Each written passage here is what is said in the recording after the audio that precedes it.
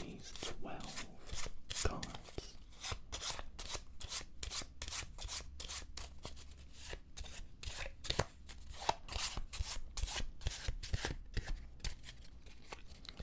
I will then get you to select any one of these 12 cards. Let's suppose you pick this one right here. And I want you to take a look at it and memorize it. Please don't let me know. Okay? Once you have got your card, I'm going to take it and put it somewhere in the middle of these cards. And now what we're going to do is mix these cards up in a pretty weird way by putting some face up, keeping some face down. You may see your card. If you do, try not to react and let me know. But with a giant mix-up, we're going to continue to mix this up even more. In doing so, I'm going to cut the cards a few times randomly at any point.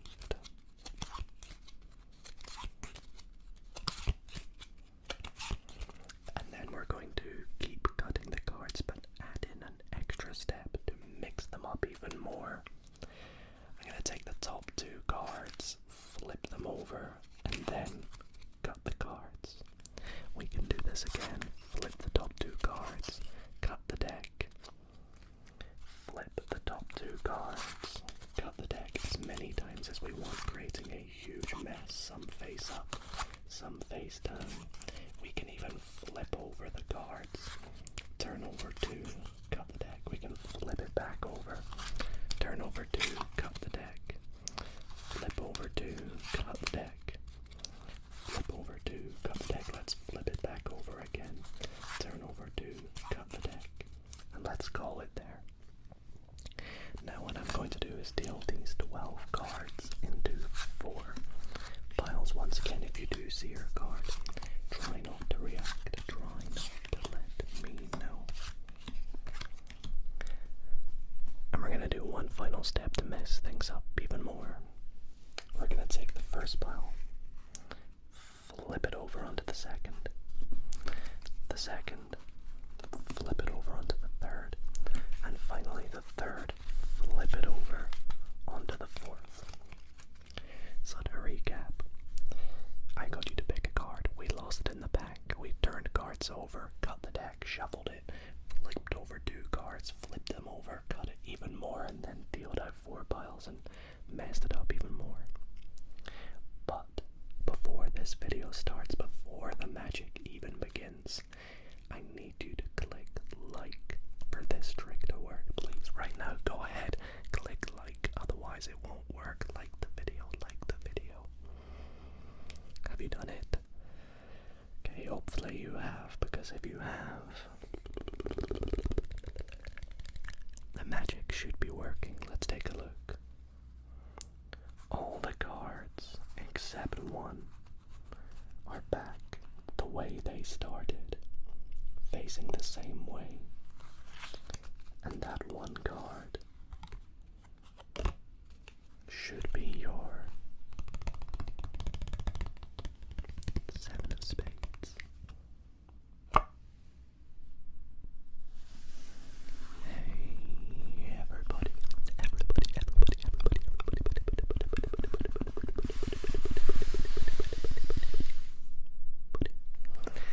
How's it going, everybody? And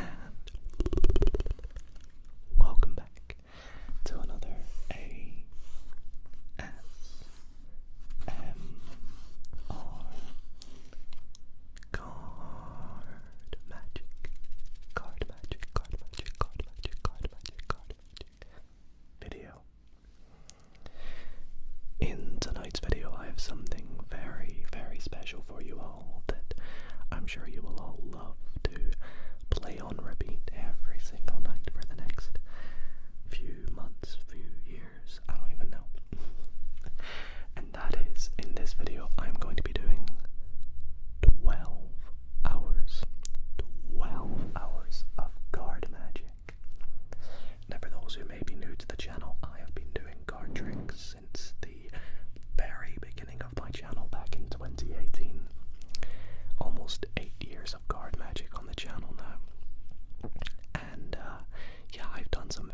tricks over the years. I've made some big videos.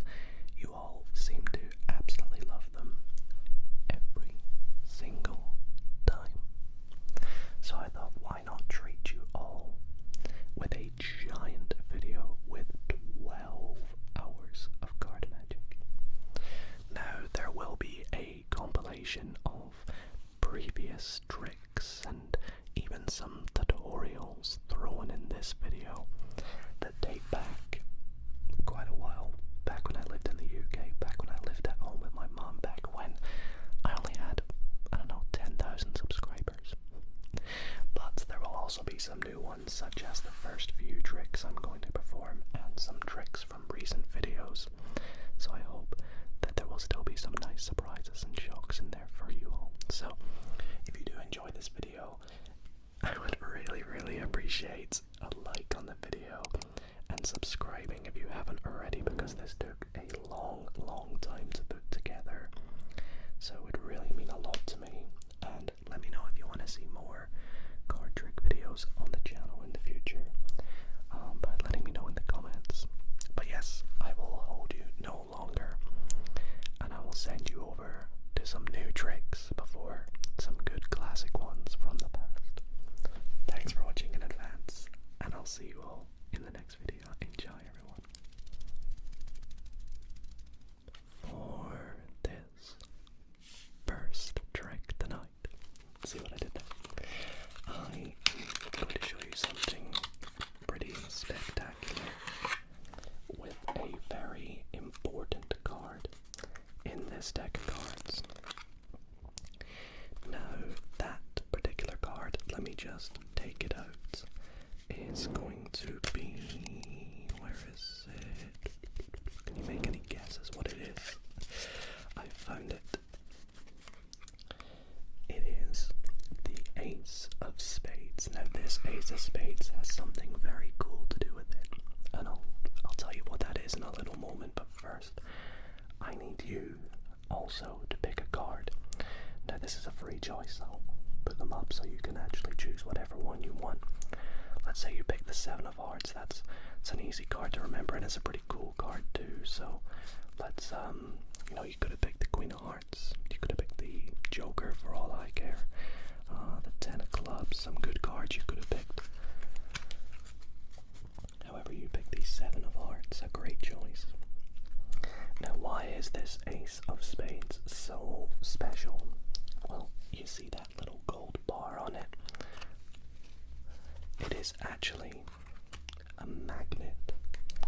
Now, how does this gold bar work, you may ask? Well, if I take the cards and I dribble them onto the table like so, I can get this ace to find your card wherever it is in the middle.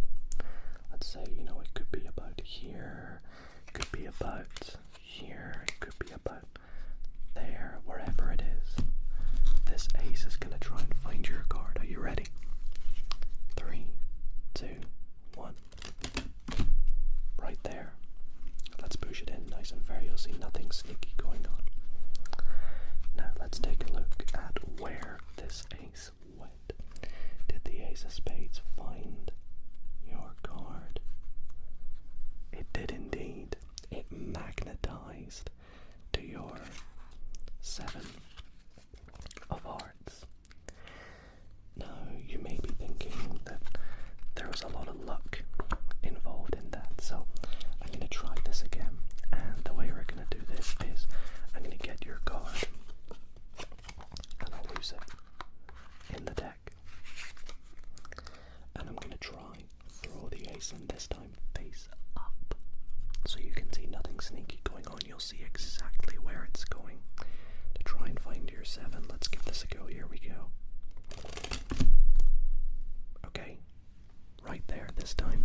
That's where it decided to go for your card. And we're going to go through the deck again. And this time we're going to try and find the ace, which should be face up, so it should be nice and easy. Where is it? There it is. Okay. Once again, right there. Let's take a look at the card that it magnetized to. You'll we'll see. Once again, it was your 7 of hearts. So, this time we're going to try things a little bit differently. We're going to take this ace of spades, we're going to put your cards somewhere in the middle. And I'm going to give the deck a shuffle as well. And we'll see if it can still find your card. The grand finale here. Here we go, the ace of spades. This time, all I'm going to do is take the cards and toss them to my other hand, and it should still magnetize to one card. And was that one card your 7 of hearts? It was indeed. And that is the ace of spades with the golden magnet.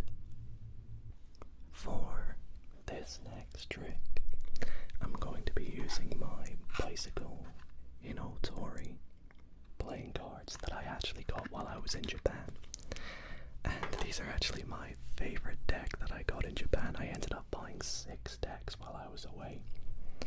And if you're a channel member, you'll know I unboxed all these in a video where I opened all 6 decks and had a look through them and played with every deck and ranked them. And yeah, it was a great video. So if you guys would like to see that video, you can become a channel member if you would like to, and you can support the channel as well. Of course, you do not have to, but some of the perks you get: 2 bonus videos every month.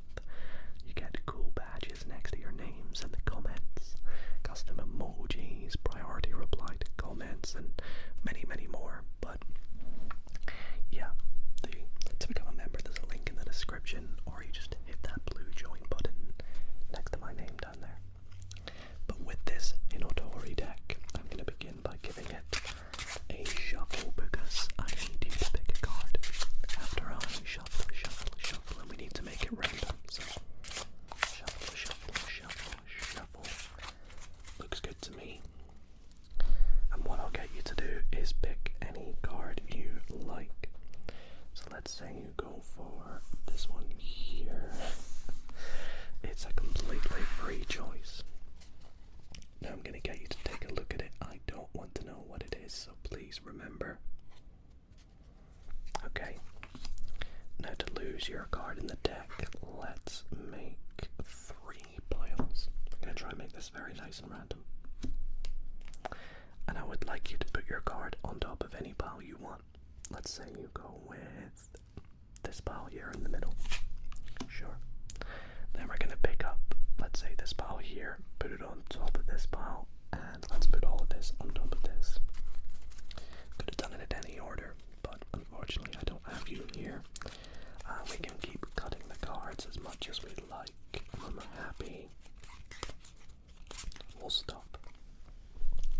Now I'm going to try and find your card using a bit of magic. And the magic I'm going to do is I'm going to create some piles. And when I feel a good connection to your card, or a pile that your card is in, I'll narrow some of the cards down.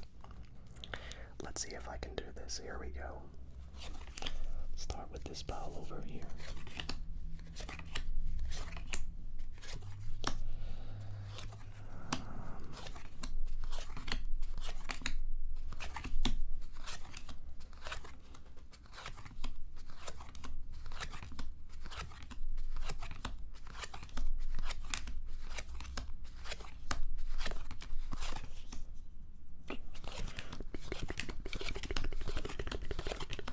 I'm not feeling a very good connection to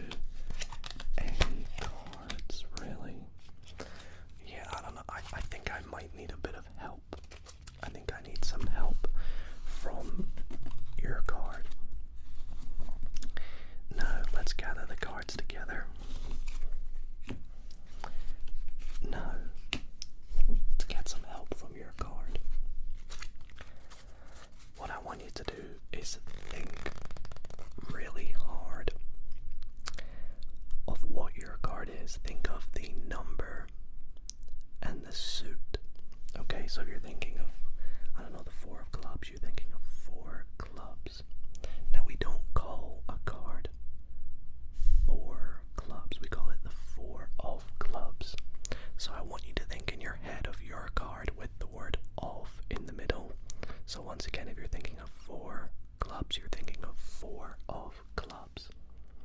And I want you to spell it over and over again. So, for example, FOUROFCLUBS. Think about that in your head. Are you thinking of it? Spell it over and over again. You got it? Because what I'm going to do now is get the help from your card. I'm going to start dealing cards from the top. And in your head, as I deal a card, I want you to spell your card. So, for example, FOUROFCL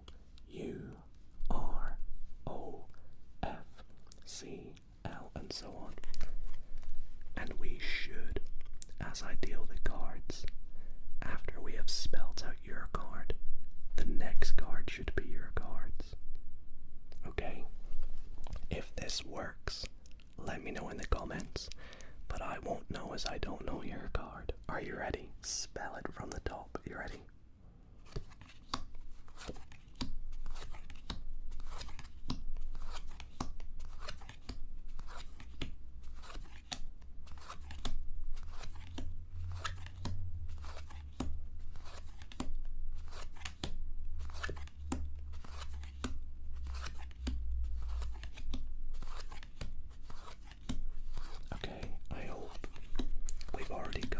Your card. If we have, let me know in the comments if the spelling trick worked.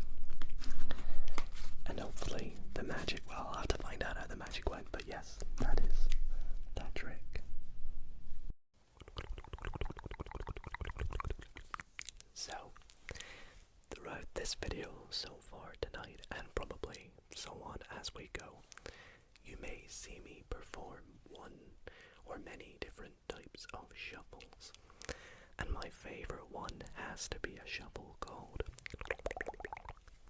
the Ripple Shuffle. Now you may not know what this is just from the name, but likelihood is you probably will have seen me do it or somebody else perform this shuffle. And the Ripple Shuffle looks like this.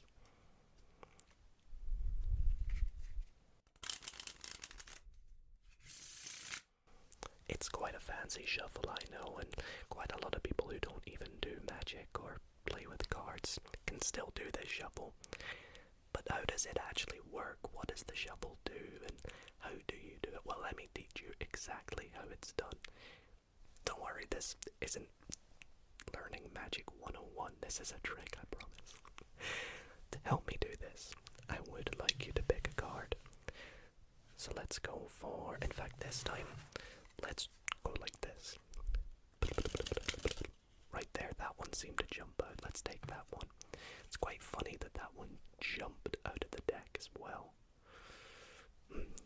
Maybe that'll do something. We'll find out. So the card you have selected is the 9 of diamonds. Now I'm going to take your 9 of diamonds and pop it into the deck. In fact, let's do the same thing. Let's go like this. Pop the 9 of diamonds right there, and we'll back on the top like so. Now what I'm going to do is, well, let's give the cards a riffle shuffle. Let's take them and separate it and show you one more time what it looks like. Now you don't have to do that fancy thing at the end, which is called a bridge. It's just one of the things that sort of makes the shuffle look that extra bit cooler, in my opinion. So what actually happens when you do a riffle shuffle, and how do you do it?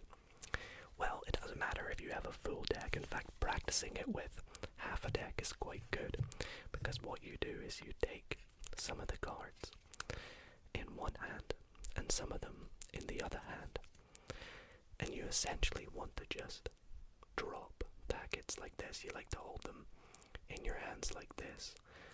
I don't know what this card's doing in here. This is the Animal Kingdom deck, for those wondering. And you want to just drop cards one at a time from each packet like so, and they'll sort of mix together and create this big mush. But it's obviously a good shuffle, you can see, and I'll show you how it's a good shuffle with an entire deck. So let's split it in roughly a half each, and I will split the cards down from each packet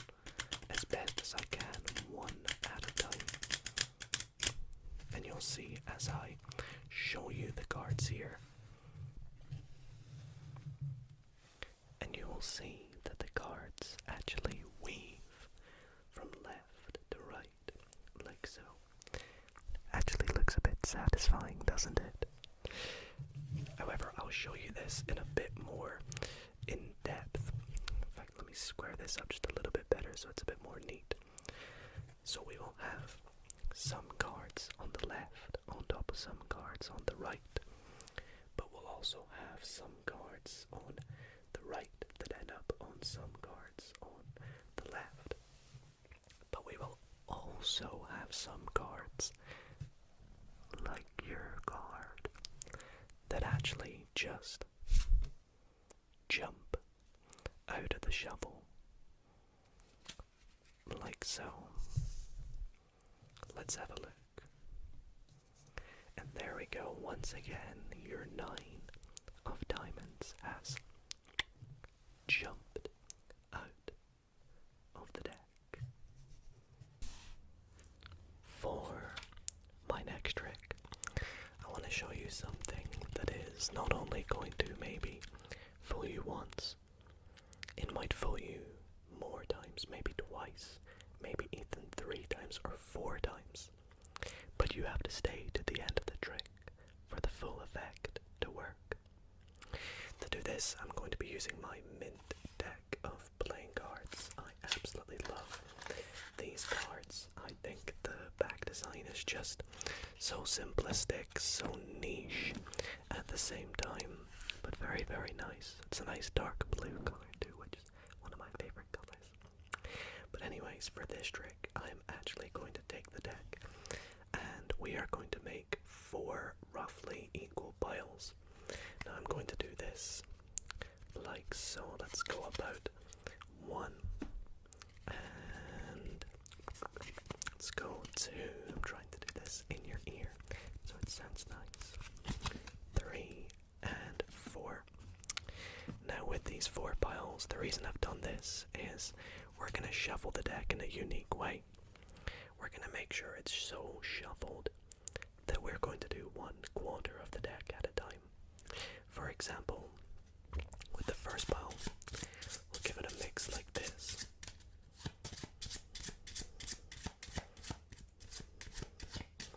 The second pile we'll try and give it a riffle shuffle. It might not be amazing, but hey, that'll do.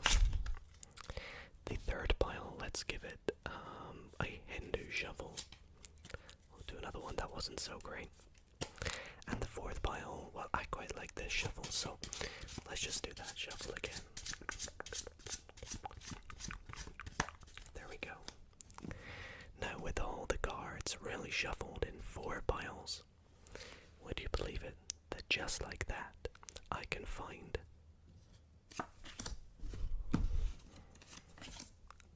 the 4 aces. How amazing is that? But it's only going to get better from here. You see, that was one way of fooling you, but I'm going to try and do this in more than one way. Let's set them out here. I'm going to take the cards and once again split them into more piles. So let's put some piles like this. Let's put another pile like this. And let's put another pile like this. And I'll take the remainder of the cards and show you what we're going to do next. You see, with one pile at a time, we're going to place an ace on top of that pile. And I want you to just give the next pile a shuffle, like so. So let's say you pick it up. Give it a shuffle, shuffle, shuffle, shuffle, shuffle, shuffle, shuffle. And then take as many cards as you want and put it on top of that ace. And we'll continue the process. Pick up an ace, put it on top, and like I said, just give it a shuffle. So pick this up and give it a mix. Put as many cards as you want. Let's say you only want 2. You're being a little bit sneaky. Put the third ace on top. Pick up the fourth pile. Give it a shuffle. Put as many cards as you want on top. And with the final ace, we'll put it on top. But because we don't have another pile, I'll just take my pile and put it on top and gather the deck together. together. Now to recap, we dealt the cards into 4 piles, gave them a mix, found the 4 aces, lost them into piles and mixed it up even more. But would you believe it, that those 4 aces have jumped? Oh, I was gonna say jumped to the bottom, but that's the 4 jacks. Well, I tell you what, let's take the jacks and we will use them to help find the aces. You see, jacks typically represent the number 11. In a deck of cards, ace through king, it comes after 10, so 10, jack, queen, king, so jack is worth 11. Let's count 11 cards. 1, 2, 3, 4, 5, 6, 7, 8, 9, 10, 11. 1, 2, 3, 4, 5, 6, 7, 8, 9, 10, 11. 1, 2, 3, 4, 5, 6, 7, 8, 9, 10, 11. And last time, 1, 2, 3, 4, 5, 6, 7, 8, 9, 10, 11. Hey, would you look at that? Worked out perfectly. Now with all the shuffling we've done, all the mix-ups and all the fooling I've done so far, would you believe it, that the Jack of Diamonds has found the Ace of Diamonds? It's a perfect match.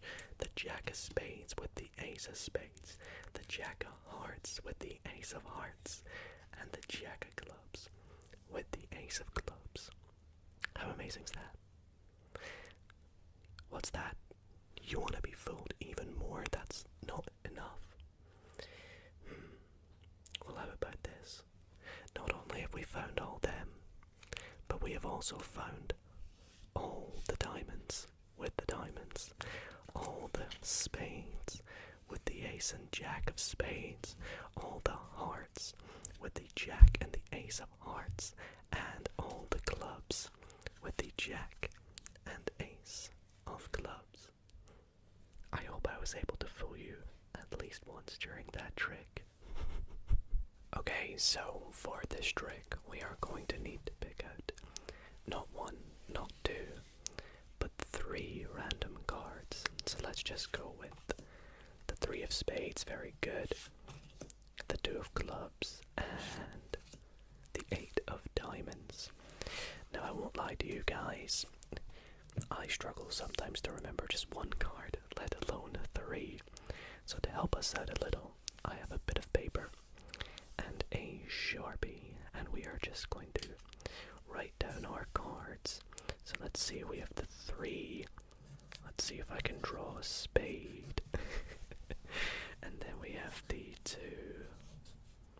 of clubs and the 8 of diamonds. And this will be very useful because we're about to do a process that will involve us needing to keep an eye out for these cards, so I'll keep that up there for a moment. But first we're going to lose these cards in the deck, and the way we'll do this is we'll just make a few piles. Let's go with, I don't know, 1, 2, 3 and 4 piles. That should be good. And we'll lose them within these 4 piles, like so. We'll take any random card. I don't know, let's go with the 2 of clubs first, why not? And we'll put it face down on top of the first pile. And feel free to cut as many cards as you want from pile 2 on top of that. So let's go like that, sure. Next we'll take another random card. Let's go with 3 next. And we'll repeat this process. And we'll take the final card, pop it on top of this pile, and in fact let's just deal the whole thing together like this. That should be good. Everything's gone and hidden within the deck. So we have no idea where our 3 cards are, but this is where I need your help.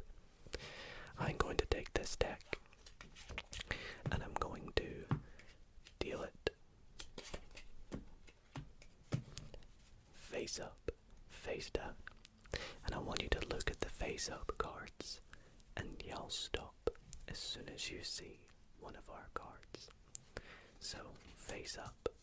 If you see your card, one of any three of them, let me know.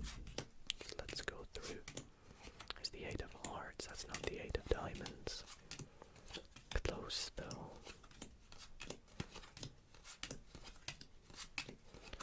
So far, nothing. We saw the 3 of diamonds, not quite. No card yet.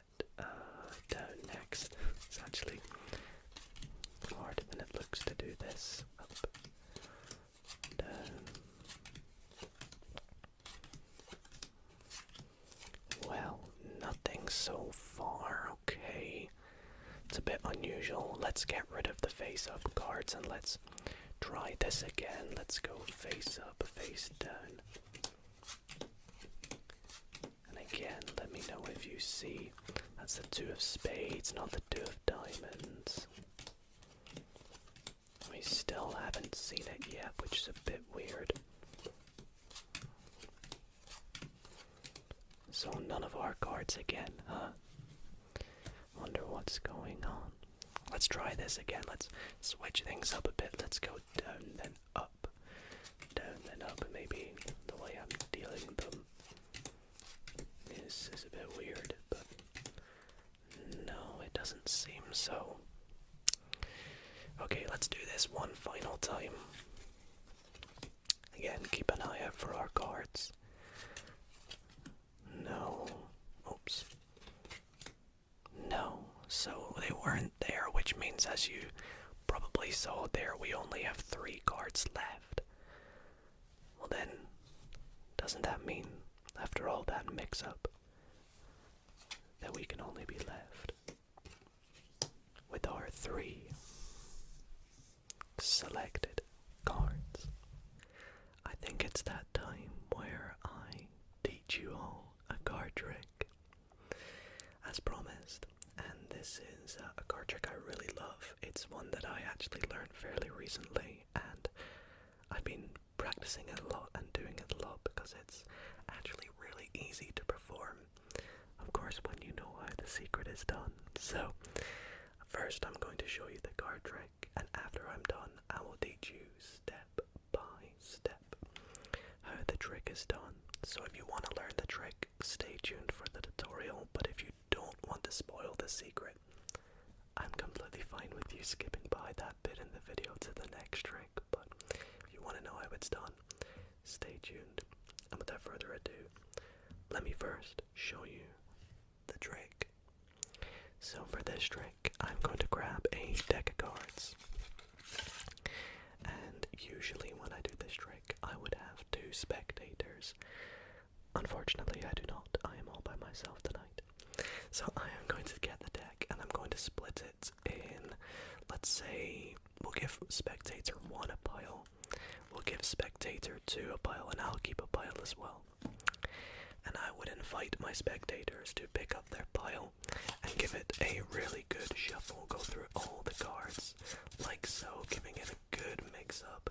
They can pick up their piles, give them a good mix up like so.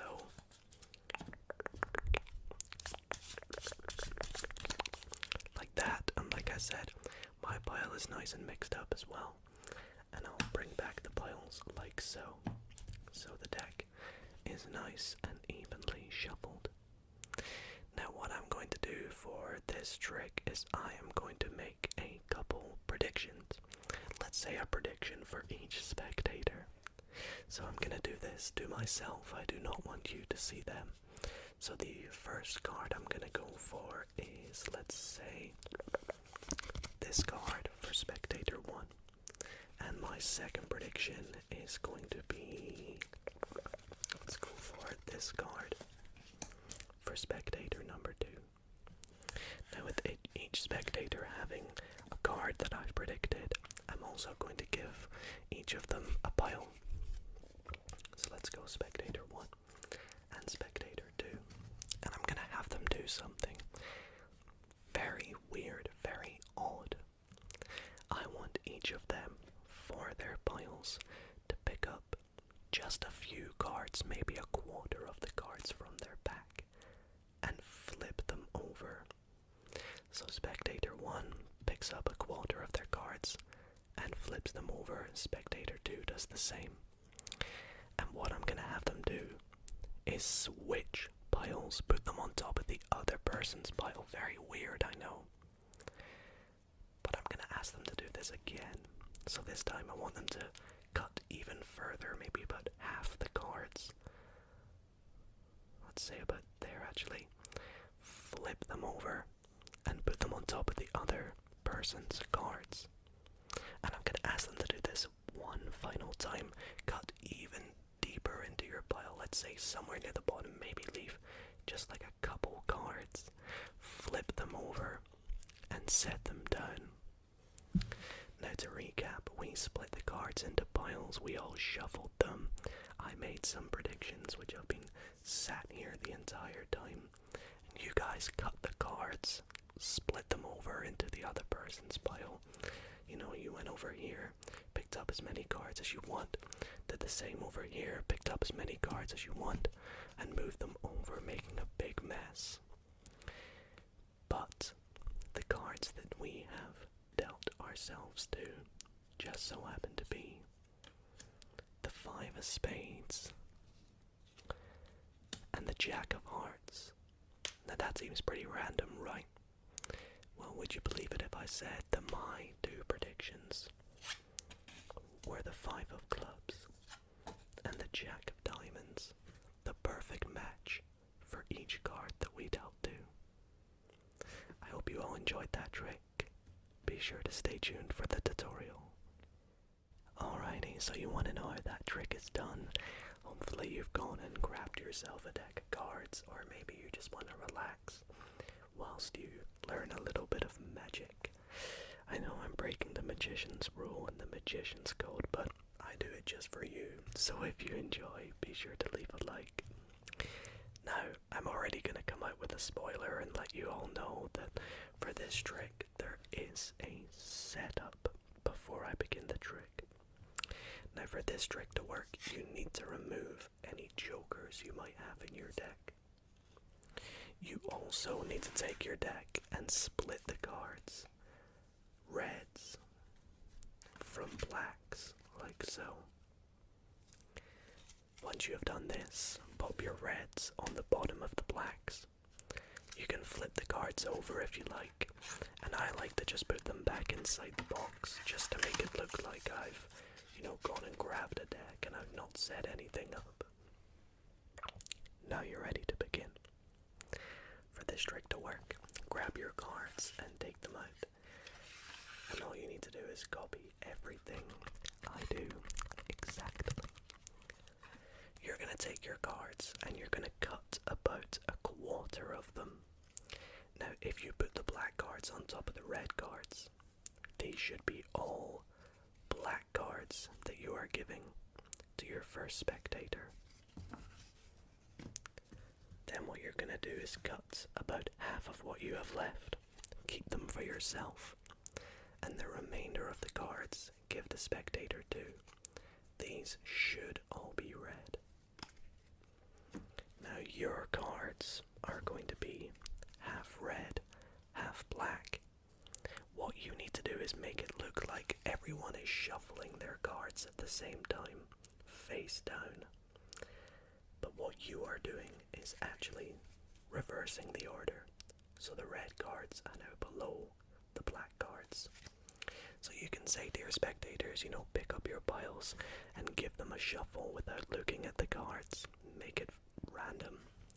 And as they're doing that, you're just going to peel off cards one by one, making it look like you're doing an overhand shuffle. But if you do it quickly, it looks natural. But all you've actually done is reverse the order. Red from black. It should be black on the bottom, red on the top. If you find this too difficult, I would highly recommend taking your cards and just say, I want you both to grab your cards and give them a shuffle. And whilst you're doing that, all you're simply doing is taking them, splitting them in half, and reversing the order. Now I've got myself confused. I need to remember what order these need to be in. I believe it's like this, yes. So I go like this. I reverse the order, and I put the cards back down. They're shuffling their cards. It can be completely random. You're remembering that these are black, and these are red. And you're going to take their cards back. Now the way you take them back is you look at what's on the bottom of yours, put it on top of that color, and take the other spectator's color and put it on top of your colors. That way, before the trick, you had black on top of red. Sorry, red on top of black. Now you have it the other way around. So you've completely flipped the order of the deck just by making it look like they're being shuffled. Now here's the fun part of the trick. You are going to make 2 predictions. The predictions you make, which you do in secret, obviously you don't want them to see this. The first one, the black card, you want to take the matching card of the topmost black card, so the one that's touching the red cards. So mine is the Jack of Spades. I'm going to look for the Jack of Clubs. That is my secret prediction for spectator 1. Your second secret prediction is the matching card of the top of the red cards. In this case, for me, it's the King of Hearts, so the matching card is the King of Diamonds, which actually just so happens to be right below it. Yours might be something different. Just go with whatever the top card of each color is. Now what you're going to do is you are going to split the cards in half to yourself, exactly at red and black. But you're going to say that you're just splitting them in half, and you put the black cards in front of the black prediction and the red cards in front of the red prediction. And this is where you ask the spectators to do the cut and flip thing. Now, what you're asking them to do actually does nothing. The cards you're forcing on them are on the top. You will always end up with these on the top regardless. The way this works is you are simply asking them to flip some cards over, flip the backs. You ask them to do it deeper, about half, flip them over. Notice right now, the card that you want them to pick is right here. So you need to ask them to do it one more time, even deeper, which flips the cards one more time so they're in the wrong pile. And they're the bottommost face up one, so you need to get them back one more time. The way you do this is you explain to them, we shuffled them, you guys picked up some cards, flipped them over, and what you're actually doing here is you are picking up exactly at the card that you need them to pick. The way this works is if you take a look, the cards should be split exactly face up and face down. The spectator thinks it's some face up, some face down, but it's not. So when you lift up on the cards, it should naturally pick up at where the back-to-backs meet. And that's because you can see there's like a slight break where they are. So if you just go like this, they pick up like so. So you're going to do that with both packets. Flip them and switch them one last time. Now the cards are actually exactly back the way they were before all the switching happened. It's quite funny, isn't it? So now you can do whatever reveal you like to show that you predicted these cards and your spectator cuts perfectly to their match. And this really is a perfect match card trick. It's really fun, really cool, and gets a lot of great reactions. So I hope you all enjoyed this trick. Let me know in the comments if you need any help or questions to do with the trick, or if you try it out, let me know what kind of reactions you get from people. But yes, I hope you all enjoyed, and let's move on to the last trick of the video. Alrighty everybody, for my next trick tonight, I actually need you to help me out with this, but of course, unfortunately you are not here with me tonight, so I will do my best to play the role of yourself and me for this trick. What we're going to do is just begin by giving the deck a few shuffles and cuts to randomize it a little bit. And for this trick, I would ask you to select 5 random cards of your choice. Now, of course, you're not here, but I'll just go through and pick out 1, 2, let's go 3, 4, and let's be a bit cheeky and take the bottom one. Sure, why not? And then I also need to pick out 5 cards, and this will become a little bit apparent later on as to why, but it's to do with poker.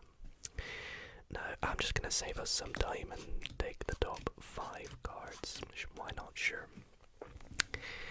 And what we're going to do with these 10 cards is begin by giving them a bit of a mix-up. So let's shuffle it, shuffle it, shuffle it, shuffle it, shuffle, shuffle, shuffle, shuffle it together like so.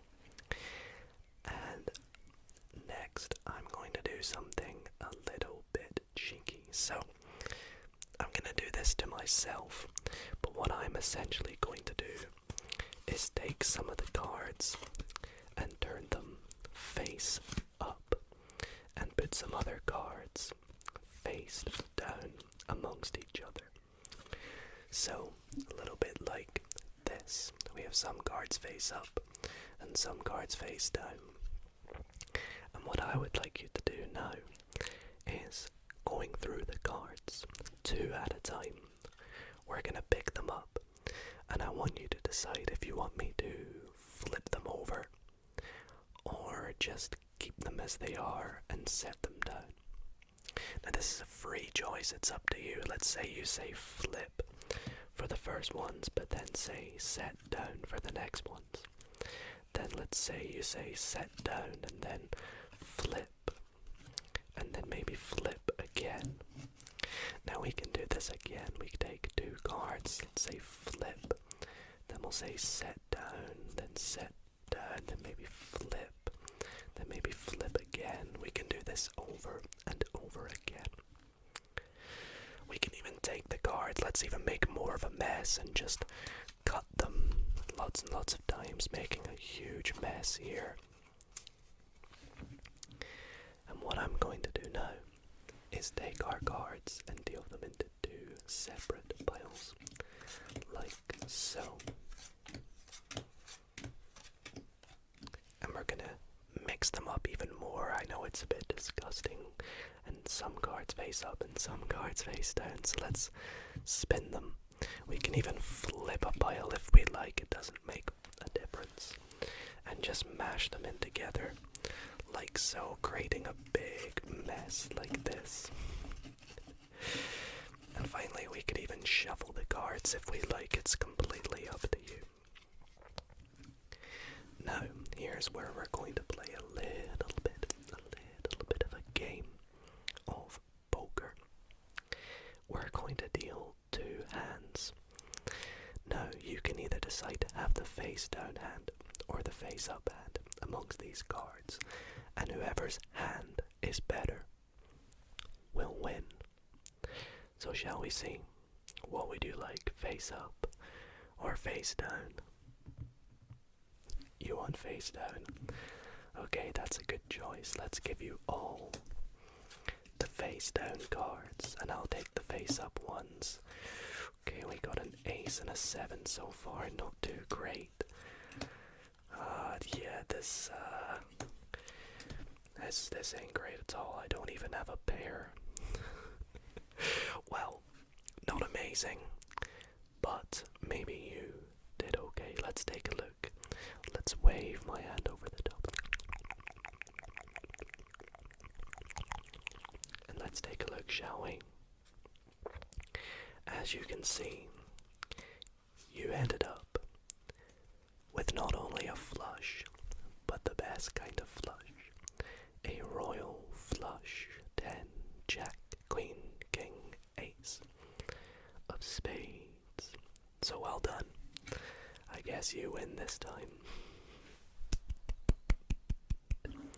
I want to go out with something special, so I want to show you an effect that I think is truly going to blow your mind.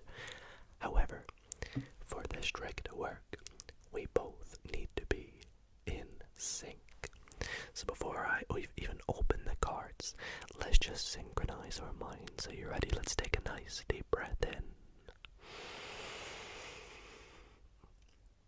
And out. And once more. In. And out. And I would like you also to clear your mind of any thoughts and worries or anything that may be in there. And I just want you to focus on these cards and nothing else. Are you ready? Okay, then let's begin. I'm going to start by taking the cards out the box. We'll just pop that over there for the moment. And for this trick, let's begin shuffling the deck, of course. And I'll give it, let's see if I can do one of my fancy cuts. Oh yeah, look at that. Years of practice, that's what that is right there. And for this trick, I am going to take out a few predictions before we begin. So let me go through and just take out, let's go with this one, and this one. Now, I don't want you to know what these three are just yet, so we'll take them here, and what we're actually going to do is just pop them under the card box, like so. Now, next up, I would like you to pick 2 random cards from the deck. I'll give it one more shuffle just to ensure it's random. And to do this, what we'll do is we'll just have you say stop wherever you like. So, stop right there. Okay, I'm doing this very fairly. Let's cut right there. And we'll just take the first 2 cards that we come across. So, let's take a look at what your first card was. The Jack of Clubs. Well, that's very interesting, because if I go back to my 3 prediction cards, you'll find that if I put the Jack on top and I swivel the cards around, that the other 3 cards were indeed the 1, 2, 3 other Jacks.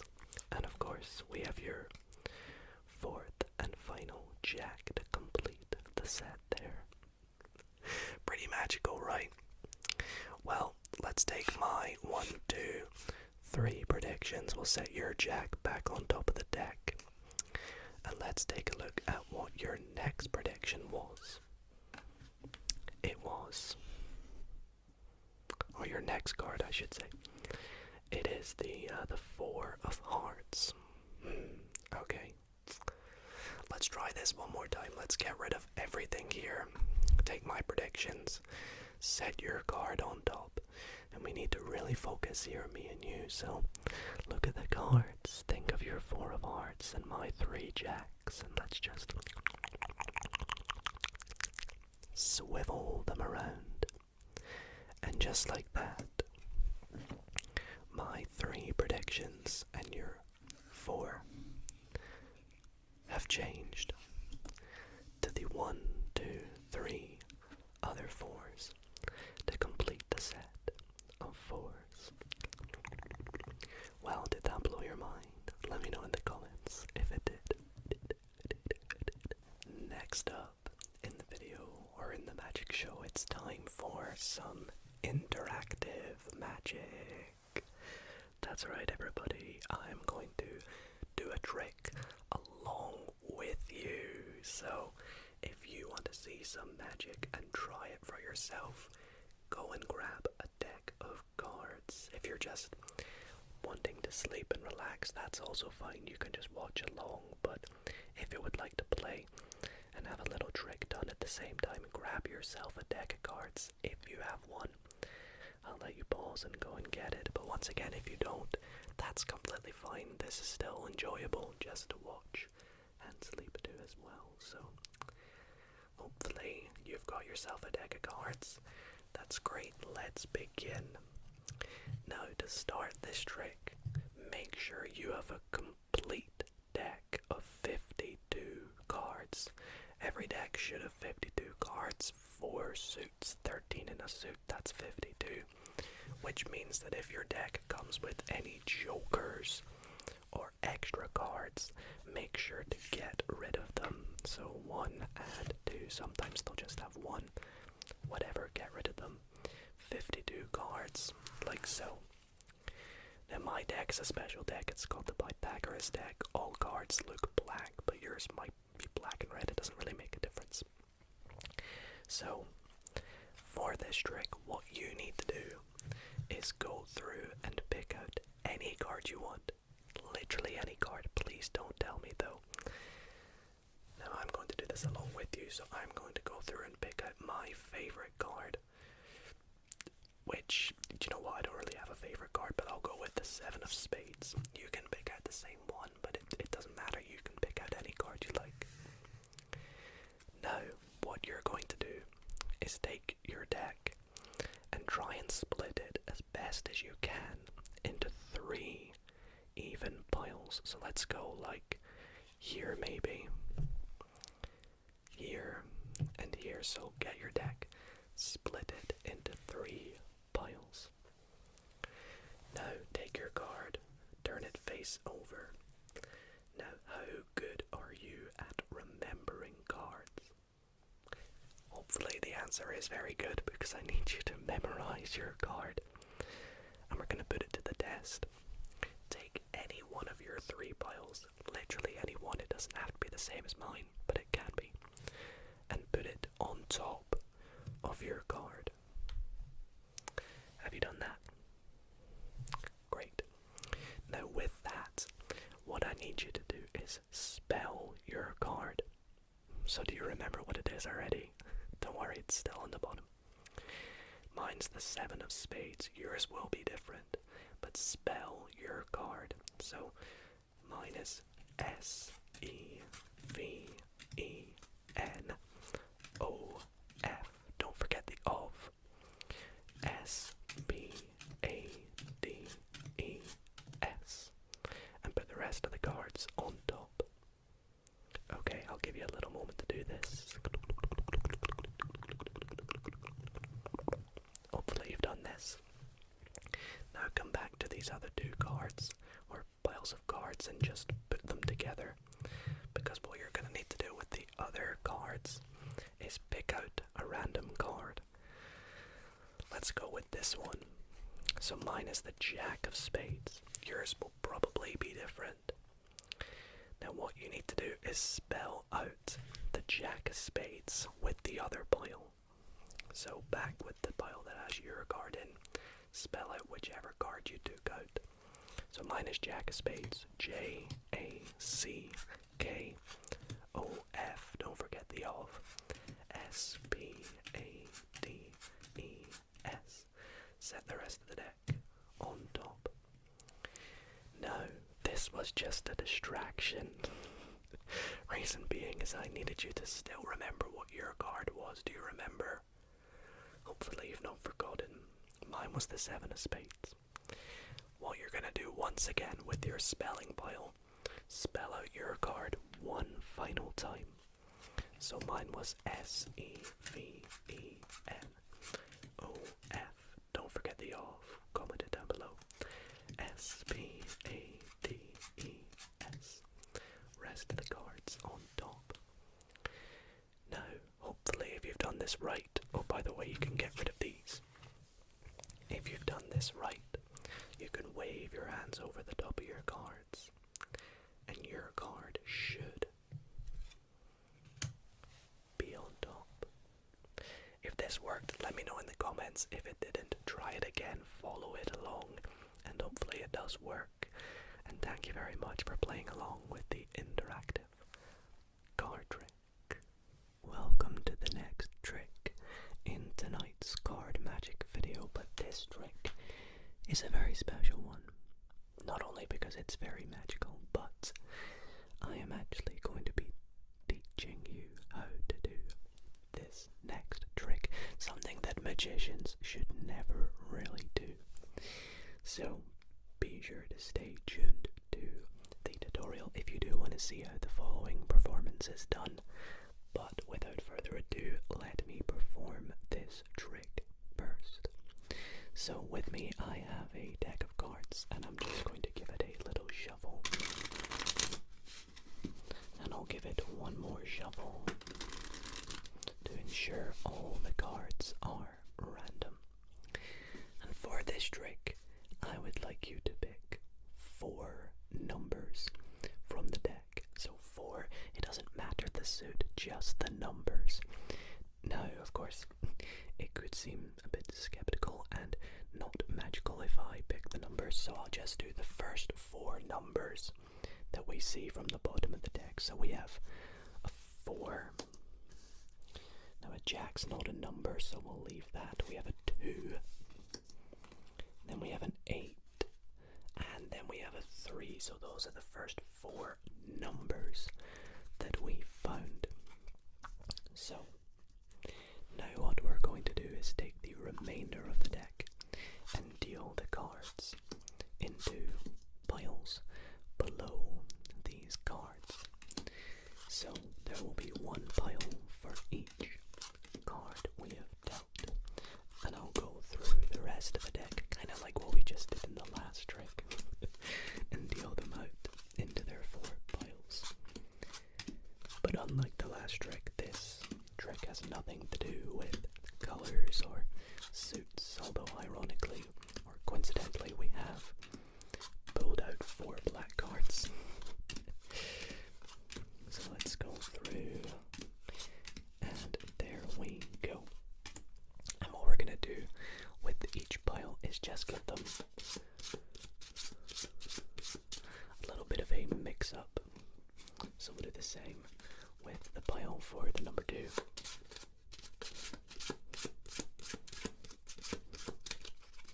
And for the 8, this pile. And the same for this pile here.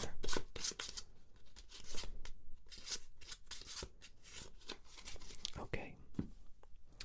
Now once we have done this, I'm going to neaten everything up a little bit here. And these numbers were not just any numbers, you see. We just so happened to pull out the 4, the 2, the 8, and the 3. These numbers are very special, you see, because if I take each pile and deal to the 4th card, so that's 1, 2, 3, 4. Do the same with the 2, so the 2nd card, 1, 2, the 8, we have 1, 2, 3, 4, 5, 6, 7, 8, and then 3. We go 1, 2, and 3.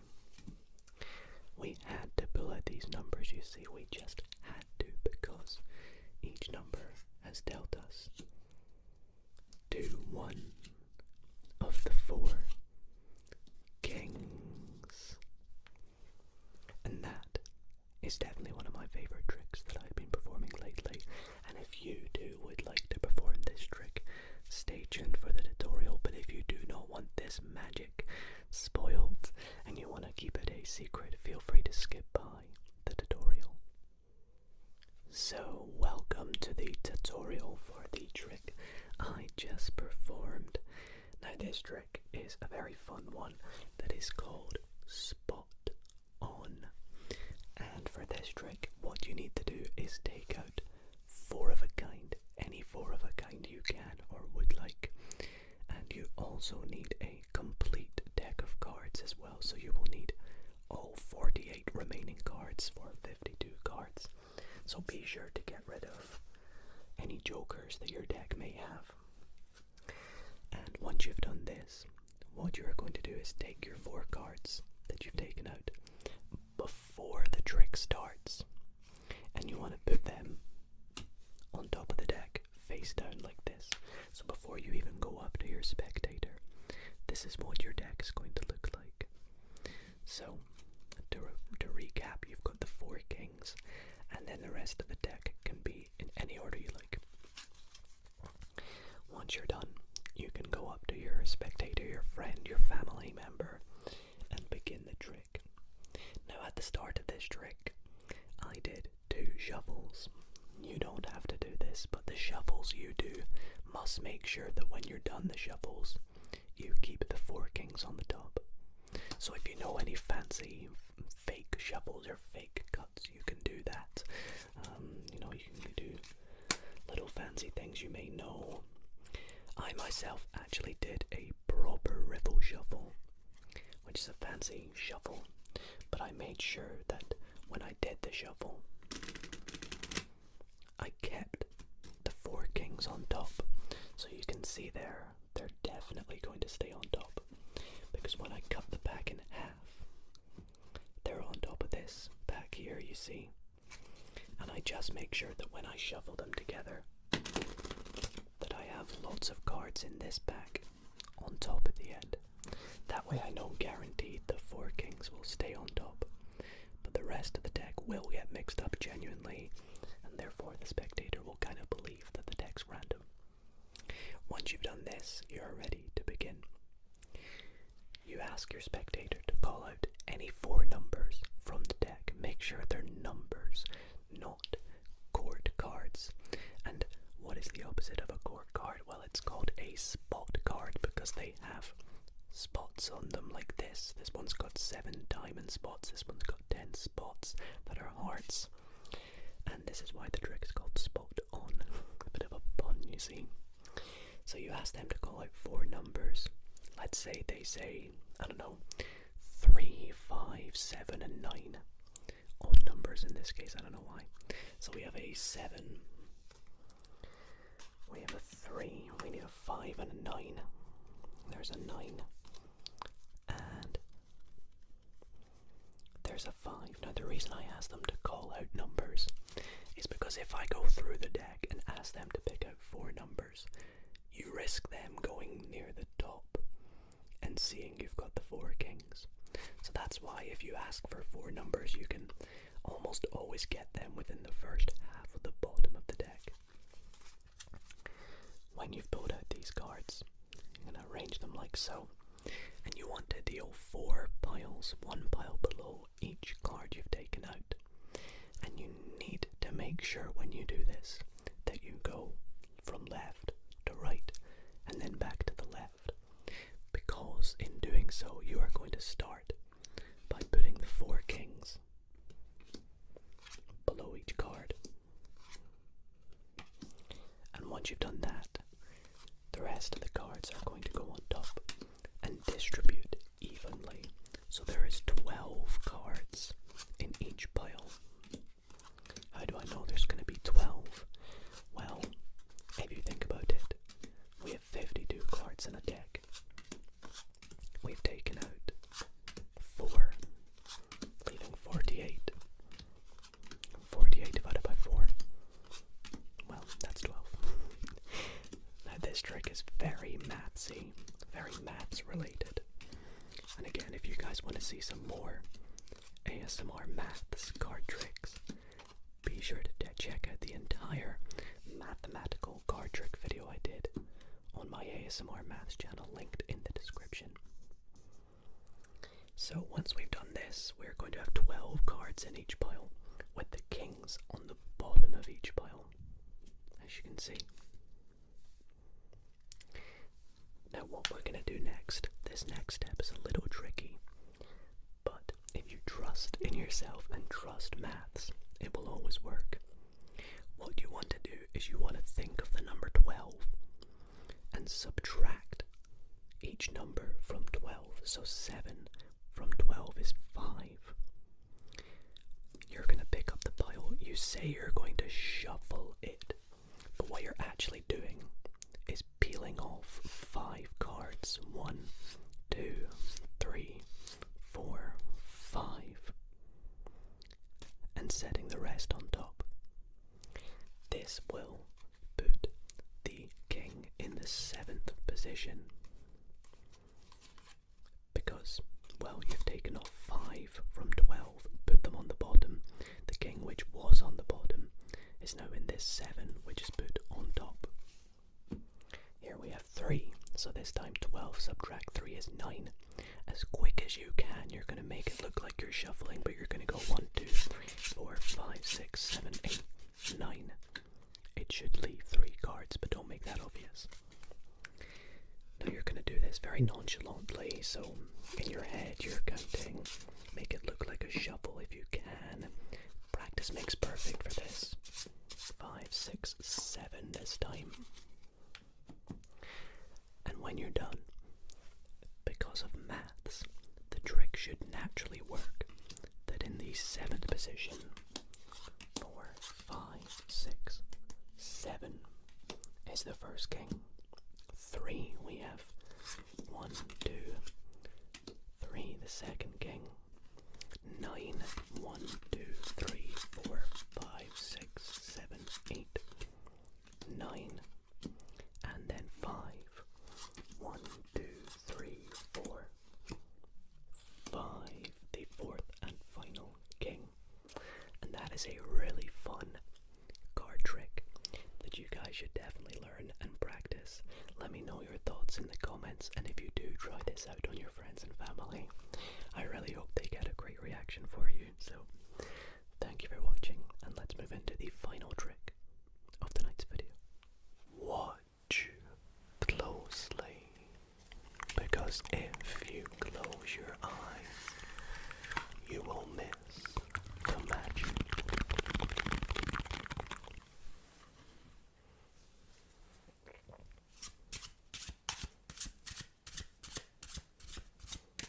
What I would like you to do is to touch the back of any card you'd like. Let's say, for example, this one here. I will show you that card. Please memorize it and do not forget it, because what we're going to do is lose it in the middle of the deck, and we'll shuffle it for good measure. Now, what I'm going to do is spread out the cards, and I would like you to touch the back of any 3 cards that you feel a strong connection to. Let's say, for example, you feel a connection to this card, and this card, and maybe, I don't know, this card. Let's take them all out, and we will take the deck and square it up. Set your cards here, and what we're going to do is take your 3 cards, and what the aim of this is for you to find your card. Now obviously with 3 cards there's a really low chance that you can find your card. However, I would like you to touch any one of these 3 cards. Let's say you touched the top one. What I'm going to do with this card is remove the other 2 and cast a little spell.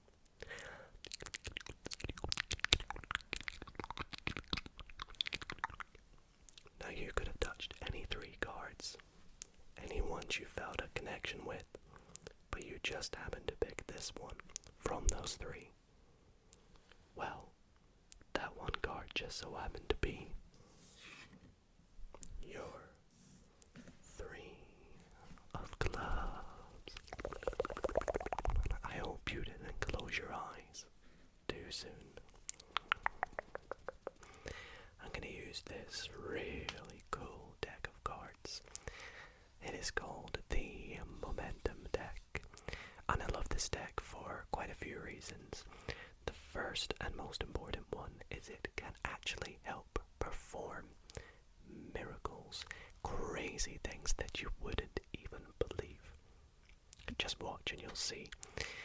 Why else do I love it, you ask? Well, it opens from the side, which I feel is kind of weird and random, but it also looks pretty cool too. So anyways, let's get this deck and give it a little shuffle, shall we? Very good. Now for this trick, I am going to need you to pick a random card for me, and once again, like all these videos, it's unfortunate I don't have you here to do this, so what we'll do is we'll just riffle down the side of the deck and stop somewhere random, like there in the middle. That should be good, right? And we'll take this card right here. Now, we're going to keep this a bit of a mystery for the moment, because I am going to use our miracle deck to perform a miracle this is. And the way we're going to do this is we're going to use the top card to help work out what the value of your card is. So if I flip over the top card, we don't care about the suit, we only care about the value, which tells us it is a 9. So just like that, if I take this 9, we now know that your card is a 9. The next thing we need to do is work out the suit of your card. So it's a 9. It's obviously not a diamond, so is it a club, is it a spade, is it a heart? Well, let's work it out by taking a look at the bottom of the deck. Okay, so this tells me it's a club. So we now know that your card performing the miracle is going to be a club. So let's take the 10 of clubs, set it there as well. So we have your mystery card, and we have that it is a 9 of clubs. Now hopefully, if this is all worked out correctly, we can perform the miracle with the deck. But before we perform the miracle, just in case I've messed up in some way or another, I'm going to give myself a sort of safety card. So if I've messed up the miracle, at least I can perform some sort of magic by, doing a second chance, if you will. So let's see, how can we do this? Let's take the cards, and we'll do another riffle down, and I'll stop right there, and I'll take this card out, so in case all goes wrong, this is my security card. Anyways, let's perform our miracle. Here we go. Miracle, miracle, miracle, miracle, miracle, miracle, miracle, miracle, miracle. Miracle, miracle, miracle, miracle. Miracle, miracle, miracle. I was never too good at showmanship, but anyways, let's take the deck, pop it away, and take a look to see if we have the 9 of clubs. Oh, shoot. Okay, so turns out it was the ace of clubs. I mean, it was clubs, right? We were close in some way. Well, like I said, we'll give myself a second chance, so that's why I took this out. Let's see if we have the 9 of clubs over here. No, we don't. Oh, I think I know what's happened. I think this deck has performed a bit too much of a miracle, and instead of pulling out the 9 of clubs, this deck has pulled out the 1, 2, 3, and 4 aces. I always knew this deck was pretty good at performing miracles, but not quite that good. Do you remember being back in school when in science class you would do experiments? My favorite experiment was always the oil and water experiment. And for those who don't know what that is, basically oil and water have different densities. So when you would mix them together in a beaker, after some time they would magically separate. It was pretty cool and it always looked amazing, and I'm going to show you that experiment with this deck of cards. So let's take the deck and start by giving it a little bit of a shuffle.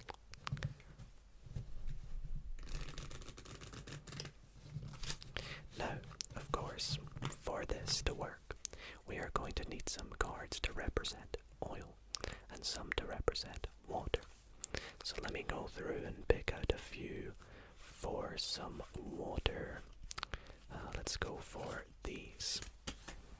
And then let's pick out some oil. Let's go for these. So we have our water and oil. Now it should be nice and easy to remember. We're going to just remember it as, well, we don't have blue, but as it usually is going to be black. Now, like we did in the experiment, we are going to take our oil and mix it with the water. So, we have our oil. Let's take some water and mix it in between. Take some more water and mix it. Let's mix it even more. And one more. Like so. Now, let's finish the experiment. That's all we can do for now. All we have to do is, like we did, just give it some time. So let's leave it for a little moment. And hopefully our experiment has worked. Shall we take a little look?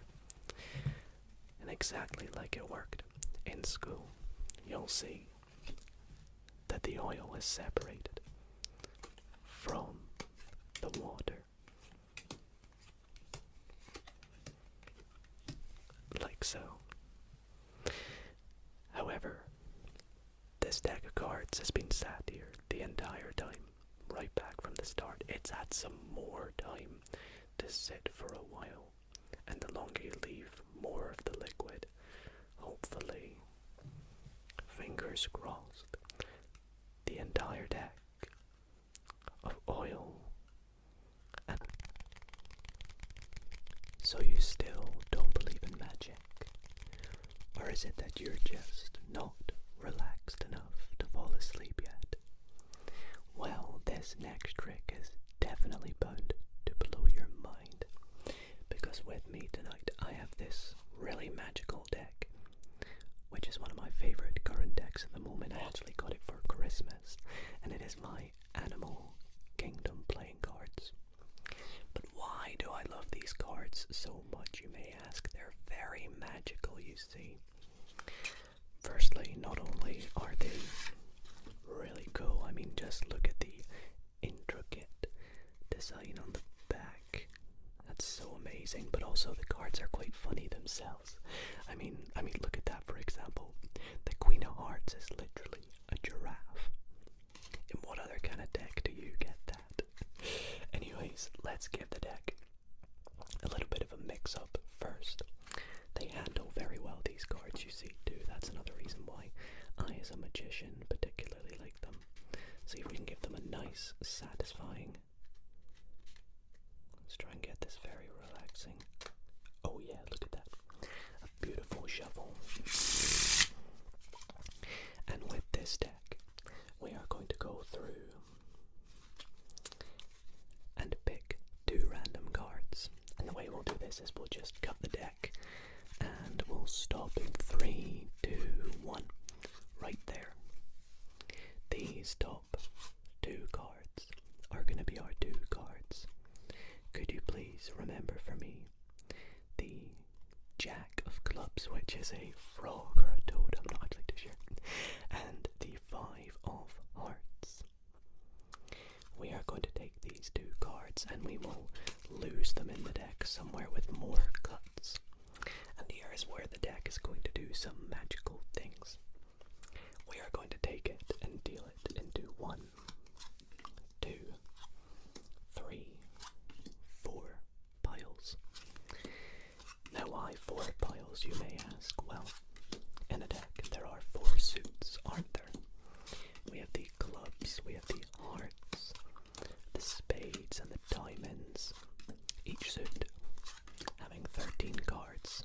13 times 4 making 52, so it would be pretty cool if we could get these to evenly distribute, wouldn't it?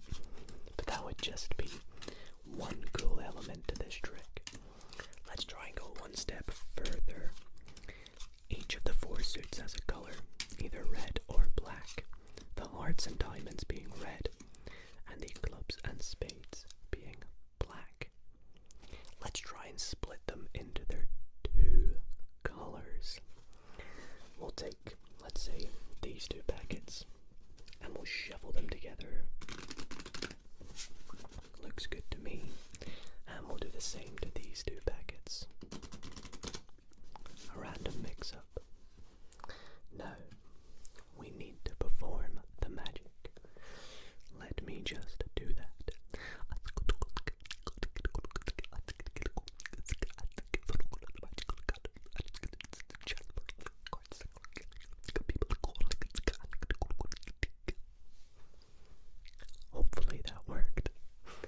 see all of the cards in this packet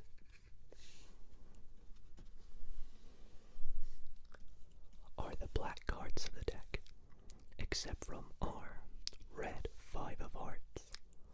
And as you may have guessed it, all the cards in this packet are the red cards, except from our Jack of Clubs, both separating themselves from their colored suits.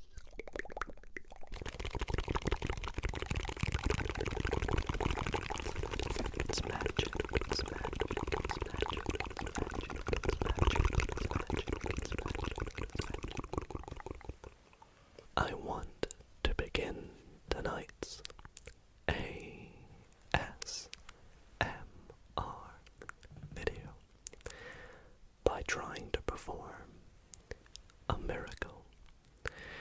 Now, a lot of people don't believe in miracles, and I, for one, am a big believer in miracles, and my goal is to try and make you believe that what I'm about to show you is a miracle. And to help me do that, I have a deck of cards, to which I'm going to begin by giving a good shuffle. Shuffle, shuffle, shuffle, shuffle, shuffle, shuffle, shuffle, shuffle, shuffle, shuffle, shuffle, shuffle, shuffle, shuffle.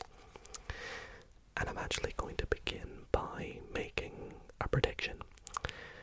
Actually, I'm going to make 5 predictions, and I'm just going to quickly make them right now. Let's go with this card, then let's go with this card, and how about this one? Looks good.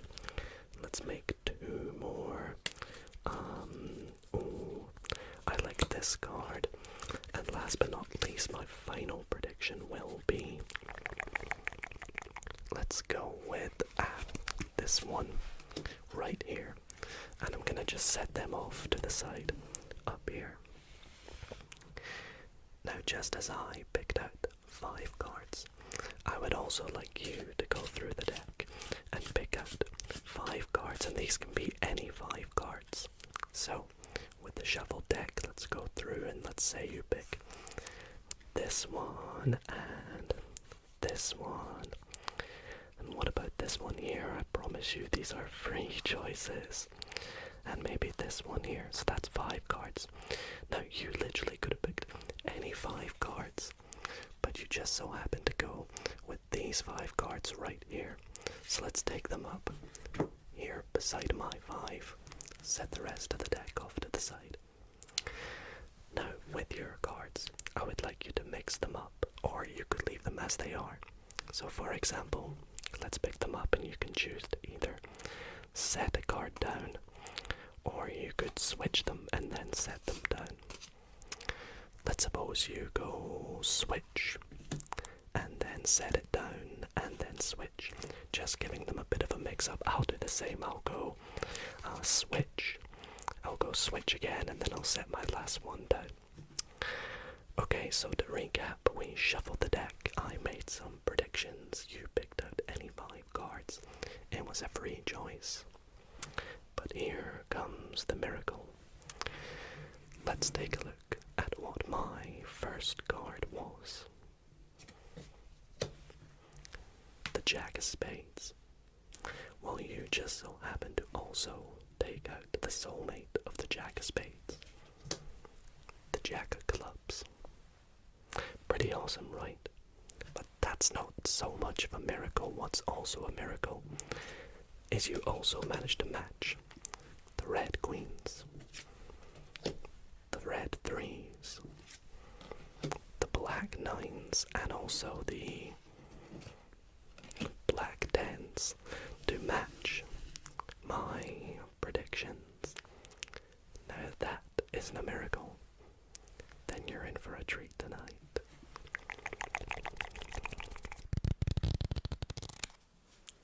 For my next trick, I would like to tell you a little bit about a deck of cards. Now, for those who don't know, a deck of cards made up of 52 playing cards. And amongst these 52 cards are 4 suits. The clubs, hearts, spades, and diamonds, and each suit has 13 unique cards. Therefore, there are 4 of every kind of card. For example, there are 4 kings, there are 4 aces, the diamonds, clubs, hearts, and spades. You get the idea. There's 4 threes, there's 4 queens. Well, for this trick, we are going to attempt to find 4 of a kind. Now, which 4 of a kind are we going to use? Well, let's just pick a random 4 of a kind, such as the 4 tens. Sure, why not? Now, that was just a random selection. We really could have picked any card there. We could have gone one more and ended up with one of these cards, but no, we just so happened to get the tens. Let's try our best to find them. So, we need to find the 10 of diamonds, spades, and clubs, since we've already found one. So, for this first 10, what I need you to do is to take the 10 of hearts and place it somewhere in the deck. Let's say right here, randomly. Now with just a wave over the top of the deck, if we spread through, we can find the 10 has actually found the first 10. The 10 of spades. Great, that's a good start. For the next 10, what we are going to do is count 10 cards. So we'll go 1, 2, 3, 4, 5, 6, 7, 8, 9, and the 10th card is the next 10. Very good, so let's set that down with the other 10s. So, for the final 10, I only need to do one thing, and that's tap the cards 10 times. 1, 2, 3, 4, 5, 6, 7, 8, 9, 10. And as you'll see, the final 10 is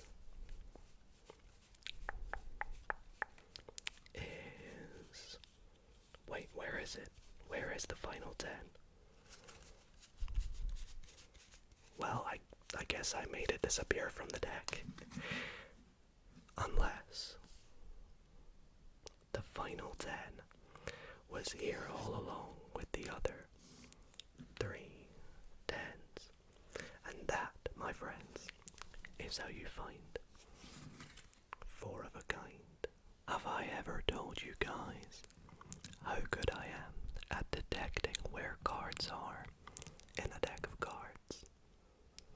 Well, let me tell you exactly how I'm good at it, using this new, to me anyways, metallics tally-ho playing cards. They're pretty cool, I like them. Take a look at the back design. It's really shiny and metallic and blue. It's my favorite color. Anyways, that's enough. For this trick, what we're gonna do is I'll show you all the cards are completely different, and I need you to select a card by just reaching up somewhere in the middle. You know, don't go too near the top or the bottom because we just saw them. I'm a magician. I know where cards are, guys. So let's say you go here. Now I am going to show you the card, and I'm going to look away, and you can hear me looking away as I turn it over. I hope you guys got a good look at it. Hopefully you did. Because what I'm going to do now is just mix up this rest of the deck. Like so. And with these cards, what we are needing to do is just deal down a few cards like this. And we can really stop wherever in fact, we could actually shuffle these cards. I forgot we could shuffle these cards.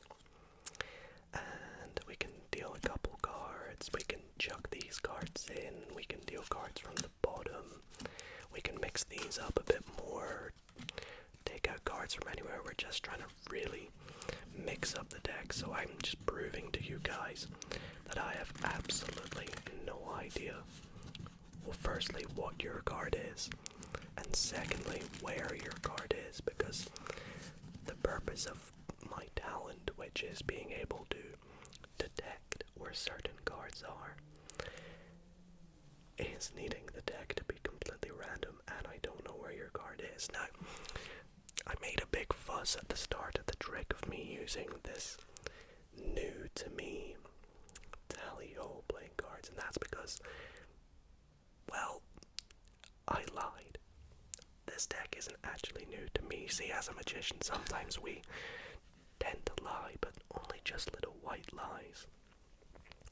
I've actually been using this deck for nearly 10 years, and I have learned the feel of every single card. I know exactly what card this is. I'm not going to tell you though, because that's the purpose of this trick, is trying to find your card. Now, I'm going to try and find your card by just feeling the cards. So, let's take the deck, and I'm going to go through and just feel some of the cards. Oh yes, some of my favorite cards are in here. There's been a couple aces as well that I like, but I don't think you've picked an ace. Oh, I think this might be the card you've picked.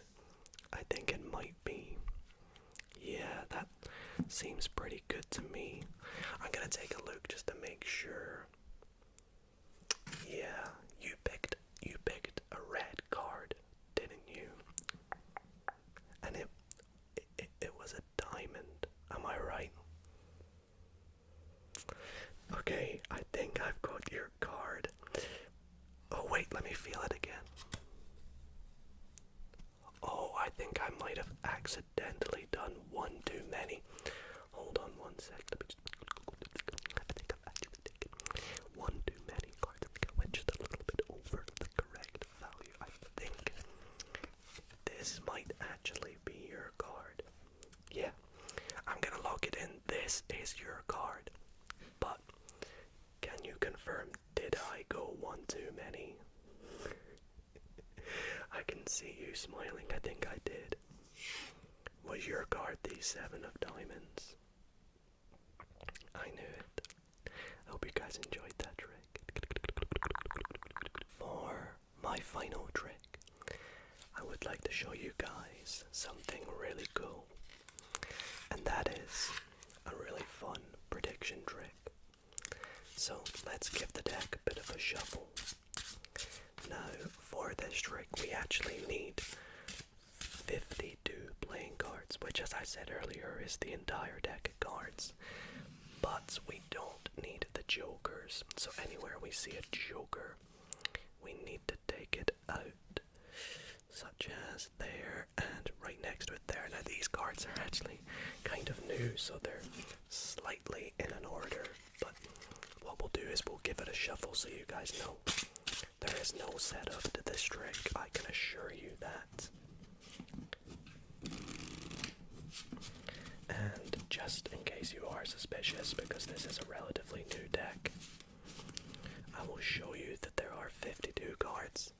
1, 2, 3, 4, 5, 6, 7, 8, 9, 10, 11, 12, 13, 14, 15, 16, 17, 18, 19, 20, 21, 22, 23, 24, 25, 26, 27, 28, 29, 30, 31, 32, 33, 34, 35, 36, 37, 38, 39, 40, 41, 42, 43, 44, 45, 46, 47, 48, 49, 50, 51, 52.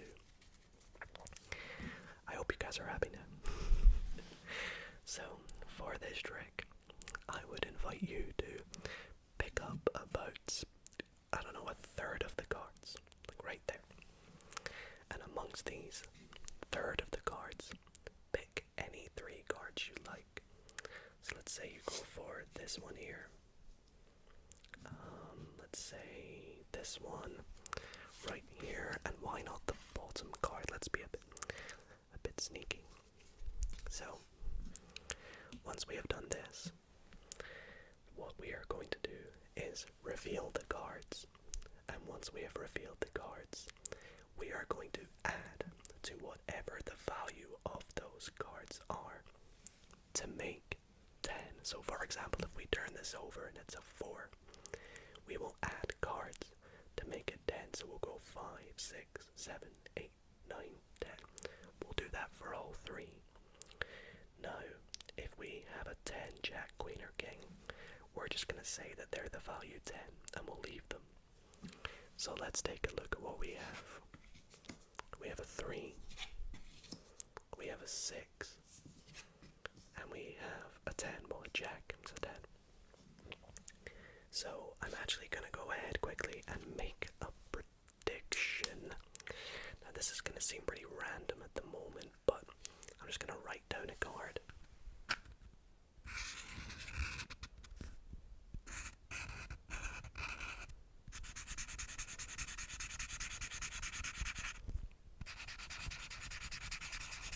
Okay, I'm pretty happy with my prediction. What I'm going to do is just peel it off, scrumple it up, and just leave it up there. Now the reason I scrumpled it rather than folding it, I'm sorry if that triggers you, but it's because this paper is kind of see-through, so it's probably best. Anyways, let's do our little process now. So we have 3, so we'll go 4, 5, 6, 7, 8, 9, 10. We have 6, so we'll go 7, 8, 9, 10. And we have a Jack is 10, so we just leave it. Once we have done this, our final step is to add the value of all these cards together. So 3 plus 6 is 9, plus Jack, which is 10, is 19. We're going to deal to the 19th card and just take a little look at what it is. So 19 cards, 1, 2, 3, 4, 5, 6, 7, 8, 9, 10, 11, 12, 13, 14, 15, 16, 17, 18, 19. And the next card is the 6 of diamonds. Now, that all seems pretty random. You know, we shuffled the deck, I showed you all the cards. We picked out any 3 cards. We counted up to 10. I made a random prediction, and yeah, we just all really random. We counted the values and so on and so forth. However, my prediction that I wrote just so happened to be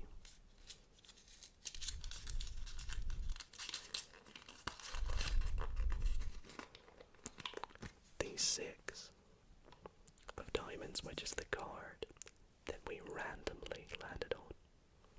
So was that random? Or did I predict very, very well? So I have gone ahead and properly shuffled the cards since we first opened them, so they're not in any particular order. But for this trick, what I would like you to do, and I'm beginning with the performance because I will teach it after, so if you do enjoy it, stick around. I was gonna say stick tuned. Stay around or stay tuned for the tutorial. Anyways, let's pick a random card like this one here.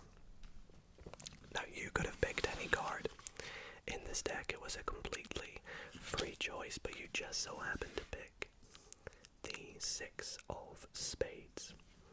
Now, you could have changed your mind, but what we're going to do is put that somewhere in the deck.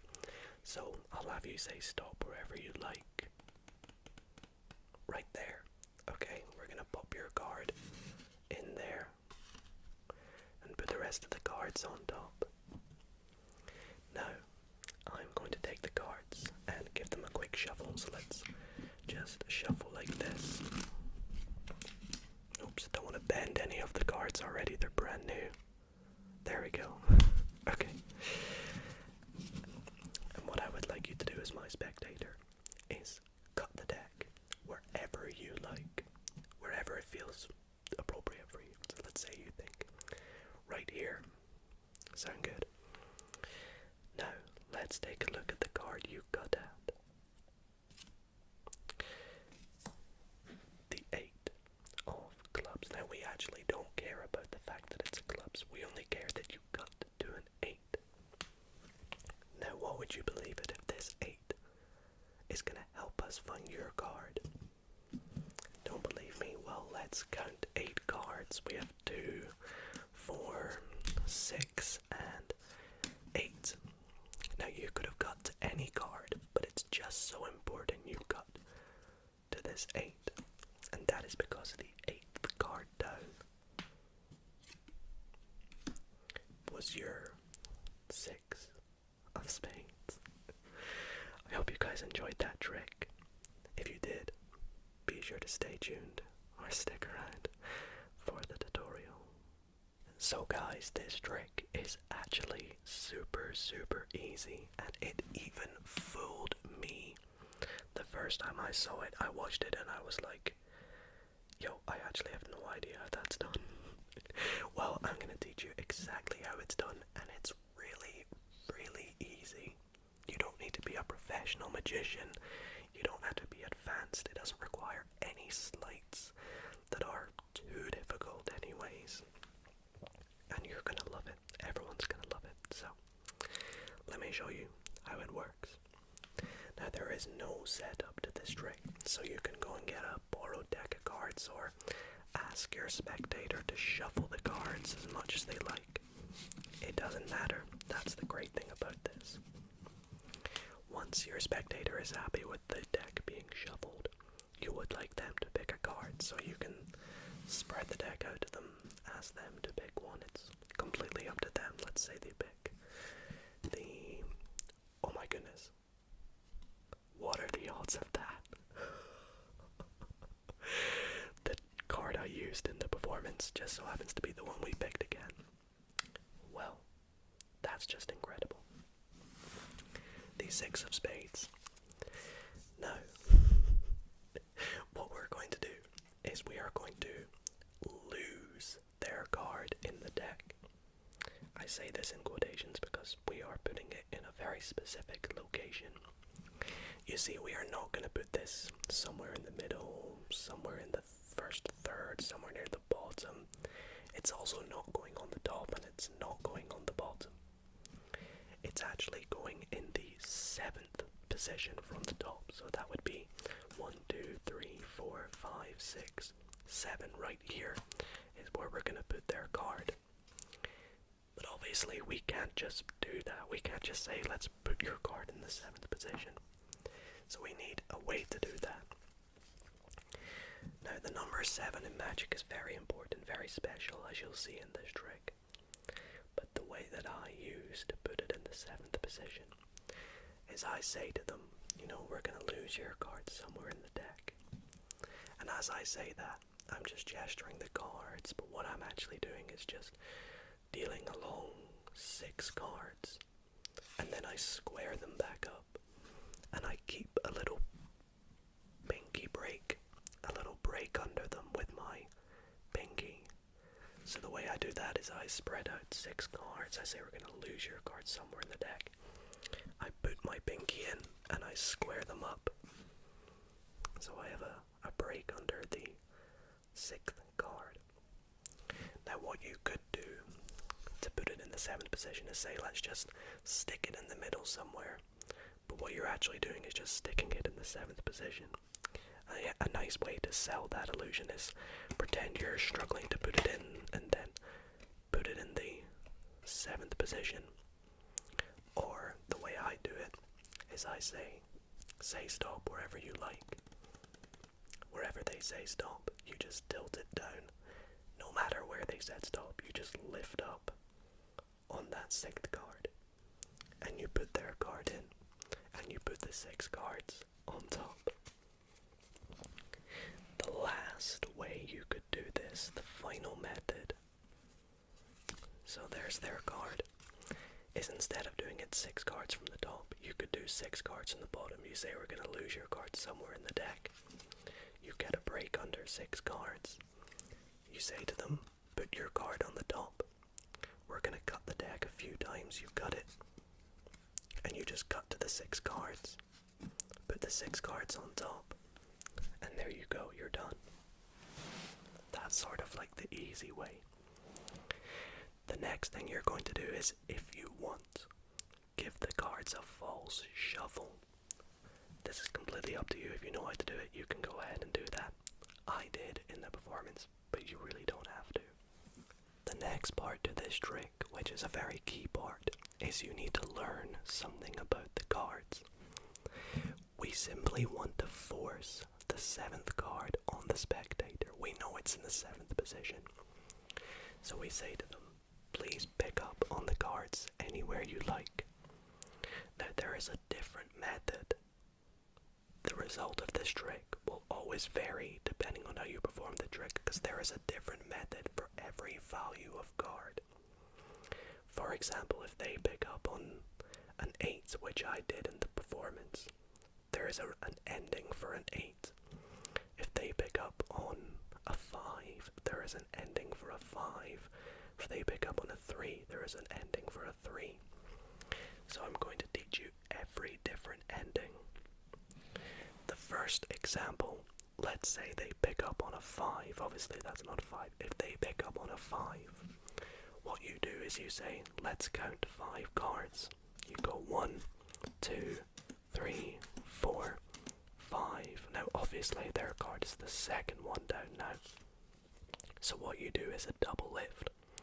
You peel off 2 cards and show it as 1 and say there is your card in the next position. If they say 6, if they pick up at a 6, you go 1, 2, 3, 4, 5, 6, and the next card is their card. If they pick up at a 7, which is the best scenario, you count off 1, 2, 3, 4, 5, 6, 7, and the 7th card is their card. That's why it's to do with the number 7. If they pick up at an 8, you deal off 8, but in 2s. So 2, 4, 6, 8. And then technically that was the 7th card, but now it looks like it's the 8th. If they pick up a 9,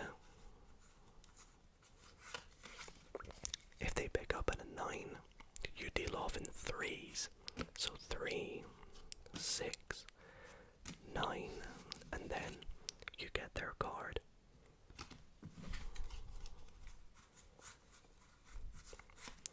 If they pick up at a 10, you deal off 3, 6 in 3s, so 3, another 3, and then a 4, and go 10. And then the next card is their card, that one on top. And the final method, if they pick up at any other value, so a jack, queen, king, or an ace, 2, 3, or 4, what you need to do is one of 2 things. If they pick up at a jack, queen, king, ace, 2, 3, or 4, what you can do is, let's say they picked up at a queen. You can either see it and go, okay, we're going to look at the next card, and that could be one between 5 and 10. Or you can say to them, we're going to use the suit of this card, hearts. Now every suit can also help you find their card. If they say hearts, you go H-E-A-R-D-S. The next card is their card. If they picked up at a spades, it's the same thing, S-P-A-D-E-S. If they pick up at a clubs, it's slightly different. You go C-L-U-B-S, and then you want to do your double lift to reveal the next card is their card. Obviously it's 2. And the final one, if they pick up at a diamond, you know it's a jack of diamonds, queen of diamonds, king of diamonds, ace, 2, 3, or 4. You just spell out diamond without an S. D-I-A-M-O-N-D. And that card will be their card. So it's a bit of a memorization trick, but it's super easy once you learn all the methods. And it's a great way to find a chosen card. Anyways, that was a very long tutorial, and I hope you guys did enjoy. Be sure to practice, and if you have any questions, let me know in the comments. I hope you guys enjoyed. Let's move on to the final trick of the video. In front of me, I have 4 very good friends of mine, and as a magician, and they are the 1, 2, 3, 4 aces. And I want to show you something with these aces that I think is just remarkable. It's such an awesome trick. But this trick has a bit of a twist, and the twist is, I don't know how it works. I know that sounds pretty crazy, but genuinely this trick, I have no idea how it works. And so I want to set you a bit of a challenge. If you know how this works, please comment down below how it works. And if you somehow manage to explain it to me correctly, I'll pin your message. Anyways, with these 4 aces, what I'm going to do is take the rest of the deck, which, by the way, how cool is this deck? And what I'm going to do is just set a few cards on top of each of the aces. So let's go like this. And we don't actually need the rest of the deck, unfortunately. Now, what we're going to do with these piles is lose the aces down below them. And if you were here, my spectator, I would have you point to any 2 piles. Let's say you go these 2. And what we're going to do is pop them on top of the other 2 piles. Now the crazy thing about this is we are now going to make a big mess. And the mess begins by shuffling each pile. So let's give them a good shuffle. Like so. Just give them a shuffle. And then what we would do is I would say to you to pick one of these piles to flip over. It can be any pile. Let's go with this one. Let's flip it over. And we're going to make an even bigger mess by taking the cards and dealing 1 card at a time from each pile on top of the other one. So as you can see, we have some cards face up, some cards face down. It's a magician's worst nightmare, really, isn't it? But we're going to take this 1 step further. We're going to take the cards and deal them back into their 4 piles like so. And as you'll see as I go through, the aces are ending up in random positions, random piles. Once again, face up, face down. It's just not too nice, is it? But we're not done there. We're going to take the piles and collect them together in a bit of a funky way. I'm going to take this pile and I'm going to just flip it over on top of here.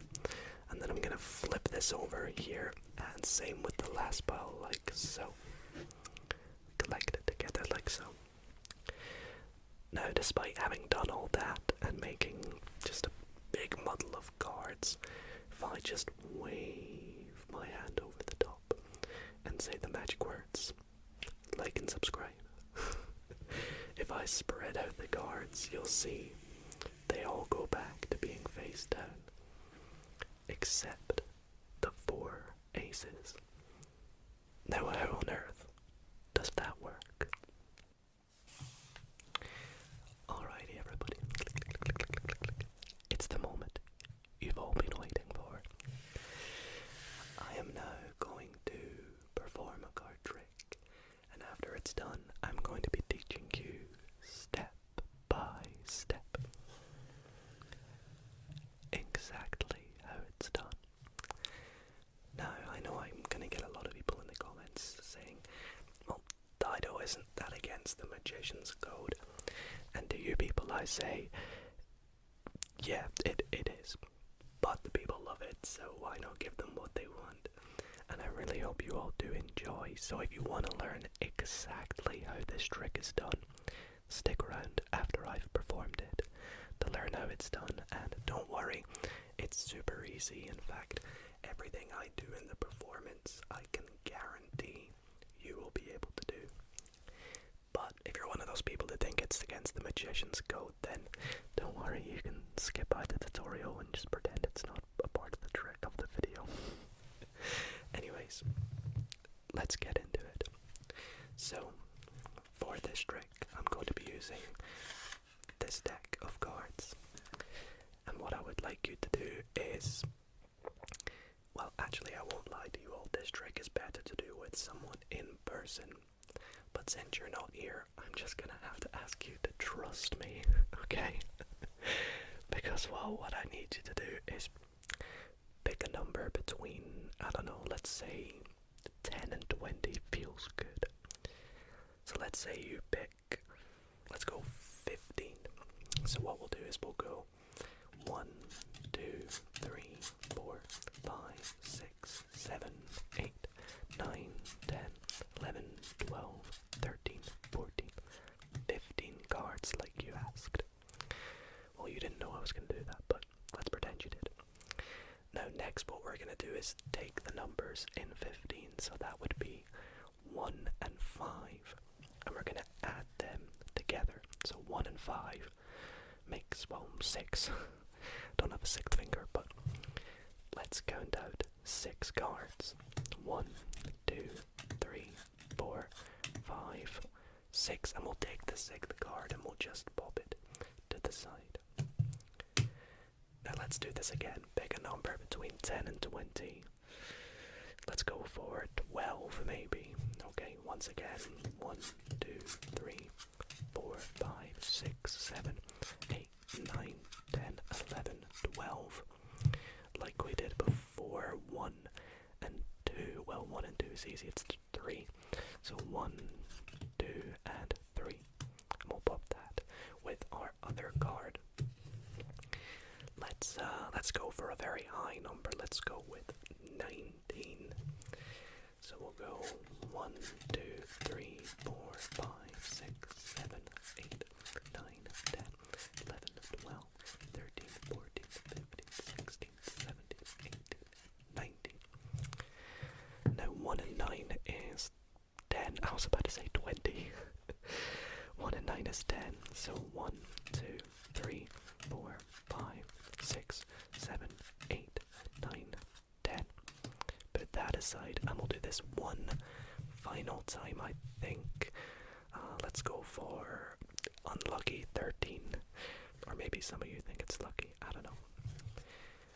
1, 2, 3, 4, 5, 6, 7, 8, 9, 10, 11, 12, 13. And then we'll go 1, 2, 3. Well, 3 and 1 is 4, so 4th card. Okay, looks good to me. Now, why did I do this 4 times? Well, I think you can see where this is going. Not only have we picked out 4 cards, but we have picked out the 1, 2, the 3, and 4 aces. Alrighty, so it's time to learn exactly how that trick was done. And once again, I must say to the people who don't want to learn how it's done, skip by a few minutes and you'll be past the spoilers. Spoiler alert. So for people who do want to learn this trick and try it yourself, perform it on your friends and family, I can guarantee you it's really good to do in person. It's genuine, this trick. I wasn't picking certain numbers or anything. Now this trick, the good thing about it is it doesn't require any sleight of hand or gimmicks or special cards. The only thing it does require is for you to have any 4 of a kind in your deck. I like the aces. And before the trick starts, you need to get them to be in a certain position. Now the position they need to be in is the 10th, 11th, 12th, and 13th position from the top of the deck. So to do this, you want to count off 9 cards. 1, 2, 3, 4, 5, 6, 7, 8, 9. They can be any 9 cards. And then you want to just take your aces, put them in there, so that'll be 10, 11, 12, 13. And then put those 9 cards back on top. Don't shuffle it, keep it like this. And then to make it look random, I like to just put the cards back in the box, walk up to my spectator and say, hey, do you want to see a trick? That way when you bring the cards out and take them out the box, it looks like you've just gone and grabbed them from the other room or something, but it just saves you having to do what I would personally do, which is, false cuts and shuffles, but we don't need to do that. So when you've got the cards out, you're ready to go. Now the good thing about this trick is it's mathematical, which means it's self-working. No matter which 4 numbers your spectator picks, this will always work. The only restriction is they have to be between 10 and 20. This even works if they pick the numbers 10 or 20 as well. So, as long as you say that, this will work. And if they ask you why those numbers, you can just say, well, I don't want to count too high. I don't want to go up to like 30 or 40. And below 10 just feels too low. Plus, you need 2 digits to add together, and you can't really do that with 4. So, they pick the first number. Let's say this time let's go for 14. Now what you want to do is count down. So you don't want to go 1, 2, 3. You want to count down onto the table. 1, 2, one on top of the other. 3, 4, 5, 6, 7, 8, 9, 10, 11, 12, 13, 14.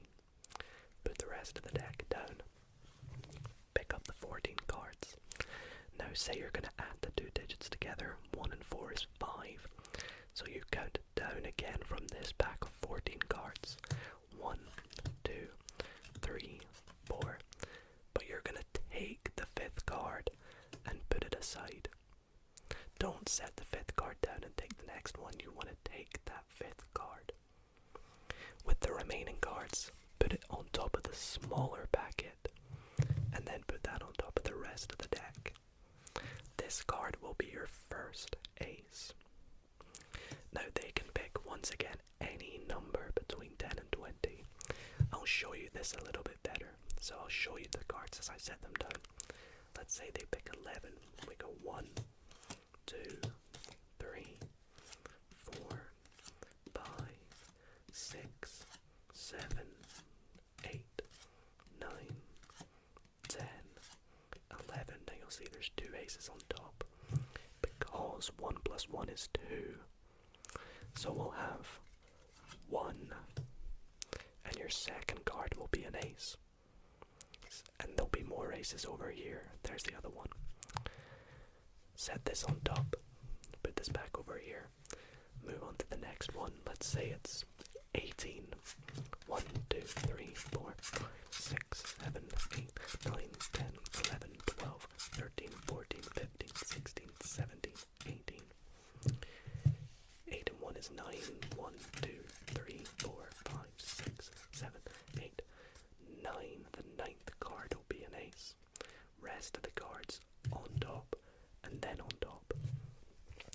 Last one, let's just make this easy and go for 13 again. 1, 2, 3, 4, 5, 6, 7, 8, 9, 10, 11, 12, 13. 3 and 1 is 4. 1, 2, 3, 4 is your final ace. Then it doesn't matter what you do with the rest of the cards because we don't need them. You want to reveal that the 4 cards they picked out were the 4 aces, and they'll be amazed, they'll be shocked that they've done it, and you'll just be sat there laughing because it's such an easy trick. If you did enjoy this trick, leave a like, let me know in the comments if you have any issues with it, and I'll do my best to reply to all your needs and queries. Okay everybody, for my next trick in tonight's ASMR card magic video, I'm going to be using this deck here, which is actually one of my favorite decks.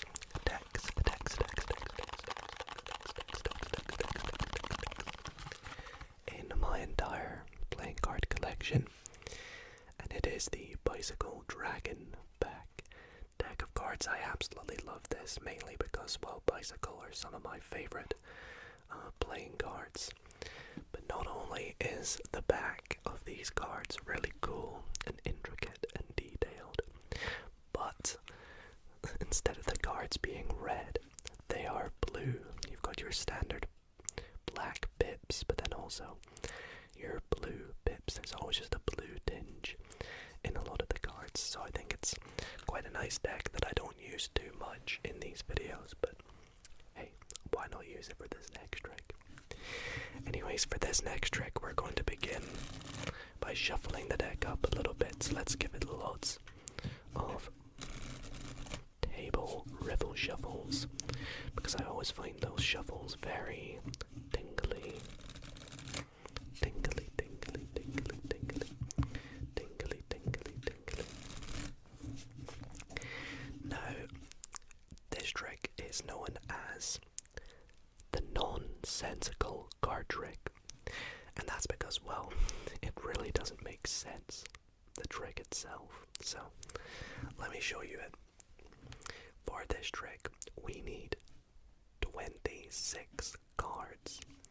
So, 1, 2, 3, 4, 5, 6, 7, 8, 9, 10, 11, 12, 13, 14, 15, 16, 17, 18, 19, 20, 21, 22, 23, 24, 25, and 26.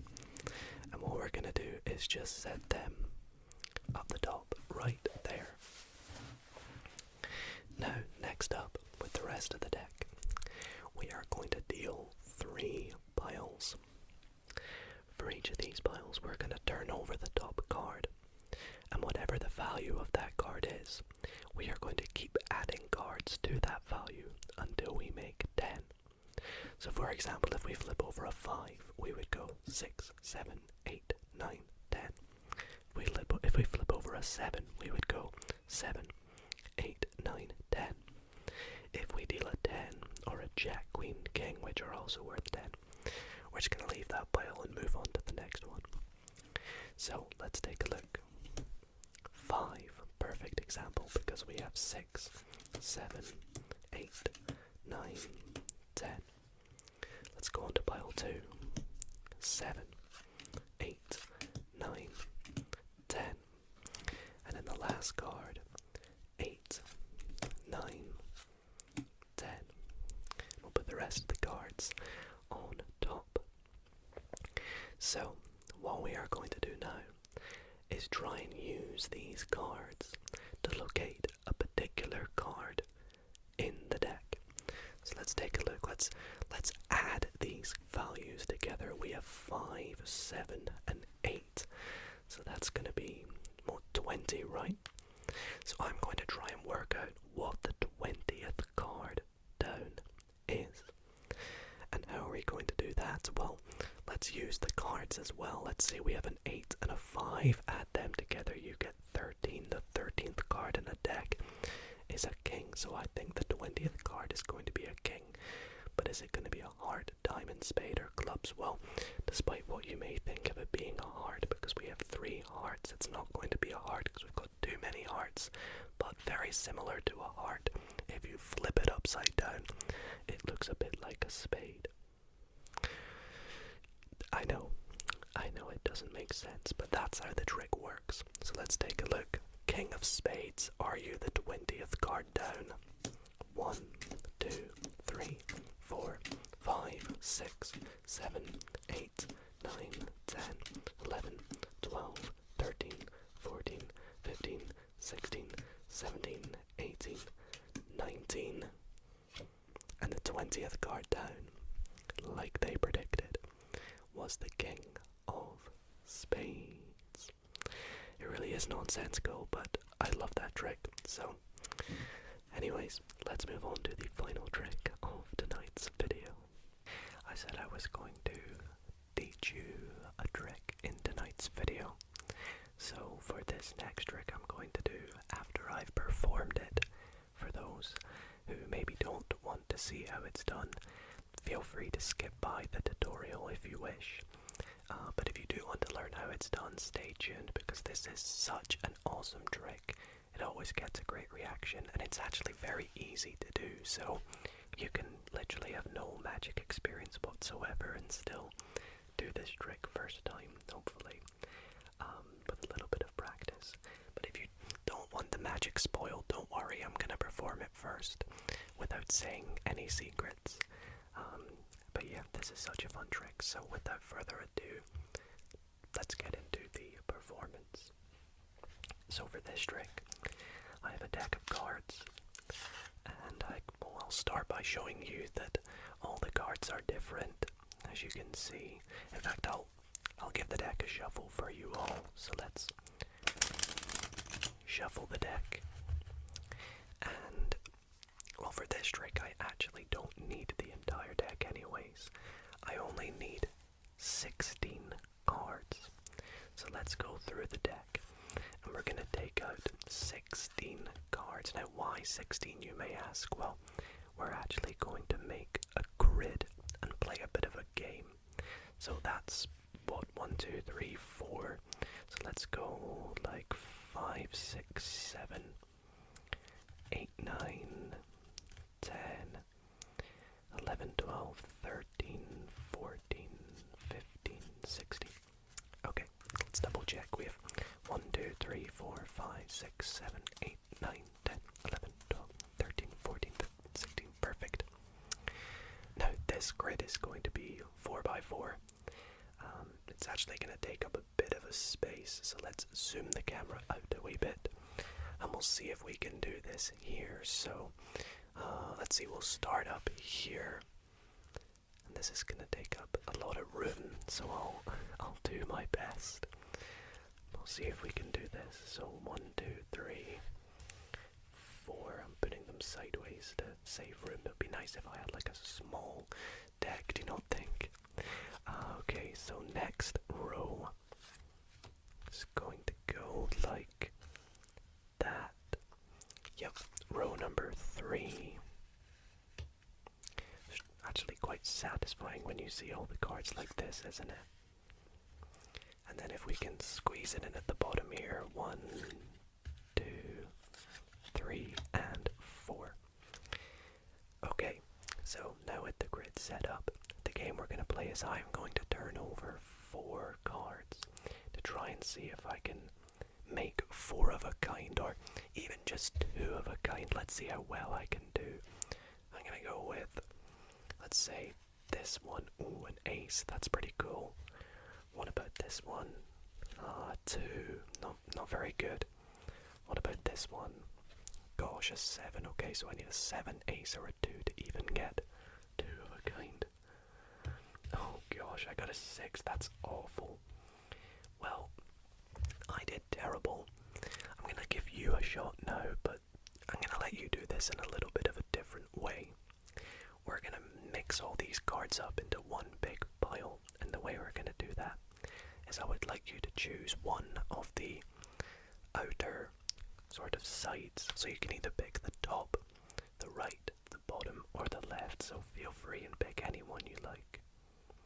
Let's say you pick the bottom. So what we're going to do is we're going to fold all the cards up like so. Now we're going to do this again. So would you like top, right, bottom, or left? Say you go with the right, and we'll close it in like a book. Would you like top, left, bottom, or right? Left. Good choice. Okay, fold it in. As you'll see, some cards are going face up, some cards are going face down. Now, would you like top, left, right, or bottom? The top. Okay, good choice. Oops, let's get them all there. We even have a joker. That wouldn't have been good. So now, once again, top, right, bottom, or left. Let's go right. I promise I'm just doing random choices for you. And then the last 2, well, we'll just close them up like this. Now I can zoom the camera back in a bit for you now. So, I didn't get any matches.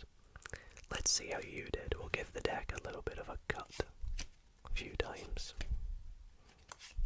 Okay, so let's spread the cards out to see how you did. Well, what you did do actually is you got 4 cards face down. That's something. That's pretty cool. What are those 4 cards? Let's take a look and see how you did. You actually managed to match the 4 jacks jacks, the only jacks amongst these 16 cards. So I guess you're better than me at this game.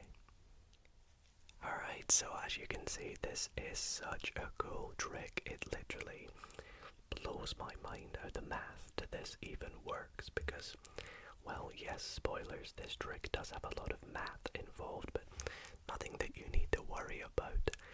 But this is your little disclaimer. Once again, if you don't want to learn how this trick is done, please skip ahead to the next trick, and I'll see you there. But if you want to learn how this is done, don't worry, I'll teach you step by step how you can do it. All you need to do is go and grab yourself a deck of cards. It doesn't matter if the deck is complete. All that matters is that you pick out 4 of a kind. It can be any 4 of a kind you like. I like to go for the jacks because, well, although they look cool, they might show up throughout the trick, and they bring less attention if you see a jack. You know, if you see an ace, everyone's like, oh, there's an ace. But if you see a jack, there's a little less attention to it, unless you're playing blackjack. Anyways, for this trick, you're going to start by, before you perform it, you do need to do a little setup. Before you go up to the person you're doing the trick on, your spectator, you're going to take the 4 of your kind 4 jacks, and you're going to put them face down on the top of the deck, like so. So you have the deck face down, and on top, the 4 jacks. Now I like to get the card box and put the cards back inside, just because it makes it look a bit more nonchalant, like you've literally just walked up with a deck of cards that you found in the house or whatever, and you're ready to go. So you go up to your spectator and say, hey, can I show you a trick? They say, oh, you've already shown me 100 today. And you go, please, this one will literally blow your mind. And you're going to take the cards out, and you want to explain to them that this deck is completely random. Of course it's not, but you don't want them to shuffle it for you because you need these 4 jacks to stay on top. So what I would recommend doing is turning the deck over, and you can start to spread through the cards, showing them that all the cards are different, and they'll see this. But as you get near the top, you don't want to show them the 4 jacks. So I kind of cut myself off by saying, in fact, let me shuffle them.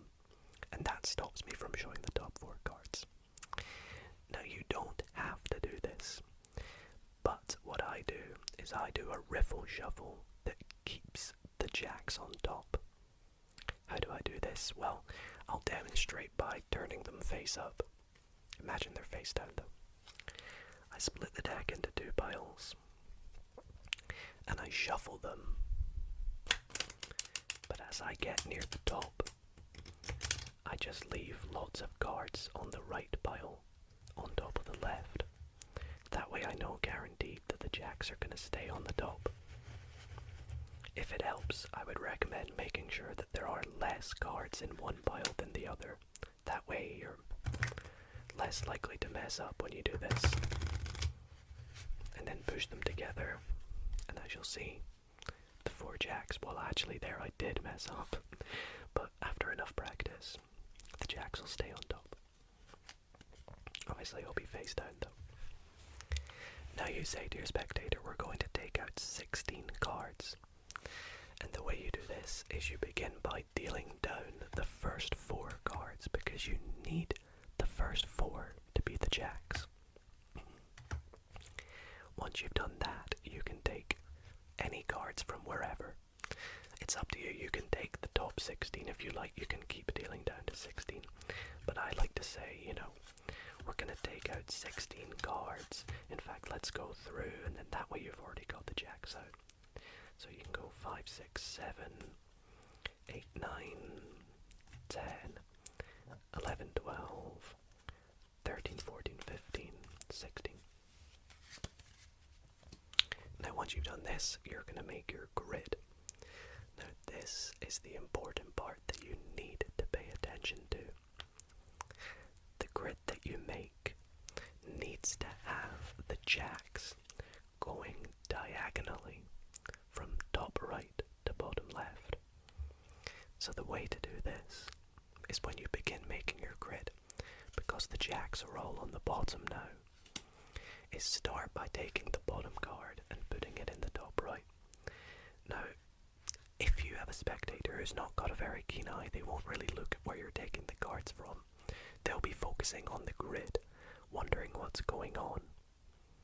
So you put the top card and then you can, or the bottom card, in the top right, and then you finish off the row.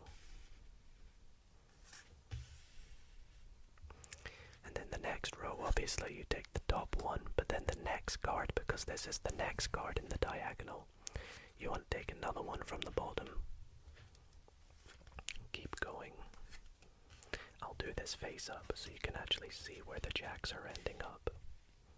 Although obviously when you perform it, you're going to keep them face down. Like so. And then with the final row, you don't need to worry about taking them from the bottom because the last card is a jack. So it'll end up being there anyway. So as you can see, we have the jacks going diagonally from top right to bottom left.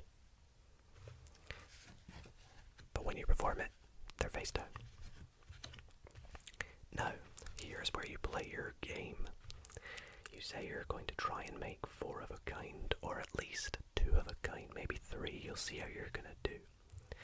Now the 4 cards you pick have to be these 2 and these 2.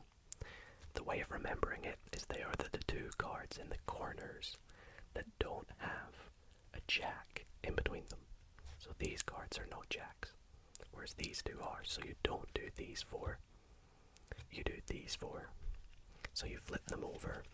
Likelihood is you'll not even get a match, but if you do, you can be like, wow, I got a match.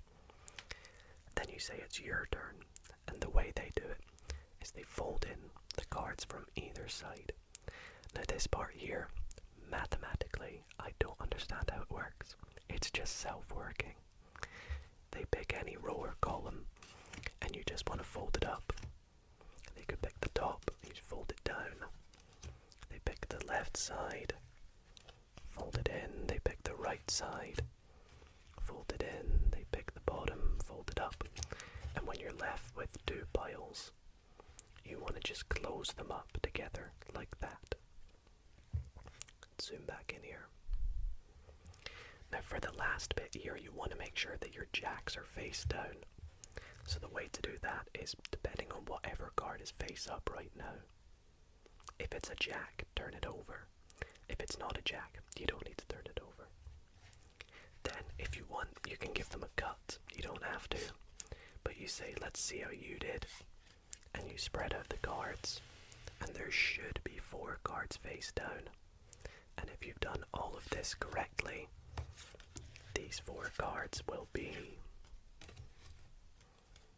the 4 jacks. And that is the trick done.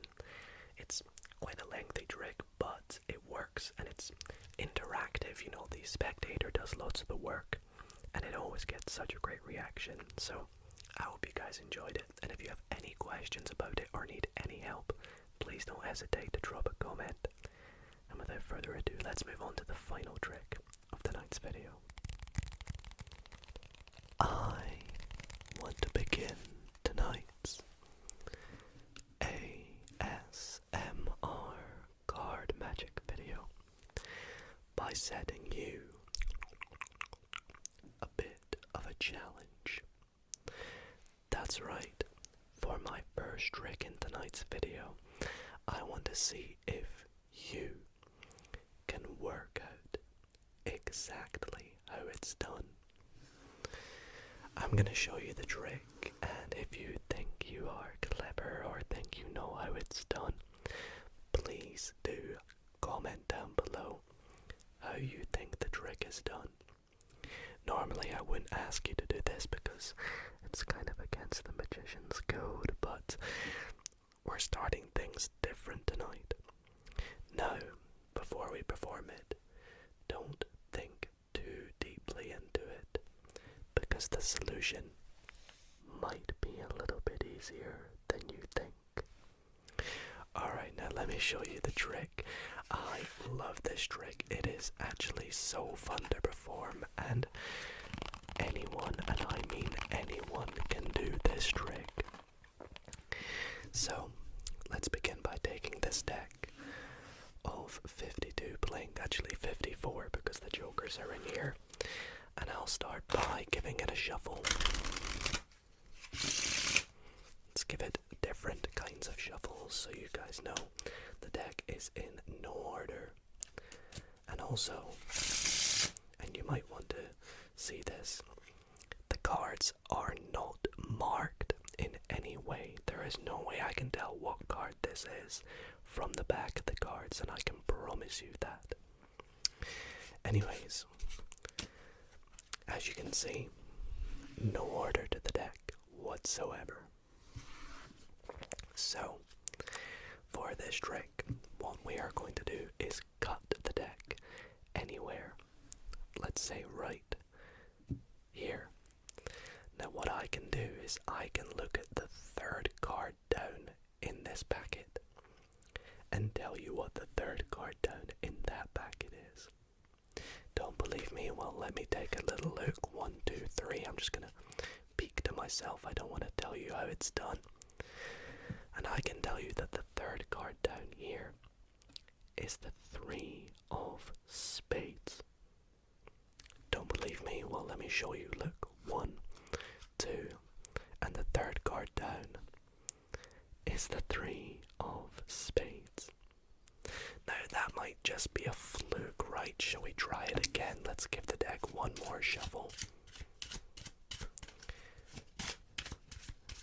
And I'll show you again.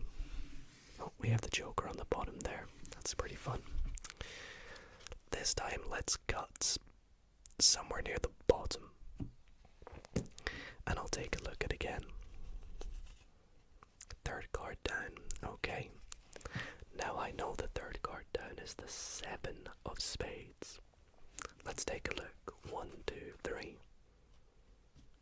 7 of spades. And I could do this on and on again. Let's do it this time. And we'll take a look. 1, 2, 3. Oh, nice. It's going to be the 3 of diamonds. Okay. 1, 2, 3. The 3 of diamonds. And I can keep doing this trick forever and ever and ever. So do you think you know how it's done? Comment down below if you think you do. Alrighty, everybody. For this next segment of the video, I want to show and teach you a trick that is very near and dear to my heart. Because, well, this trick is one of the very first card tricks I ever learned. In fact, to my recollection, I think it is the first card trick I ever learned. And not only that, but I'm performing it with one of the very first decks I ever had.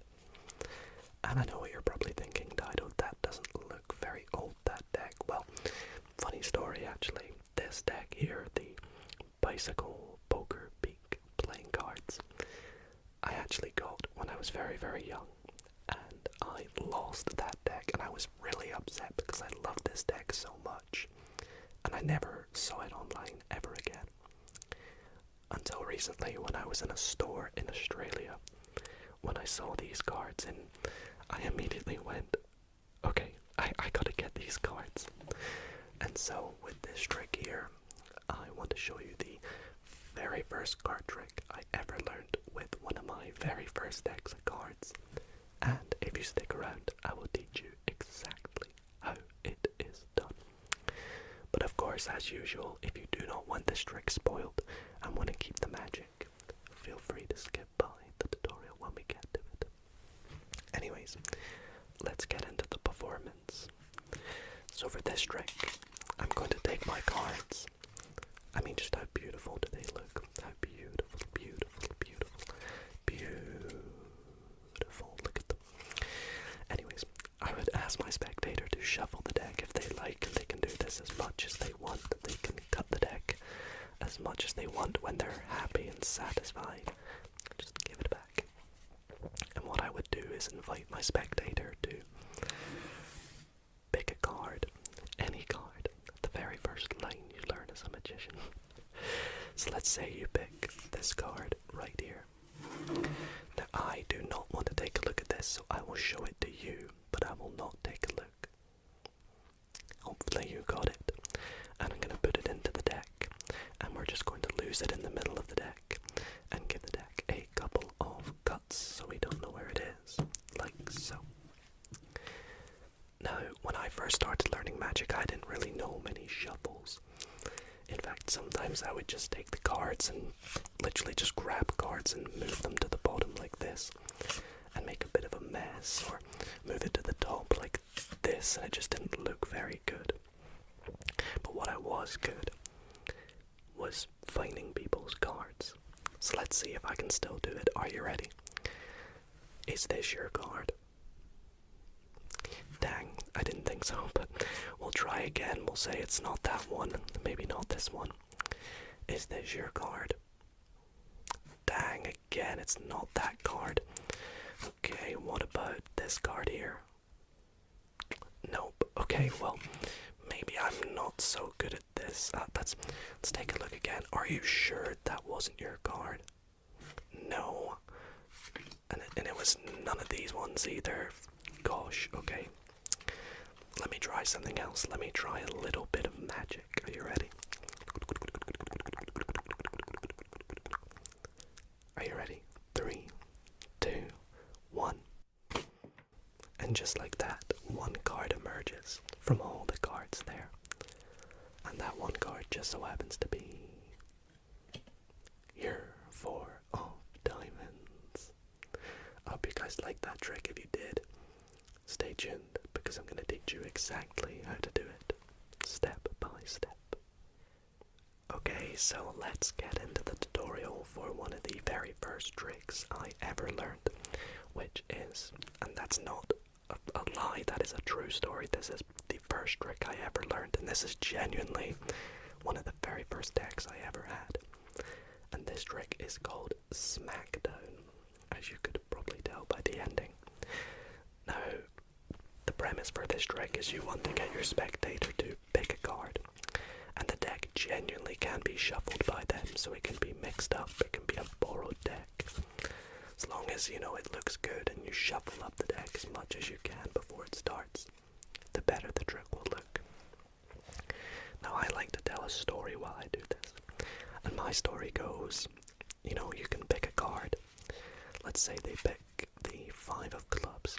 Now, this is going to be the card that obviously you show at the end, but what you want to do is try and get that card to the top of the deck, like so, without them knowing. Now, the way I do this in the performance, but there are many ways to do this, is you put the card in the middle of the deck, like so, just sticking out a little bit. And as you go to push it in like this, you want to sort of push down, like that. Because as you do this, when you push it in, you will naturally create a little break in the cards. I'm exaggerating it a bit here so you can see. Where from the back, you can see exactly where that card went, but from the top and from the front, you literally can't. So again, their card, the 5 of clubs, you put it into the middle, and you lose it in the middle like so. Again, from the top and front, nothing, but from the back, you can see exactly where it went. Then all I do is cut the cards a couple times, like so, making sure I cut to their card, and just pop it on top like this. That's all you need to do. Now, this might seem a little confusing, but with a bit of practice, it's nice and easy. Next, you want to show this weird shuffle that you learned. Now, in the performance of the trick, I say that this was like one of the first shuffles I learned because I wasn't that great. But this is actually really important. What you want to do is peel off the top and bottom card at the same time like this, and put it to the bottom. That's one time. You want to do this 3 more times. So 2, then 3, then 4,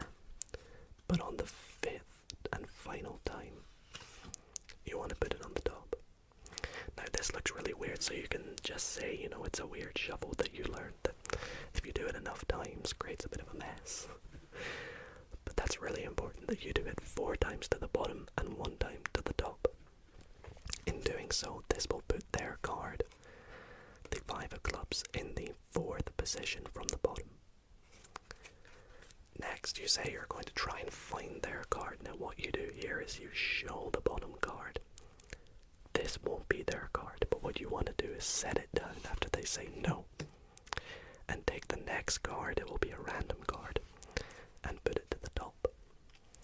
Then you show the next card. Now remember, their card is above this card. And you say, is this your card? They will say no. And what you want to do here is, instead of setting that card down, you want to turn the cards face down. And you're going to do this little move with your pinky where you slide that card back. Now, if you hold it like this, when you slide it back, you can grab that card like so. So once again, you're going to slide it back.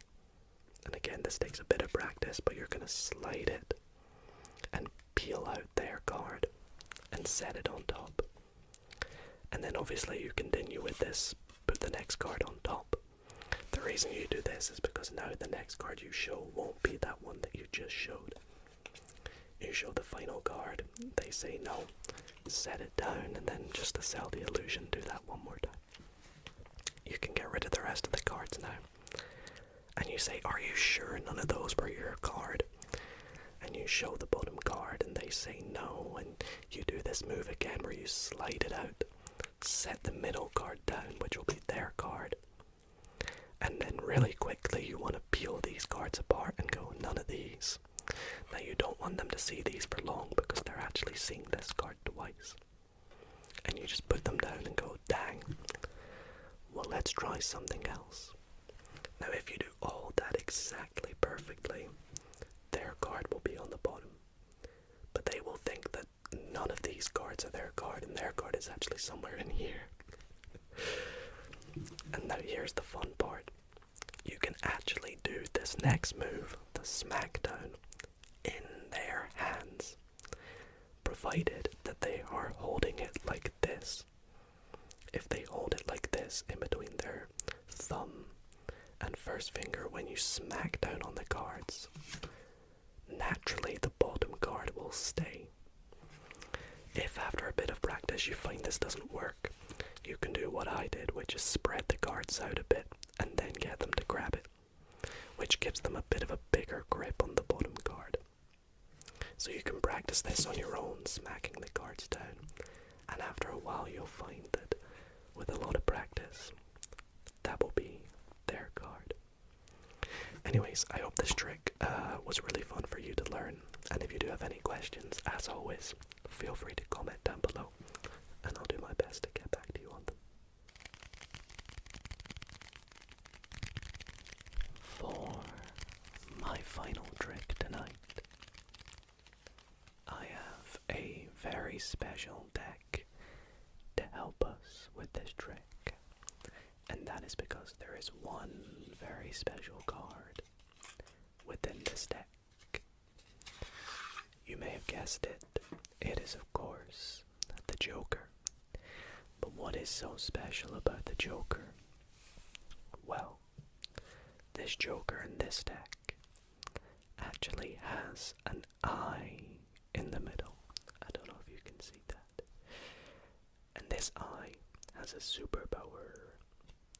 The superpower is it can see and find chosen cards. It's a little bit of a secret deck.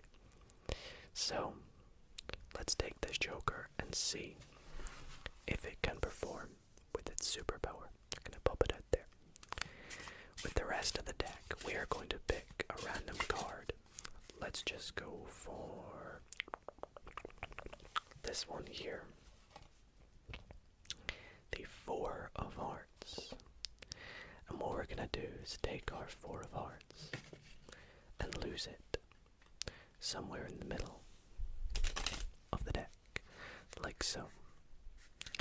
Now here is where the Joker comes in. It's going to try and look into the deck and find the 4 of Hearts. So let's give the deck a shuffle.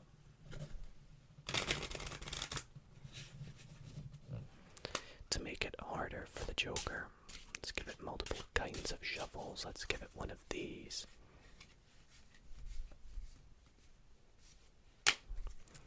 And the Joker is going to do the exact same. It's going to go into the deck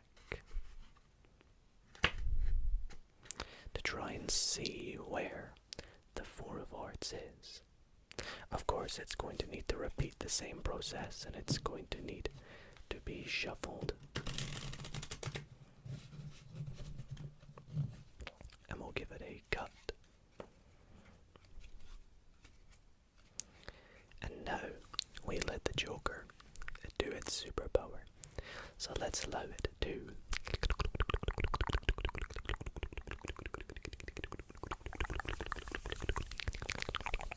find the Four of Hearts. Hopefully it's done its job now. And if I take the deck and spread it out, hopefully nice and evenly, we should see that the Joker has located and found the Four of Hearts using its superpower.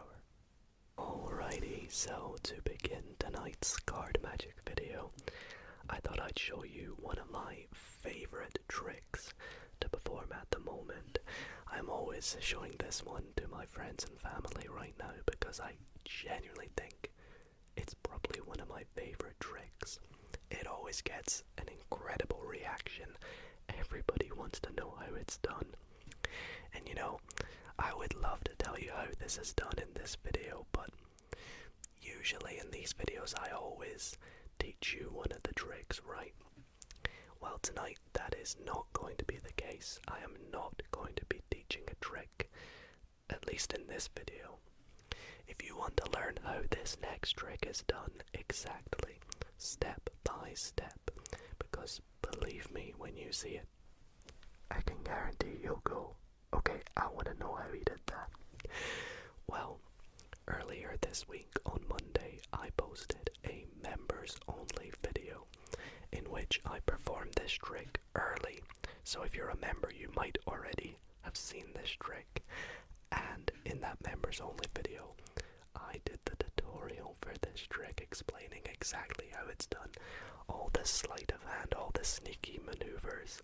So if you want to know how it's done, why not consider becoming a member by clicking the link in the description, or click the little blue join button next to my channel's name. Anyways, I'll stop waffling now. Let me show you the trick, and once again, if you want to know how it's done, you know what to do. Alrighty, so for this trick, I'm going to be using my Bicycle Pro Poker Peak. Poker Peak, Poker Peak, Poker Peak playing cards. And for this trick, we actually don't need the entire deck. We do need the card box though, so I'm going to just pop that over here. And we're going to start by just giving it a shuffle. But like I said, we don't need the whole deck. We actually just need 8 cards. So if you were here, my spectator, you could pick out 8 cards, any 8 cards you like. Let's go 1, 2, 3, 4, 5, 6, 7, and 8. Awesome, let's ditch the rest of the deck.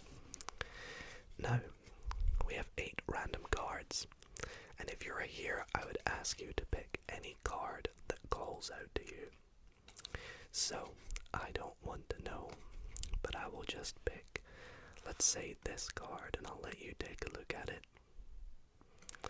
Great, now what we're going to do is take your card, put it somewhere back in the middle, and I'll lose it even more just by giving the cards a shuffle, like so. Now with these 8 cards, let's split them into 2 piles of 4, and I want you to keep an eye out for which pile has your card.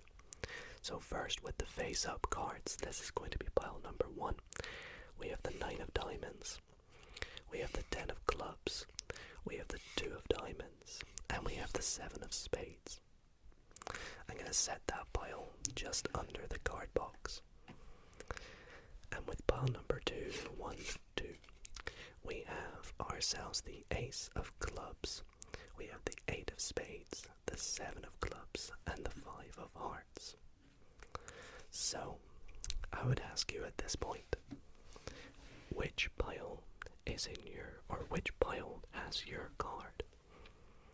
Now, I've done this trick enough times, so I know your card is in this pile. But what if I told you it's not? You might be like, oh, well, to be honest, you're a magician. I'll probably believe you. Well, let me take this one step further. I'm going to take your card out of that pile, flip it over, and stick it in this pile. Shall we see if it worked? Let's remove the deck box. 1, 2, 3. Oh, that's looking pretty good. Now let's take a look at this pile. We have some cards face down, and right in the middle, one face up card, which was the 10 of clubs. Was that your card? I told you that trick is amazing, and once again, if you want to know how it's done, I did an entire video for my channel members only, an exclusive video showing the trick and then teaching exactly how it's done. I am going to try and telepathically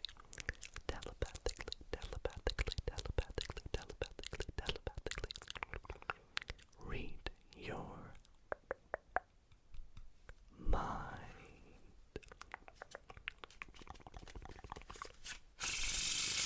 And I'm going to try and do that through the internet. Now, admittedly, this is going to be probably pretty tricky, but the way we're going to do this is I would like you to think of any card in this deck of cards. Go ahead, think of any one you'd like.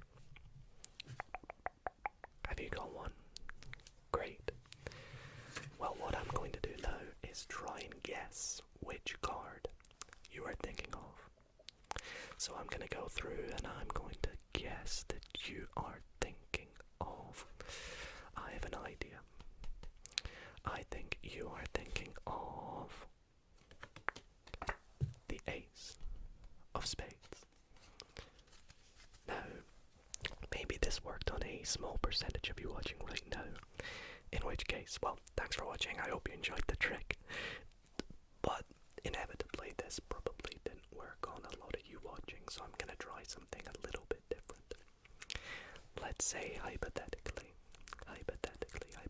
you thought of, I don't know, the 10 of hearts. I'm going to take the 10 of hearts and turn it face down. Now, you could have thought of any card. Let's say you could have thought of the Queen of the Spades. You could have thought of the King of Spades, the 5 of hearts. You even could have, well, as I'd hoped, thought of the Ace of Spades. But no, you thought of the 10 of hearts. Well, what I'm going to do is I'm going to take our Ace of Spades and set it face down right here. Now here comes the magic. Watch closely as I wave the cards over the top of the ace.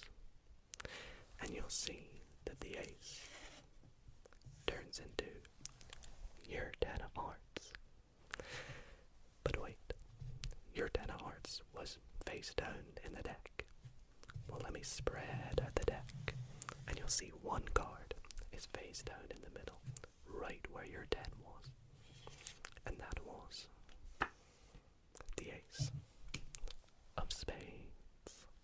This very first trick that we're going to kickstart things off with tonight, if it makes you believe in magic, or at least second guess what you have just seen, then you have to drop a like on the video.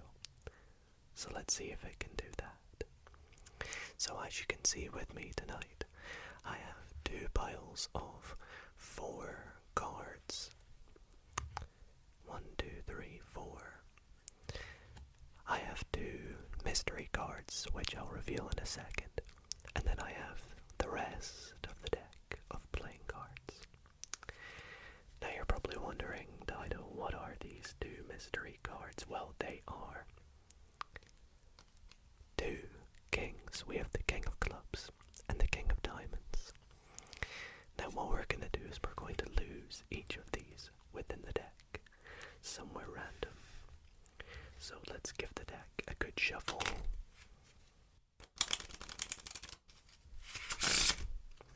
And I will start to deal cards face down. And we will just stop at any random point. It can be literally anywhere. Let's say right there. And we'll take the first king, the King of Clubs, and we're just going to pop it in face up. And pop the rest of the deck on top. And we're going to do the exact same with the King of Diamonds. So let's deal some cards face down.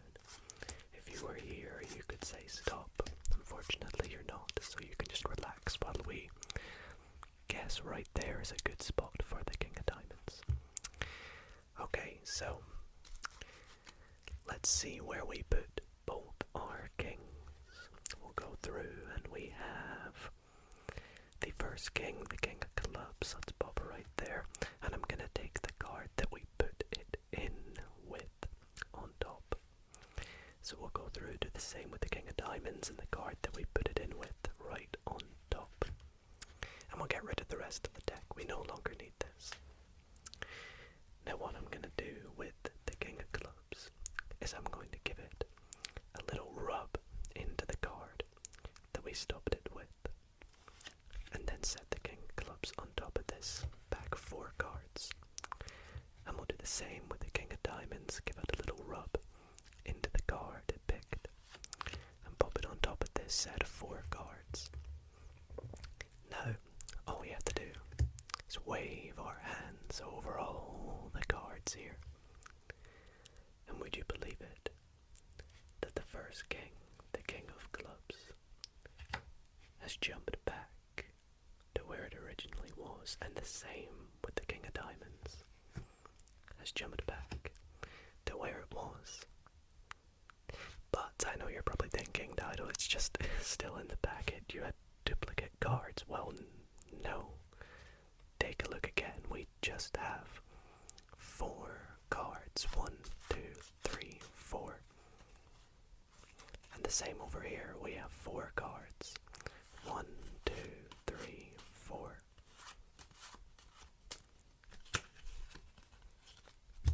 If that fooled you, you gotta leave a like. I want to show you a skill that I've been practicing lately that is bound to impress you. You might go even as far as to say that it will fool you as well. So, to show you this skill, I have a deck of cards which I will give a really good mix so you can see there is nothing going on here.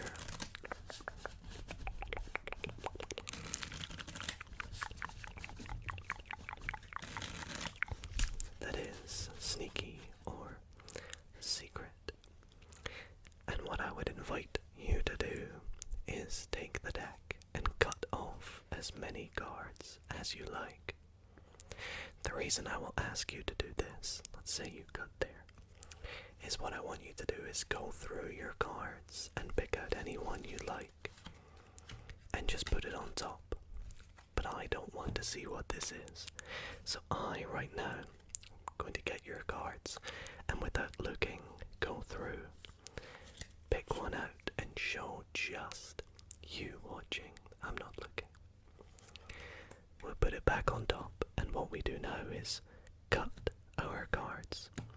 Now you can cut these as many times as you like. Like I said, this is a skill I've picked up, so it doesn't matter how much you cut them, I will still be able to do what it is I need to do. And now what I'm going to do is take your cards, flip them over, and shuffle them into my cards like so, but you can cut these as well if you feel like it. So let's shuffle these in face up to face down, and I will show you them going in like so. This is legit.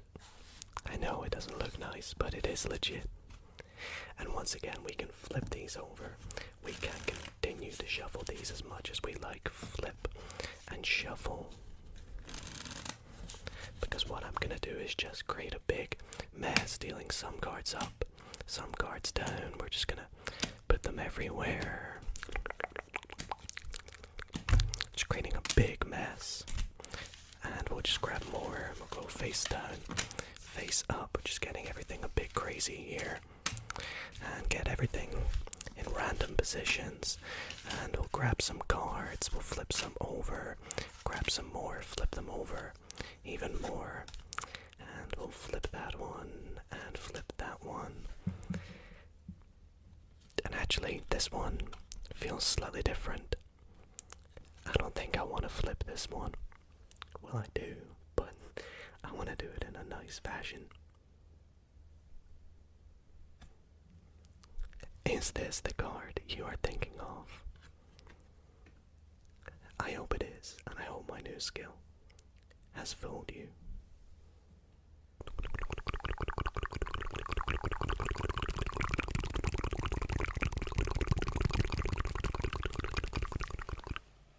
Watch very closely, because if you close your eyes, you may miss the magic with these 4 aces. To begin this video, I need to take out 16 cards from this shuffled deck of cards. So we're just gonna take the top 16 random cards and get rid of the rest of the deck. Now, usually if I had a spectator, I would say to them here, I would like you to place these 4 aces within this packet of 16 cards, face up, anywhere you'd like. So I'll just do it for you, but you'd have to trust me that this is completely random. Just pop them in there. Now, as a magician, my worst nightmare is faced up cards mixed amongst face down cards. It just creates a bit of a mess, and is always a nightmare to have to fix, especially with the more cards. With just 4 aces, it's not so bad. But we are going to make this mess even worse by shuffling it up.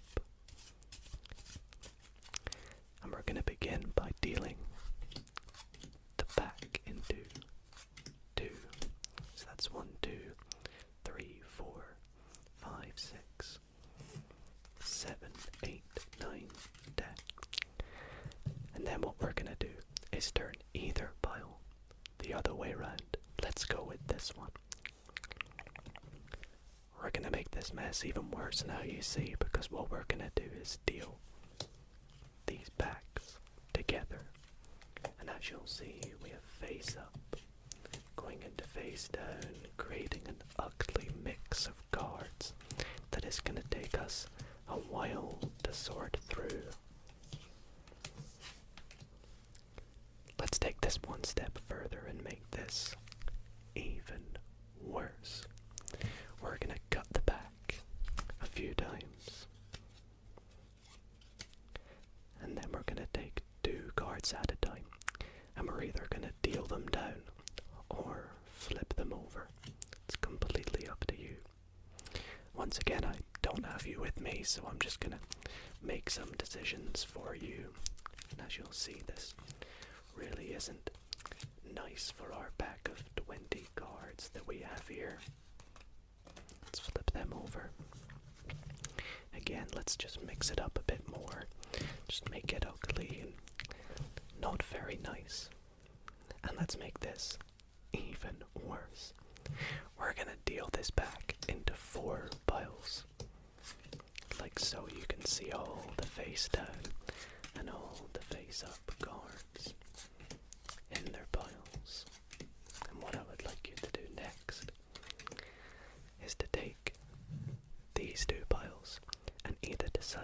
this pile gonna go on top or underneath of that pile? On top. Let's do the same with these two. This one on top or underneath? Let's say underneath. Finally, what we're gonna do is take these two packs, flip one over, and shuffle together. Now, having made all that mess, here comes the magic. I'm gonna do my best to flip all the cards back to the way they were, right back at the start of this trick.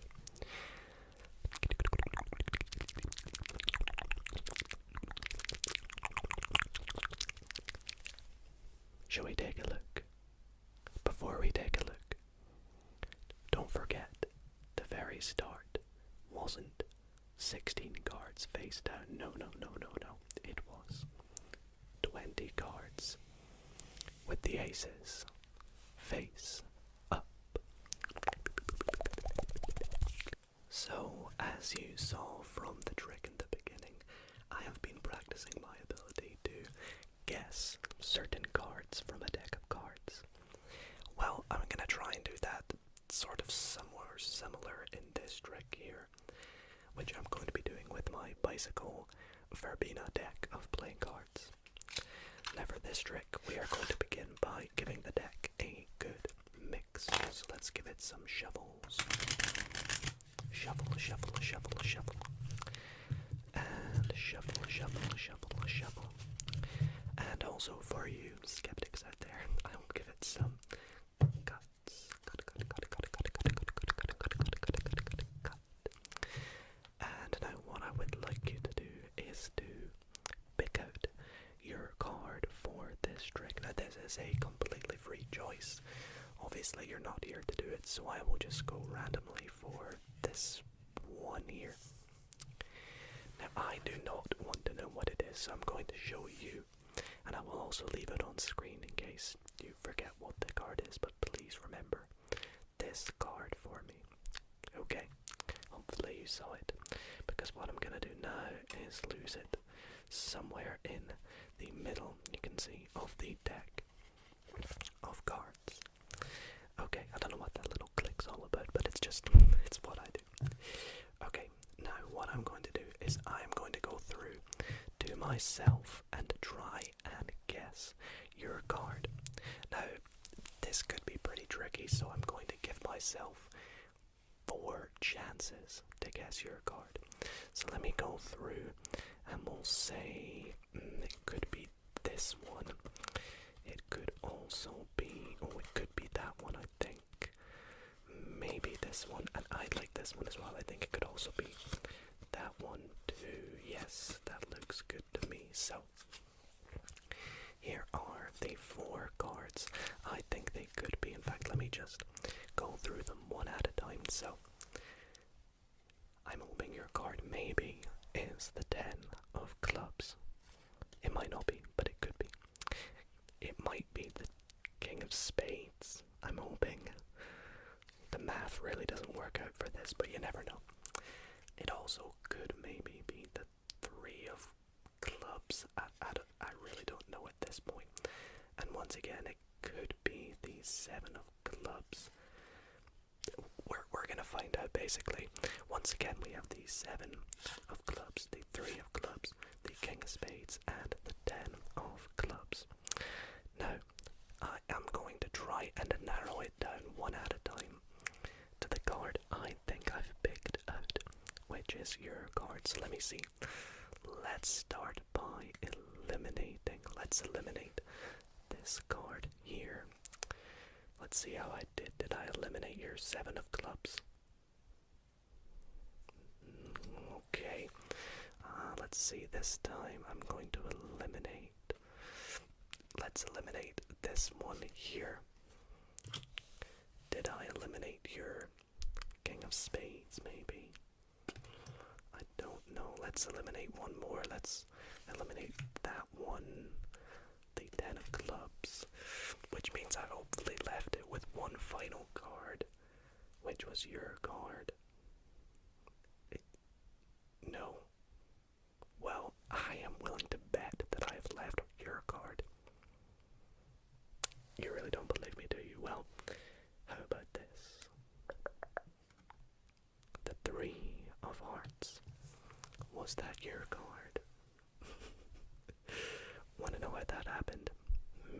track back and watch again and see if you can work it out. If you can work out this trick, comment down below and maybe I'll pin your comment. So everybody, that brings us to our final trick of the night. And before we get into it, I do want to quickly say that if you have enjoyed tonight's video, I would really appreciate it if you dropped it a like and commented down below if you enjoy these card magic videos and which trick was your favorite, because I really do put a lot of work into these when they do go out. And in fact, I think I have saved potentially the best trick till the end. So if you've made it to the end, you've made it to the best trick, in my personal opinion anyways. So let's get into it, and I hope you guys enjoy. So for this trick, I need you to pick a card. So we'll give the deck a quick shuffle and a few cuts, and we'll go through and pick out a random card. Let's say this one here. Now I'm gonna let you take a look at it. Again, I don't want to see it, so don't let me know, please. But do remember this card. And we're gonna leave it there for the moment, because what we're gonna do is we're going to lose your card within the deck, and then we're gonna take out 4 very useful cards that are gonna help us with this. You can probably work out what they are. So let's put your card into the middle, give the deck a cut and shuffle, and we're gonna go through and we're gonna get those very important cards. So these important cards are, as you would have believed, the 4 aces. So we have the Ace of Spades, the Ace of Hearts, the Ace of Diamonds, and the Ace of Clubs. Okay. Now these aces are going to help us with this trick. But how are they going to help us? Well, they are going to help us determine the suit of your card. Because we have, of course, the 4 different suits: the clubs, diamonds, spades, and hearts. So they are going to help us with this trick in determining the suit of your card. And the way we're going to do this is we're going to take the aces, and one at a time we're going to turn them over. So the Ace of Hearts, we have the Ace of Spades, we have the Ace of Diamonds, and we have the Ace of Clubs. So one at a time we're going to take a card and we're going to turn it over like so, the Ace of Diamonds. And with these cards we are going to take them and put them on the bottom of the 4 aces. Now, if the ace jumps back to the top, that means it is not that suit. So what do I mean by that? Well, we put the Ace of Diamonds on the bottom, so if this is the Ace of Diamonds, the suit of your card is not a diamond. Can we make that? We can agree on that, right? Well, let's take a look. It is the Ace of Diamonds, so it magically jumped to the top, which means your card is not the Ace of Diamonds. So let's try this with the next topmost ace, which is going to be the Ace of Hearts. So let's pop the Ace of Hearts on the bottom, and again, if it jumps to the top, the suit of your card is not a heart. Let's take a look. So it is the Ace of Hearts. So once again, we'll pop that on the top of the deck. Now we're going to do this with the 2 remaining aces. So we have one ace and the other ace. We have the Ace of Spades. So we're going to take the Ace of Spades, pop it on the bottom, or underneath the other ace at least. And if the Ace of Spades jumps to the top, the suit of your card is not an ace, or it's not a spade. So let's take a look. Well, there we go. Your card is obviously not going to be a spade. So let's pop it over there. So we can get rid of all these aces now. We no longer need them. Which means that the suit of your card must be a club, as that's the only one that's not jumped to the top so far. So, let's spread out the deck. And hold on a minute. The ace of clubs has done something different. The ace of clubs is in the middle of the deck face up. But we thought the ace of clubs was here. So is your card not a club? Which one was? Oh, it is a club. Okay, well, that can only mean that maybe this ace of clubs is now your 8 of clubs. Up next, for this trick, I need the help of 2 very special, very unique, but very magical cards. Can you guess what these 2 cards are? Well, if you guessed the 2 jokers, then maybe I am a bit too predictable. But that's okay, because what we're gonna do is take these 2 jokers, and I don't want to do anything fancy or sneaky because they're magical. I'll just leave them up there at the top of the screen for the remainder of the trick. Now, whilst they sit there and watch me as I do the trick, just like you are, I'm gonna give the deck a cut because I want you to pick any card you like, whatever you feel like picking. So let's say you go for, let's say this one right here, sure. Now you could have picked any card, but you just so happened to pick a great card, the Jack of Spades. Now, let's take your Jack. Now, once again, you could change your mind if you liked, but no, you want to go with the Jack. That's great. I'm going to put it right beside the jokers, just there, because, you see, they need to get to know your card a little bit better. They need to understand what it's like to be a Jack. You see, they're not quite there yet. They're a joker. They're not a Jack, especially not the Jack of Spades. So we'll let them have a little conversation for a moment. You let me know when you think they should be done. Are you guys quite done there? You are? Great. Because what I'll do is I'll come up here and grab your Jack. And let's lose it in the deck. So let's give it all kinds of shuffles. We'll give it overhand shuffles.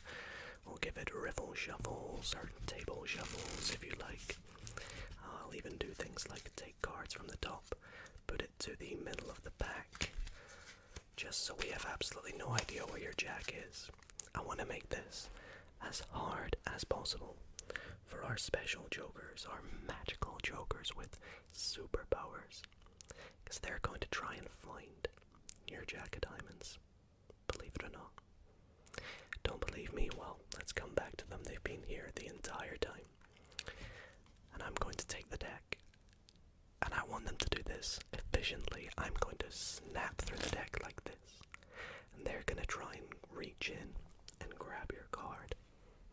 Now watch carefully, otherwise you might miss it. Are you guys ready? Let's give them a little moment.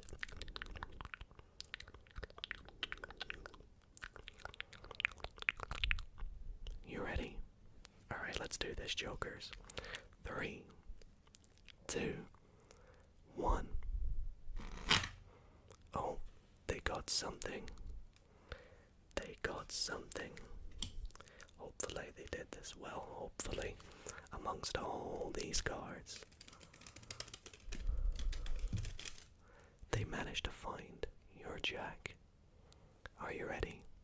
Let's take a little look. There we go. In between the jokers, they have found your card. The Jack of Spades.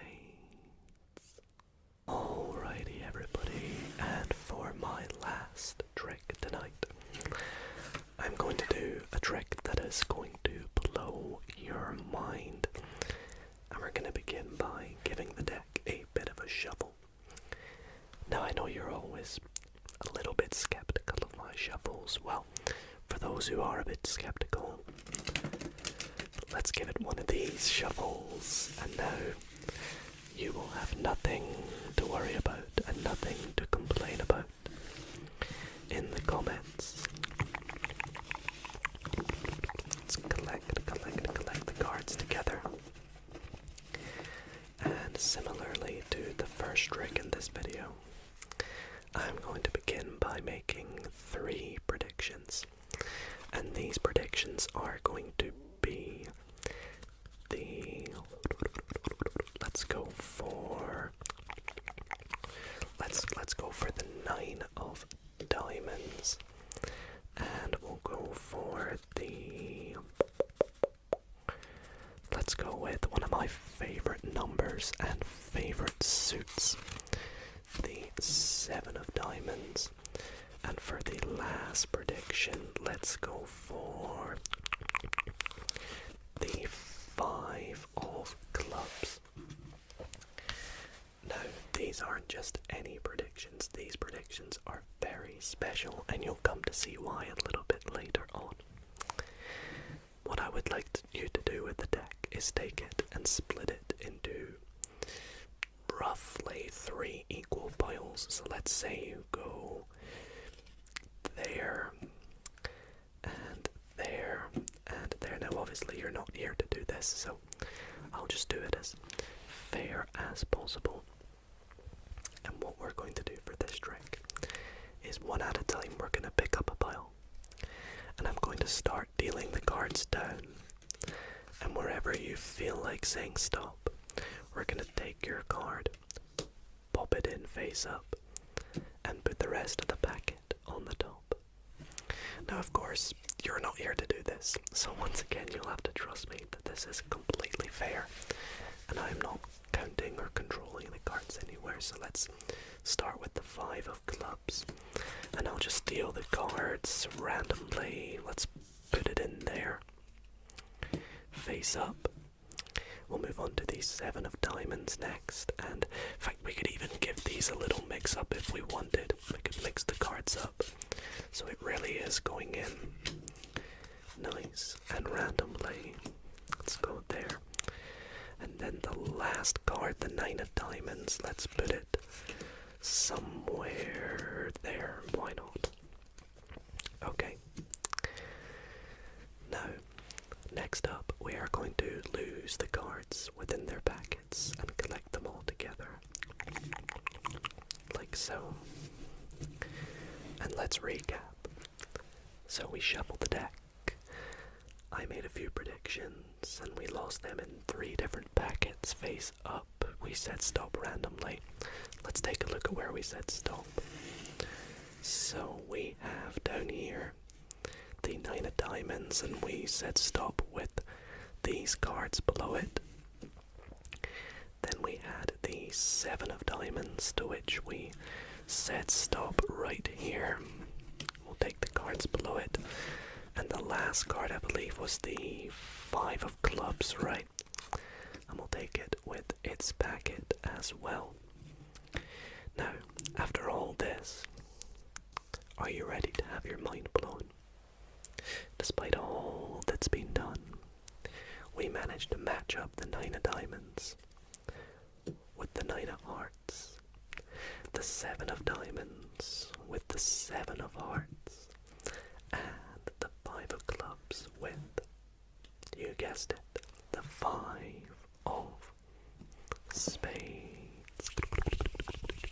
Now how's that blowing your mind? For my final trick tonight, I'm going to be using this deck here, which is the Bicycle Aviary deck of playing cards.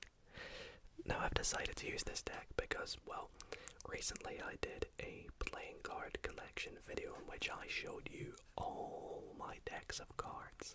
And if you want to see this video, you can check it out on my channel, but whilst going through them, this is one that honestly I showed a little bit of hate to, and I don't really know why, because, well, the trick I'm about to show you, I've been performing a lot with this deck, and it's actually made me kind of learn to love it. And well, let me show you that trick right now. So for this trick, we're going to begin by giving the deck a little bit of a mix. Let's do a few different kinds of shuffles. I know we did the riffle shuffle earlier, but show that I can do different shuffles. And what we need to do is pick out a card. So the way we'll do this is we'll just take some cards from the deck. And if you were here, I would have you mix up these cards as much as you like. You can literally just mix them up. And when you're happy, I'd have you take a look at the top card. Now I don't want to see it, so I'll just let you see it. Hopefully you've got it. I'll put it on screen as well so you don't forget. And what we'll do now is we'll take some more cards from this packet and plonk it on top. Now what we're going to do is get rid of the remaining cards because we only need these ones. You see your card is in these cards. Now let's give these cards a bit of a cut. Just give them lots of different cuts so we can lose it even more, and we'll do a bit of a recap. So what did we do? We gave the entire deck a shuffle. Then we took the deck and we picked out some cards and we give them a mix up, and you picked one card which we left on the top. We put more cards on top, gave that a bit of a mix up. Whatever card you're thinking of is lost somewhere in here. Now watch this. Are you ready?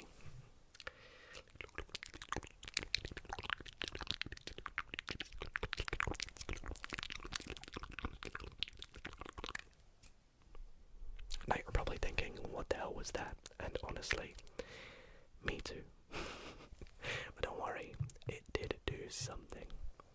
You see, well, there's no possible way I could know what your card is, or even where your card is. It could be anywhere for all I know. But what I'm going to do is try and find it by dealing the deck into two packets, one on the left, one on the right. And we're going to go all the way through the deck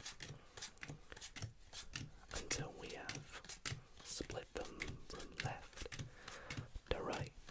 And we're going to get rid of one of these packets. Now, the one I'm going to get rid of, this one, I feel, this one is the packet we're going to get rid of. Let's do this again, but we'll do it in a different way. We'll do a bit of a fancy way. What we're going to do is take the cards one at a time, get rid of one, and then keep the next one. You see, I've been looking at the backs of these cards a lot, which is why I kind of like them now. Then we're going to get rid of one and keep. Get rid of, keep. All these ones we're going to get rid of. So get rid of, keep, get rid of, keep, get rid of, keep, get rid of, keep. All the way through. And then get rid of these cards. And let's do it again. Get rid of, keep, get rid of, keep, get rid of, keep, get rid of, keep, get rid of, keep. Get rid of, keep, get rid of, keep, get rid of. And then we're left with two. All we can do is get rid of, keep. Now, back to that thing I did earlier. It wasn't just any old thing I did to the deck. I actually cast a spell, you see. Because casting that spell has left me with one card, and hopefully that has made this your card. The 7 of Spades. I hope it was. I'll actually have to watch back to make sure it worked. But let me know if this blew your mind. Alrighty, everybody. So, up next, I'm going to be showing you one of my favorite tricks that I've been performing on my friends and family recently that I learned, and I absolutely love this trick. I think it's really good. It always gets a great reaction, and I'm actually going to be breaking the magician's code, and if you stay tuned, I will teach you exactly how this trick is done. So, if you have a deck of cards, go and grab it because you're in for a good treat here.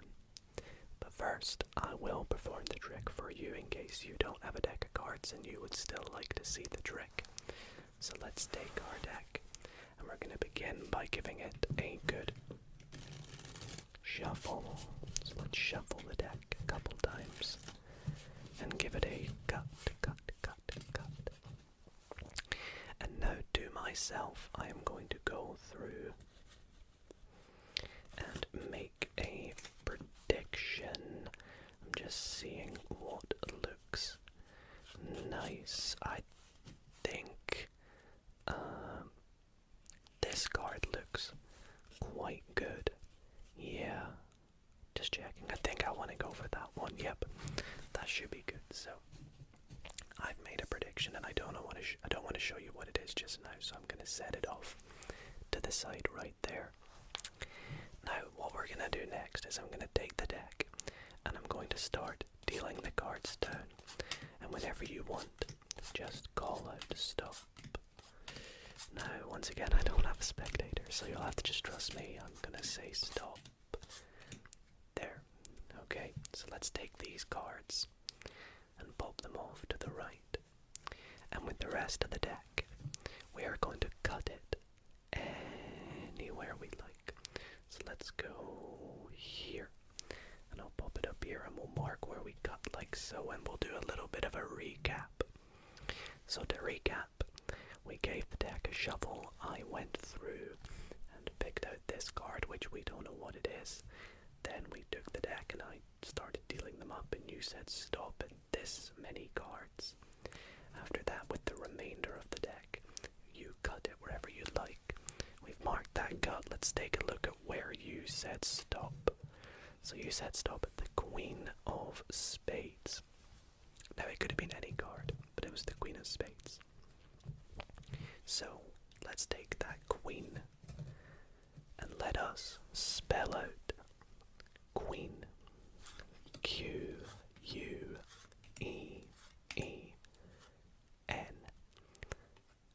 And we find ourselves another Queen. But wait, it gets better. It gets better. Not only have we found two queens, but we have also found ourselves a third queen. And I think you can see where this is going. The final card, my prediction, which has been sat here from the very start of the trick, is of course the fourth and final queen. I hope you all enjoyed that trick. Let's get into the tutorial. So welcome to the tutorial for this trick. I really hope you all enjoyed it. It definitely is such an amazing trick, and as you can see, has a really cool ending to the trick as well. And believe it or not, this trick you can do with a shuffled deck of cards. There is no setup whatsoever, although you can do a little setup for this trick. Now before I explain everything, this is your little disclaimer. If you want to keep it a secret, please skip by the tutorial now. I won't be offended, but if you do want to learn how it's done, let's get into it. So, as I said, there is no setup required for this. I just so happened to get the queens. If you would like to make it easier, you can set up the trick, and in which case, this is what you'll do. You're going to take out the four queens, and you're going to take the first queen and put it in the fifth position from the bottom. Then you're going to take the next queen and put it in the sixth position. You're going to take the third queen, put it on top of the deck, and the final queen you're going to put somewhere in the middle. Then when you go up to your spectator, you don't shuffle the deck. You just bring it as it is and say you're going to make a prediction, and your prediction is going to be that queen that you put in the middle. However, if you want to perform this trick without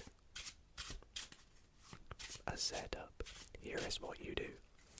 You go up to your spectator and you say, do you want to shuffle the deck? Or you can shuffle the deck yourself. That's the great thing about this version, is you can shuffle the deck at the start, which is what I did in the performance. Now when the deck is shuffled, you say you're going to make a prediction. Now what you do is you take a look at the bottom card. my case, it's a 9. This way, the 4 cards you show at the end will all be 9s. Let's say after you shuffle the deck, the card on the bottom is a 10. The 4 cards at the end will be a 10. We'll go to my situation though, in which after I did it, I had a queen. What you do next is you spell out queen in your head, Queen, that's 5. And you want to get this queen in the 5th position from the bottom like we did. So what I do is I take 5 cards, I switch the queen to put it on top, and I set them down. Now my spectator's facing this way so they can't see anything I'm doing. So the queen is now on top of those 4 cards. Let's say your card was a 7. You would spell out S-E-V-E-N. It also just happens to be 5 cards. So you'll take 5, put the 7 on top and set it down. But we're going to go to my instance, which was a queen. You're going to pretend you're deciding. You go, none of them. The next thing you do, the next thing you do is you look for the next queen. Now, mine just so happens to be the next card, but let's shuffle it a bit. We keep going through until we find a queen. When you find one, gosh, it's really high up now. This is really unlucky. I'm going to give it one more shuffle. Let's say you find a queen. There it is. You want to take that out. Pretend you're deciding. You say, no. What you're doing here is putting all these cards down with the next queen on top of that queen, like so. Next, you keep looking for the 3rd queen. When you find that queen, that's going to be your prediction. So you say you've got your prediction. And then you take the rest of the cards, find that final queen. Pretend you're going to change your mind. You go, nah, I'll stick with that one. And what you do here is you're placing that 4th and final queen on the top, which goes on top of the deck, like so. So what have we just done? What we have done is put the queen in the 5th and 6th position, like I did in the setup version. Then we've taken out a queen as our prediction and put the final queen on top. Now once again, if you had not had a queen on the bottom, let's say you'd had a 2, you'd do the exact same process except with a 2. You would see there's a 2 and go T-W-O. Put the 2 in the 3rd position. Keep going till you find the next, so you'd have set that down. Keep going till you find the next 2. Pop that down. Keep going till you find the next 2. Say that's going to be your prediction. And then when you find the final 2, you say, am I going to change it? No, I'm not. And then you set it on top. So that would be the variant with a 2, for example. But let's go back to my situation where I had the queen. So we have my queen as a prediction. We have a queen on the top of the deck. And the other 2 queens, if we spell out Q-U-E-E-N in the 5th and 6th position. We're ready to begin the trick properly now. So what you do is you begin by saying, what I'm going to have you do is say stop wherever you like, and you turn over the deck and you start dealing cards. Now, as you're explaining that you want them to say stop, you want to deal past your 2 queens. So you say, I want you to do is say stop wherever you like. That way, when they say stop, let's say there, the 2 queens will at least be in this pack somewhere. And then you can flip it over, set it off to the right. With the rest of the deck, you're going to put it in front of you like this. And say to them, next, with the remainder of the cards, please cut them in half wherever you like. Now this is the sneaky bit. If I was to cut the cards here, the card that we've cut to is this one, but we want to make it look like this is the card they've cut to. And so what we do is once they've cut the cards, you can have them reach over and do it. You immediately pick up the remainder of the cards, turn them sideways, pop them on top, and you want to distract them so they forget that this is the card they actually cut to, not this one. And the way you do this is you just say, let's recap what we've done. Maybe make a bit of eye contact with them and say what we did is we shuffled the deck. I went through, I made a prediction, we dealt the cards out, you said stop with this many cards, and then with the remainder of the cards you cut them, we marked the cut, and then you refer back to where they cut and you say let's take a look at what you stopped at. Lo and behold, it's one of your queens. That's good, that's what you want to see. You can pop these underneath that, it's okay. What we want to do now is reveal the other two queens over here, and to do that we say, so queen, let's spell out queen. And you pick up these cards, and because you remember it's in the 5th position, it's on the letter N. Q, U, E, E, N. And then you set these cards down, and because that's the 6th position, you can reveal the next queen like that. And of course, your prediction was a queen.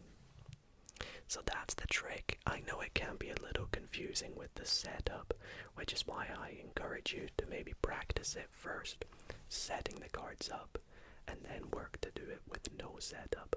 Let me know if you guys have a good time doing this trick, or comment if you have a little bit of a struggle, and I'll try my best to help you. Anyways, let's move on to the final trick of the video. Okay, so next up, I want to try a little trick that I learned lately that I have been performing on my friends and family recently, and they seem to absolutely love it. So stay tuned, because this one is definitely going to help you sleep, as well as confuse you a little bit with your magical thoughts, shall we say. So, for this trick, we're going to start by taking the deck and giving it a good mix-up. Good mix-up.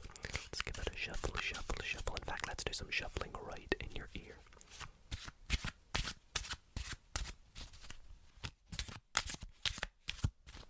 I know a lot of you probably just got a bit skeptical of my shuffling.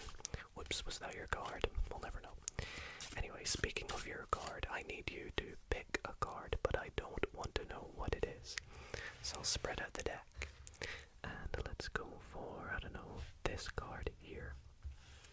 Now, like I said, I don't want to know what it is, I only want you to see what it is. So I'm going to slowly angle it up, and I want you to keep an eye on that card. Keep it in your head, don't forget it, please remember this card. Okay, now what we're going to do next is we're going to take this card and pop it in the middle of the deck, and we're going to lose it in so we have no idea where your card is, giving it shuffles, cuts, and we'll give it one more good overhand shuffle that we like doing in your ears. Okay, so for this trick we need to split this deck into 3 roughly equal piles, and you'll see why in a moment. So let's just say pile 1, pile 2, and then we'll just do the rest of the cards as pile 3. Now, I'm going to show you the bottom cards of each pile, and I just want you to sort of look at them. If your card happens to be one of them, just don't react, probably not, but we have pile 1, we have pile number 2, and we have pile number 3. So your card is going to be in one of these piles. We have no idea which pile it's in, and we have, well, you might know, but we'll find out as we go through them in a moment. To start with, we're going to take the bottommost card of every pile, so the King of Hearts. We have the 7 of Spades, and then the final card was the Queen of Spades. So we'll pop them all out to the side, and with the remainder of the cards here, we're going to go through them, but first we're going to give them a bit of just a random mix-up, like so. Sure, that'll do. Just make a big pile, really. And next, that's the next card we're going to reveal. So to generate this random number, so we have no or more randomness to the trick, shall we say, I'm going to use these two dice, and we're going to just give them a roll. Whatever it lands on, that's going to be our number. Usually I'd have you pick one, but I think using dice, the fact that they make nice sounds, and it's just a nice way of picking a number, will help us out a little bit here. So I'll prove to you first that they're not loaded. We'll get different numbers every time. So there you go. But this is going to be the proper roll right here. Whatever they land on, it's going to be our number. So let's roll the dice. Roll the dice. Roll the dice. And we get the number 10. 6 plus 4 is 10. So the next card we're going to look at, it's going to be the 10th card from the bottom. So we're going to go 1, 2, 3, 4, 5, 6, 7, 8, 9, and 10. So this card here. Now, let's go back to these three cards here. Was your card one of them by any chance? It was. Oh dang, can you remember which one? This one here. Are you sure that's the 8 of clubs? Was that your card? No, maybe it was a different one. Was it the 7 of spades? Was it the King of hearts? It was none of them. Well, don't worry, I think I might be able to make you look like less of a fool. We picked a random card right from the bottom of the deck. We generated the number 10. We shuffled the deck at the start. Would you believe it? We have landed at your card, the Queen of Spades. Now, how's that happened then? Maybe go back and see if your card really was one of them, or if you're just going insane. For my next trick tonight, I need 2 very special cards to help me out with this trick. Now, what 2 cards do you think I might go for? If you said the 2 jokers, well, I think that's a bit predictable. Let's go with something a little bit different, like, I don't know, the 2 red jacks. I mean, they are indeed, of course, the jack of all trades, am I right? And we're going to set them just off to the side for a little minute, because we do indeed also need to pick a mystery card. Now, this mystery card, I can assure you, can be any card. Let's just go for this one right here, the 6 of spades. Please don't forget the 6 of spades for me, because we are going to lose it in the deck, but in a very special way. We are going to put the 6 of spades face down, sandwiched in between the 2 jacks, like so. And we'll set that with, let's say, half the deck here and half the deck there. And from the bottom half of the deck, the remaining half, we're going to pick another card. So what I'll do is just continue to deal off cards, and whenever we feel like it, we'll call stop. Let's say one more, why not, for good measure. Let's see what that card is. It's the 3 of clubs, okay. So we have the 3 of clubs, and we also have, what was it? It was the 6 of spades, just making sure I don't forget. And we're gonna lose them in the deck. So 6 of spades in between the 2 jacks. Let's just confirm.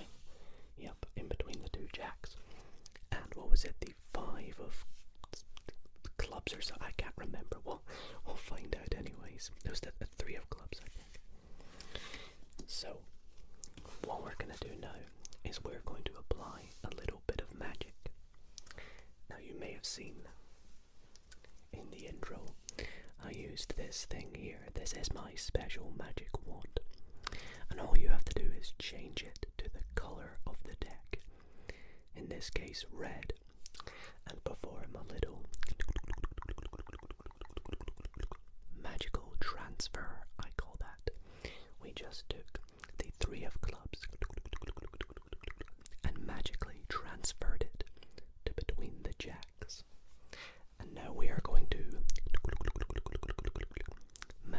transfer the 5 of spades, or 6 of spades, to the other position. And if you don't believe me that this has happened, well, let's take a look. Our 3 of spades, or our 3 of clubs, is now the 6 of spades. And our 6 of spades has indeed transferred to the 3 of clubs. As many of you may know, I absolutely love maths.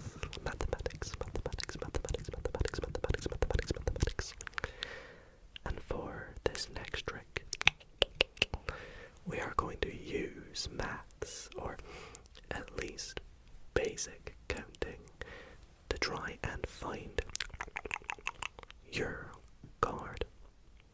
Now don't worry, I know maths can sound very intimidating, but I promise you it's not going to be too complex in this trick. But we're going to begin by giving the deck a good mix. Let's give it a shuffle a couple times. Again, if you are here, I would welcome you to shuffle the deck. And what I would like you to do is to pick a card. But you know what? This time, I'm going to make things a bit more strict. I'm going to give you a selection of cards to pick. So let's go with, say, these cards. Why not? This time, you only have a few to choose from. So, which card would you like? Which one stands out? Let's say you want this one here. Your card is this card. Please remember it. And what we're going to do is loose it in the deck. Give it a few cuts. And now we are going to begin the math element of the trick. I'm going to make 4 piles, counting down from 10, 9, 8 as I deal cards. Now, if we deal a card that matches the number I say, we will leave that pile and move on to the next pile. So, for example, if I go 10, no match, 9, no match, 8, but I turn over an 8, we will leave that pile and move on. In this case, jacks, queens, and kings are all worth 10, ace is worth 1. If we get no matches whatsoever, we will put a face down card on top and just move on to the next pile. So let's give this a go, shall we? Hopefully we get some matches. So let's go with 10. Oh, well, right off the bat, we get a match because queen's a 10. Let's go pile 2, 10, 9, 8, 7, 6, 5, 4, 3, 2. There we go, we got a 2. Pile number 3, we go 10, 9, we got a 9. This is going well so far. Let's see if we can do 4 for 4. 10, 9, 8, 7, 6, 5, 4, 3, 2, 1. Dang, we'll just mark that with a face down card then. Okay, well, let's take a look at the cards we did get a match with. We have a 10, a 2, and a 9. You see, using math, if we add these numbers together, we get, what's that, 21. Let's take a look at the 21st card. We go 1, 2, 3, 4, 5, 6, 7, 8, 9, 10, 11, 12, 13, 14, 15, 16, 17, 18, 19, 20. The 21st card. Is it by any chance your 9 of spades? Let me know if it is, and I hope you enjoyed this little math trick. For my final trick tonight, I'm going to begin by having you pick out any card you like. So to do that, I'll have you just call out stop. So let's say stop right there. Are you sure? Okay, great. Well, let's take out that card and I'll have you just, in fact, actually, let's not take a look at the card this time. Let's leave it right up here where I can't touch it. In fact, I'll even get the card box and just place it on top. What I'm going to do with the remainder of the cards is split them into 4 piles, kind of like what we have done a couple times in this video. So let's go pile number 1. Let's go pile number 2. Let's go pile number 3 and pile number 4. And like I've also done a couple times in tonight's video, we are going to shuffle these cards face up into face down. So the way we're going to do this is take the cards and we're going to just shuffle them like so. We'll make this even more messy and flip the cards over and shuffle them face up into face down. We'll flip the cards over and do this one final time, like so. Mix them together.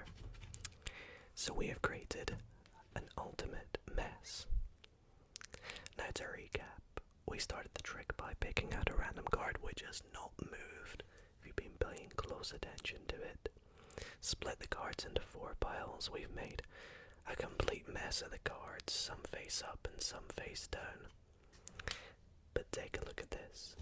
If I take the cards and spread them out along the bottom, you'll see all the cards are face down, except the ace, 2, 3, 4, 5, 6, 7, no 8, okay, 9, 10, jack, queen, and king of diamonds. No 8 though, that's really interesting. I think I know where the 8 is. Do you? Let's take a look. Shall we see? There we go. The 8 of diamonds to complete the set of face-up cards. Now I hope that trick there was able to fool you.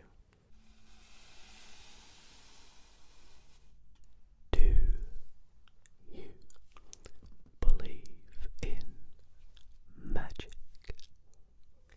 If you said no, then I'm hoping by the end of tonight's video, not only will you be fast asleep, but you will also believe in magic.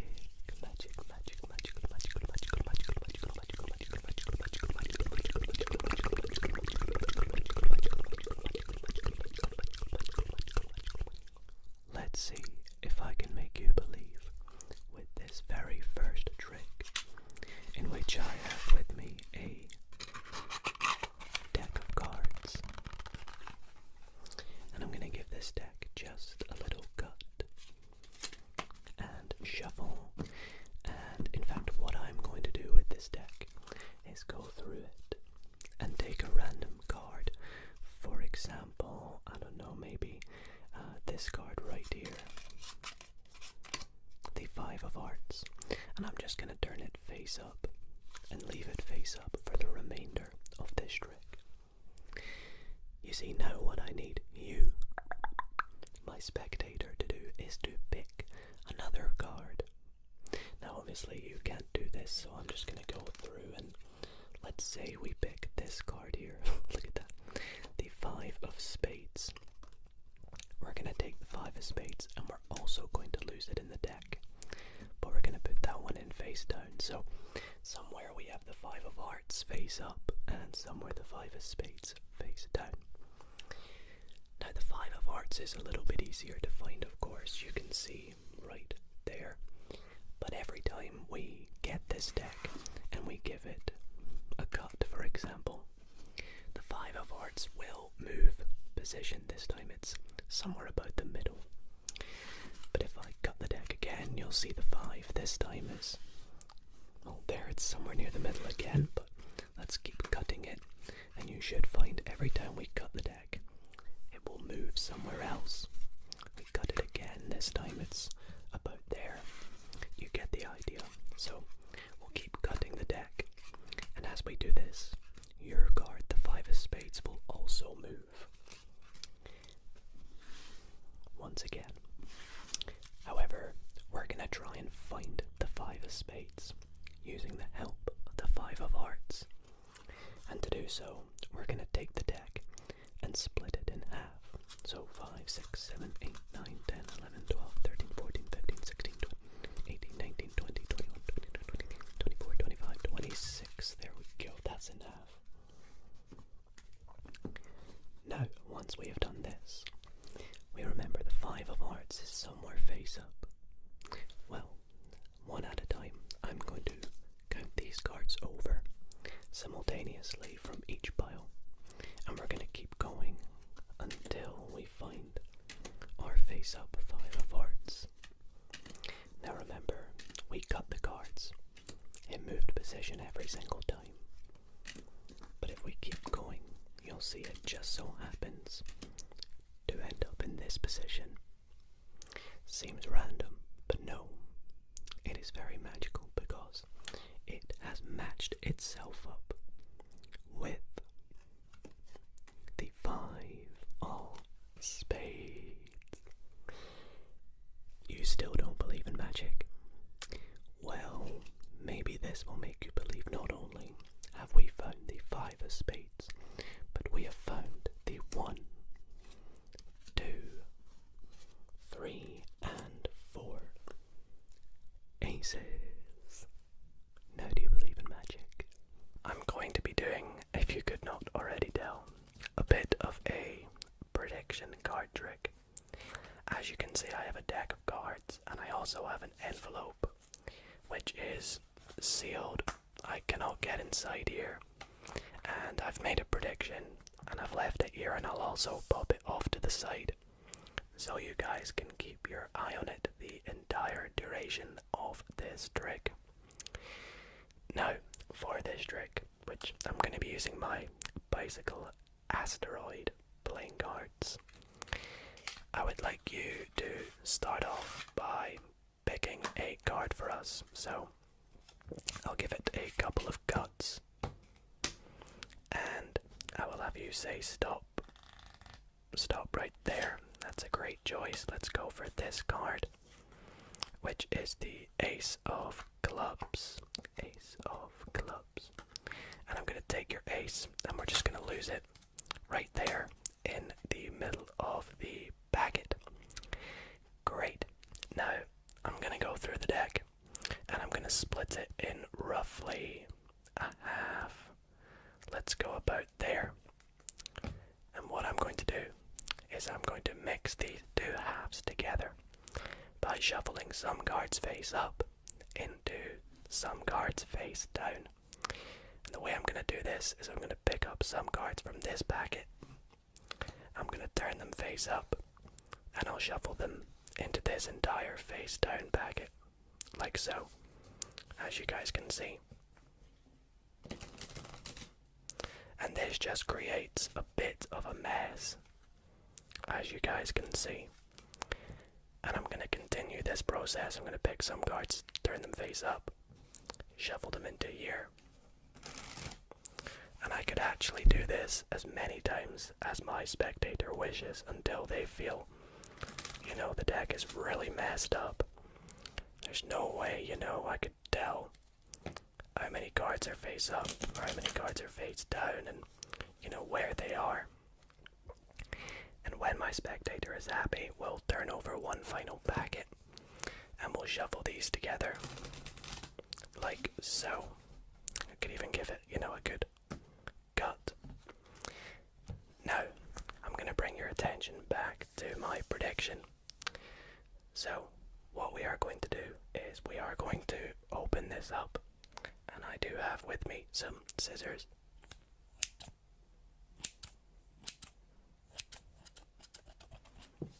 So we'll cut this open to see what's inside.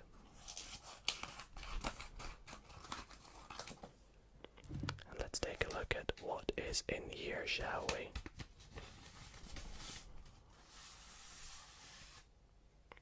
Okay, wow, I have a pretty big prediction, as you can see. The first part says there will be 22 face down cards. Very specific, very, very specific. Let's take a look if I was right. We have 1, 2, 3, 4, 5, 6, 7, 8, 9, 10, 11, 12, 13, 14, 15, 16, 17, 18, 19, 20, 21, and 22. Wow, that is incredible. But it goes one step further. You can see I said there will be exactly two picture cards. In fact, not only that, I said they would be the King of Hearts and the Queen of Spades. You can see no picture cards. We have the King of Hearts. No more, no more. And then the Queen of Spades. That's crazy. But I'm going to take this even one step further. On the back of my prediction, I predicted that there will be one ace in this pack, and the only ace will be the Ace of Clubs, which I also predicted would be your card. Not only is that incredible itself, but you can see no aces except for your Ace of Clubs. As you can see, I have with me today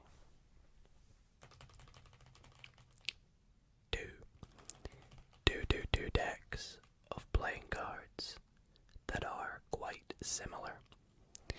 We have this black deck of bicycle playing cards and this colorful pink deck of bicycle playing cards.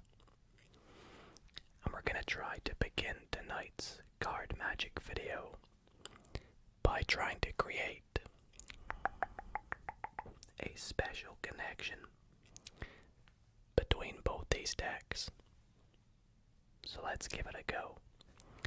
We will begin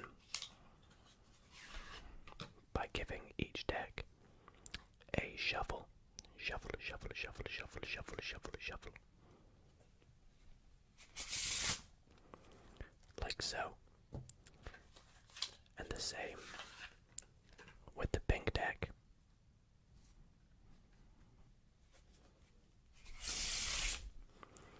We can even give the decks a cut.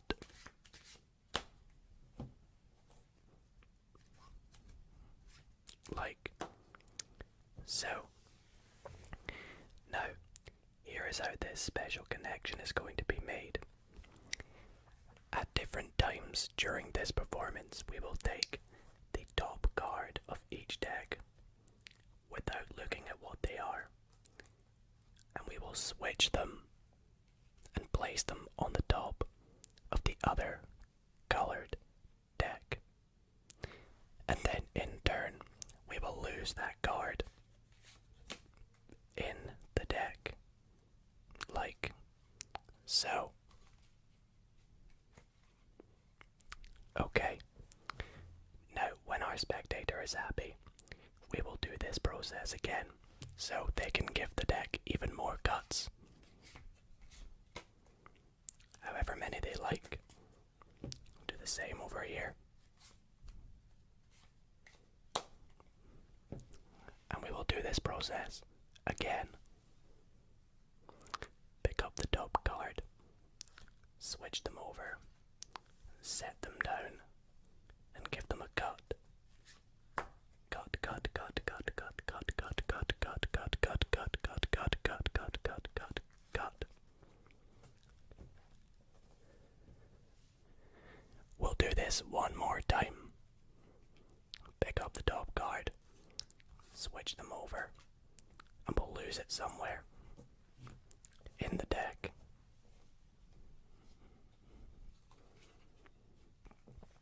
Like so.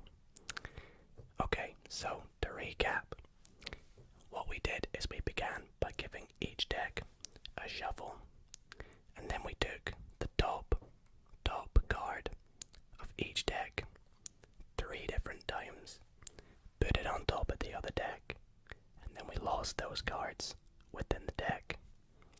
Now, if I take this black deck and spread it out, you'll see the cards quite low down, but they're here. And we'll do the same with the pink deck. The cards are in the deck like this. Let's take a look at what each of these cards are. So in the black deck we have the 8 of spades, the 4 of hearts, and the Jack of diamonds as the cards that we switched over. Now, as I said, we were trying to create a special connection. Shall we see if we did it?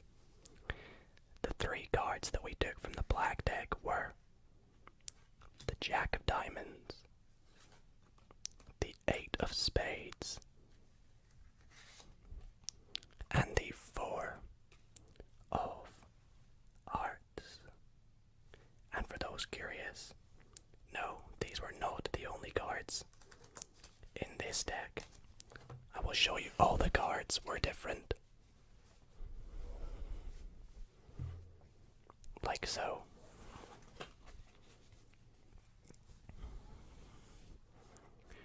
But we just happened to create a special connection. For my next trick, I would like to show you a card trick that is so simple yet so beautiful that the very first time I saw it, it even fooled me. And trust me, that's saying something, because I've been doing card tricks for years and years. So I want to show it to all of you, and you can let me know your thoughts on it in the comments. But for this trick, I need to remove any jokers that may be in this deck, like that one there, and any more. It doesn't seem it. So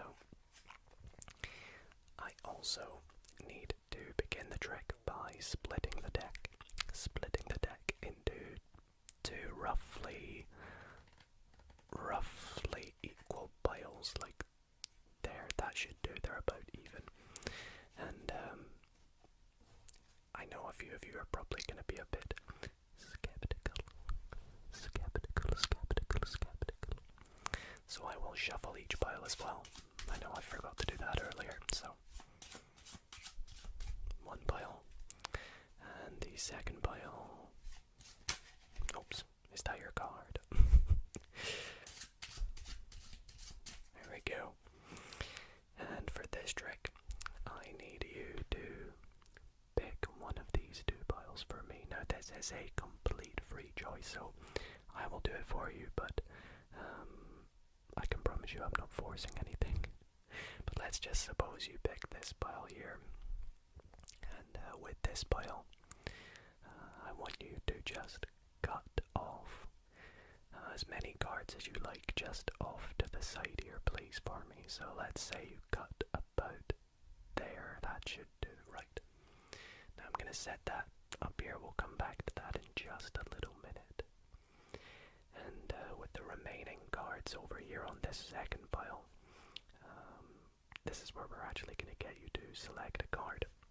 So to do this, I'm just going to keep putting cards to the bottom, and whenever you feel like it, we'll just stop. There. Okay. So your card is going to be the 7 of hearts. Please remember that for me, because I've not got the greatest of memories. So let's pop that back over here and collate it as one big pile. shuffle this pile here, but I'm gonna do a very special shuffle, and this shuffle is called the Klondike shuffle. The Klondike shuffle. And the premise of this shuffle is where you take 2 cards at a time, the top and the bottom card, and you peel them off like so, and you set them down, and then you do the same, top and bottom, and set them on top, and you continue to do this with the top and the bottom, and it is called the Klondike Shuffle. You may recognize the name from a very particular variant of solitaire that I've played on the channel, Klondike Solitaire. I was reading up about how it gets its name, this shuffle, but I've completely forgotten. But otherwise, it's a very fascinating shuffle. The last 2 cards you can just dump on top. And it's a very fancy shuffle because it's a bit of a magical shuffle too. You see, with this fancy magical shuffle, all I have to do now is refer back to this packet of cards you got earlier, and this pack is actually known as an indicator pack. Now, why does it get that name? Well, firstly, it's a packet of cards, but it's going to indicate where your 7 of hearts is in this deck. You see, if I count how many cards are in this pack, you'll see it is 1, 2, 3, 4, 5, 6, 7, 8, 9, 10, 11, 12, 13, 14, 15, 16. Let's take a look at the 16th card. 1, 2, 3, 4, 5, 6, 7, 8, 9, 10, 11, 12, 13, 14, 15. And the 16th card is your 7 of hearts. For this next trick, I am going to attempt to break the world record for finding a spectator's card as fast as possible. Now, I don't even know what the world record is for finding a spectator's card in the fastest amount of time, but I can tell you guys that I am so sure that my plan on how I'm going to find your card is the most efficient, the fastest and most sleek way of finding a spectator's card, that I am just confident that this will break the world record. But I'll explain to you guys what my plan is before I try and find your card. Anyways, I get a lot of comments of people saying, "Yo, Dido, it's not fair the way you get us to pick cards. We don't really have a great choice. Often I'll just say stop, or I'll just spread out and pick a random card." Well, this time I'm gonna make it a little more fair. I'll give you guys a few piles of cards to choose from, like so. That way, you know, you have a fair choice of card to pick. You could pick any pile you want. Let's say you go for this pile here. And again, I do want to reiterate, you could have picked any one of these 3 piles to pick a card from. And again, you could pick any card from this pile. It's a completely free choice, I promise you. You could even change your mind a few times until you're happy. But let's just say you guys want to go with this card right here. What is it? The 6 of spades. Okay, a great choice. I do not want to know where your 6 is, so we'll lose it in the deck. And I would have you guys, if you are here as the spectator, to cut the deck wherever you want, several times, it's a free choice. Free choice, free choice. And here we go. I'm now going to tell you how I'm going to break the world record for finding your card. You see, what I'm going to do is in a moment, I'm going to just lift up on the deck, and that card that I lift up at will be your card. No making it jump to the top or jump to the bottom or appear, I don't know, let's say inside my pocket. I'm just going to lift up and we'll find your card. Are you guys ready? 3, 2, 1. That's not your card. Alright, okay, give me another try, Let's go, bam. Is that your card? It's not. Okay, right, well, that didn't go as planned. What else could I do? Okay, well, scrap the whole world record thing. I'm gonna have to move to plan B. I'm gonna need to try and find your card a different way. Let's go for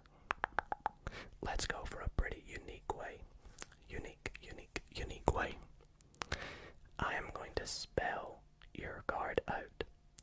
So your card was the 6 of spades, right? Let's spell, counting from the top, the 6 of spades.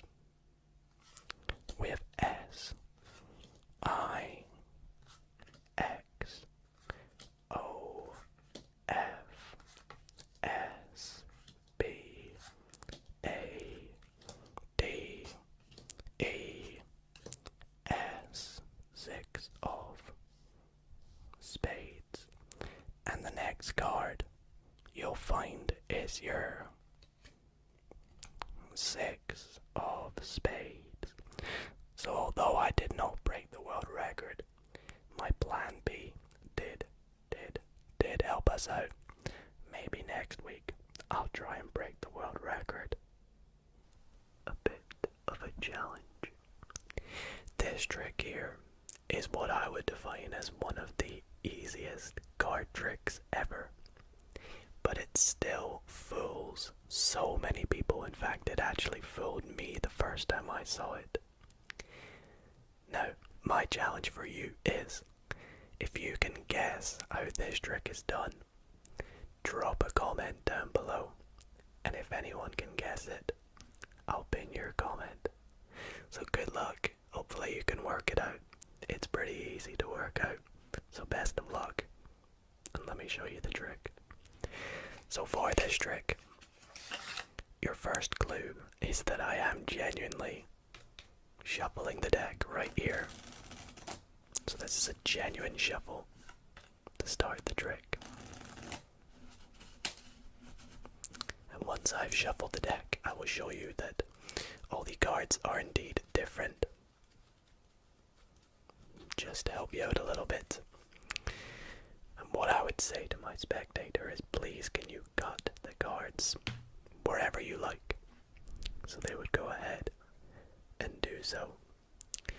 And I would then say to my spectator, I can tell just by looking at the 4th card down in this pile what the 4th card down is in this pile.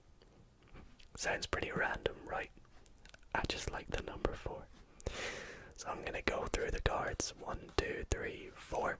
I'm gonna look at it. Okay. It tells me that the card 4th down from the top here is the 3 of diamonds. Don't believe me? Go ahead and check. And so they'll count 1, 2, 3, 4. And you'll see the 4th card down is indeed the 3 of diamonds. Now a lot of you at this point might be just saying, well, Dido, here's how the trick's done. Luck.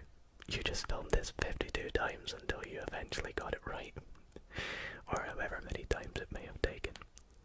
Well look, I'll perform it again for you all to prove that it's not luck. Again, my spectator cuts the cards. I say, okay, I'll look at the 4th card down in this pile. 1, 2, 3, 4. I'll take a peek.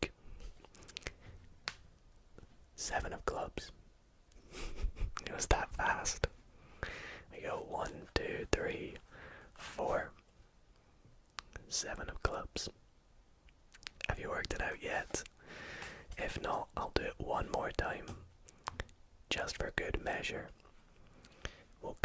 Let's cut really far down in the deck to show you that it has nothing to do with where we cut. Fourth card down, 1, 2, 3, 4. And this time, to help you out, I'll show you what this card is. Jack of Diamonds. That might throw you off, I don't know. 1, 2, 3, 4. Jack of Diamonds. Now this particular situation is where I will stop. Can you guys work out how it's done? Let me know, and if not, I hope you enjoyed that trick. For my next trick tonight, as I mentioned earlier, I would be teaching you a really awesome effect that uses some pretty cool but easy sleight of hand, and is just a really awesome trick that is called magnets, and you'll see why when I do the performance. But if you do enjoy this trick, be sure to stick around for the tutorial, because right after I perform it, I will be teaching you step by step how it is done. So let's get into the performance first. Right now, I'm gonna straight off let you guys know that this is an impromptu trick, so we can begin by, asking my spectator to shuffle the deck. It's completely up to them. By the way, impromptu means there's no setup, so I genuinely mean my spectator could shuffle the deck if they like. And when they're happy, I would say to them, you know what, go through the deck and pick out any card that you feel like you have, a special connection with. And so they would go through and take out any card they wish. I'm going to go with my favorite number, 7, and I do love the spades, so I'm going to go for the 7 of spades, but, they could choose whatever they like. Now, with this 7 of spades, I would say to my spectator, I'm going to riffle down the deck, and we're going to put it somewhere there in the middle of the deck, like so. Now, we could have put the 7 anywhere we wanted, but we happened to put it right on top of this card right here, which is the 2 of diamonds. Now, when we put that 7 on top of that 2 of diamonds, we actually created a bond between these two cards, a pretty strong connection, and as I rub these two cards together, we actually create a magnetic field between the 7 of spades and the 2 of diamonds. You see, if I go back to this 2 of diamonds and we put it somewhere near the bottom of the deck, let's go like here, because we created this magnetic field, all I have to do is give the cards a little bit of energy, and just like that, if we spread out the deck, the 7 of spades and the 2 of diamonds act like magnets, and they stick together just like so. Pretty amazing, but we're gonna take this one step further.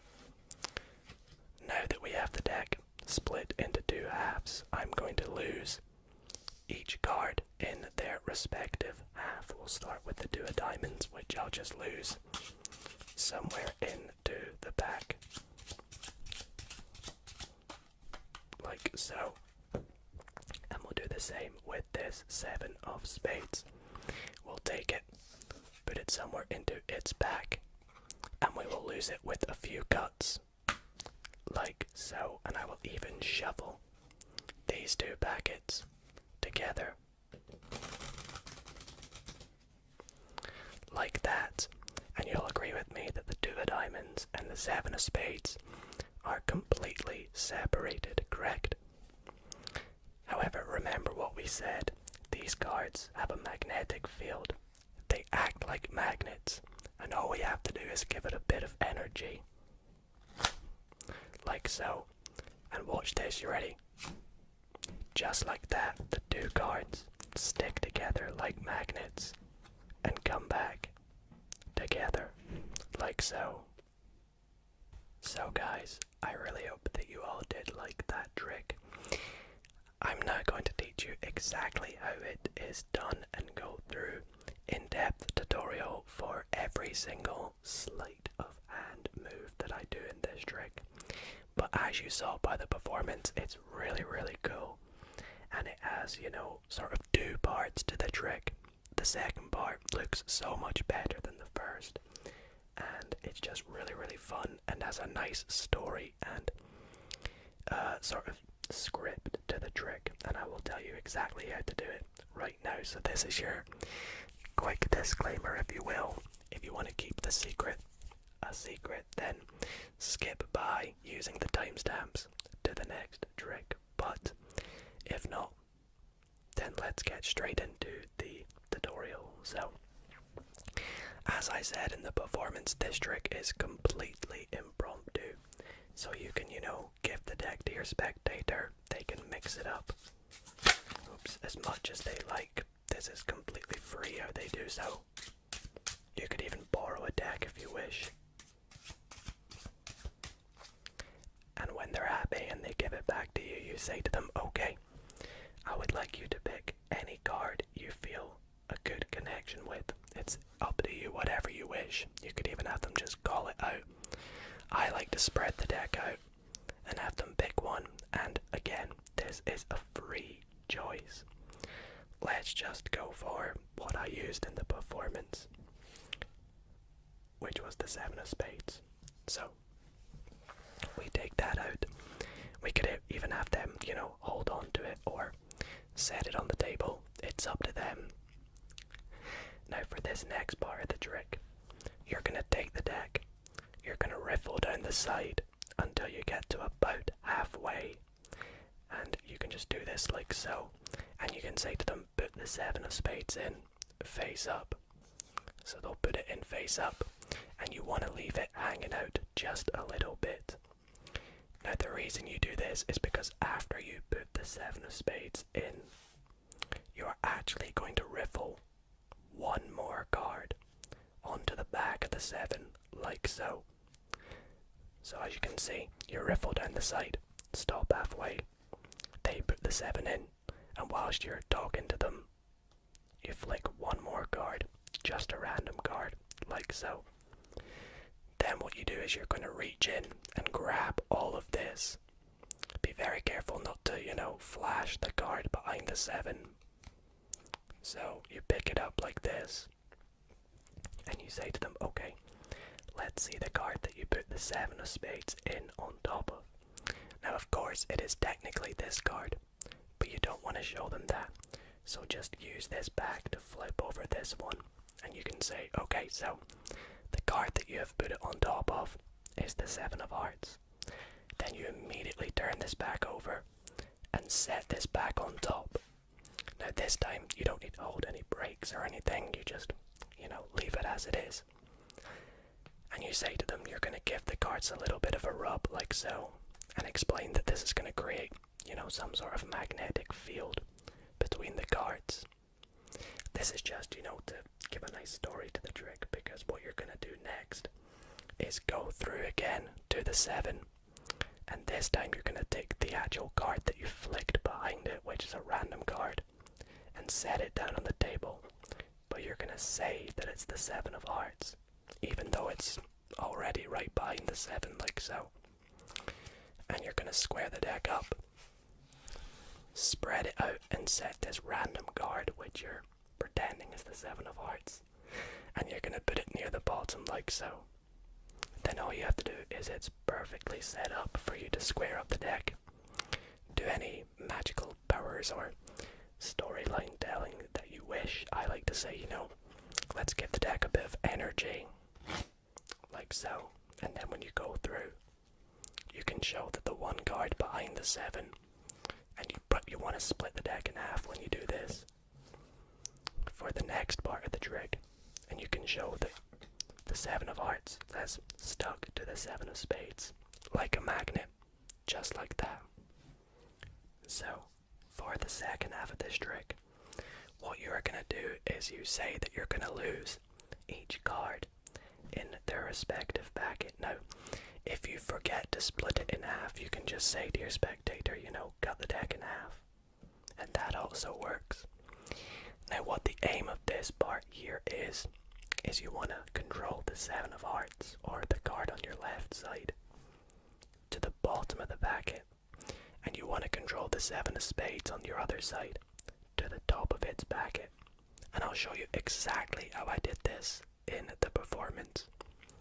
So I started with the one that's going on the bottom, and I put it on top. And the reason I do this is I say I'm going to give it a shuffle. Now all I do here is I pull off one card, which is the 7, and I shuffle the rest of the cards on top. In doing so, this looks like I'm shuffling it, but I've actually just put the 7 on the bottom. Then I can continue to give it more of these shuffles, but when I get to the final, few cards, I just want to set them back on the bottom like this, so I can keep doing this process as much as I like the 7s on the bottom. With the other packet, what I do is I put the 7 somewhere in the middle, genuinely, but when I push it in, I push slightly down on it. So when I push it in, I create a little bit of a break like this, as you can see. And then all I do is say that I'm going to give it some cuts. I just cut straight to the break, which is where that card is, and then set it on top. Simple as that. It's pretty easy. You can get the practice of it the more you do this. And as you can see, we have 7 on the bottom, 7 on the top. All that's left to do is combine these to 1. Now you could just set this on top like so, but I like to shuffle them together. But when I do this, I just make sure that this 7 stays on the bottom, and this 7 stays on the top. Simple as that. So you have the deck of cards with 1 7 on bottom and 1 7 on the top. The last step you need to do is take the cards, and you're going to throw them from your left hand to your right hand. Now as you do this, you're going to grip onto the top card with your thumb and the bottom cards with your 4 fingers. And when you do this, these cards should naturally slide out, like so. It's hard to do in slow motion, but you can see they slide out. And it looks really, really nice when you do it fast, because it looks like they've just come out of the deck, and again, acted like they're magnets and stayed together. And that is this trick. I really hope that you guys did enjoy it. Let me know in the comments if you have any questions about it, and I'd be happy to answer them, give you any pointers on, the sleights involved and how to perform it well. And I hope you guys enjoyed that little tutorial. This ASMR card magic video will help you fall asleep, as well as fool your mind with all the magical tricks in the video, just like this one here. As you can see, I have taken out the 4 kings, 1, 2, 3, 4, from this deck of cards. Now I'm going to give this deck a good shuffle, because this trick requires no setup, and I don't want any of you to believe that I am manipulating the cards, like so. We'll give it a good cut, and now we'll get started with the trick.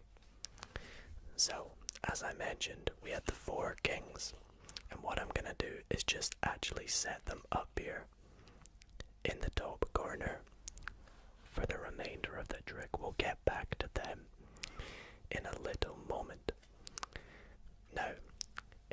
spectator here, which sadly I don't.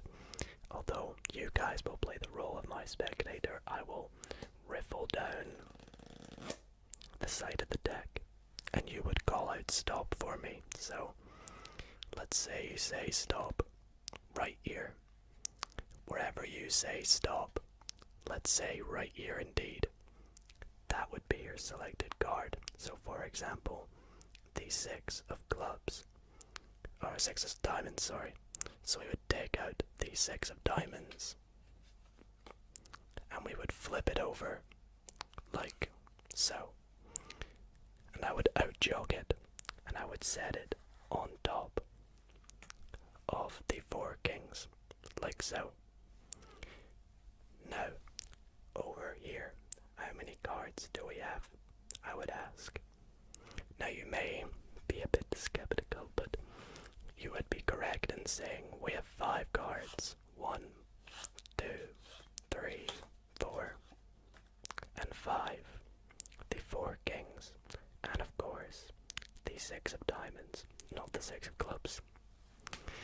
Now what if I told you I could take out the 6 of diamonds, flip it over, and put it into the deck without even touching the cards? You wouldn't believe me, would you? Well, watch. Are you ready?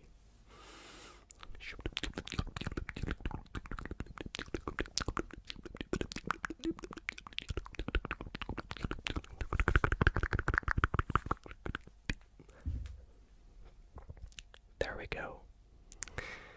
Don't believe me? Well, take a look. We now have 1, 2, 3, 4 cards over here, and they are all the 4 kings. And over here in the deck, it is all face down except 1 card face up in the middle of the pack. And you will see it is the 6 of diamonds. For my final trick of the night, I'm going to be showing you how I like to cheat when playing card games. Now, I absolutely love card games. One of the most popular games of all time is, of course, poker. And I'm going to be showing you tonight how I like to cheat in poker. Now, I have a set of cards here. These are just some cards I've taken out, and I'm going to deal these cards into 5 piles. So I know that this doesn't really resemble any form of poker hands, but it's just a way of mixing the cards up. So we're going to deal them into 5 piles like so. And now I would say to my spectator, look, go ahead, collect up the piles into one big pile in any way that you like. So they might go here, here, here, here, and then here. It's literally up to them in what order and what fashion they so wish. Now once they've done this, we could give the deck some cuts. We can give it some cuts, some cuts, some cuts, some cut. Can even give it a good shuffle. Shuffle. And I would say to them, right, what we're going to do now is deal the cards into 2 piles, one on the left and one on the right.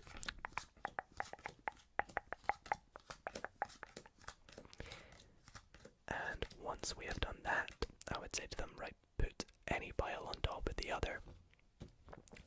And we could do this entire process again. You know, they could cut the packet, could give them even more of a mix-up, a really good mix-up, deal them into 2 piles again.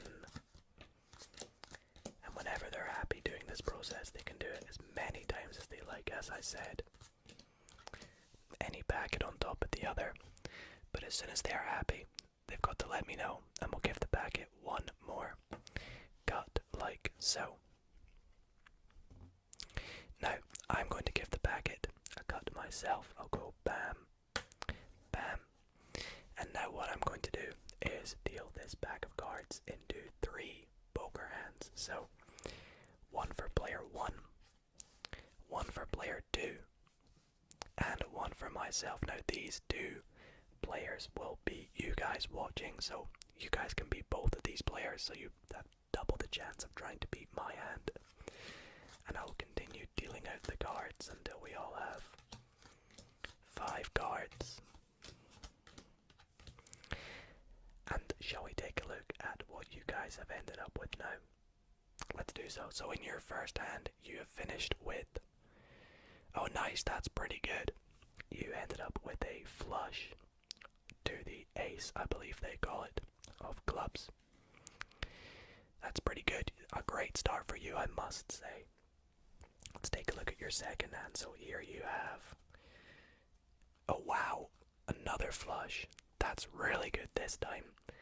It's a diamond flush to the queen. It's gonna be pretty tough for me to beat. I'm pretty sure you've beaten me, but as I said, I do like to cheat when I play my card games. And as you will see, my hand, I have a 4 of a kind, kings with a 2, but we'll ignore that because regardless, I have ended out with the best hand out of the 3 with my 4 of a kind, and that is how I cheat playing card games. For my next trick, I actually want to tell you a bit of a story about a very skilled and very professional bounty hunter who was, some might say, the best at bounty hunting, and that was a guy called Jack. Now, as I said, Jack was very good at bounty hunting. He always got paid on time for the jobs he did. And, well, for those who don't know what bounty hunting is essentially, let's just say, someone who does the dirty work for some very rich and powerful people. And one day, he was given the job of finding some diamonds that were stolen from a very powerful king. Now for this, we had 4 buildings that were near where the king lived. And the king had his diamonds stolen by, well, let's find out who they were stolen by. They were stolen by the 9 of clubs. Now the 9 of clubs went into where the diamonds were and stole all the diamonds from the king when he was asleep. And he went and hid in one of the 4 buildings. Which building did he hide in? Let's say this one. So he hid amongst the building, and he went and hid himself in, and Jack the bounty hunter was informed by the king that this had happened and that he had to go and find them. So Jack went inside and tried to find the 9 of clubs. So let's see how he did. So first, he went through the first floor of the building in search of the 9 of clubs, trying to find all the diamonds, the precious diamonds from the king. Now, if you know what a bounty hunter is, you may know the result of this story, but let's just say that he's looking for the diamonds. Now, unfortunately, to no prevail in the first floor, Jack moved up to the second floor, where he looked again for the 9 of clubs with the stolen diamonds. But again, he just couldn't find that 9. So he continued looking onto the 3rd floor, which was the floor above the roof. And again, nothing. So he decided, well, he must be on the roof in a getaway chopper. And so he went to the roof, where he found someone hiding. And let's just say he took care of business and found Mr. Nine of Clubs, and he retrieved the stolen diamonds. For I want to try and impress you, not once, not twice, but 3 times. I'm gonna fool you 3 times with this deck of cards. Don't believe me? Well, just stay tuned, because this trick is truly, truly phenomenal. Now, I'm gonna start by giving the deck a couple of fancy cuts. And if I had a spectator with me here, I would have them do this next step, but unfortunately I don't. So what I would say to my spectator is, please reach over to the deck and cut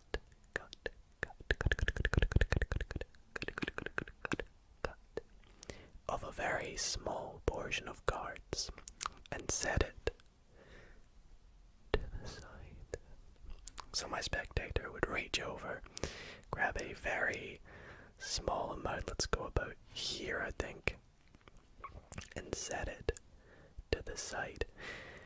Now with my back turned to them, I would have them count how many cards they've got by dealing them down one at a time and keeping track of what number or what amount of cards they have got. So with my back turned in this situation, my spectator would go 1, 2, 3, 4, 5, 6, 7. So I want all of you right now to remember the number 7 for me. And I would come back round and I'd say, right, I do not want to see how many cards you've got. So I'll set them under this card box over here and we'll come back to them a little bit later. Now, what am I going to do with the rest of the deck, you may ask? Well, I'm going to take these cards and I'm just going to sort of lay out 20 cards.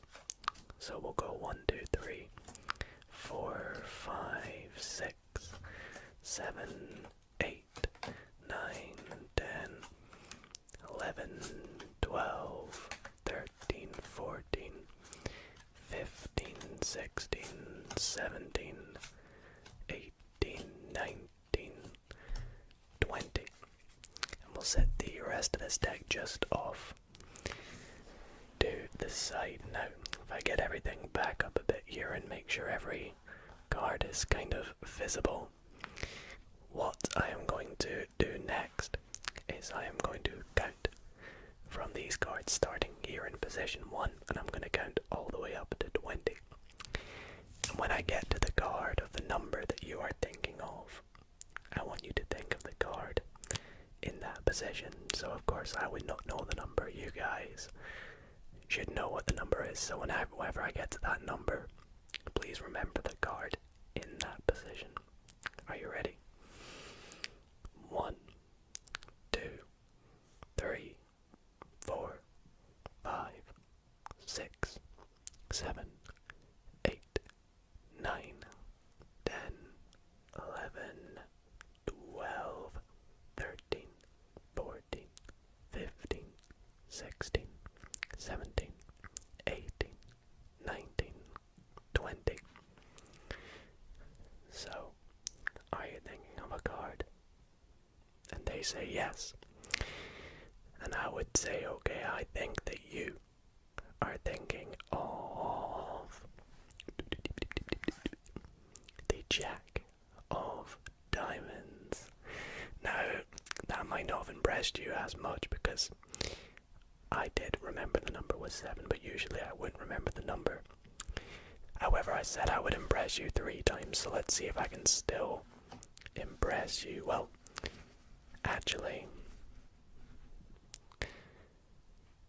all of these cards have blue backs.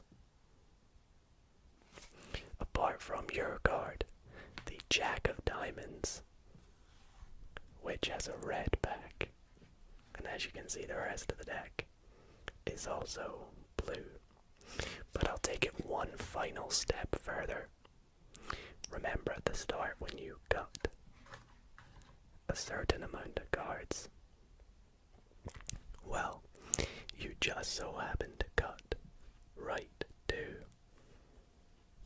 the Jack of Diamonds. Let me know how many times I filled you with this trick. For my next trick, I would like to perform for you a little effect called impulse. And you'll come to learn in a little bit why this trick gets its name. So, to begin this trick, I am going to need to make a couple predictions. And I want to do this to myself. So let me go through the deck.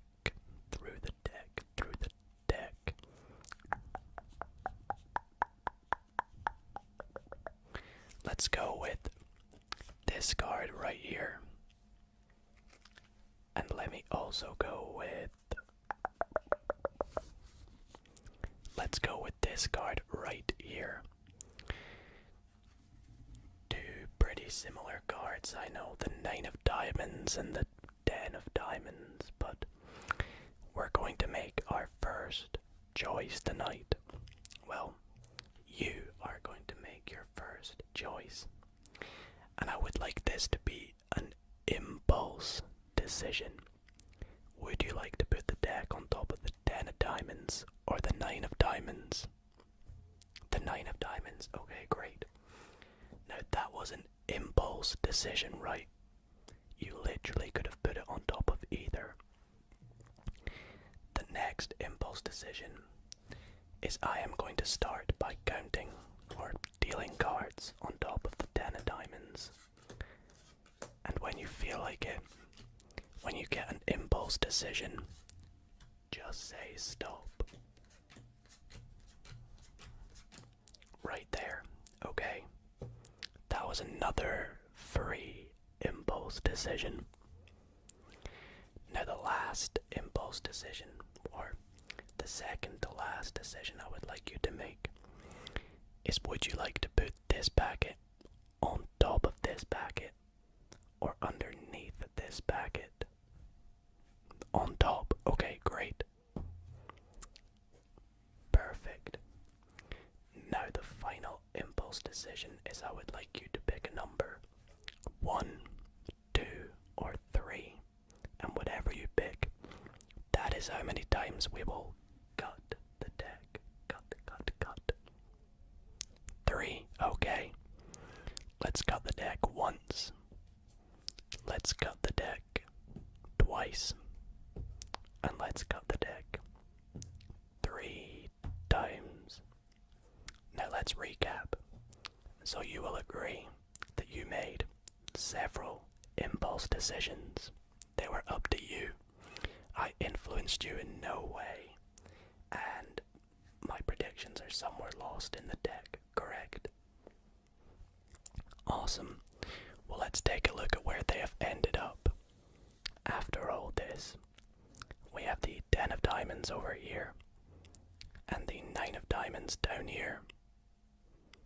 Let's take the card on top of the 10 of Diamonds, shall we? And we'll also take the card on top of the 9 of Diamonds. Just like so, perfect. Get rid of the rest of the deck. Now, after all this, with a little bit of magic, you have managed to match up the 10 of Diamonds with its soulmate, the 10 of Hearts, and the 9 of Diamonds with its soulmate, the 9 of Hearts. Alrighty guys,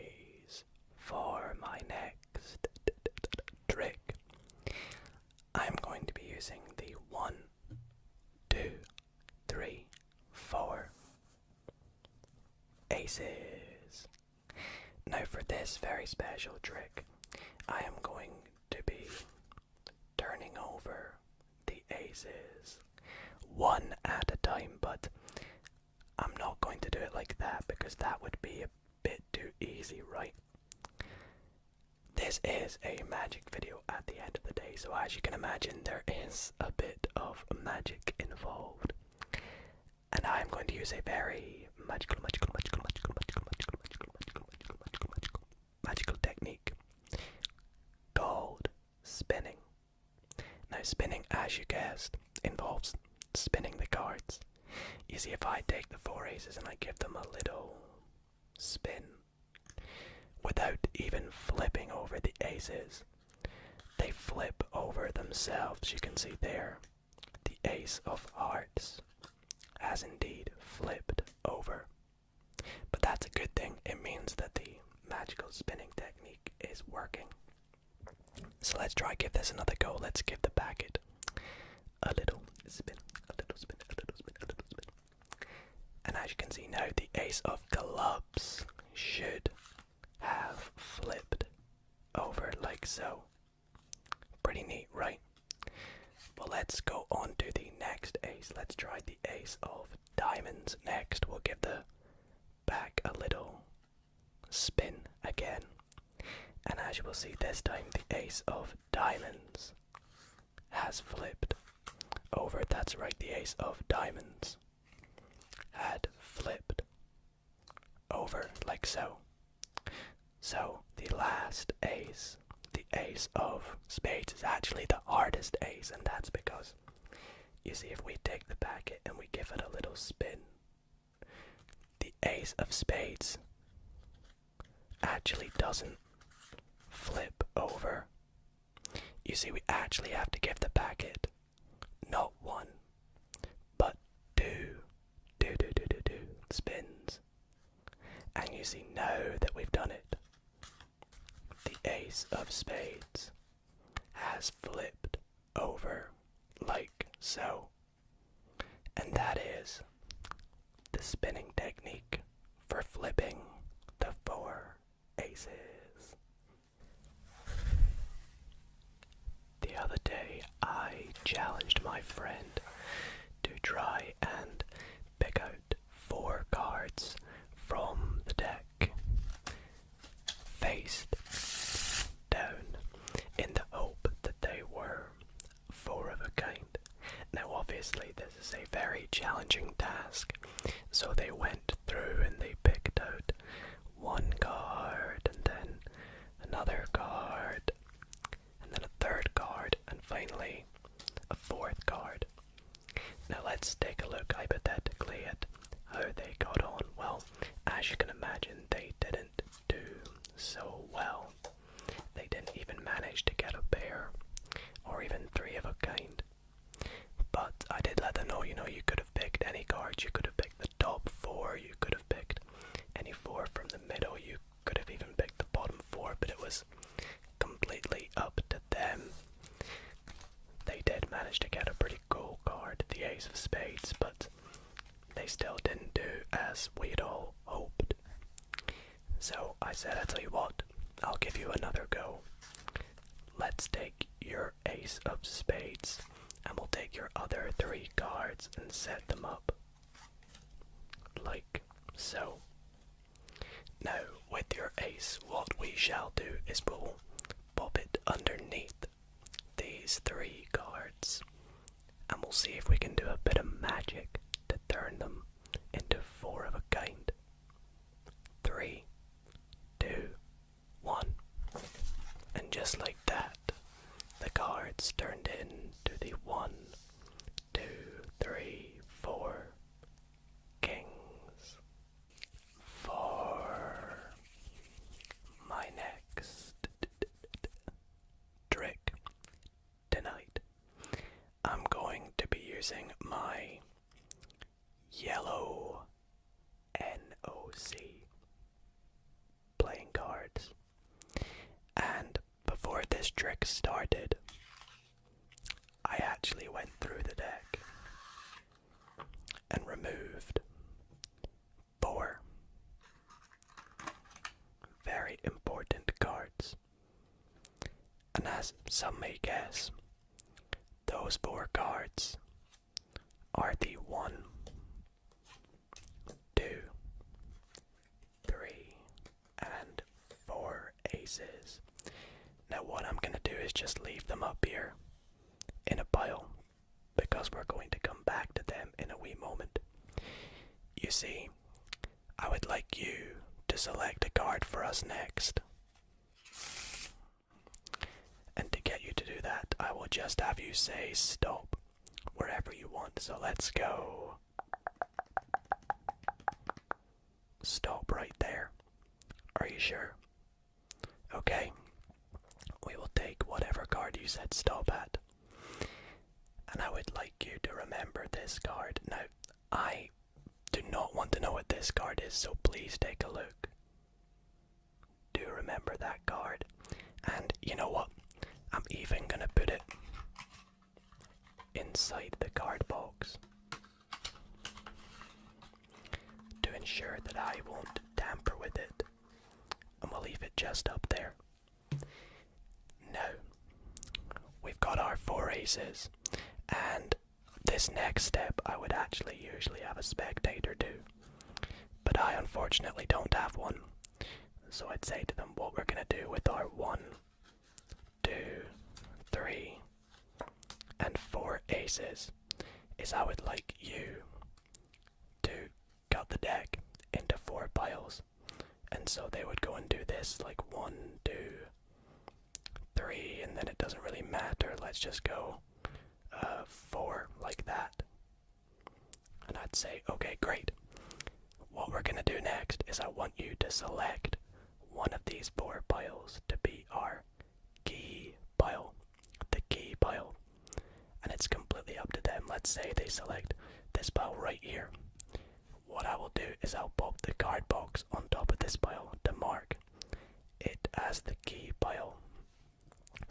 And we will take the 4 aces and we will put 1 ace on top of every pile, putting my favorite ace, the ace of spades, on top of our key pile. Now let's do a little bit of magic, shall we? With our key pile, I'll sprinkle a little bit of magical powers. And just like that, we have brought the 1, 2, 3, 4 aces all to this key pile. Like so. Now, what was your card, if you mind me asking? Well, let's take a look at it, shall we? Your card, oh, was the King of Clubs. Okay. Well, let's try a little bit more magic. You thought we put the aces here, right? Well, you'd be wrong. They're there. These cards are now the 4 kings, like so.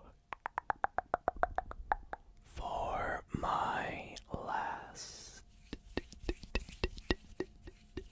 drink tonight, I would like to go out with a bang because I feel like there's maybe one of you out there right now that maybe doesn't believe in magic, so I'm guaranteed to make you believe it if you have not already been fooled.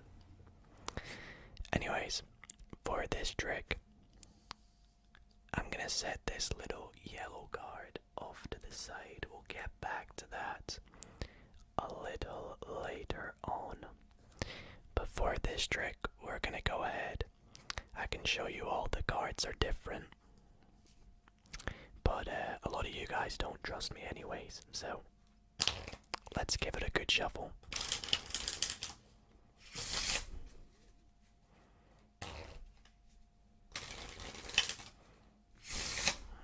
Alrighty, we'll give it an overhand shuffle as well.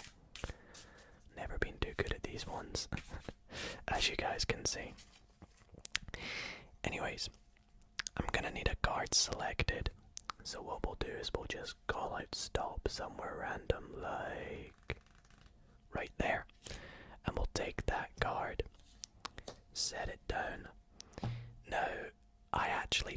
to see it. So I'm going to show you guys and I'm going to look away. But please remember this card. Okay, you got it. I hope you guys could see it. Now, with the deck, I'm going to deal it into 2 piles of 15 cards. That's all we need for this trick. So 1, 2, 3, 4, 5, 6, 7, 8, 9, 10, 11, 12, 13, 14, 15. And 1, 2, 3, 4, 5, 6, 7, 8, 9, 10, 11, 12, 13, 14, 15. And I'm going to go ahead, get rid of the rest of the deck. I'm also going to pop your card just down here because what I would like you to do is cut each of these packs in half to the side. Say you go there, and that's not really in half. We'll go there. Perfect. Now, I would like you to take your selection, this red card over here, and put it on either one of these 2 packets. We'll call these your packets and these my packets. So let's say you put it on top of this packet. Now it's a free choice, I can promise you guys this. And I would like you to grab either of my 2 packets and pop it on top of your packet with the card on top. Let's say you go for that one. Now I will do the same with mine. I'll put it on top of my packet. Put your other remaining packet on top of my card. And we'll just collect it all together. Like so. So both of our cards are lost in this deck. Now what I'm going to do is take this deck and we're going to deal it into 2 piles. One there and one just there. Left, right, left, right, left, right, left, right, left, right, left, right, left, right.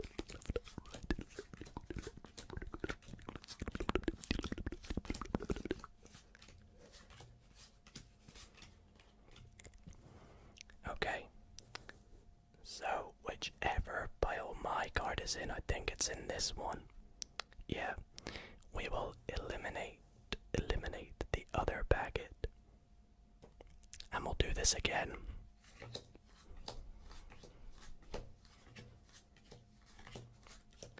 Left and right and left and right. So it's in that one this time. So we'll get rid of this packet. We'll do this a 3rd time here. You can see we're slowly losing cards, aren't we? And we'll do this one more time. We'll go left, and right. And we're left with 2 cards in the pile with my card. And my card has just so happened to find your card. The Jack of Clubs. Let me know if that was your card. Actually, wait. You don't need to let me know if that was your card because I knew that was your card.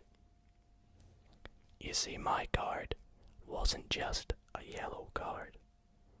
My card was also the Jack of Clubs. Now, do you believe in magic? I love performing magic.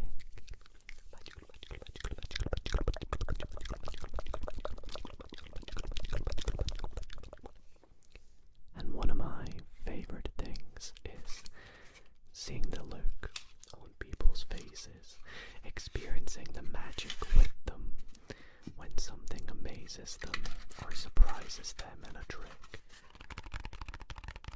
It fills me with joy and happiness, and I want to tell you about one of those experiences I had fairly recently.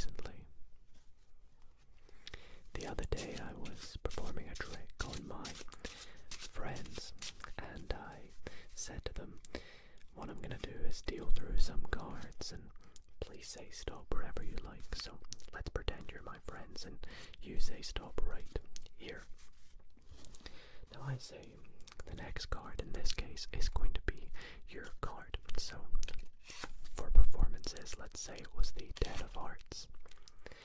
I said I'm going to set it on the table over here. Now there's a few of my friends I haven't done card magic on before, so when I do basic things with the cards, such as, you know, shuffling or even just like flipping cards over, it will get good reactions from them, which, you know, always makes me very humbled, but at the same time, you know, grateful that my skills can be appreciated. Even little things such as spreading the cards can get great reactions. Like you can see, like the neater the spread, the better the reaction. So I said to my friends, what I'm going to do is I'm going to spread out both packets. Let's spread out this packet and we'll take the other packet and we'll do the same right below it. Like so. Again, wow, very nice and impressive apparently. And I said what we're going to do is we're going to take the top packet and I'm going to get you to try and spread the packet for me and replicate what I've done here. However, we're going to add a little bit of a twist to it before you do that. I'm going to take my packet of cards and put your card, what was it, the 10 of hearts, within the packet. So let's pop it in. And I'm going to spread the packet with your 10 of hearts inside. And at the same time, I want you to spread your packet. So I spread my packet. And would you look at that, the 10 of hearts disappeared. And at the same time, they tried to spread out their packet. You know, it wasn't as nice as mine was. But magically, one card had appeared within their packet. And this is where the amazing look on their faces filled me with joy and happiness as they found out their 10 of hearts had jumped to their packet.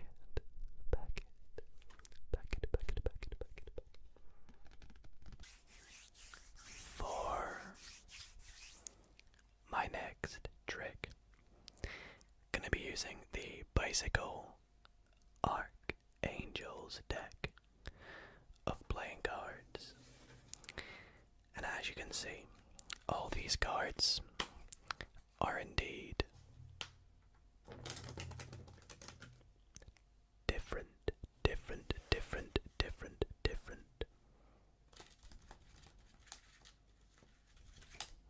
They could be inspected by a spectator.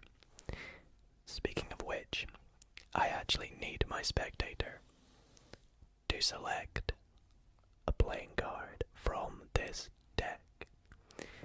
Let's say they go for this card right here, the Jack of Clubs. Now, it's actually okay if I see this card for this trick because it's going to remain faced up in the packet of cards. Now, what I'm going to do next is make a couple piles of cards. The first pile is going to have 26, exactly spot on 26 cards because that's half the deck. And the other packet, well, I'll just have you say stop wherever you like.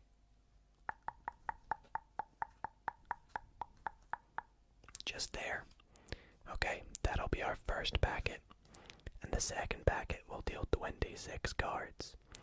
1, 2, 3, 4, 5, 6, 7, 8, 9, 10, 11, 12, 13, 14, 15, 16, 17, 18, 19, 20, 21, 22, 23, 24, 25, 26.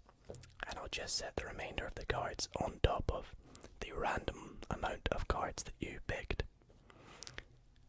Now, for this trick, I am going to bring the cards and we're going to start to deal them out one one at a time, and we're going to keep going through until we come to your faced up card. What I mean is we'll take the cards and go like that, and we'll do this all the way through, setting the cards forward into two piles, like so, and we'll keep going through.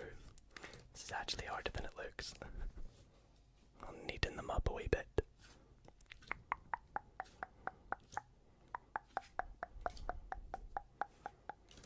I think it was the Jack of Clubs, was it? Yes.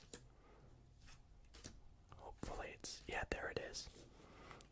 So, you picked out the Jack of Clubs, and we have just so happened to match up the Jack of Clubs with its soulmate, the Jack of Spades. Not only that, but you have also matched up the Jacks with the other two red Jacks. Alrighty, up next, as I promised you all, I will be teaching you a really fun and super cool card trick. And this is actually, teaching card tricks is kind of against the magician's code, but because I'm doing this and breaking it for you all, I think that deserves a like. Am I right? Am I right? Anyways, yes, I'm going to show you a really cool card trick, and so if you have a deck of cards, go and grab one, because you are about to learn a very fun one, and yeah, it's actually a really easy card trick that almost anyone can do. So whether you're an absolute beginner, or maybe you've been playing with cards for a while, you'll still be able to do this trick. And at first I'm going to show you how it's performed, and then once I've done that, I'll teach you exactly how it is done. So for this trick, just grab the deck of cards, and I am going to give this deck a little shuffle. It's the Riffle Shuffle, my favorite shuffle of them all. And once we've done this, I could actually give this deck to my spectator, and I could honestly have them perform the entire trick. That is how easy it is. Even I don't have to do any of the work. So let's say I hand the deck to my spectator and they pick it up. I'd say to them, okay, I want you to go ahead and cut the deck, roughly in half. So they would cut it, like this, and that's almost in half, so that's a good job. Then I'd say to them, okay, I want you to cut this packet in half again out to the side. So they'd go and do that. So I'll just move things out a bit, and I'll say, do the same to this one, please, cut it out to the side. So they would go ahead and do that, and voila, just like this, we have dealt out 4 roughly equal piles. Now we're going to do a bit of a process that will mix up these piles just a little bit. So what we're going to do is, I would like you to take this first pile on your left and give it, you can give it a little shuffle. But what I would like you to do is to take the top 3 cards, put them to the bottom, and then put 1 card on top of all the other piles. So they would go ahead and do that. Then I'd say pick up the next pile and do the same, the top 3 cards to the bottom, and put 1 card on top of all the other piles. Do the same with pile number 3, 3 cards to the bottom and 1 card on top of every other pile. Just a good way to mix up the piles. Same with the last one. And 1 card on top of every other piles. Now we have 4 piles that have been mixed up, and we've even mixed them up amongst each other. And I want to ask you something. What would be a really cool card, or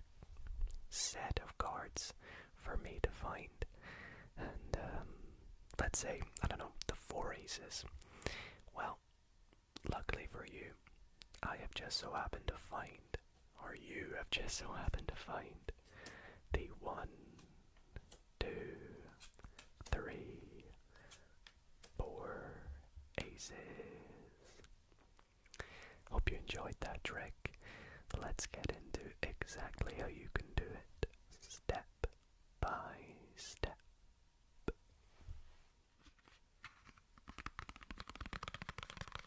Okay, so this is just your little disclaimer, little warning. I am about to teach how that trick was done, so if you would like to keep this a mystery, highly recommend you just skip on by a little bit and, tune into the next trick. But if you want to see how it's done, grab your deck of cards. And I do gotta warn you, this trick does involve a little bit of a setup. So before the trick starts, you're gonna want to grab your deck of cards and remove any 4 of a kind. Personally, I like to go with the aces because they are the coolest, let's be honest. But you can go for any 4 you like. If you go for the aces, it adds for a little cool effect on the end as well, which I'll explain when we get to it. But what you want to do is take your 4 aces, put them on the top of your deck, which can be any order, and to make it look like the deck is shuffled and not in an order, I like to sometimes just put the deck back in the box to make it look like you've not messed with it. And you can even just like stick that in your pocket or leave it on the table and then start the trick later on in the night, whatever. But you're going to take the deck out of the box to start the trick. And if you know any shuffles that can keep the 4 aces on the top of the deck, you can do them. My favorite one is the riffle shuffle, because if you perform the riffle shuffle correctly, with the 4 aces on the top in this packet, you can shuffle them in a way so that you can keep at least 4 cards on top. As you can see, that is way more than 4. So when I shuffle these in together, even though I am shuffling this deck, the top sort of portion will stay the same and I will keep my 4 aces on the top of the deck. So, there we go, we're all ready to go. So for this trick, you're going to have your spectator cut the deck in half, just like that. And then cut each of these packets out to the side. And it's important that you want to make sure that the packet with the 4 aces on top is at the end. So I like to say to them, cut it to the side and then cut them out again. And then that should leave this on the end. Because whichever pile has the aces in it is the pile you want them to do the dealing of last, if that makes sense. So you want to start with the pile that doesn't have the aces in on the opposite side. Now you can actually say to them, you can freely shuffle this one because, well, there's no aces in here. They can even freely shuffle this one and this one, but they cannot freely shuffle this one. So you can say to them, we could mix these up if we like, but we're going to do a different kind of shuffle. And that shuffle is just taking the top 3 cards, put them to the bottom, and set 1 card on top of every other pile. Now that actually doesn't do anything to the first 3 piles, but to the pile with the aces, it is going to set a random card on top of the 4 aces. This is important because we want 3 cards on top of the 4 aces.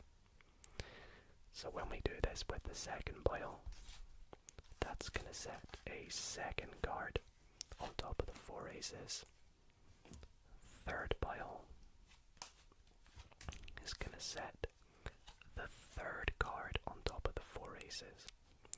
And now it's all set up, as you can see, so that when we put the 3 cards to the bottom, all we're left with is basically how we started. And the spectator is just going to set up the aces on the other piles, ready at the end. Now, if you took my advice and chose to go with the 4 aces, this could be a good time for you to say to your spectator that you are going to find a 4 of a kind.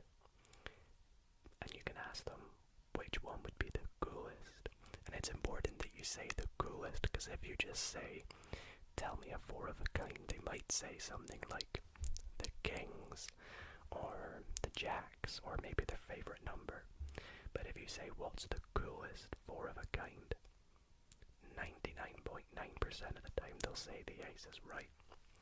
So then you can go, voila, we, or you, depending on how much work the spectator did, has found the 4 aces. And that is a really cool trick that I thought would be very fun to teach you all. So I hope you all enjoyed. Let me know in the comments if you need any help performing it, and I'll definitely reply and give you some tips and feedback. But hope you all enjoyed the trick. And again, like I said, leave a like, because I did break the magician's code teaching you all this awesome trick.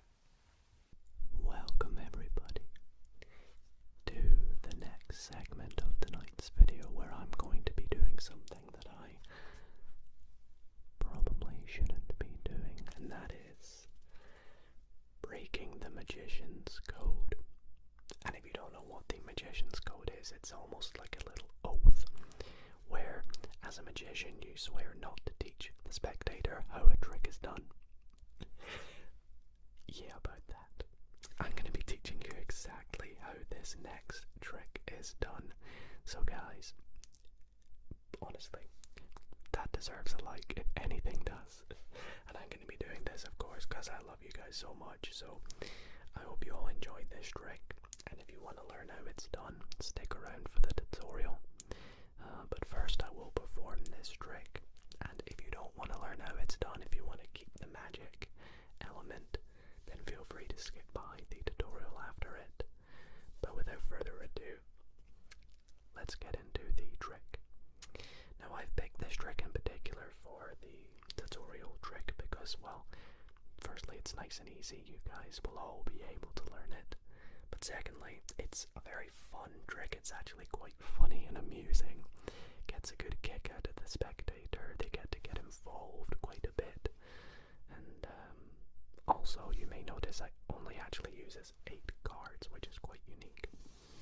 And these 8 cards, as you may have noticed, are the 4 queens and the 4 kings. Now I'm going to ask you, or normally I'd ask you to think of a card, and I wouldn't know what it is, but for the purposes of this, let's just pretend it's the Queen of Hearts, and I don't know that. So, I would say to you, what I'm going to do is take these cards, and I'm going to do something a bit funny with them.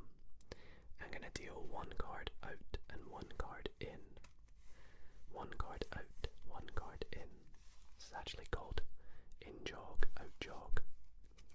And once I've done that, I'm going to take all the out jog cards and I'll show them to you and ask you, do you see your card? Now obviously I would not know this when I do this, but in this case I know that you do see your card, so you would say yes. So I'll put that right there.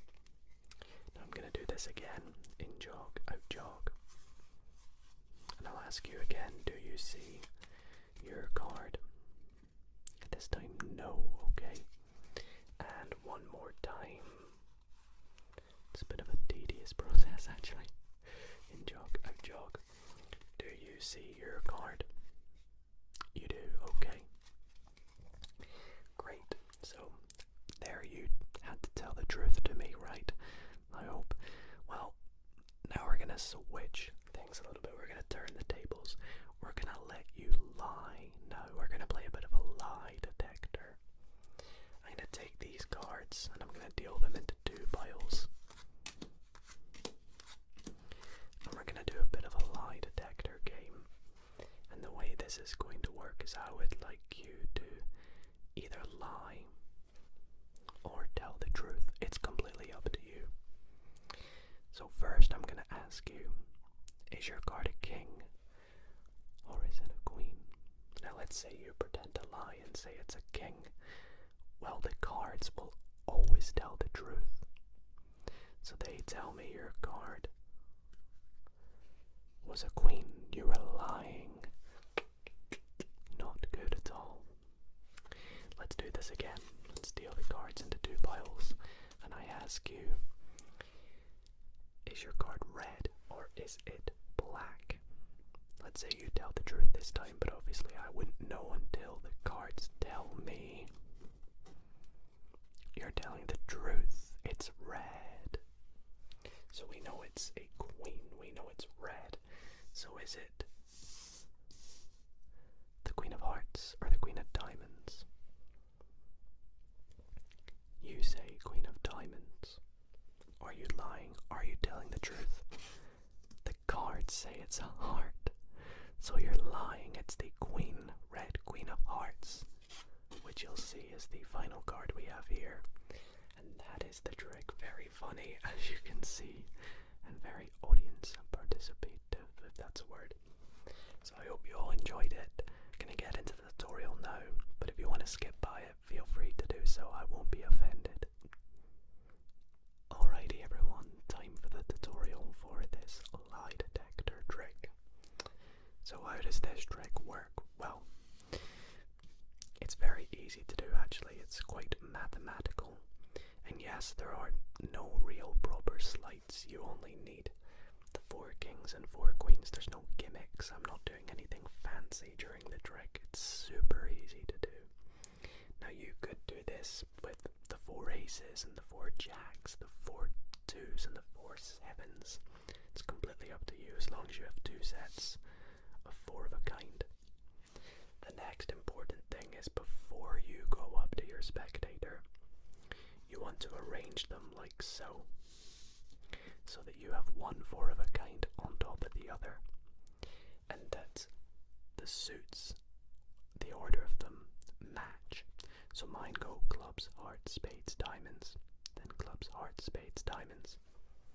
It doesn't matter if it goes hearts, diamonds, spades, clubs, hearts, diamonds, spades, clubs, as long as they match in the 4 of a kind. Once you've done that, square up the cards and you can go up to your spectator. You say to them, think of a card. Let's say this time they think of the King of Spades. Now you don't know what they're thinking of, but you take the cards and you're going to do the little in-jog, out-jog trick. So to do this, bring 1 card down to about halfway and leave the other one there, and then bring 1 card down, bring 1 up to about halfway, and just sort of hold on to them as you do this. With a little bit of practice before doing the trick, you should be able to get good at this. And hold them in 1 packet. You'll know you've done it right because the bottom card should be up and the top card should be towards you, down. Then you can either just pull out those cards, or what I do is a little spin round my finger. I'll do it the next time. Now you show them these 4 cards and you ask them, do you see your card? Now this is very important you remember this. The first time you do this, if they see their card, the pack with their card goes on the top. So in this case they say no. So because I know their card is now in this packet, I put this packet underneath that packet, because the packet with their card goes on top. So the first time the pack with their card goes on top. The second time, so we do this again. I'm going to spin it around my finger. The second time, so this time they do see it. The card with their card goes on the bottom. So the first time, the pack with their card on top. Second time, pack with their card on the bottom. And then the third time, the pack with their card goes on the top. So regardless of what pack it's in, this time it's this one, it goes on the top. So I hope that made sense. Feel free to go back and track back and learn that. And if you're struggling to pick up on it, write it down and rehearse a few times. Once you've done this, the trick is all set up for you to go with the final steps. So you say we're going to play a lie detector, and what you do is you deal one card to the left, one card to the right, one left, one right, one left, and right. Keep going, and you'll deal your last card on your right. This is the pack that you turn over first. So you say to them, is your card a king or is it a queen? And you can lie or tell the truth. Regardless of what they say, the bottom here will tell you if it's a king or a queen. So this says it's a king. Now what you do is you pick up the pack that you dealt on your left. And again, you're going to go left, right, so one to the middle, left, and then one to the middle. And again, you're going to pick up the middle one after asking them, is it red or is it black? It will tell you it's black. Ignore the fact that it's a queen. It's just black. So we know it's a black king. And then what you do is you take the top card on this last one and just slide it to the left. Sometimes I have difficulty doing that, so I spin it round or whatever, but slide it to the left. And you ask them, it's a black king, is it a jack, is it a spade or is it a club? They say it's a spade. Flip it over, it is a spade, so we know it's the king, black, king of spades. And there we go. And that is how you do this lie detector trick, and it's so much fun. Always gets a good laugh from the spectators, and I hope you all did enjoy it. So if you did, let me know in the comments, and if you have any questions, I'll do my best at helping you answer and helping with any issues. So hope you enjoyed that, and let's get into another trick. I can guarantee that you will fall asleep to this ASMR card magic video. Speaking of which, as you can see, for my first trick, I have not one, but two decks of playing cards, one of which I'm going to set aside, as this will be your deck. This deck here, this turquoise deck of bicycle playing cards, will be my deck. And what I would like you to do from my deck of cards is I would like you to pick any card you like. I'll give the deck a shuffle first, and I'll even give it a cut for good measure, or a couple of cuts. And I would like you to pick a card. Now, to make this as fair as possible, I'll just riffle down the side of the deck, and we'll stop somewhere random. So let's go there. Now, would you agree I have no say over what that card right there is, correct? Awesome. Well, what we're gonna do is take this card, take a look at it. It is the Two of Diamonds. Absolutely no way I could have predicted that it would be the Two of Diamonds. And what I'm gonna do is I'm gonna set it face up in the middle of this deck, and we'll just pop that off to the side, because now we are going to come back to your deck of cards.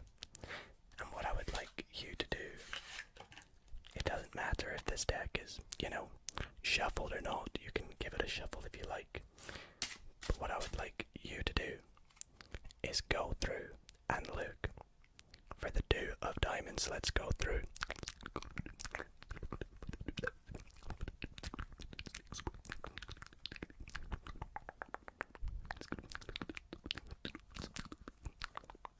Wow, okay, right at the top, the Two of Diamonds. I guess it's good that it was at the top, because then you guys know there was no other duplicate 2 of diamonds. And I would like you to put that face up in the middle of your deck as well, like I did. Now, you're probably wondering, why did I pick these 2 decks? Well, these 2 particular decks actually have a special connection. You see, if I take the boxes of these decks,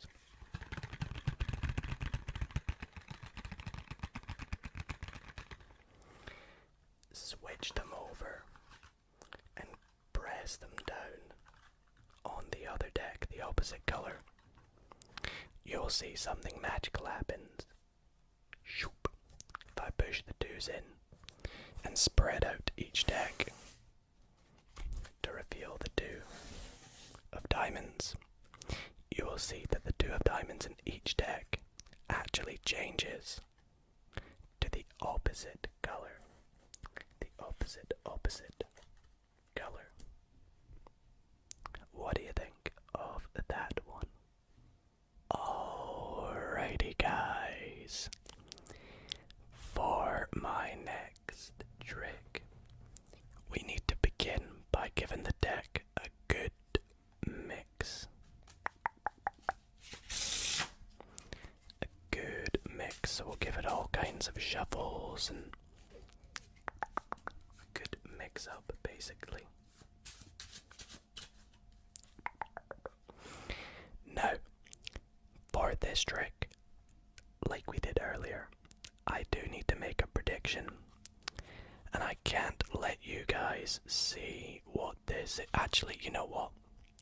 I always do this. I always make my prediction a secret. So this time, I'm gonna bite the bullet. I'm gonna do something a bit different, and I'm actually gonna predict a card right in front of you, so you'll actually know what my prediction is. Let's write down my prediction. I'm gonna go with, let's go with, I don't know, the 2 of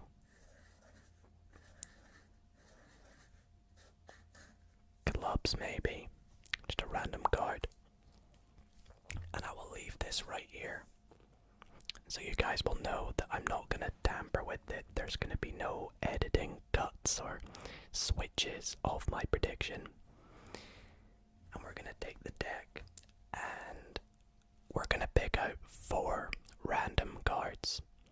So we'll spread through the deck. Let's go with this card, this card, this card. Actually, you know what? We'll take both those cards. Now, I'm going to show you these 4 cards in a minute, but before we do, I'm going to explain what's going to happen next. So in a moment, we're going to turn over these cards. Now, we're not actually bothered about what the cards are. We're only bothered about their value. Whatever the value of the card, so whether it be an 8 or an ace, which value is 1, a jack, a queen, a king, their value is 10, whatever it be, we're going to count up to the number 10, starting at that value. So let's do this for each card. So first up we have a 9, so we'll count 1 card on top to make it 10. I hope that makes sense. Let's check the next one. Wow, another 9. Okay, so that's 10. The next card is a 5. So we'll go 6, 7, 8, 9, and 10. And the last card is a 3. So we'll go 4, 5, 6, 7, 8, 9, 10. Okay, great. Now, this was completely random. We could have picked any cards, but we just happened to pick these 4 values. Let's now take these 4 values and combine them by adding them together. So you can check this if you want, but 9 plus 9 is going to give 18. Plus 5 is 23. And then plus another 3 is 26. So our value is 26. Let's take a look at what the 26th card down from the top of the deck is, shall we? 1, 2, 3, 4, 5, 6, 7, 8, 9, 10, 11, 12, 13, 14, 15, 16, 17, 18, 19, 20, 21, 22, 23, 24, 25, and the 26th card. I think you guys can see where this is going. Is my prediction the 2 of clubs. With me for this next trick, I have the 4 aces. Well, not quite. If we were looking at this as a poker hand, I would indeed have 4 aces. But I also have this meaningless 10 of diamonds. And what we're going to do is we're going to make some piles of cards on top of each card. So we'll make a pile for the ace of clubs. We'll even make a pile for our 10 of diamonds, our meaningless 10. We'll make a pile for our spades and for our ace of diamonds. And the next step of this trick, I could actually have a spectator do for me, but I don't have a spectator with me, so you guys will just have to trust me that this is very, very random. And that is, we are going to lose each of these cards in their respective packet. So we'll begin with the ace of hearts. We will pop that on top of its packet, and I would say to my spectator, feel free to cut as many cards as you like from this packet and pop them on top of the ace of hearts. So they would do that, like so. And we'll just work our way along doing this with each card. We got the ace of clubs, pop it on top. Got a few random cards on top of there. We'll do the same for the ace, or the 10 of diamonds I should say. We'll pop that on top of its packet. I'm actually going to do it face up. You'll see why in a moment. Got a few random cards over. We'll pop the ace of diamonds face down. Got some cards over. And with the ace of spades, we'll just put that on top of this packet. And what will we do? We'll just collate them all together. Like that. Now, would you be happy in saying that the aces and the 10 are lost somewhere within the deck, and we have no idea where they are? Well, we do know where the 10 is. The 10 is right over here. Our meaningless 10. And what we're going to do is we're going to try and find each of these aces. And the way we're going to do it is by spelling. Now, I was never good at spelling, so hopefully we can do this correct. Let's begin with the ace of clubs. We'll go A, C, E, O, F, C, L, U, B, S. And we have the ace of clubs. Next we'll go for the ace of hearts. We'll go A, C, E, O, F, H, E, A, R, D,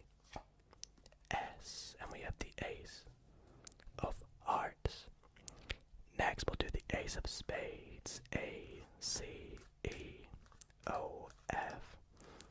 Oops, S, B, A, D, E, S, the ace of spades.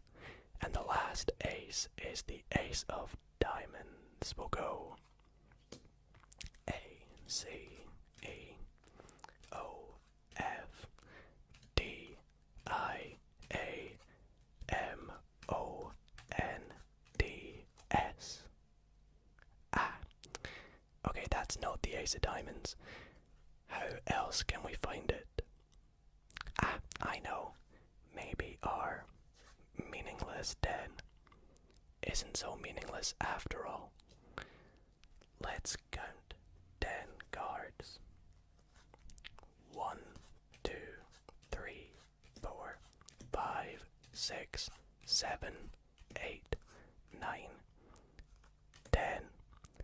And after counting 10 cards, the next card is the ace of diamonds.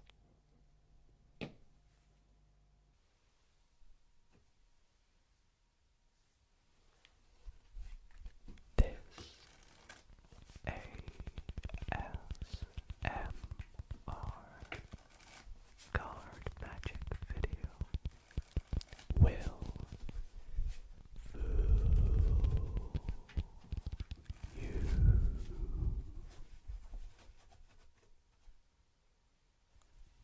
Watch closely because I am going to fool you right from the get-go in this video. You see, actually,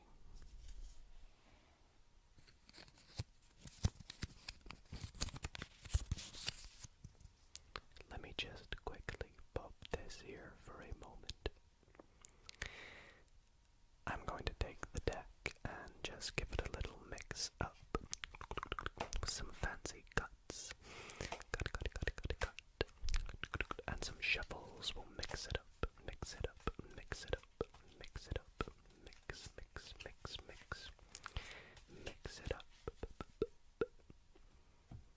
And what I would like you to do is to pick any card. Pick any card you like. Let's say you select this card right here. Well, we're actually going to take this card and the card directly below it. So 2 cards, because they are going to help us generate a card that you will be picking. And what I mean by this is this card here will tell us the value of your card, and this card here, the suit. So, in our case, your card is a queen, and it is the queen of clubs. So ignore the value of that one and ignore the suit. It's just the queen of clubs. Now, why have we done this fancy method? Well, it's just so you know that I'm not forcing any card through the screen to you all. Now, what is this, you may ask? Well, it's been sat here the whole time, and it says your card will be the 12th card down. Well, do you remember what your card is? No, it's not the Queen of Diamonds. It's not the 2 of Clubs, it was the Queen of Clubs, right? Well, let's find out. 1, 2, 3, 4, 5, 6, 7, 8, 9, 10, 11, 12 are randomly generated Queen of Clubs. For my last trick tonight, I'm going to begin by going through the deck and turning over just a random card like the King of Hearts, and we're just going to leave it face up in the deck. And after doing this, what I would like you to do is to say stop wherever you like. So we'll go through, stop right there. Okay, and whatever card this is going to be So let's take a look. What have you selected? You have selected the Three of Hearts, a very good choice. So I'd like you to remember the Three of Hearts, please, for me. My card, well, we can remember that because it's face up. We'll pop your card somewhere in the deck and we'll lose it by giving it a bunch of mixing ups. We'll give it some shuffles. Okay, nice. And what we're going to do next for this trick is we are going to go through the deck and split it exactly in half, which would be, well, 52 divided by 2 is 26, so 26 cards. Let's go 2, 4, 5, 6, 7, 8, 9, 10, 11, 12, 13, 14, 16, 18, 20, 22, 24, 25, 26, nice. And we'll set these cards just like so, opposite each other, 2 packets of exactly 26 and 26 cards. For this next segment of the trick, we are going to see if my face-up card, which was, well, even if we forget it, the King of Hearts, that was it. We're going to see if it can find your card. And the way we're going to do this is, well, I can't remember which pile it's in, but if I start to deal these cards one off at a time into another pile directly opposite that pile, if I continue to do this all the way through these cards, eventually, you know, we'll come across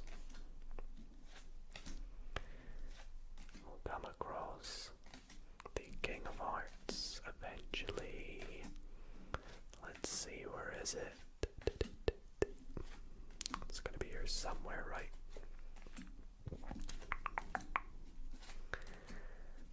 Right at the bottom. No, there it is. There, we've got the King of Hearts. And as you'll see, it has matched up with one card. You know, it could have been matched up with this one or this one or this one, but no, it happened to match up with one card. And that one card just so happened to be your 3 of Hearts. But wait, we're not done there. Not only has the King found your 3 of Hearts, but the King has actually also found us all 4 aces. And I hope that was enough to blow your mind in tonight's video. For my first trick tonight, I need you to do something very important for this trick, and that is to confirm that all the cards in this deck are unique. What I mean by this is every card is different. There are no duplicates. The deck isn't in any particular order. In fact, I could actually give this deck to my spectator, and if they wish, they could give it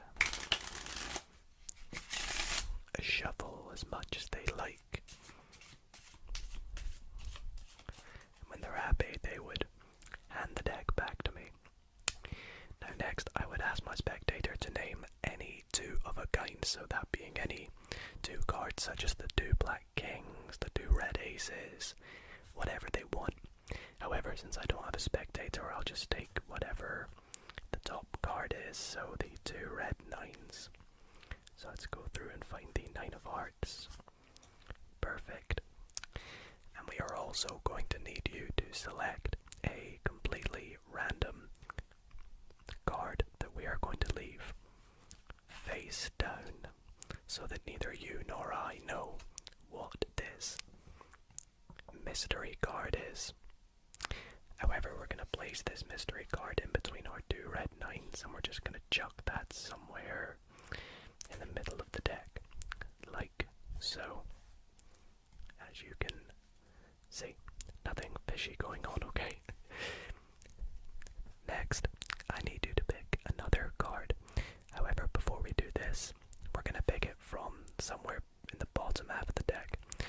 we'll say stop somewhere roughly past where we put the 9s. So we'll go and we saw the 9s there, so anywhere you say stop now, there. Looks good to me. So we'll pop the packet with the 9s there, and with the remainder of the deck, just take any card we like. I swear this is a free choice. Let's just go with, I'll go with the 5 of spades, why not? With this 5 of spades, we are going to lose it somewhere in the middle of this packet. So let's take it and we'll go, how about right there? Good to me. And then just to lose it even more, we'll give this deck a nice cut, and we'll put the rest of the pack back on top. Okay, so to recap, we picked 2 of a kind, and that was the 2 red 9s, I believe, from a shuffle deck of cards. Then we put a mystery card. We have no clue what this is in between those 2 red 9s, which is somewhere in the deck. And also somewhere in the deck is the 5 of spades, if I'm not correct, if I'm not wrong. And we're going to try and find your 5 of spades using our 9 of diamonds and our 9 of hearts. And the way we're going to do this is I'm going to wave my hand over the top of the packet of cards. And if I spread through the cards, our 2 9s still have 1 mystery card in between them. However, get this, our mystery card is your 5 of spades. And again, like I said at the start of the trick, there is no duplicate cards, there's no duplicate 5s, no duplicate 9s. All the cards are completely normal. There's the 5 of clubs, but it's not the 5 of spades. And everything is all nice and fair. I'm going to be using my orange deck of bicycle playing cards. And I will begin by giving the deck a good shuffle. But it actually shouldn't matter, because for this trick, we actually only need the ace, 2, 3, and 4 of hearts. So let's go through and take them out. There's the 3. We got the ace over here. There's the 4 of hearts. And there's the 2. Perfect. Now, you're probably wondering, what is it we're going to be doing with these 4 cards? Well, let me tell you. These cards are actually very, very magical, because if we take them, what I'm going to do is, one at a time, try and get these cards to turn over face down right in front of your eyes. And here's how we're going to do it. We're going to take the cards and give them a bit of a spin, like so. And just by doing that, you can see the ace of hearts has now flipped over.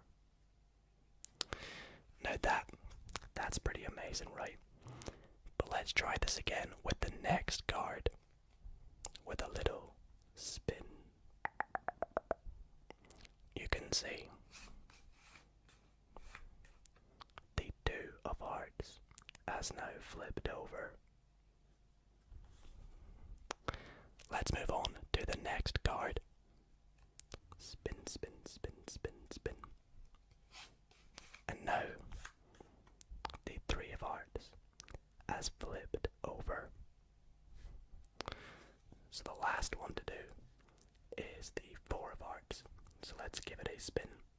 Spin, spin, spin. And now now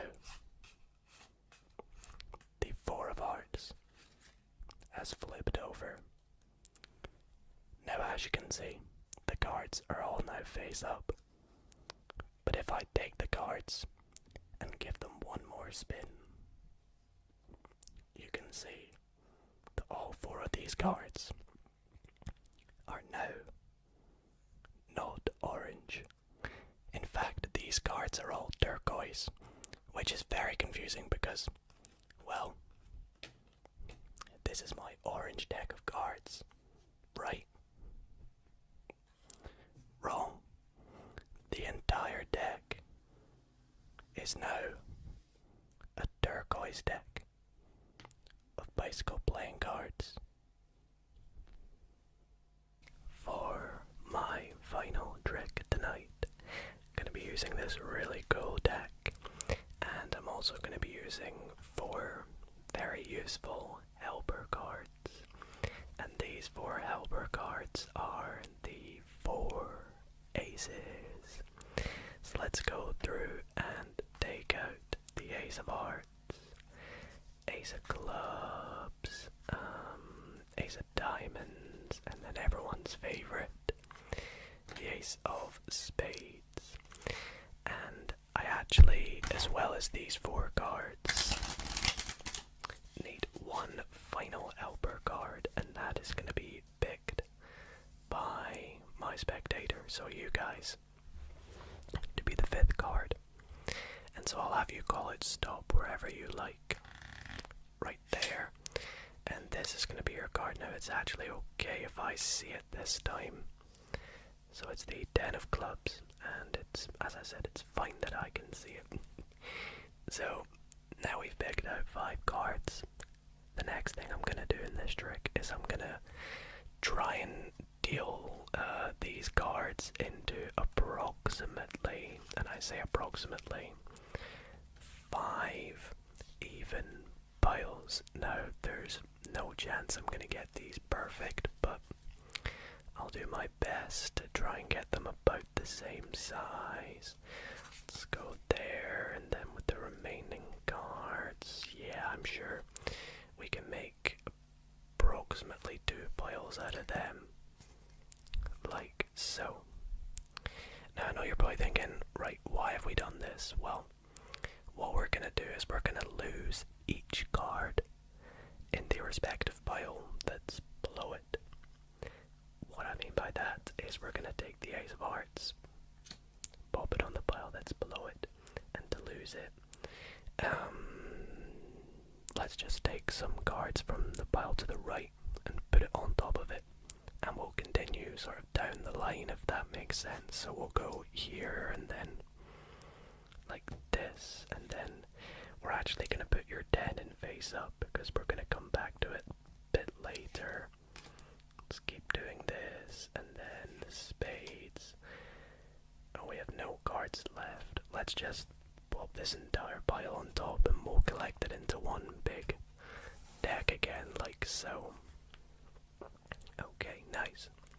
So now that we have done this, let's go through and find your 10, because I actually need to use it to help us with the next part of this trick. Because the next part of this trick is we are going to try and find all the aces which are completely lost within the deck. And we're going to do this by spelling each ace.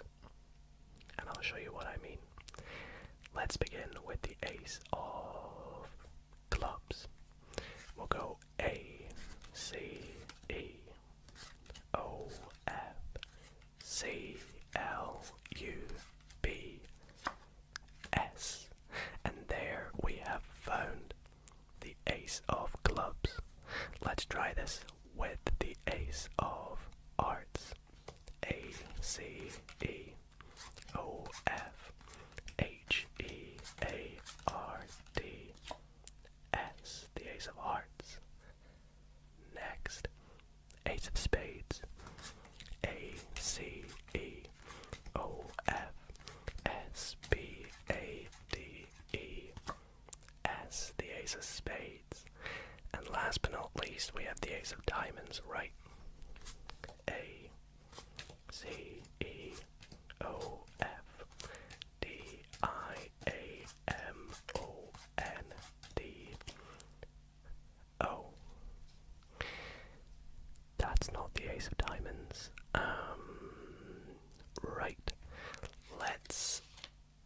let's give this one final go. How about instead of spelling ace of diamonds, let's use your card and spell the 10 of clubs. DENOFCLUBS.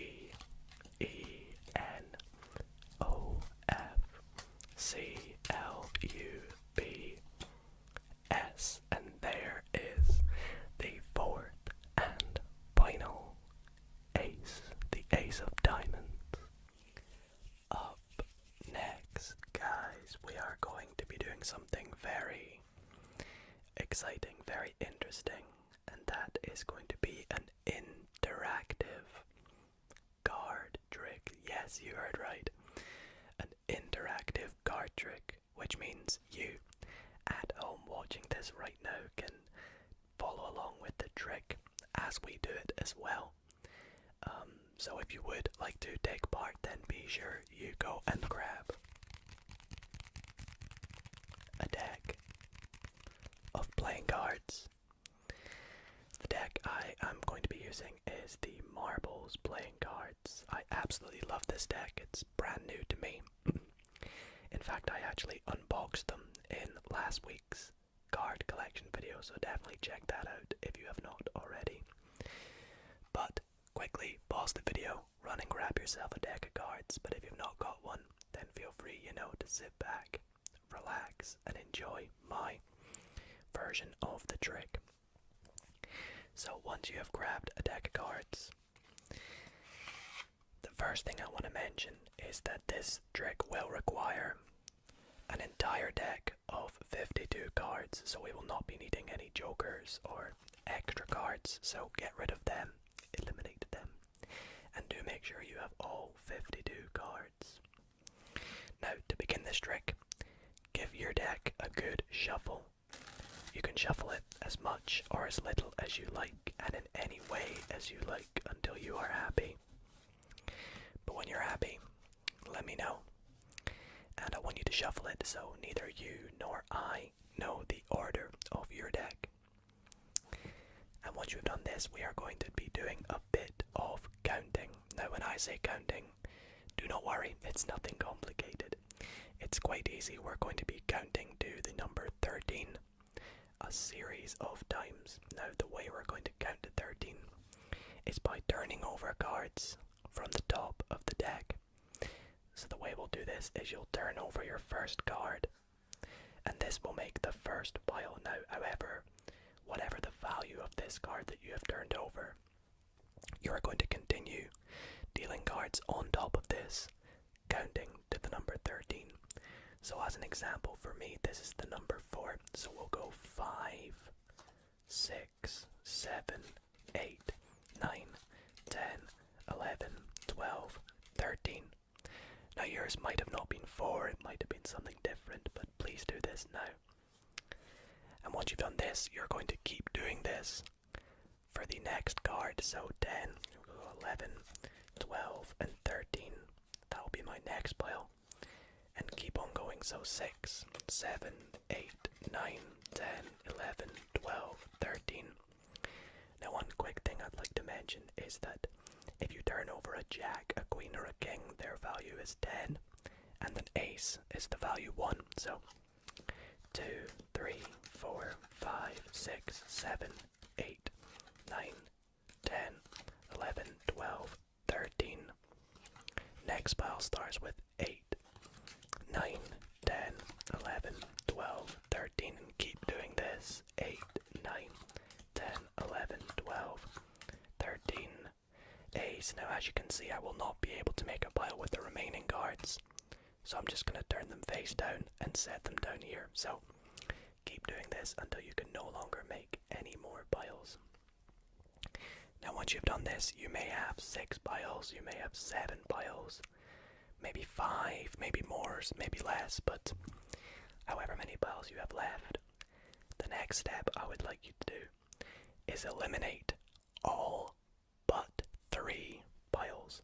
So get rid of all the piles, any piles you want, apart from 3. So I'm going to get rid of, let's say, this pile, and this pile, but it is completely up to you which piles to get rid of. Stack them up, turn them face down, and put them on top of any cards you had left. Now with the 3 piles you have left, I want you to turn them all face down, like so. And I would like you to turn over any 2 of the top cards of these 3 piles. So I'm going to go for these 2 cards, but it's completely up to you. Now whatever the value of these 2 cards are, mine's 8 and 6, I want you to add them together. So for me I'll get 14. And with all the cards that we have at the side, I want you to count 14 cards. So 1, 2, 3, 4, 5, 6, 7, 8, 9, 10, 11, 12, 13, 14. Now yours may have not been 14, it might have been something different, but count up to the value of these added together. Now because this trick is called the number 10, I would like you to add 10 more cards to this pile. So 1, 2, 3, 4, 5, 6, 7, 8, 9, 10. And once you have added 10 cards to this pile, however many cards you have left, I would like you to count them. So count how many cards you have left. So I have 1, 2, 3, 4, 5, 6, 7, 8, 9, 10. I have 10 cards left. You may have a different number, but whatever number you have left, here's the magic of this trick. Whatever number that is, I bet that that is the value of the last face down card on top of this pile. So for me it was 10. That means this card here is a 10. And as you will see, it is. So let me know in the comments if that trick did work on you. I really hope that you guys did enjoy it. I always love doing these interactive card tricks. They're very fun and I hope that it worked. So let me know down below if it did. Let me know if you enjoyed it and if you'd like to see more. I would like to tell you a little story about love. But this isn't just any old story about love. This is a very magical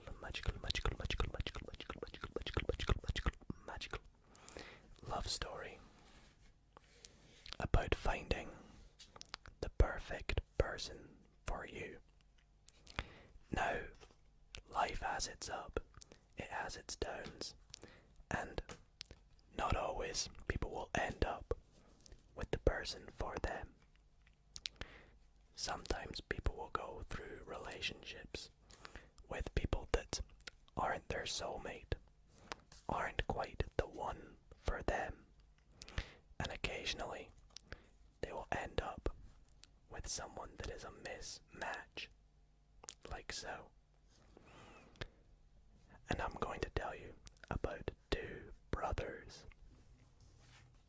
these 2 jokers, and these 2 jokers set up their very own love potion shop, and they found a way to pair people up that weren't couples and give them a potion to turn them into perfect matches. So I'm going to take these jokers, turn them face down, and set them on the bottom, because as you can see here, we have a bunch of couples that are a mismatch, like so. We have another mismatch here, and this is kind of like life, as I said. Occasionally you'll not end up with the right person, as you can see. Now, as I mentioned, these 2 jokers set up their store, and what they would do is couples that wouldn't be a match would go into the store. Now, the first joker would say, "Give me your money," because it was an expensive potion, and the second joker would give them their potion. The couple would take the potion and they would send them on their way. The next couple that weren't a match would go in. The first joker would say, give me your money.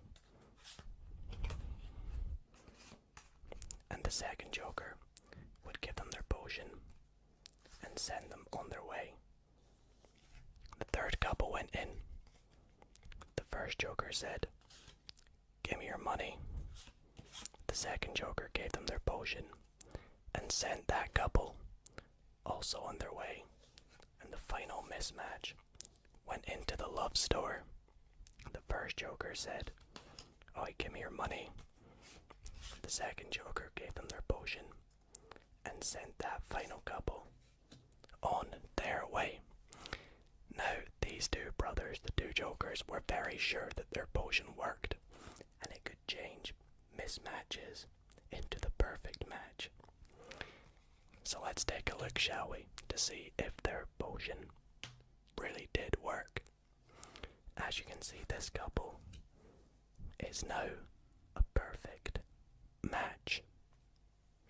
This next couple that was previously a mismatch is now back to a perfect match. This third couple is also now a perfect match. And yes, you guessed it, this final couple is now a perfect match. Now, obviously, this is a fairy tale. Love potions do not exist. But this just goes to show that there is always a soulmate, a perfect match for everybody. And for my final trick tonight, I want to go out on a bit of a bang. So, I do want to show you a really, really cool prediction card trick that I absolutely love, and I'm going to be doing with the help of my purple Monarchs playing cards. So, let's take the deck, and it could be freely mixed, freely shuffled by my spectator as much as they wish.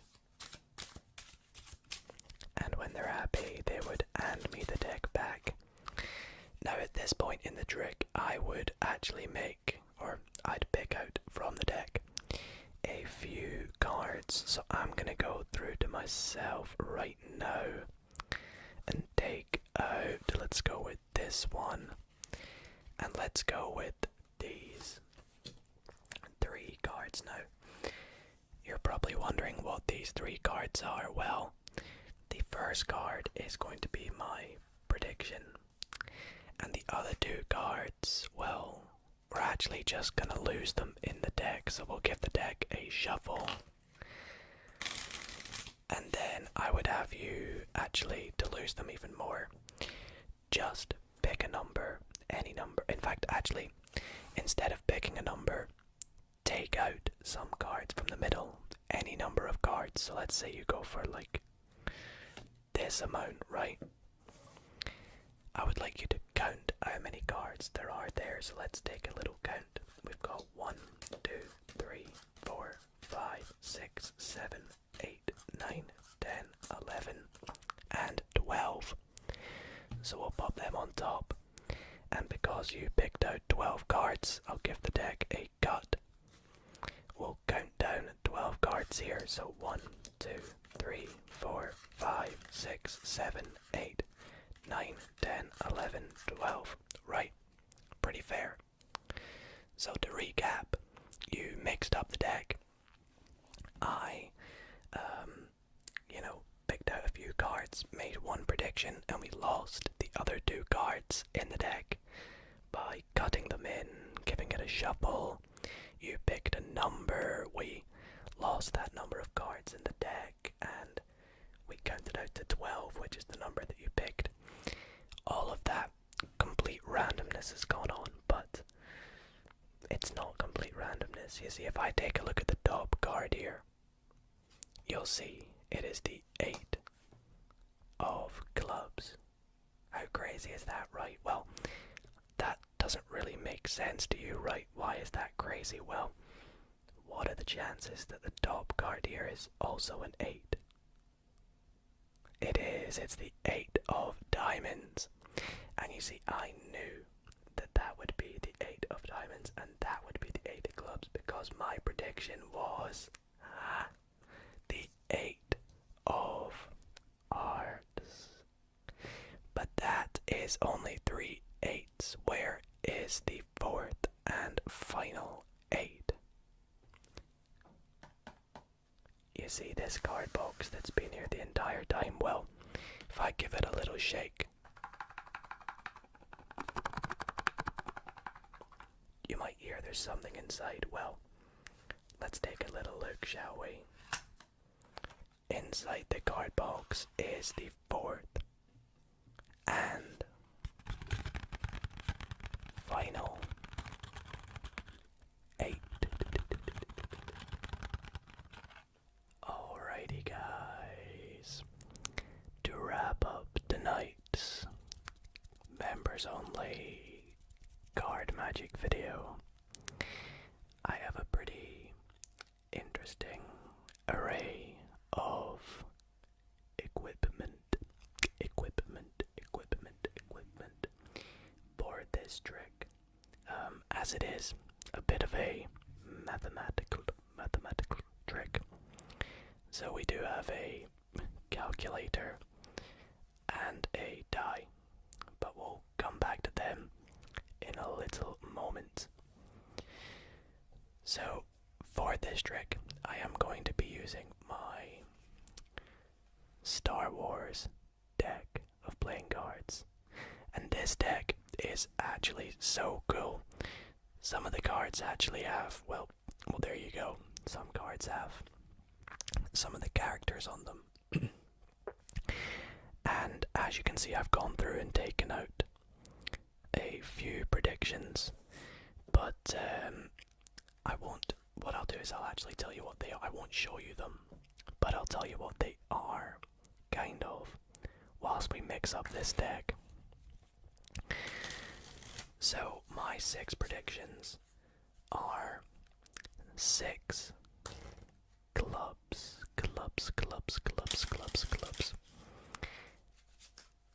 And we're going to use these predictions to help us with the trick. I'll give them a mix up as well. Keep them up there. You guys can keep an eye on them the entire time. Now what we're going to do is go through the deck, and we're going to take the first 6 heart spot cards. So what I mean by that is the first 6 hearts that are not a jack, queen, or a king. So we'll go through. There's an ace. So jack doesn't count, so 4. Got the 2 of hearts, 8 of hearts, 5 of hearts, and 7 of hearts. Great. And we can eliminate the rest of the deck. Now, these 6 hearts we're going to use to be a 6-digit number. So we've got 1, 4, 2, 8, 5, 7, or 142,857, if you will. And we are going to multiply this number by a number from 2 through 6. So to help us do that, we'll use a die and we'll roll it, and whatever it lands on, we'll multiply by this randomly generated number here. Now if it lands on 1, we'll just roll it again, because of course that's just going to give us the same number. So, oh, there we go, we'll roll it again. And this time we get a 3. Now this could be quite difficult, so that's why I got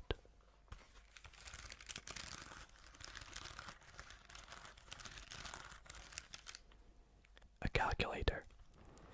So let's multiply 1, 4, 2, 8, 5, 7 by 3. And we get this new number here. Now, I do not know how we have generated this number. It's been completely random. Completely random. prediction has been here the entire time.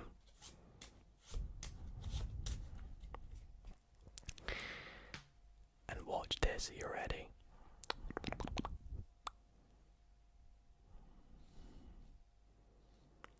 My prediction was 4, 2, 8, 5, 7, 1.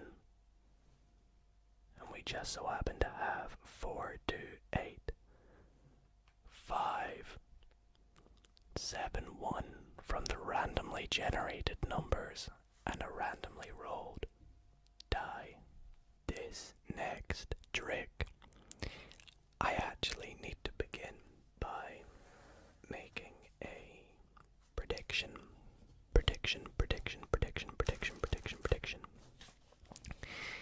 Now, I don't need to predict just one card. I actually need to predict two cards.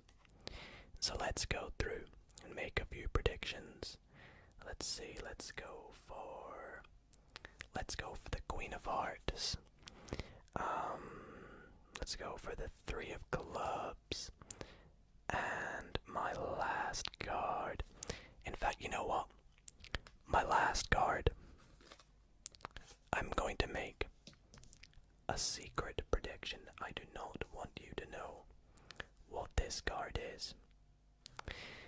Now, for this trick, it works better with a spectator, as most tricks would. But what we're going to do is give the deck a cut, and I'm going to begin dealing cards. And whenever my spectator feels like it, they will call out stop. Now I promise this is a free selection. We can do multiple cards, like so. Let's say they say stop there. We will drop the 3 in and put the rest of the deck on top. Now we'll try this for my next prediction, which is the Queen of Hearts. We'll give the deck a cut. We'll start dealing cards down and we'll stop somewhere random. Let's do a few cards at a time. Let's go right there. We'll pop the Queen of Hearts in, put the rest of the deck on top. Now we have lost these cards somewhere into the deck. We said stop somewhere completely random. But let's take a look exactly where we put the Queen and the 3. So right over here we have our 3 of Clubs, and I'm going to take the card that is directly on top of it out, and we'll do the same for our Queen of Hearts. Now, you guys saw, we gave the deck a shuffle. I made a few random predictions, but we just so happened to have matched up the 3 of Clubs with its soulmate, the 3 of Spades, and the Queen of Hearts with its soulmate, the Queen of Diamonds. Thank you guys for watching this trick. Oh wait, what was my... Oh yeah, I forgot I made a third prediction. So I predicted the Ace of Spades. Why did I predict the Ace of Spades, you might ask? Well, you see, not only have we pulled out the soulmate for the Queen and the soulmate for the 3, but we have managed to pull out the 1, 2, and 3 other aces, and that is why I predicted the Ace of Spades. For my next trick, I'm going to be telling you a bit of a story, and this story is actually a sequel to the story of the card trick where the 4 jacks rob a bank.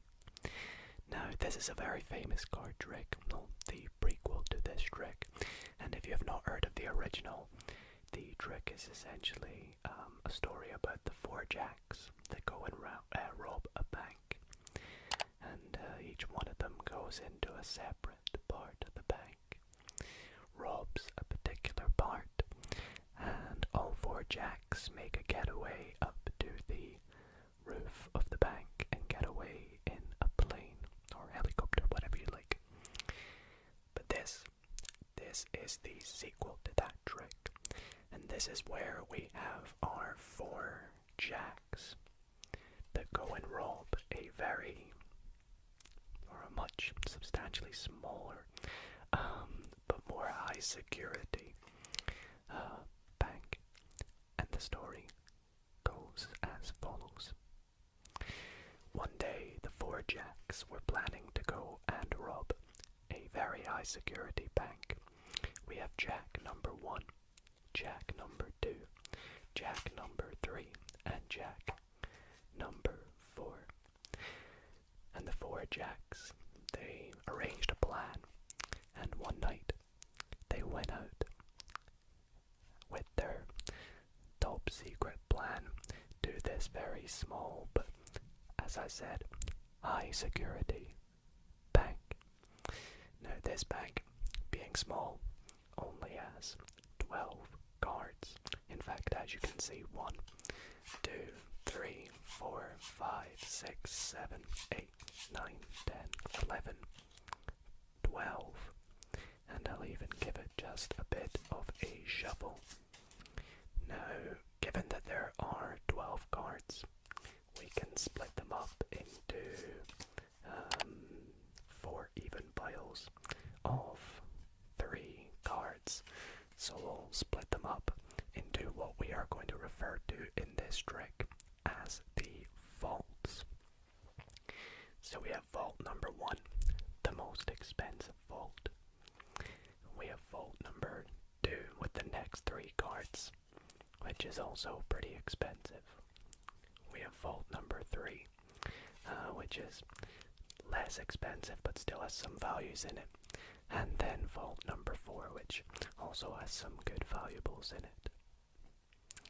Now the jacks entered into the vault, into the bank, with their plans to send 1 jack into each vault when the clock struck midnight. And it got late, and the clock struck midnight, and so the 4 jacks, we had jack number 1 go into the first vault. We had jack number 2 go into the second vault.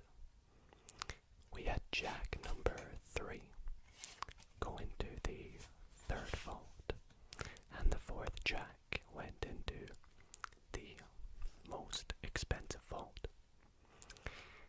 And each jack went into their vault and stole as much as they could.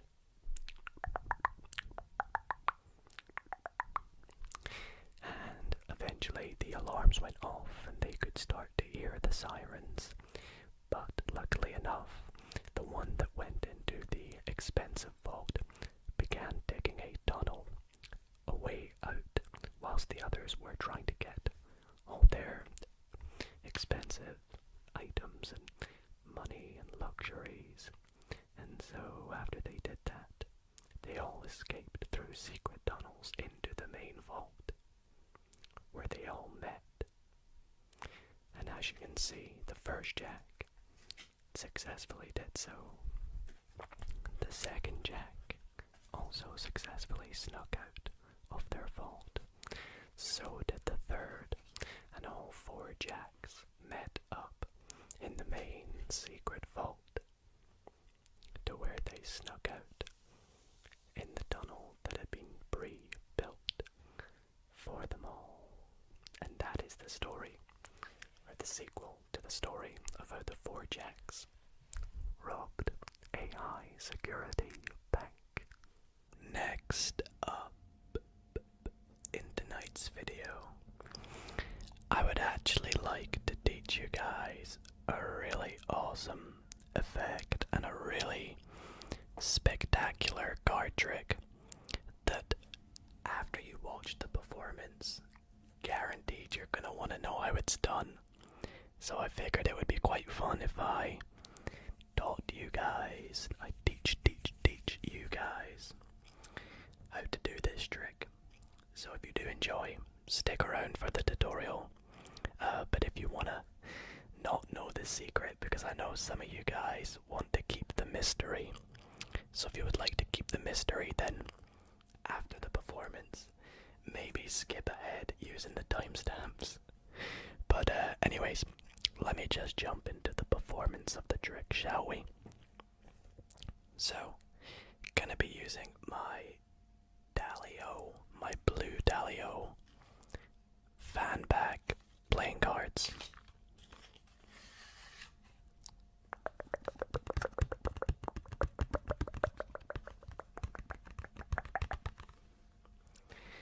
And we can give the deck to the spectator if we add one.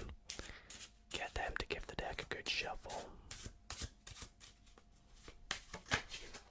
Oh, magic trick itself, the Ace of Diamonds.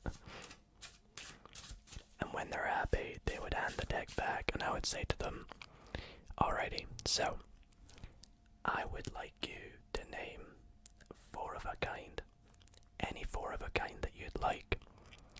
Now, I'm just going to go with one of my favourite 4 of a kinds, and that's basically because my favourite number is this kind. But I'm going to remove the 4 sevens. So we got that 7, 7 number 1.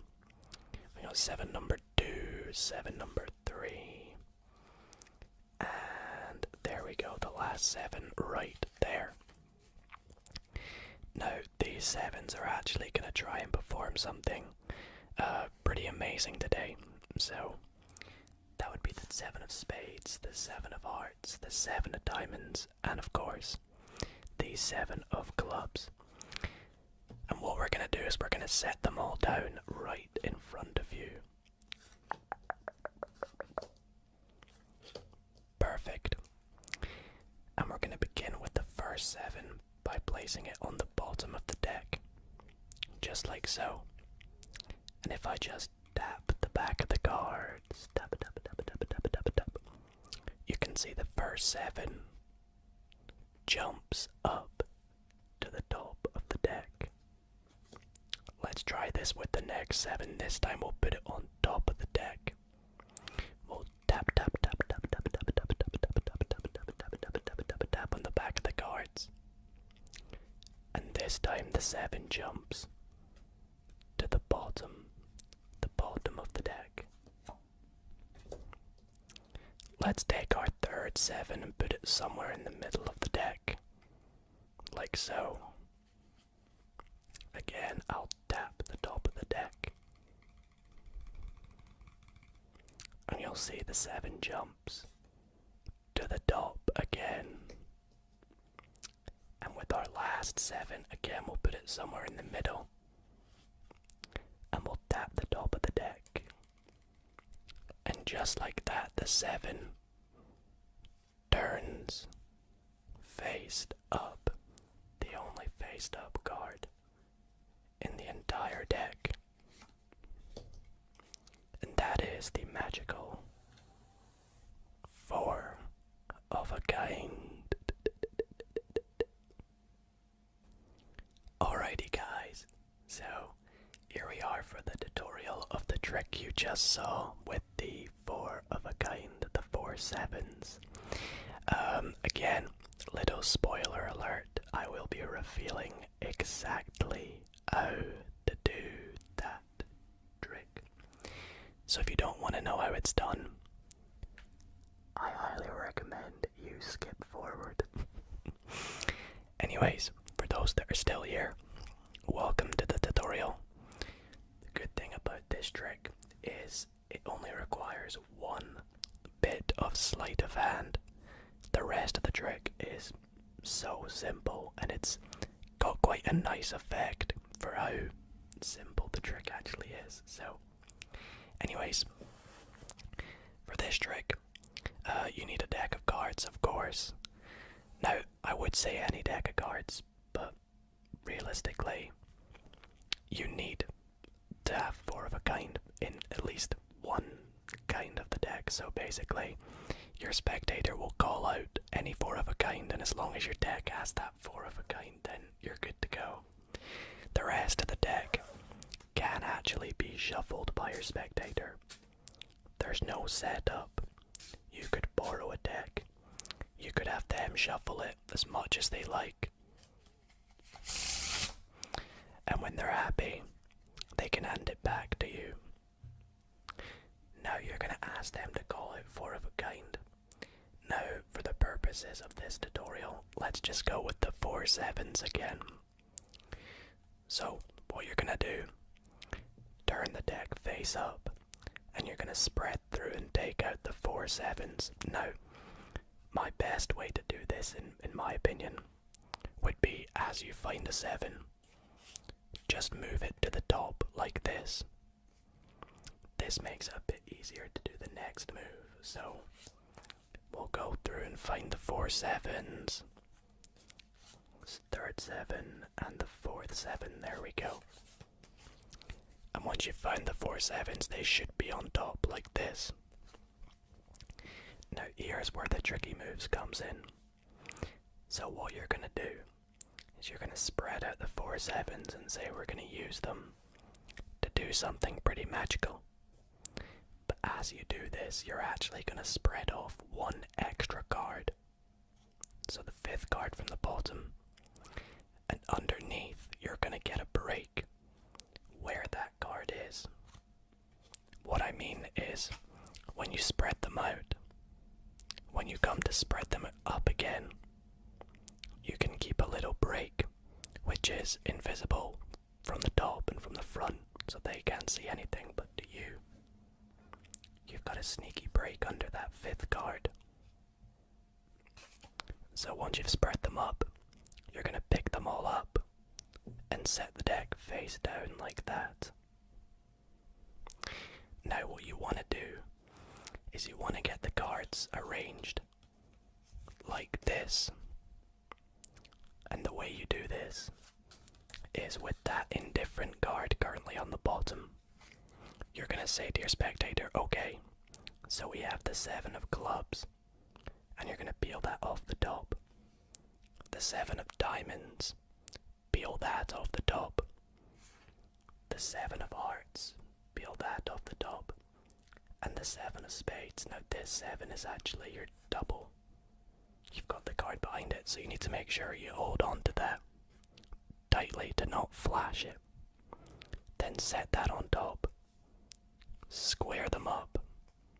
And you've got that card in the 4th position, so now you can square it up. Set it on top. And you're all ready to go with the next part of the trick. Now from here, as long as you do the trick right, it is completely easy to do. You want to take the deck and say that you're going to set down the 4 sevens, when in reality you're setting down 1 7, 2 7, 3 7, and this 4th 7 is that indifferent card. The last 7 is already on the top, so you're all good to go. Now you want to take your first 7. You're not going to show them it though, you're just going to say we're going to take our first 7 and set it on the bottom. Of course you're just putting it on the bottom. Give the deck a little tap, and that 7 will jump to the top. You want to set that faced up. You're going to take the next 7, put that on top, give it a little tap, and it looks like it's jumped to the bottom. Now you want to keep the deck face up for this next 7, because you're going to say you're going to put it somewhere in the middle. Now you are, but you're going to put it in face up. But don't tell them you're putting it in face up. Just do it, and they'll sort of pick up on it. And then you flip the deck over, give the top a tap, tippy tap, and the 7 should jump to the top. Now for this last 7, it's of course not a 7, so definitely make sure you don't show them it. But you say you're going to put it in the deck, somewhere in the middle. And because you put that 7 in face up before, if you spread out the deck, the 7 should look like it's jumped face up in the middle. And that is the magical 4 of a kind. Let me know if you guys have any questions about this trick in the comments. But if not, I hope you enjoyed this trick. Let me know if you performed it on your friends and family. And best of luck learning this trick. I am going to try and go above and beyond magic for this next trick, and I'm going to continue to go further than that. Let me show you what I mean. I'm gonna take this deck of cards, give it a few cuts, mix up the order of the deck, and I would actually like you guys to pick a number between, let's say, 10 and 20. Now, unfortunately, I can't let you guys believe that this is random, so I promise this is completely random. The spectator has a free choice. Let's just say let's go in the middle and go 15. But it's a completely free choice, I promise. So we'll go 1, 2, 3, 4, 5, 6, 7, 8, 9, 10, 11, 12, 13, 14, 15. And now we'll go even more random and we'll just add the digits in 15. So 1 and 5 gives us 6. And we'll go 1, 2, 3, 4, 5. And this 6th card is going to be your card. I want you guys to take a look at it. Please remember it. Don't tell me what it is, but we'll lose it back in the deck like so.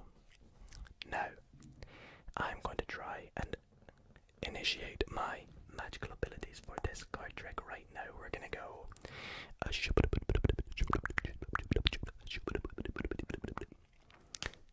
and just like that, I know that your card is the Ace of Spades. Pretty amazing, huh? But it might not fool some of you, so I'm going to try and go further than that. And I am going to try and actually spell out your card, the Ace of Spades. So let's give it a go. We will go A, C, E, and then spades, S, B, A, D, E, S. And just like that, we have found the Ace of Spades, your card. Pretty amazing, right? But no, we're gonna go even further than that. And as you will see here, these 3 cards are the other 3 aces. But we'll go even one step further, and we will go further than that. And all these cards over here are the 2 through 7 of spades. Now at this point you might just be like, that's complete luck. You're just getting lucky, and no magic is actually happening. Well, again, I'm going to try and go further than that, because you see I've also pulled out the 8, 9, 10, Jack, Queen, King of Spades. But again, we'll go further than that. And as you can see, we have the 2, 3, 4, 5, 6, 7, 8, 9, 10, Jack, Queen, King of Clubs. We also have the 2, 3, 4, 5, 6, 7, 8, 9, 10, Jack, Queen, King of Hearts. And as you guessed it, we have the 2 through King of Diamonds. Each time I one-upped myself and went further than that.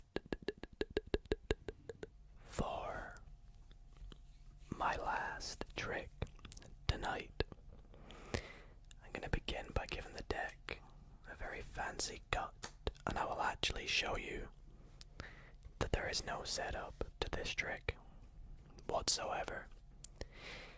But what I'm going to do is in fact take the deck and we're going to split it into two exactly equal piles.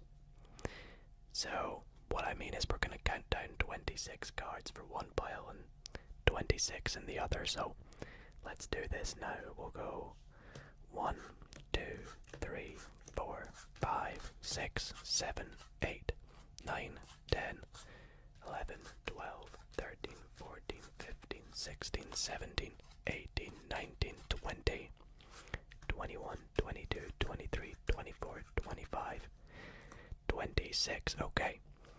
Now you probably are wondering, why have I split the deck into two piles? Well, let me tell you why. What we're going to do is we're going to make a series of decisions. What I'm going to do is take some of these cards, turn one face up and one face down, and I would like you to decide whether we are going to deal these cards down or if we should keep and set them over here. So keep would be set them to the side, and deal would be just deal them down. So as an example, we'll deal one and we'll keep one pair of cards. Now if I did have a spectator, this would be a lot more, let's say, fair.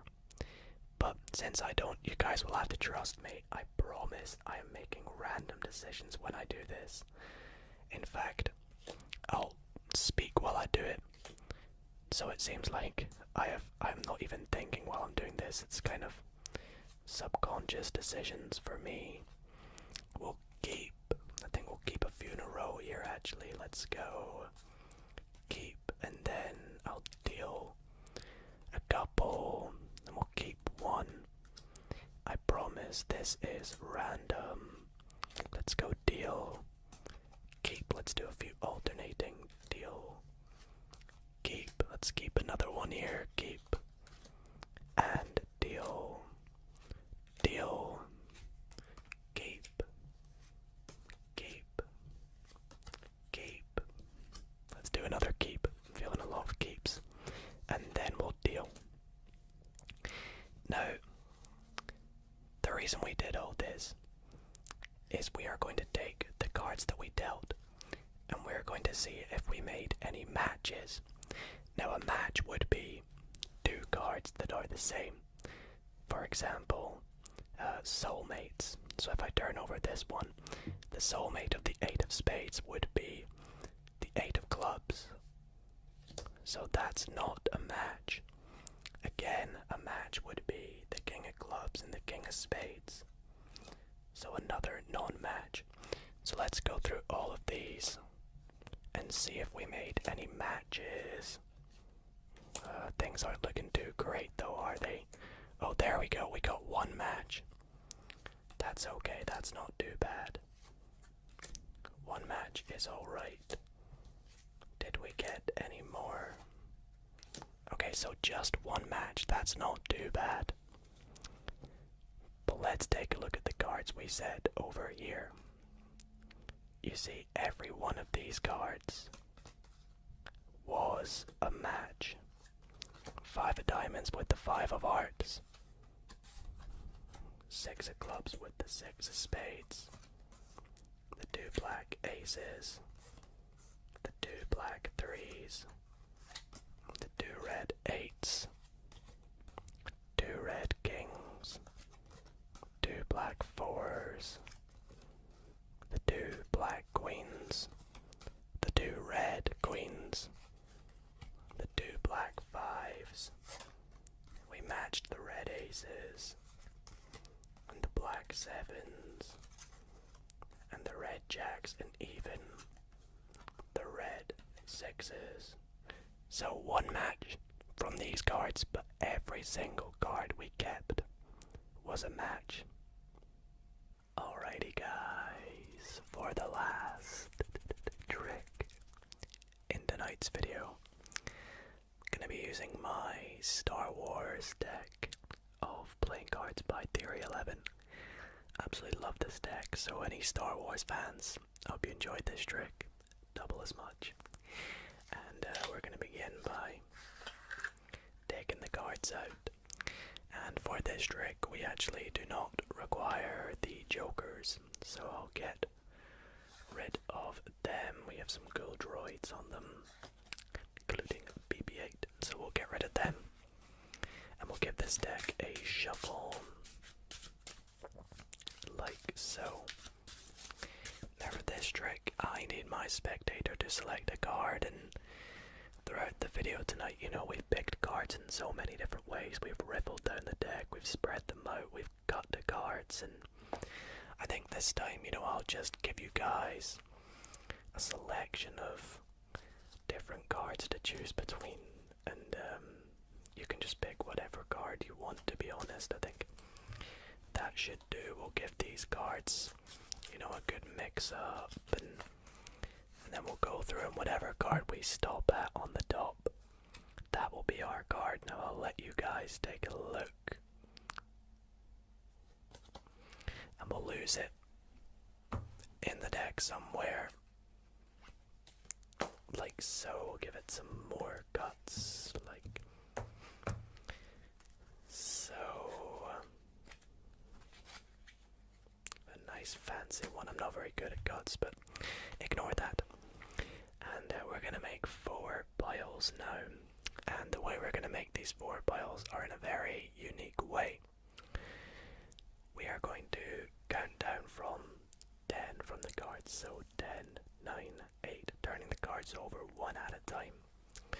If we turn over a card whose value matches the number I say out loud, for example, if we go 10, 9, 8, no matches, but we turn over a 7 and I say 7, then that would count as a match.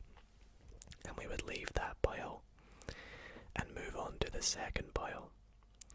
And we'll do this for all 4 piles. Now if we get the case where we get no matches, we will put a face down card on the pile to mark that we got no matches and move on to the next one. Oh, and one final thing. Kings, queens and jacks are all the value 10. Now if this doesn't make sense, we'll do a quick example. So we'll go 10. That's a 2, so that's not a match. 9, not a match. 8, 7, 6, 5, 4, 3, 2, 1. Oh, and ace is 1. So we got no matches, so we'll put a face down card on top and move on to pile 2. So we go 10, 9, 8, 7, 6, 5, 4, 3, 2, 1. Again, no matches. We saw Darth Vader though, that was pretty cool. On to pile 3. 10, 9, 8, 7, 6, 5. We got a 5 and that was a match. So we'll go into pile 4, we go 10. There we go, 10. So that's all the piles. And we got 2 matches with a 5 and a 10. So what we're going to do now is add 5 and 10. And doing this gives us 15. Now what we're going to do is take a look at the card that's in the 15th position. That's right, you guys guessed it. If we go 1, 2, 3, 4, 5, 6, 7, 8, 9, 10, 11, 12, 13, 14, the 15th card was your 7 of diamonds. Let me know if that trick worked in the comments. This card magic video will make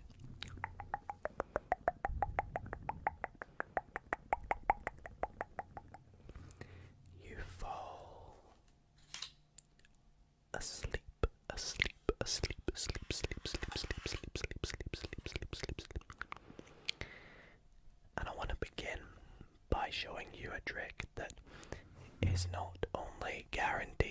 send tingles, tingles, tingles, tingles, tingles, tingles, tingles, tingles, tingles down your spine, but also confuse your brain by how mesmerizing it is. And I actually need to begin by making 3 predictions. So I'm gonna go through the deck. I'm gonna make a few predictions. I feel like these cards are quite good. So I made some predictions. I moved them to the top of the deck. So we have my 3 predictions, and I'm gonna stick them under the card box, like so. We'll come back to them in a little moment. You see, because I've picked some cards, I now need you, the spectator, to pick some cards.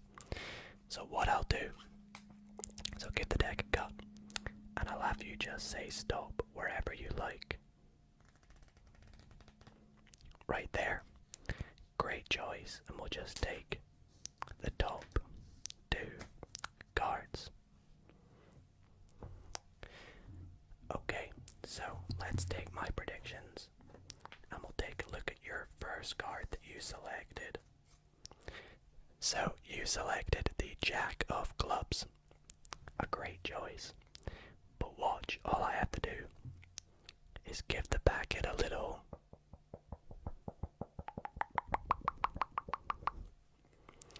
and just like that, all my cards that I predicted are now Jacks, including your Jack of Clubs. So let's take my 3 predictions, set your Jack back on top of the deck, and we'll take a look at what your next card was. So your next card was the 4 of Hearts. Right, let's try this again. Let's take your 4, put it on top of my predictions, give it a little, and as you can see, I know I've changed my predictions to the 1, 2, 3 other 4s, and we have, of course, your 4 of Hearts. Up next tonight, I would actually like to teach you guys a few cuts and shuffles that I like to do when performing my tricks, and I'm going to be doing it with the help of my Dalio playing cards. So let's take them out the box. Now, usually, I would perform this trick with a spectator with me. That way I could have them, do the trick alongside me, and I would actually do this here where I would give them half the deck. I'm just trying to get it roughly in half. About there should do.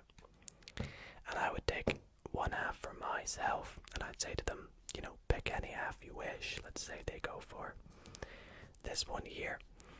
And I'd say to them, right, I would like you to copy everything I do, because I'm going to teach you how to cut and shuffle a deck of cards.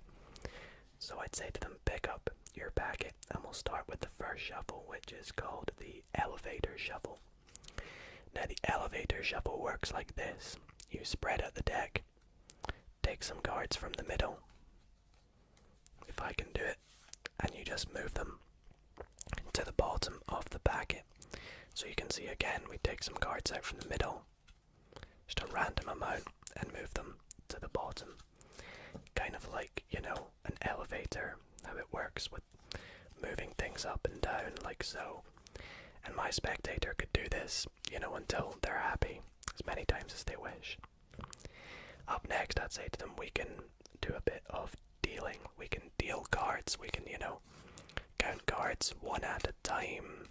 We can count multiple cards at a time, and they could do this too. They could deal, as many cards as they wish. They could deal 2 cards, 4 cards, whatever they're happy with.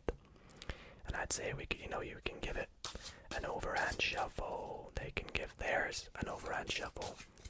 We could even switch cards from our packets, like so, switch whatever we wish.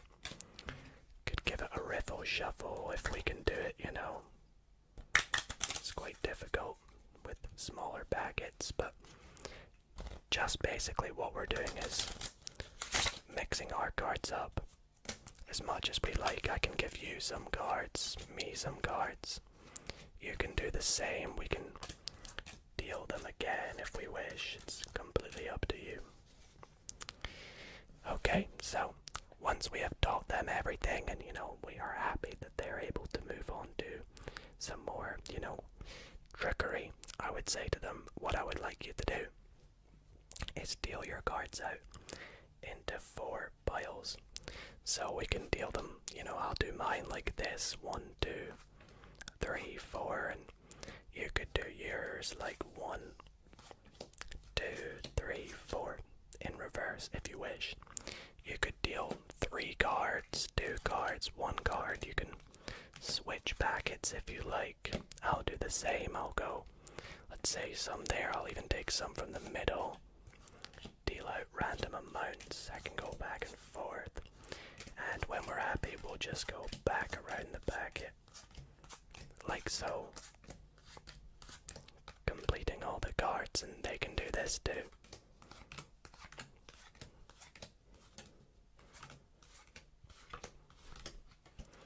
Okay, so to recap, we taught you a bunch of ghost shuffles, such as the elevator shuffle, the riffle shuffle, the overhand shuffle. What else did we do? We taught you how to cut cards, how to deal them, all sorts of cool things. Now, because I'm a magician, I can actually do a bit of sleight of hand while I do all these cuts and shuffles. In fact, you will see I've managed to deal myself the 4 kings. Pretty incredible, right? Let's see how you did. Did I teach you well enough to maybe perform this trick yourself?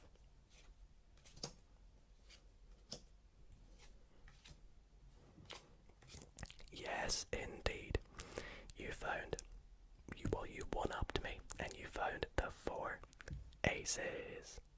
The next trick that I want to show you in tonight's video is going to deceive your perspective of reality, to make you disbelieve if what you are seeing is actually happening. Let me show you what I mean by that. I could freely hand this deck of cards to my spectator and say, give it a good shuffle. And they can. This deck has absolutely no setup whatsoever. And I would say to my spectator, right, I need you to pick a card. So what I'm going to do is dribble the cards. Dribble, dribble, dribble, dribble, dribble, dribble, dribble. And I want you to call out stop for me. Stop right there. So this is the card we're going to use. We're going to be using the 7 of hearts. It's actually okay if I see it for this trick. So what we'll do anyways is lose our 7 of hearts in the deck. Give it a cut. Cut, cut, cut. And we'll also just give the deck a good shuffle as well. Now I am going to try and find our 7 of hearts. And the way I'm going to do this is I'm going to start to peel off cards. And when I feel like it's the 7 of hearts, I will call out stop. No. I don't think any of these cards are the 7 of hearts. Let's keep going. No. Let's see. Ah, yes. This next card. I think this is our 7 of hearts. Let's take a look. Oh, damn it. I was wrong. It was actually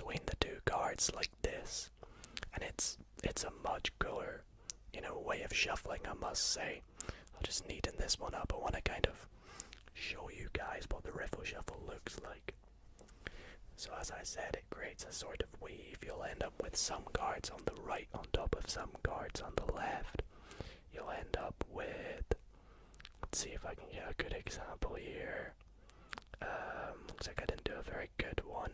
There we go, some cards on the left on top of some cards on the right.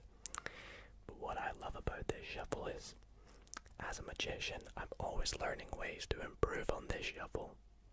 But there's sometimes I always make one little error, and magical things like this will happen, where one card just doesn't quite want to go with the shuffle. And in this case, that one card was your Ace of Hearts. Let me know if it was. Fingers crossed it was, though. And without further ado, let's get into how you can perform that trick. So this trick is great. I honestly don't know what the name of the trick is, but I do it so many times, and it always gets a great reaction because I think a lot of people honestly don't see it coming. To be honest, it kind of, the way the card jumps out at the end is so magical and so unexpected, and it's got a great storyline. It makes sense when you're doing the trick, and yeah, it's just really cool. So I'll get into how to do it now. The only thing this trick requires is roughly for you to be able to know how to handle playing cards. So holding cards, cutting cards, being able to do certain shuffles. The riffle shuffle and the overhand shuffle are not key to this trick, but if you can do them, it kind of helps. And one other thing that I'll get to when we get to it, but let's get into the tutorial right now. And as always, if you have any questions about this trick as we go, be sure to drop them in the comments, and I'll try my best to reply to every question I get about this trick. Anyways, for this trick, you can begin by having the deck freely examined, freely shuffled by the spectator. It can even be a borrowed deck of cards.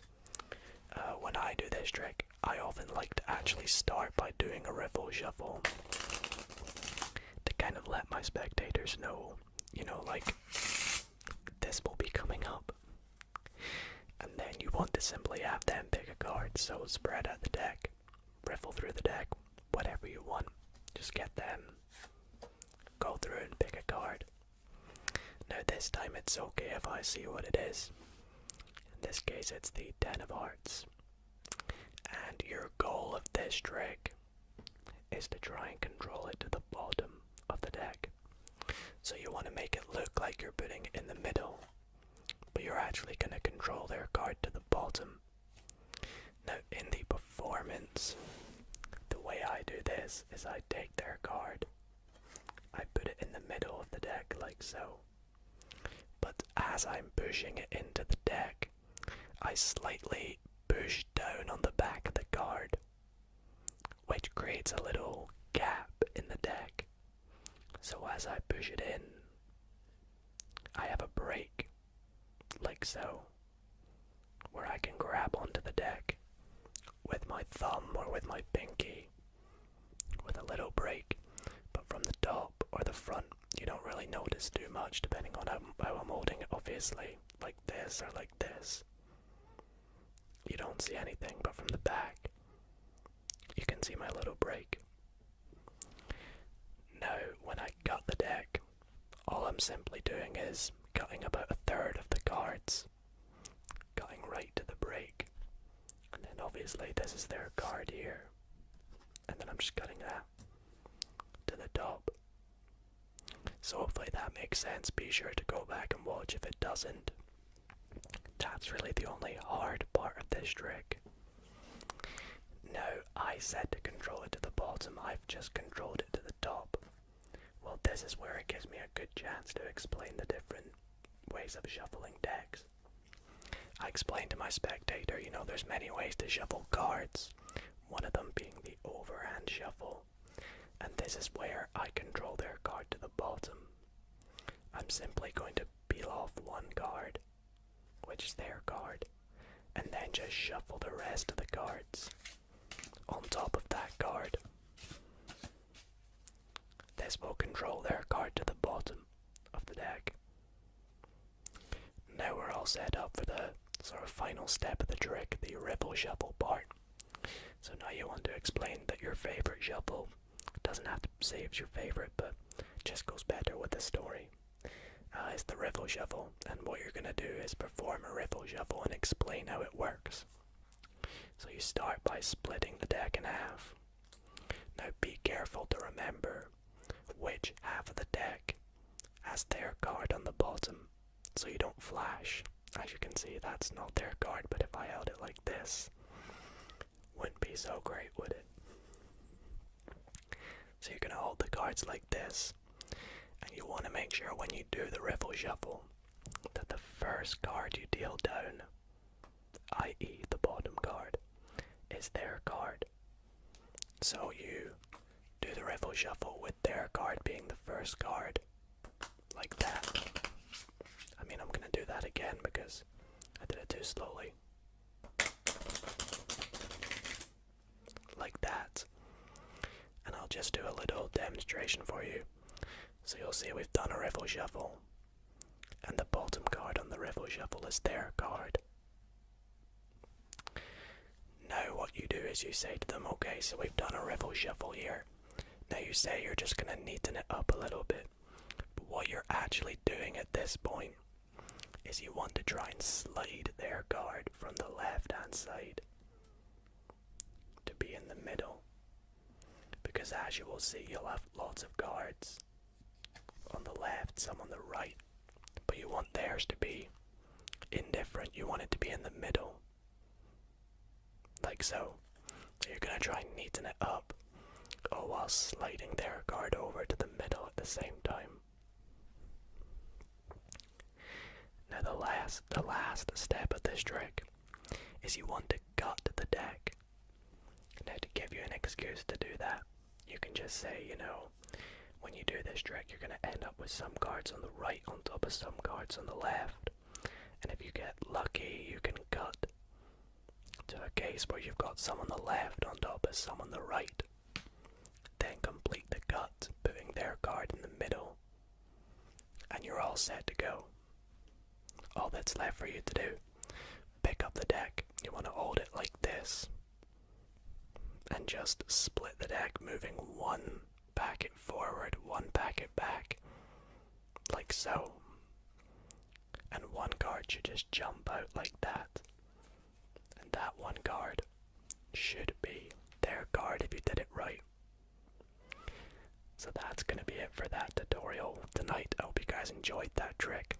Super fun, and with a lot of practice can look absolutely amazing. So again, let me know if you have any questions in the comments, and if you want to see more tutorials, then also do let me know. Alrighty guys, for my next trick tonight, I would like to begin by giving the deck a good cut. And I'm also going to give it what, in my opinion, is the most relaxing and the most satisfying shuffle, called the Pharaoh Shuffle, which looks a little something like this. Like that. And it gets even better when you finish it like that. I think is the perfect shuffle for ASMR. But anyways, in a moment I am going to riffle down the side of the pack, and all I would like you to do is call out stop, and wherever you say stop, we will take that card as your card for this trick. So, are you ready? Stop right there. Now very fairly, I will cut exactly to where you said stop. And I will let you all at home right now take a look at this card, which is going to be your card. Please do remember it, whatever it is. And we will lose this card somewhere in the middle of the deck. And I'll tell you what, for good measure, we'll give the deck another Pharaoh. Shuffle, shuffle, shuffle, shuffle, shuffle. Like so. Now, some of you keen-eyed people may have noticed that up here, the entire trick in the corner of the screen up here has been the card box. Now, inside this card box are some cards. In particular, there are 1, 2, 3 cards. And I'll take them out now. You see, with these 3 cards, we are going to play a bit of a game. Now, this game is a game that's played on the streets. It's a very difficult game called 3-Card Monte, and you may have heard of it, but if you have not, the premise of this game is the scammer, or in this case, the magician, will have 2 identical cards and 1 indifferent card. And your aim is to keep your eye on the indifferent card. And the magician will move it about and you've got to just try and find it basically. So, anyways, I will show you the 3 cards I will be using for this game because we're going to play it tonight. So the first card is a Joker. Now every deck comes with 2 Jokers. So as you guessed, my identical cards are the Jokers. And the card I would like you to keep an eye on is the Queen of Hearts. Pretty easy, right? 2 Jokers and a Queen. So I want you to keep your eye on this Queen, which we're going to turn over. And I'm going to begin by setting on the bottom of the packet. So if I say to you, where is the Queen? You would maybe say on the bottom. Well, you would be wrong because that is a Joker. Now, where else could it be? Well, some of you might say it's on top. Well, if we take a look, that is also a Joker on top. Now, you might be trying to catch me out and say, Dido, look, it's in the middle. We all know that. Well, again, you would be wrong. That is also a Joker. Now, at this point, you might be saying it's a bit unfair. I've done some magic. The odds are in my favor. Well, look, how about I will do double or nothing. I would like you to try and find a Joker this time instead of the Queen. Pretty good for you, right? So where do you think there's a Joker? On the bottom, some of you may say, well, guys, the Queen's on the bottom. Where else was there a Joker? Do you remember? On top. Let's take a little look. On top we have the Queen of Hearts. So where else could a Joker be? In the middle. Well, guys, again, that is another Queen. Now, at this point, a lot of you guys might be saying that I'm playing with more than 3 cards. Well, again, you can see we have 3 cards, all of which are the Joker, the Queen, and what's this card in the middle? Well, I think that this card, I fooled you all. I win because it was your card that you picked right back at the start of this trick. Let me know if I win, and let me know if that fooled you. For my next trick tonight, I'm going to be performing a little effect called the outlier. The outlier, outlier, outlier, outlier, outlier. And it will maybe become apparent a little bit later on why this trick gets that name. But for this trick, I am going to be using my red deck of Dalio original fan back playing cards. I actually love this deck, but I just don't use it too often for some reason that I don't know why. But for this trick, I need you. Actually, I could give the deck to my spectator and have them shuffle it if I had one. Unfortunately, I don't, but I hope me shuffling will, you know, I know you guys don't trust me basically, so I will give it a good shuffle. But for this trick, I need the help of 3 playing cards. And these playing cards are any face card. So I'll just take the Jack of Hearts, for example. And I also actually need the two black aces. That's the Ace of Spades and the Ace of Clubs right there. Awesome. Now what I'm going to do is I'm going to set the Jack of Hearts in between the 2 black aces, like so. Pop them on top of the deck and we'll actually just set half the deck up there. You could give it a mix up if you like whilst I do the rest of the trick. So we took out, what were they again? We had the Ace of Spades. It was the Jack of Hearts, which was in between the 2 aces. And what I'm gonna do is take that Jack, if I can get it. There we go. That's that one there. And we'll take it out from in between like this. Now, this Jack is actually pretty special. It's called the Outlying Jack. And this is why it gets its name. You see, if we take the Outlying Jack and rub it on top of the 2 aces, you will see the Jack actually disappears. It was never in between the 2 aces, and that is because it was between the rest of the deck right there in the middle. How crazy is that? But wait. Not only was the Jack face up in the middle of the deck, the real reason it gets the name the Outlier is because it is the only blue card in this entire red deck. Even the aces are red, but the Jack of Hearts was the only blue card. This next trick is gonna be so relaxing and so magical. I can guarantee that if you are not asleep yet, you will definitely be asleep by the end of it.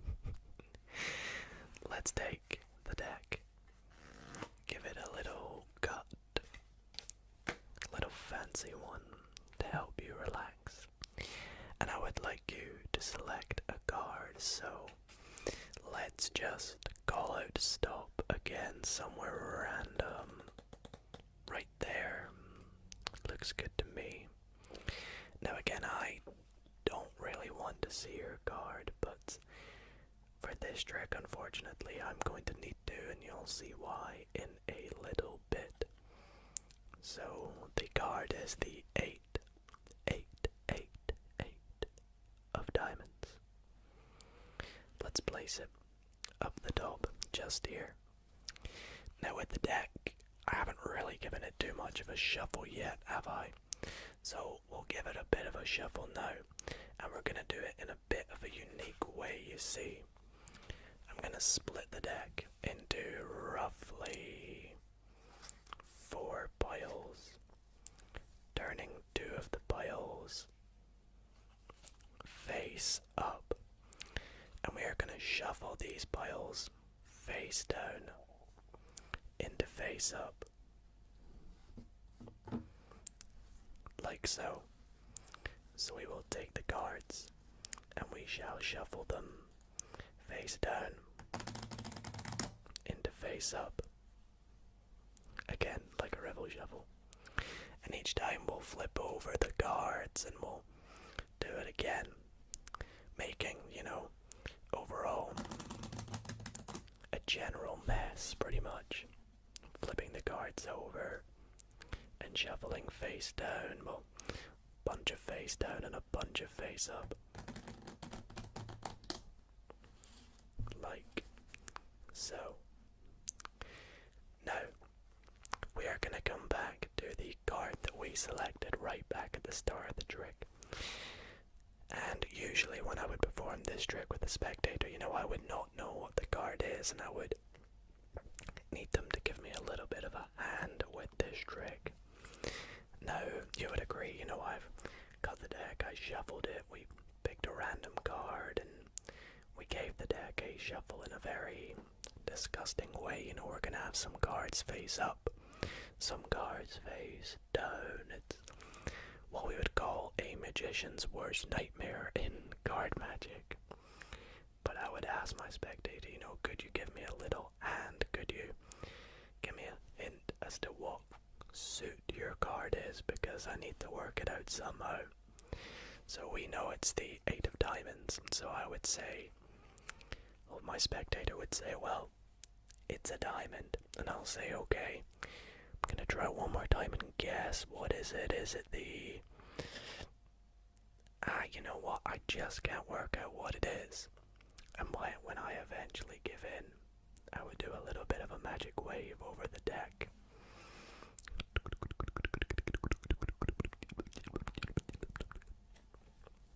And the deck would reveal that all the cards are now backed to facing down, except all the diamonds.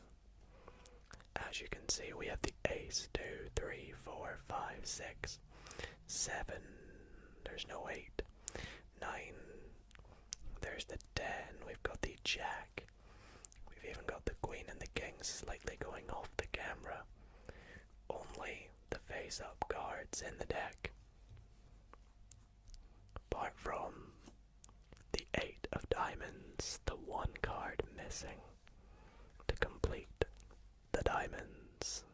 Growing up and developing my love for card magic, I have seen lots and lots of different types of ways of shuffling a deck of cards. My favorite has always been the riffle shuffle, which looks like so. However, I have always seen many different ways that I know don't shuffle the deck all too well. Let me demonstrate a few of these, and to make this easier, I will actually just not use the entire deck. I will just use one suit, namely my favorite suit, which is the spades. So we'll go through and take all of them out. I think that's it. And I will show you some of the ways that I have seen cards being shuffled, and you might too see why they are not so great. The first way I've seen is people just dealing cards to the bottom of the deck, which is really not too effective.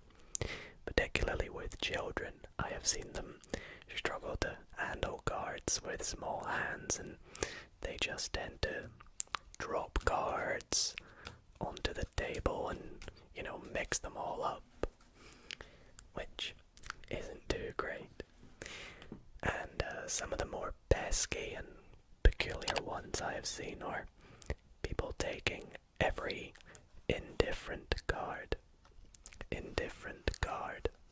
from the deck, kind of like a reverse riffle shuffle, and simply just taking them out. And all of these don't work too well, and I've even seen shuffles as crazy as the Australian shuffle, they call it, which is where you put one card down on the table and one card under. One down, one under. I think you can see why it gets its nickname from down under.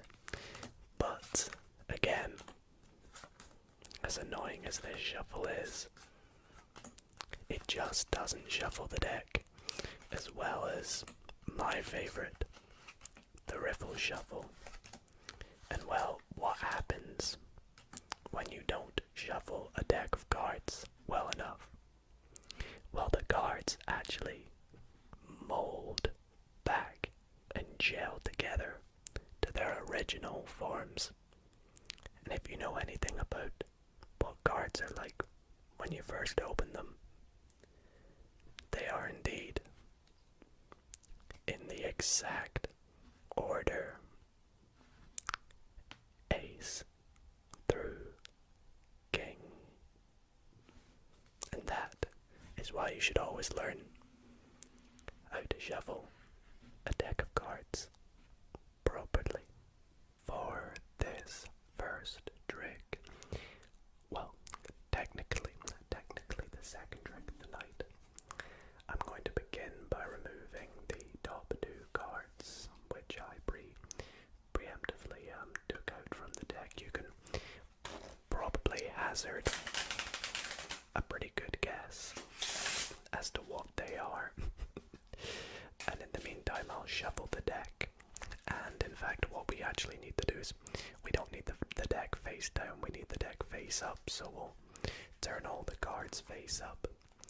And what I actually need to be done is to have you guys, my spectators, to select a playing card. So to do this, I'll just, deal through some cards. Whenever you feel like it, stop there. The ace of diamonds. I feel like that's a very good choice. I think that's a wise decision, nice and memorable, and hey, it's a pretty cool card. So what are we going to do with this ace of diamonds? Well, first of all, we are going to lose it. Oh look, another ace within the deck. And secondly, we are going to now take a look at what these cards are over here. Did you guess them? They are indeed the two jokers. And these jokers are going to attempt to help us find your ace of diamonds. Yes, ace of diamonds. And the way they're going to do this is, well, we're going to take the jokers and we're just going to turn them over. And we're going to wave our hands over the top, say some magical ASMR words. And just like that, you will see the ace of diamonds has sandwiched itself in between the two jokers. Pretty magical, right? Well, it gets better. We'll turn the jokers over and do some more magical ASMR. And just like that, your card has vanished.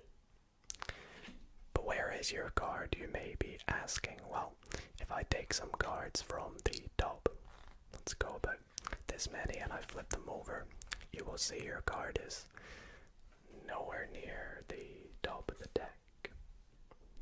And if I take some cards from the bottom of the deck, let's just say like this many cards, you'll see it's nowhere near the bottom. In fact, you can look through, it's not there at all. So where is your ace of diamonds? Well, would you believe it if I took this deck and spread it out and show you there's one card face down amongst all the other cards, and that card is your ace of diamonds. I'm telling you guys, it's that magical wave. I want to tell you a little story about a magical hotel. Now this is a storytelling card trick, and it's one that is actually very, very easy when you know how the trick works. And so that's why, after I have told you the story and therefore performed the card trick about the magical hotel, you exactly how the magic of the hotel works. And it's a really cool trick. It has a nice story. So, follow along with me for the performance, and when I'm done, be sure to go and grab a deck of cards because you are in for a treat for this pretty cool trick with tutorial. So, let me first tell you the story. So, there was a hotel called the Magical Hotel, and nobody knew why except from the receptionist. Now one day, 4 gentlemen walked into the hotel and asked for a room. Now, the receptionist knew that she only had a couple rooms left, so she said, "How many of there are you?" And they said, "Well, there's 4 of us." And she said, "Well, you're in luck. I have exactly 4 rooms left." So each gentleman went off to a room at the Magical Hotel. Now, just as they were on their way up the stairs, 4 women on the middle of a girls' trip walked into the hotel and said, "Do you have any rooms left?" And the receptionist said, "No, I just gave away the last 4 rooms." But the gentlemen felt sorry for the ladies, and they said, "You know what? Each of you can share a room with one of us." So the 4 ladies went off and stayed the night, or planned to, with one of the guys, one of the gentlemen. Now, as they were on their way up the stairs, 4 teenagers walked into the hotel and said that they were on a car journey and their car had broken down, so they needed to stay the night while their car got fixed. And again, the receptionist said, "I'm sorry, I just gave away the last 4 rooms." But the ladies, feeling sorry for the teenagers, they're vulnerable, their car had just sadly broken down, said, "You know what? You can stay the night with us."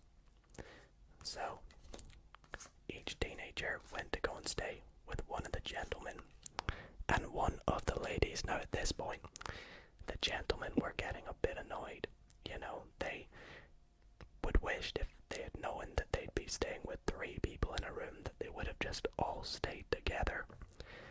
But it was too late at this point because 4 very royal kings walked into the hotel, demanded that they had a room to stay in, and so they had no choice but to let a king stay with each in the rooms. Now, during the night at the Magical Hotel, the lights started to flicker, and the lights completely went out. It was dark. Nobody had no idea what was going on. They were running about the hallways.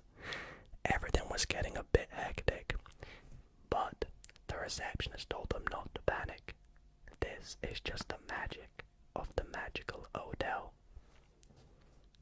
Everyone got lost, wandered off into different rooms that weren't theirs, and ended up with people they didn't know or did know, and it was just a bit hectic.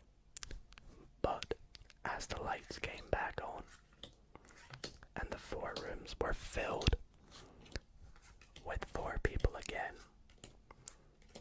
the Magical Hotel had done its magic, and all the people had regrouped.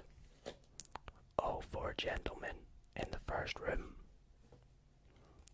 all 4 ladies in the second room, all teenagers in the third, and you guessed it, all kings in the fourth. Alrighty guys, so I really hope you all enjoyed that little storytelling card trick. actually super easy. I barely even need to teach you how to do it. But I will spoil the magic and tell you exactly how it works. But if you do not want to know how this is done, this is just your little warning now. If you do want to keep the magic secret of the magical hotel, then be sure to skip by the tutorial. There will be timestamps at the bottom of the screen for you to skip along to the next card trick. But if you want to know how this is done, be sure to follow along. Go and grab a deck of cards, take some notes, whatever you like, and we will get into the tutorial right now. So, one of the main illusions of this trick is being able to tell a story, and I am not the greatest storyteller, but this trick has been around for so long. I've seen it so many times that I've kind of, just developed my own story for this, and you could honestly take it any way you like. But the original story is about a hotel or an inn where some magic goes down. Now the cards you need for this trick can be any 4 of a kind cards, but you do need 4 sets of 4 of a kind. And I think it's nice to go for the aces, the queens, the kings, and the jacks, as they could make good, people for the story. So I set up with the 4 aces, the 4 queens, then the 4 jacks, and the 4 kings like so, and you're all ready to go. Now you want to explain, that there's this hotel called the Magical Hotel or whatever you like, and there's a receptionist and she doesn't have many rooms left, when in walk 4 gentlemen and they ask for a room each, and she says, well, you're in luck, I've got 4 rooms, and all you want to do is set down the 4 cards in 4 piles. Now the way I like to deal them down is up here, then down below the first one, and in the bottom corner. You want to keep this consistent for every time you deal the cards. It's very important.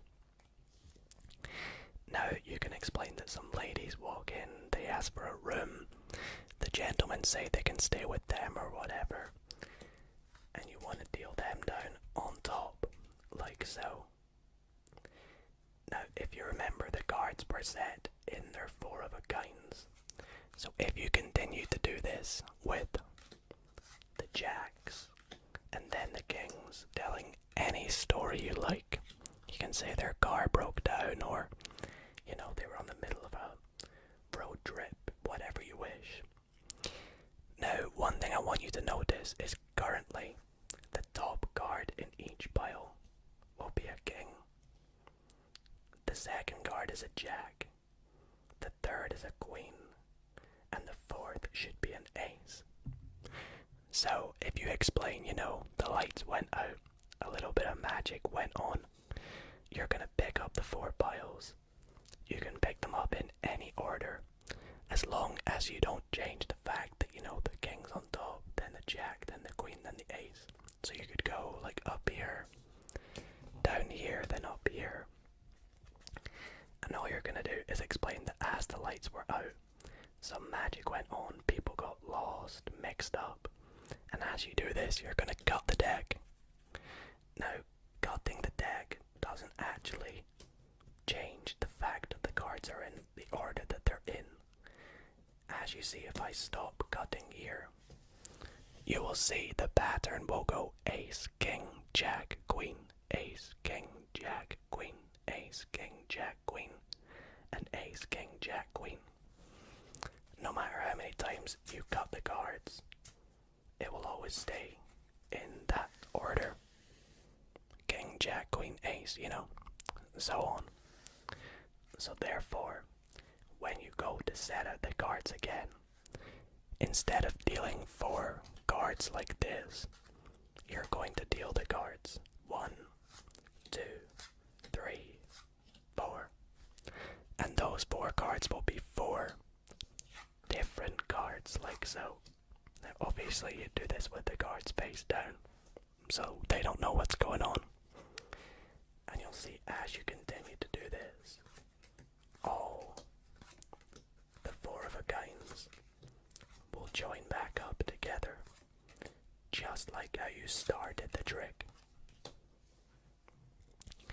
So this trick basically reverses itself halfway through, goes back to the way it started, but if you sell the illusion with cutting the deck, telling a good story, it always gets a really good reaction, so a pretty easy trick.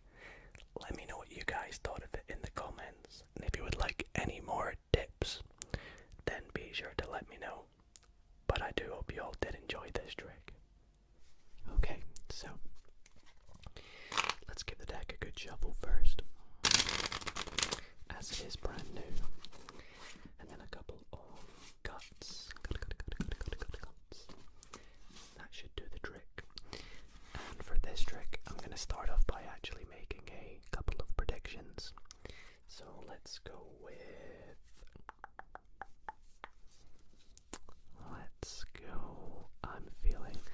Let's go with the three of spades.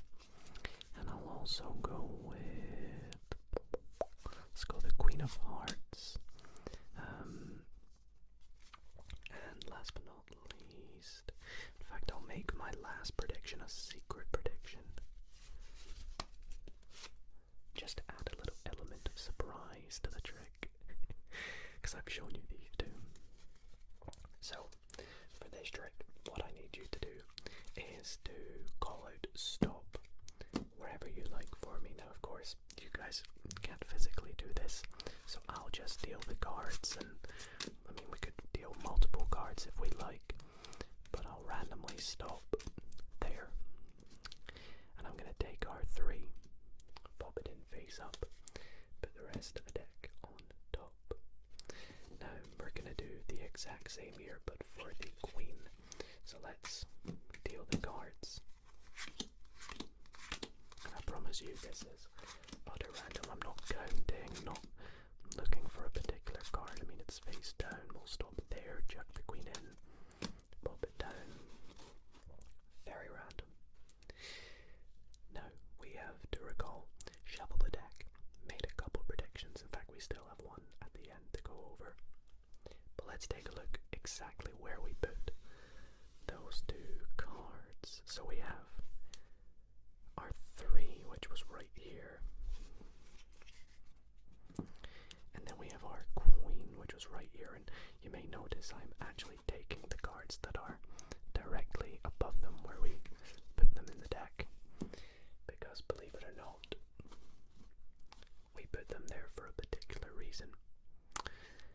How coincidental would it be that we put in the 3 exactly next to the matching 3, the 3 of clubs, and we also put the queen next to the matching queen of hearts. But not only that, we managed to locate the 1, 2, 3 other aces, and of course my prediction was the amazing ace of spades. So guys, for my next trick, it's actually been a wee minute since I have taught you all a trick in one of these videos, and I always get comments of people asking me to make a video where I teach you card tricks. So I figured in tonight's Magic Monday, why not teach you a really cool and awesome ending card trick. That's right, this next trick that I'm going to show you, I will teach you exactly how you can do it right after I perform it. And it's such an easy trick, it's not difficult at all, but yet the ending always fools everyone, so let's jump straight into it. So, for this trick, I'm going to be using my bicycle aviary playing cards.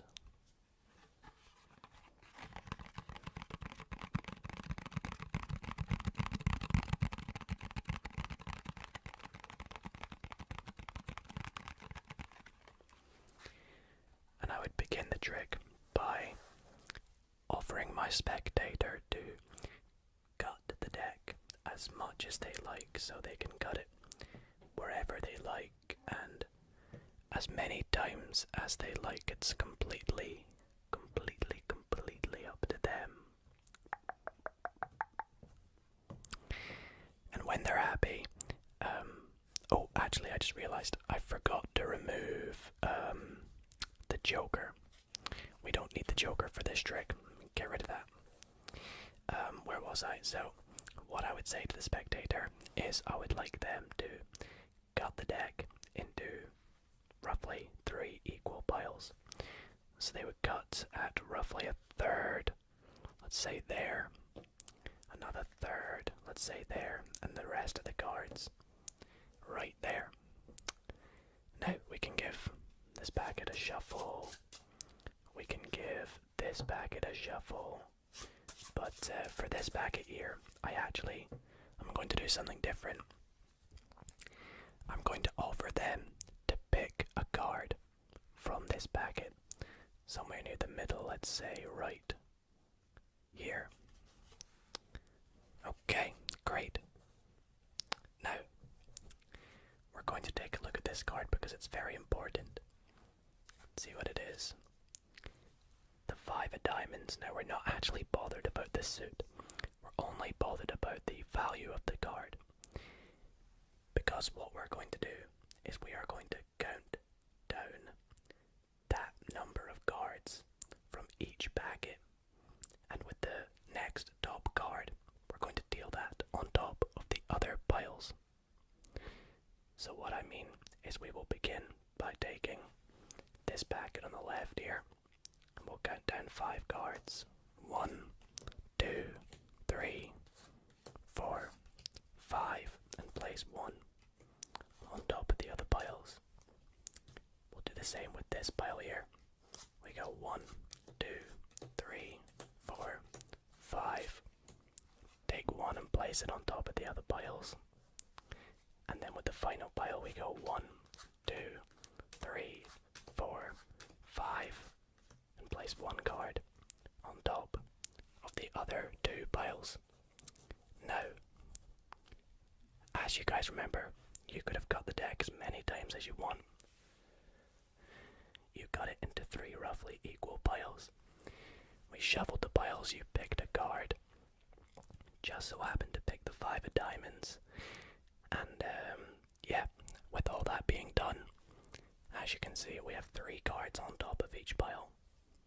And those 3 cards happen to be the other 3 5s. How cool is that? Let's get into the tutorial. So guys, I'm now going to teach you exactly how you can do this trick. Now, this trick is called 5-9 King. And the reason I didn't tell you the name of this trick before I did it is because it would probably give away how the trick is done. But yeah, the trick does actually begin with a bit of a setup, but it's not too difficult. It won't take you long. And I'll show you exactly what that setup is now. So, before you actually go up to your spectator, you want to take out from your deck of cards the 4 5s, the 4 9s, and the 4 kings, like the name of the trick would suggest. You also want to take out 3 random cards. These can be any cards. And 1 of the jokers, or a joker. If your deck has 2 jokers, like this deck does, you want to get rid of this joker. You don't want that for this trick. You just want 1 joker. So, the official setup is you want to take the joker, put the 3 random cards on top of them, face up, then put the 4 5s, then the 4 9s, and the 4 kings. So the setup is like this. And you want to put this right on top of the deck. Now before I do this, I want you guys to notice how many cards this is. It looks about a third of the deck, right? That's very important, so remember that.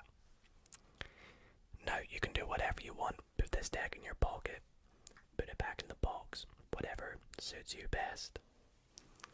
And when you go up to your spectator with the deck set up, you want to say to them, please cut the cards as many times as you want.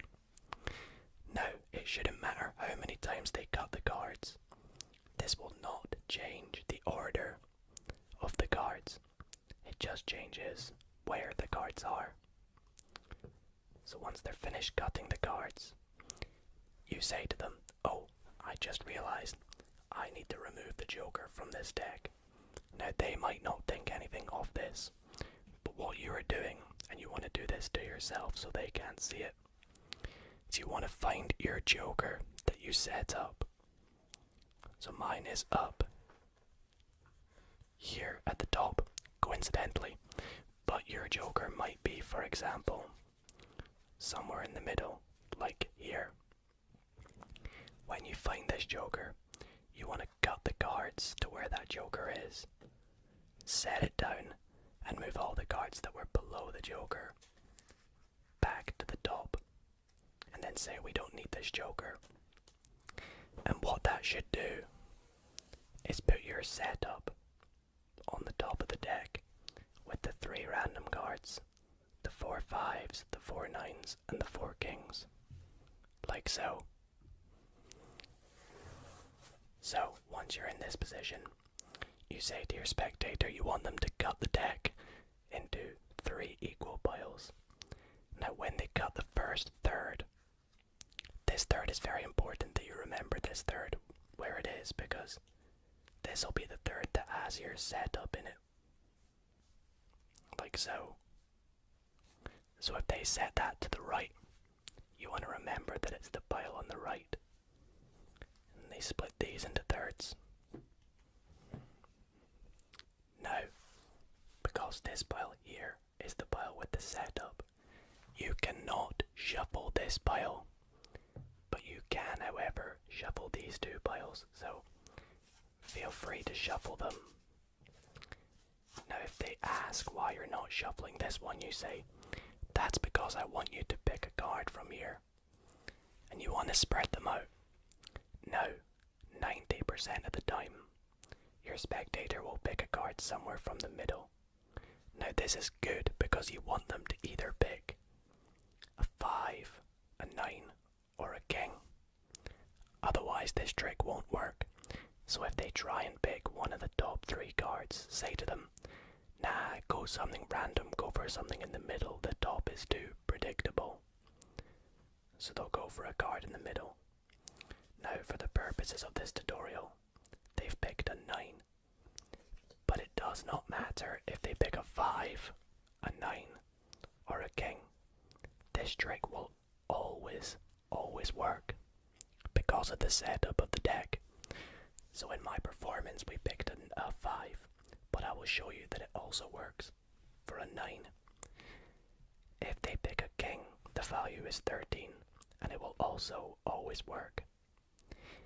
Now, all you have to do is do exactly what I did in the performance, but you want to make sure the cards that you deal at the end are the cards that were on the right, the one with the setup. So beginning on the pile on the left, you tell them, and your spectator can do this as well, tell them to deal as many cards as the value of their card is. Now these are just going to be 9 random cards. 4, 5, 6, 7, 8, 9. And then say deal the next 2 cards onto the top of each other pile. So this will be a random card, and another random card. And put the rest of the cards on top. Now, they do it with the next pile. Again, all they're doing is counting down 9 random cards. And dealing 1 random card on top of every other pile. Now, it's perfectly set up so that on top of the 3 9s, as you can see, there's going to be 9 cards. 1, 2, 3, 4, 5, 6, 7, 8, 9. It's also perfectly set up so on top of the 4 4 5s if they picked a 5. There are 5 cards. 1, 2, 3, 4, 5. And it's also perfectly set up, in case they picked a king, that there are 13 cards. 1, 2, 3, 4, 5, 6, 7, 8, 9, 10, 11, 12. Let me count that again. 1, 2, 3, 4. Well, the 9 should be in here, so that'll be 5, 6, 7, 8, 9, 10, 11, 12, 13. On top of the 4 kings. So in our case, they've picked a 9, so they'll count down 9 cards. First, the 2 random cards you moved across. Then your 3 random cards. So that's 5. And then 6, 7, 8, 9, which are the 4 5s. And then the next 3 cards are the 9s. So you place, obviously you don't show them this, but the next top cards, like so. And put this pile back on top. And this is completely self-working. It should work every single time. That now the top cards will be the 3 other 9s. And again, this is so simple. If you give it a few practices, you'll understand how it works. Test it with the 5s and the kings, and you'll see it always works. So I really hope you guys did enjoy that performance and tutorial. If you have any questions about this trick, don't hesitate to drop a comment down below. And let's move on to the final trick of the video. So, for my next trick, I want to show you guys this really cool prediction card trick. But before I show you it, I want to ensure that there is no setup for this trick. I always get loads of people saying that they think they know how it's done, and whether there was a setup or I forced a particular card on a spectator. Well, I'm going to make it pretty obvious that I'm not doing that for this trick. By giving the deck a really big mix-up. Like so. And we'll collate all the cards together now. Collate. Back into a deck of cards. Okay. Now I will even show you that there is no setup. All the cards are freely mixed now. Now, as I said, this is a prediction trick. I do need to make a prediction, but I don't want you to see this prediction. Let's go for, I think I'm going to go for this card here. And I'm going to leave it just up here in the corner for the remainder of the trick. Now, there are 51 cards because we don't have this card in anymore. There's 51 cards in this deck. Usually I would have a spectator pick a number between 1 and 52. But I don't have a spectator, so let's just grab another deck of cards and we'll pick up a random number of cards. And however many this is, that will be our random number. So 1, 2, 3, 4, 5, 6, 7, 8, 9, 10, 11, 12, 13, 14, 15, 16, 17, 18, 19. Okay? I promise this is random. I literally couldn't think of another way of doing that. So what we'll do is we'll count down 19 cards, and before I do that, I will give it one more shuffle. For all those skeptics out there. And we'll count 19 cards. 1, 2, 3, 4, 5, 6, 7, 8, 9, 10, 11, 12, 13, 14, 15, 16, 17, 18, 19. Now we don't need the rest of the deck, so I'll get rid of that. Now for the last step of this trick, we're going to take these cards and we're going to deal them into 2 piles. One over here on the right, one over here on the left. Like so. Left,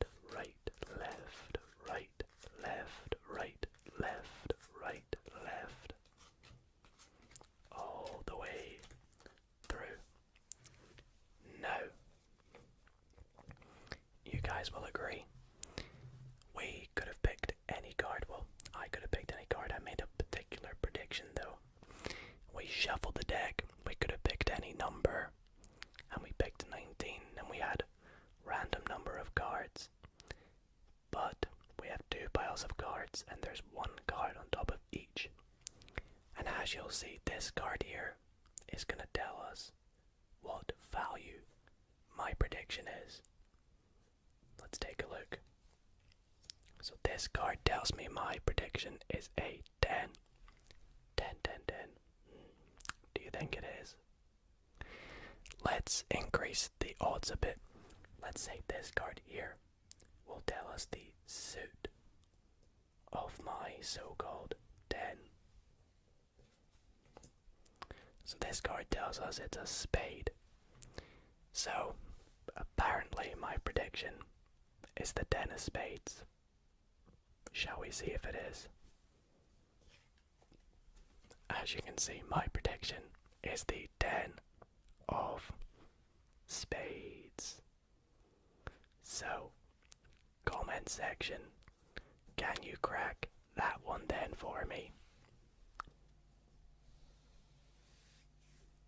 Up next, after that really fun tutorial trick, I'm gonna switch back to a pretty short but effective card trick that will fool you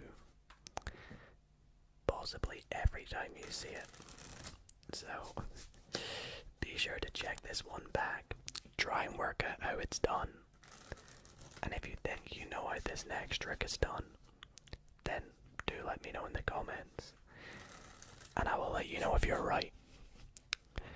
Anyways, for this trick we have a shuffled deck of cards and I would like you to pick any card that you like. Let's say you go for this one right here. By the way, absolutely love this deck. And I will let you guys take a look at the card. I do not want to see it, so please do remember that. I'm now going to lose your card somewhere in the deck, so I have no idea where it is. We'll give it some cuts, some shuffles, and now I am going to try and find your card. Now, obviously, just picking out one card, I have a 1 in 52 chance of finding your card. I'm gonna try and make it a little bit more in my favor. I'm gonna pick out, let's say, 5 cards. That way, you know, I have a bit of a higher chance of finding your card. So let's go. Let's just take the top 5 cards. Now, I do not want you to tell me if any of these cards are yours, but I'm going to show you them, and I want you to just keep them in mind. So we have the 2 of clubs, the 9 of diamonds, the 10 of spades, the 6 of spades, and the 6 of hearts. Now, one of those cards might have been yours. Obviously, I have no idea. So I'll just set them down here. And I'm going to do a little bit of magic. I'm going to wave my hand over the top. And I'm going to press the middle of the sun 3 times. In fact, we'll go 5 times because there's 5 cards. Wait.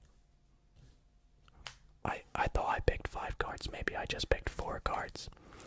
But either way, I'm going to assume that none of those cards were yours, right? You can double check for me if you don't believe me, but none of those 4 cards were yours. And that's because I am pretty sure your card is still in the deck. I think that there is 1 card in the deck, as you can see, that is face up amongst all these face down cards. Is that your card? Be sure to let me know if you know how that was done in the comments. For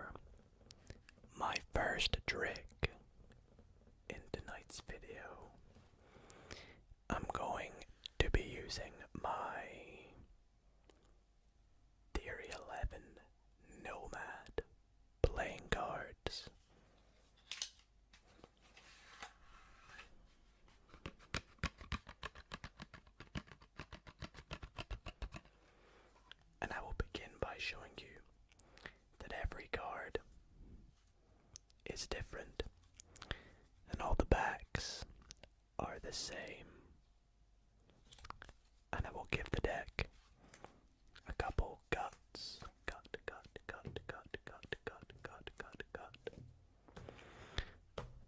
And speaking of cuts, I actually need to cut the deck roughly in half. So we'll go about just here. And the reason we do this is from this packet of cards. I would like you to select any card you would like. So let's just say you go for this card right here. So I'd like you to memorize this card for me, please. Please memorize this card. Because I'm going to lose it in this other portion of cards. Face down in here.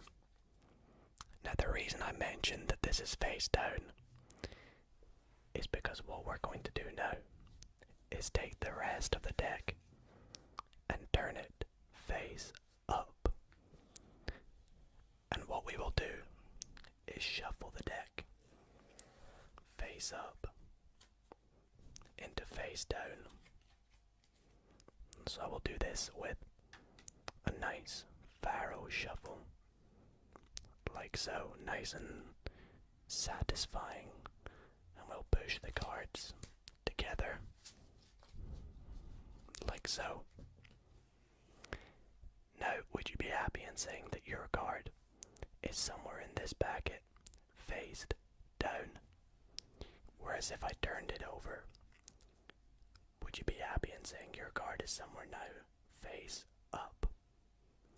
Good, because what I'm gonna do is try and make your card jump out of the deck. Are you ready? Let's see if I can do it with a little bit of a shake, shake, shake, shake, shake, shake, shake, shake, shake. Was that your card? The Ace of Diamonds. It wasn't. Oh, okay. Right, give me a second go at this. Let me try something a bit different.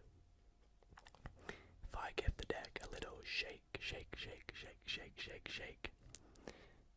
This time, I have managed to make the entire deck go back to being face up, except from one playing card. And that one playing card is your King of Clubs. Alrighty guys, for the last trick in tonight's video, I want to show you a incredible trick that only actually uses 8 playing cards. Now, this trick is so amazing that I would absolutely love to teach you guys how it is done. But, I'm gonna set you guys a bit of a challenge. I will teach you guys exactly how to do this card trick in the next card magic video. If you guys can get this video to 500 likes, yep, that's right, 500. I know we can do it. In fact, we did it on last week's Magic Monday in just under a week. So, if you guys can do it on this week's Magic Monday, I will teach you in the next Magic Monday how you can do this trick. But anyways, let's get into the trick. So as you guys can see, I have 8 random playing cards. Give them a bit of a mix up, like so. And for this trick, I need my spectator to pick a card. It's completely up to them. Let's say they pick this one. Now, I do not want to see it, so I'm going to let you guys take a little look at it. Please remember it, because what we're going to do is we're going to lose your card back within the 8 cards, and I'll give it a bit of a shuffle, so I have no idea where it is. Now, what we're going to do is we are going to split these 8 cards into 2 piles of 4, and I am going to show you all the these cards, and I would like you to memorize which pile your card is in. So I'm going to show you the first 4 cards. We have the 6 of hearts, the 2 of spades, the 5 of hearts, and the 3 of spades. And I'm going to set that just under the card box, like so. Now, over here we have the other 4 cards. I will also show you these in case you have not seen it yet. Okay, now I would like you to tell me which pile your card is in. Now, because I know how this trick is done, I will assume that you guys are saying this pile here. Right, well, what I'm going to do is I'm going to invisibly pull out your card from this packet. You can see I've got it in my hand. I'm going to flip it over and I'm going to slide it into this packet. Don't believe me? Well, let's take a look. As you can see now, under the card box we have just 3 playing cards. These 3. Is your card missing? Well, if so, that's a good sign, because as you can see, there is 1 card reversed in this pile, and that 1 card is your 2 of spades. The other day, I set my friend a bit of a challenge. I said to him, with this deck, which I'm going to shuffle, I would like you to go through the deck and try and find 4 of a kind with the deck faced down. And as you can imagine, his initial instinct was, that's impossible. And I said, well, you have to believe. If you don't believe, then the magic won't happen. So he said, oh, alright, but I'm not promising you anything. And he went through and he picked out, let's say, 1, 2, 3, and why not 4 cards. And I said to him, do you believe that these are 4 of a kind? And he said, you know what, nah, I'm not a magician, I don't believe. And I said, bro, you have to believe. Let's take a look. He found a 3, a 9, a 10, oh, another 3. That's, you know what, that's not too bad. You're halfway there, so you do have some sort of magical abilities. But I'm gonna give you a second chance. Again, remember, you found 2 3s, a 10, and a 9. In fact, let's take one of your 3s and we'll just set it right there. We'll take your other 3 cards and just pop them. In fact, we'll pop them up here. And I said to him, okay, this time, using your 3, I really want you to believe, okay? And he said, fine. I believe. I believe, I believe, believe, believe, believe, believe, believe, believe, believe, believe, believe. And I took his 3 cards, and with one swift motion, we turned them into the 4 aces, and he had found 4 of a kind. Not just any 4, but the 4 aces. So do you believe? Let me know in the comments. So guys, for my next trick, I'm going to be using Darren Brown's deck of cards.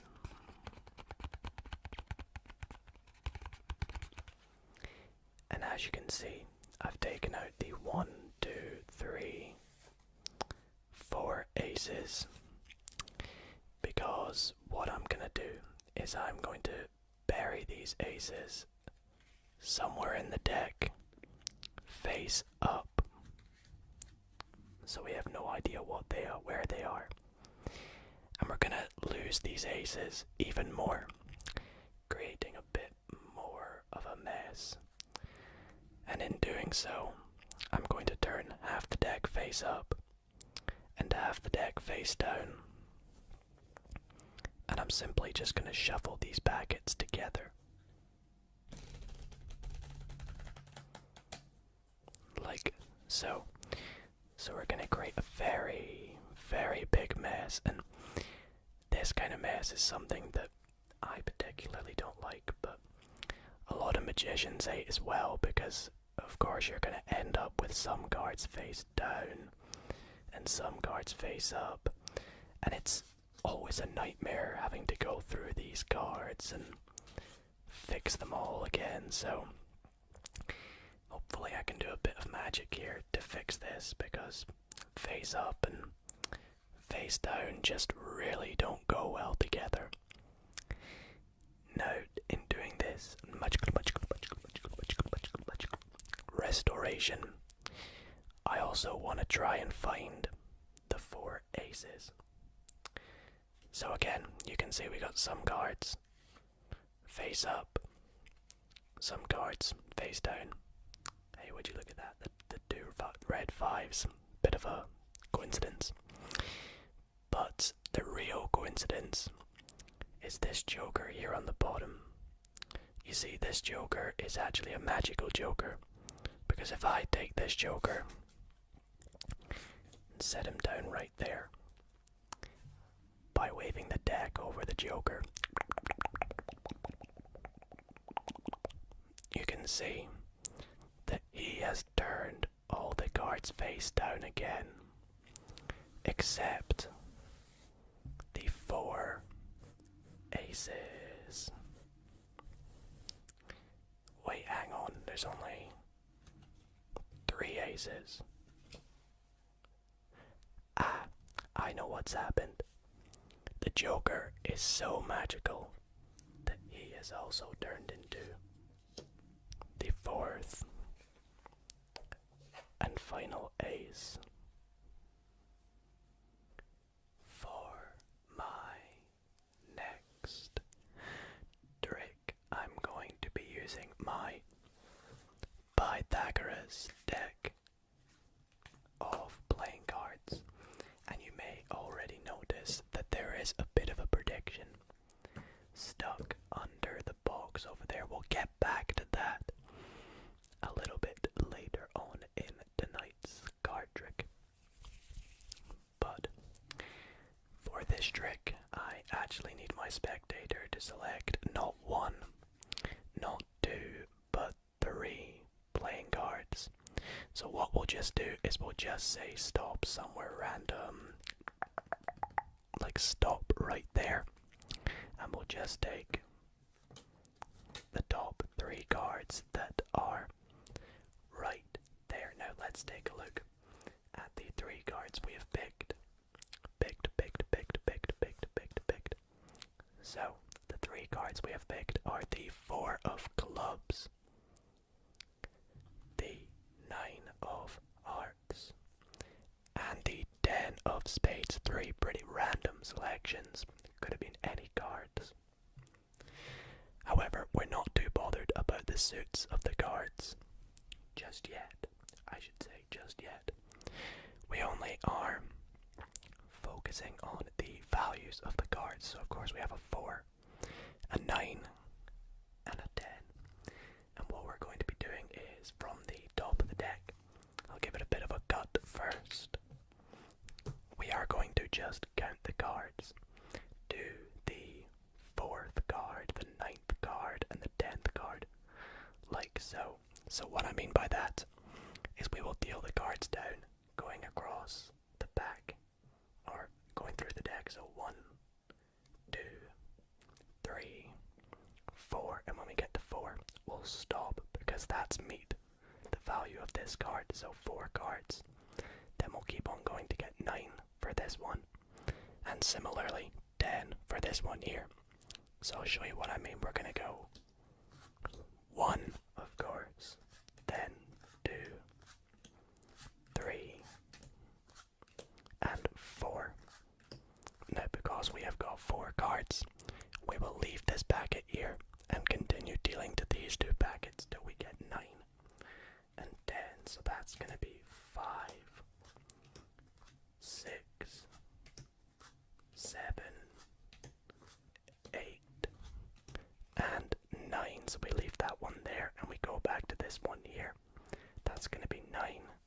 And then one more gives that packet 10. Okay, awesome. So we have stopped at the 4th, the 9th, and the 10th cards in each pile, meeting the values of these cards. And as you will see, we have managed to stop ourselves at the Ace of Diamonds, the Ace of Clubs, and the Ace of Hearts. And if you remember, I made a little prediction at the very start of the trick that I pointed out. And as you can probably guess, my prediction was indeed the 4th and final ace, the Ace of Spades.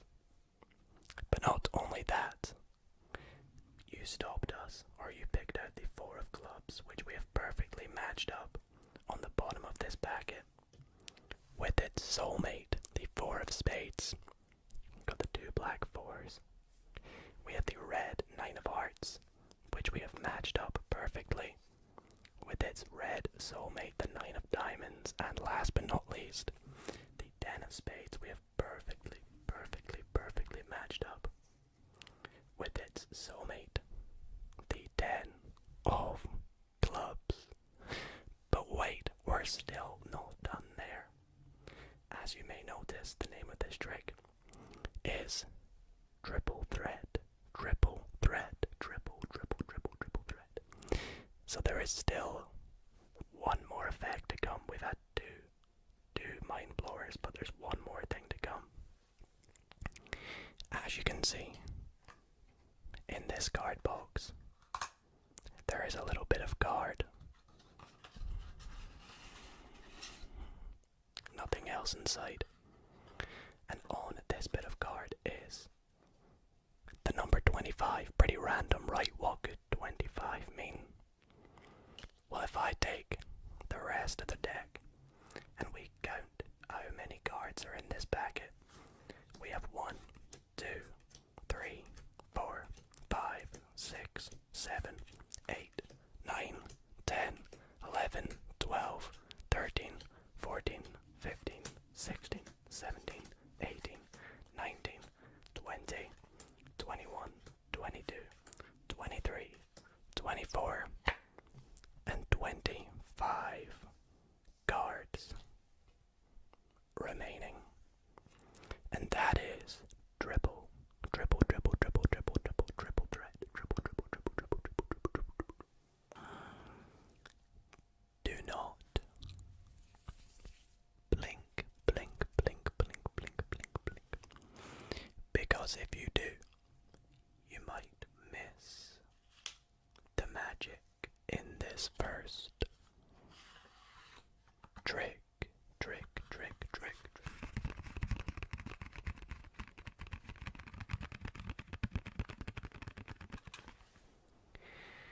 For this trick, I actually do not need the entire deck.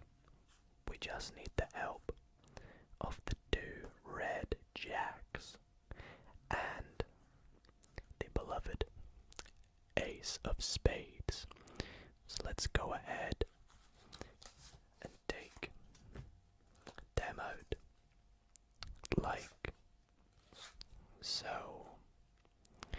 Now, as I mentioned, do not blink, because if you do, you might miss the magic. You see, what we're going to do here is take our Ace of Spades and sandwich it between the 2 red jacks.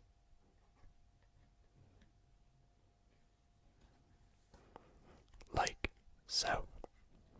And I will grab onto the packet of cards like this. Now I'm going to give them a bit of a shake here, so watch closely. And as you will see, the Ace of Spades flips right over from in between the 2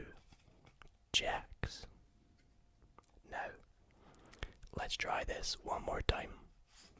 Let's take our ace of spades. Pop it, pop it, pop it, pop it. In between the two jacks. And we'll give this one more shake. So do not blink, otherwise you will miss the magic. Shake, shake, shake, shake, shake, shake, shake, shake, shake. Wait, what? This time it didn't flip over, but it actually changed color to an orange. Ace of spades.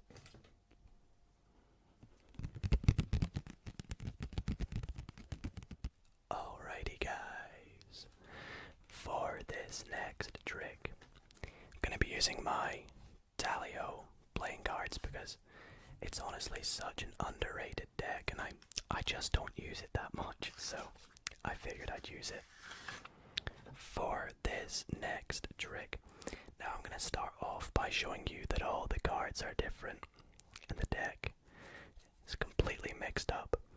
And what I would like you to do is just as I count down the cards, I would like you to call out stop wherever you like. Now, of course, I don't have a spectator, so I promise you this is a free choice. Let's say we say stop right there at the 4 of hearts. We'll just pop that up to the top there, and that's going to be our first selection today. Now, for our second selection, we'll just go for the top card, the Jack of Spades. I do like me the Jack of Spades. And what we're going to do is pop that in the deck somewhere near the top, like about there should do.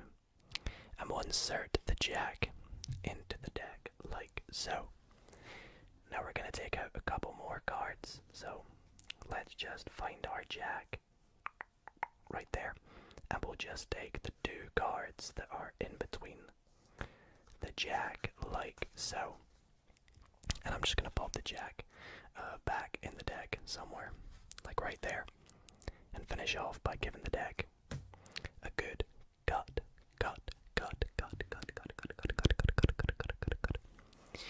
Now, in comes my favorite part of the trick where the magical stuff goes down. Are you ready with a quick wave of my hands? Just like that, the top card of this deck is now a blue card.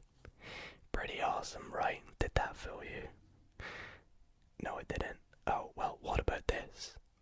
As you can see, the entire deck is now blue. Blue. Even our Jack is still there. The rest of the deck is all blue. You thought it was a red deck. I mean, even the Jack is now blue, sorry. And our 3 selections are all now blue. In fact, there never really was a red deck of Dalio playing cards. So when did you see one? A lot of people have what's called a lucky number. Now, my lucky number is quite a common lucky number, and it is actually quite a lucky number in casinos as well. And my lucky number is the number 777.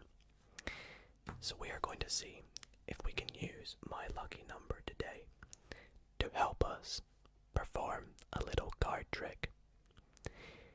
So what I would like you to do is cut this deck roughly a third of the cards. So I'd say about there, right?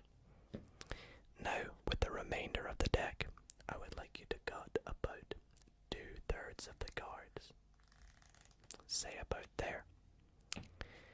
And with the rest of the deck, what we're going to do is give it a good shuffle. Shuffle. And I would like you to cut anywhere you want and look at the card that you cut to. So let's go about there So I want you guys to remember this card. Okay? So what I'm gonna do is pop that packet with your card somewhere back on top of this first packet. Put this packet under here and lose the deck. Lose your card somewhere in the deck.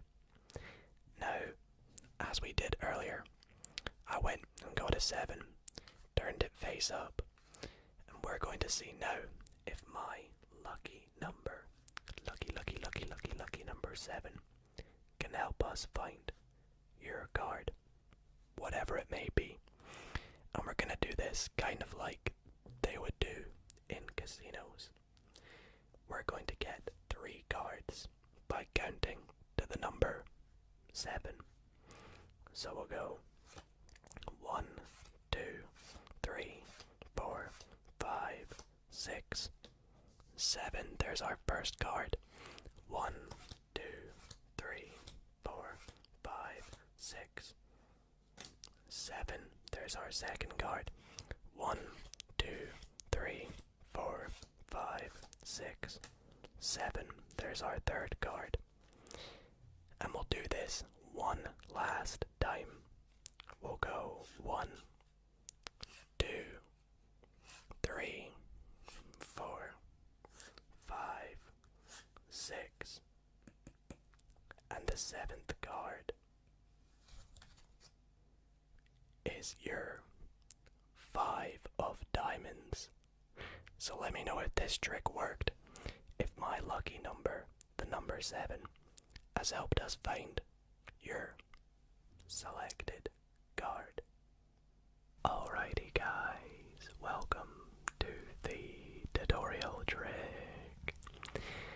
Up next, I am going to be teaching you a really cool card trick that is actually one that I specifically picked for this video to teach you, because this trick is kind of like a bit of a game, and it's really great to do on a spectator because it's very interactive. Majority of the trick, they are doing something at the same time that you're doing something, and it always just blows every spectator's minds. So stick around after I do the performance of this trick to learn exactly how it's done, and I can almost guarantee you are going to go and want to grab yourself a deck of cards and perform it on your friends and family. But anyways, let's get into the performance and then stick around for the tutorial. Okay, so let's get the cards out of the box for this trick. We actually don't need the jokers for this trick. This will become apparent why in a little minute. So we'll get rid of the jokers. But as you can see, this is a standard deck of cards, and I could invite my spectator to give it some cuts if they like. It's completely up to them, and when they're happy they can hand it back and I will give the deck, unless my spectator can do one, a really nice riffle shuffle. Boy, I just love that shuffle. And again, my spectator can see just a completely random deck of cards, like so. Now, for this trick, I could even hand the deck to my spectator right now, and I could just sit back and watch the entire thing from here on out. Here is where I'd ask my spectator to take this deck, and with the 52 cards we have, split them into 2 piles. Exactly, so 26, 26. And the best way to do this is, just go 1, 1, 1, 1. So they would do this, they'd go 1 card there, 1 card there, left, right, and do this the whole way through the deck. Now, because this is an ASMR video, we get the nice sounds of the card dealing and some tongue clicking as we go. If I did that to my spectator, they may not get the same experience, who knows.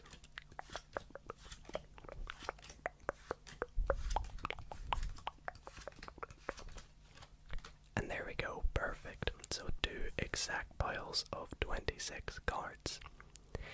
Now, as you may have guessed, one of these piles they're going to get to keep, and one of these piles I'm going to get to keep, and the choice is up to them, so go ahead and pick a pile.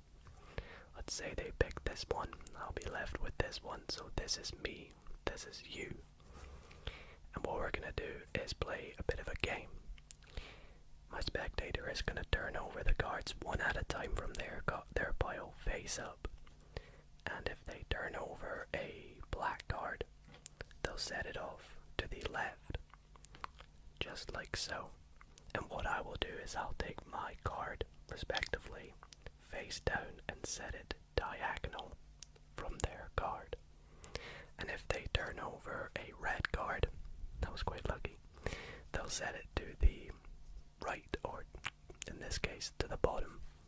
And I'll set my card, respectively, face down, again, diagonal. So we'll go through the cards and do this. Black, so diagonal. Red, so diagonally, I put mine there. Again, face down, so black, diagonally. Red, diagonally. Black, diagonally. Black, diagonally. Red up here. Black down here. Red up here. Red again up here. And as you can see, doing this with a spectator is really fun because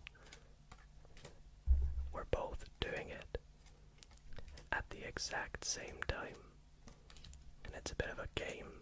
You could even challenge to see how fast we could do it as a team. But doing as one person, it's quite tricky actually. But we're nearly there. A few black cards and a few red cards.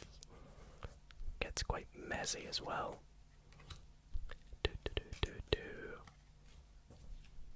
And last card.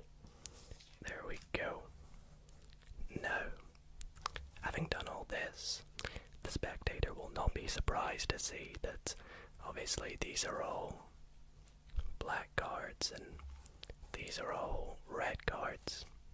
But after everything we've done, they may be surprised to see that all these cards are also all black, and all these cards are also all red. So I hope you guys enjoyed that trick. Be sure to stick around because I'm about to teach you step for step exactly how it's done, and it's really fun. So let's get into the tutorial. Alrighty, so let's get into the tutorial for this trick. Now this trick is really cool, as you just saw.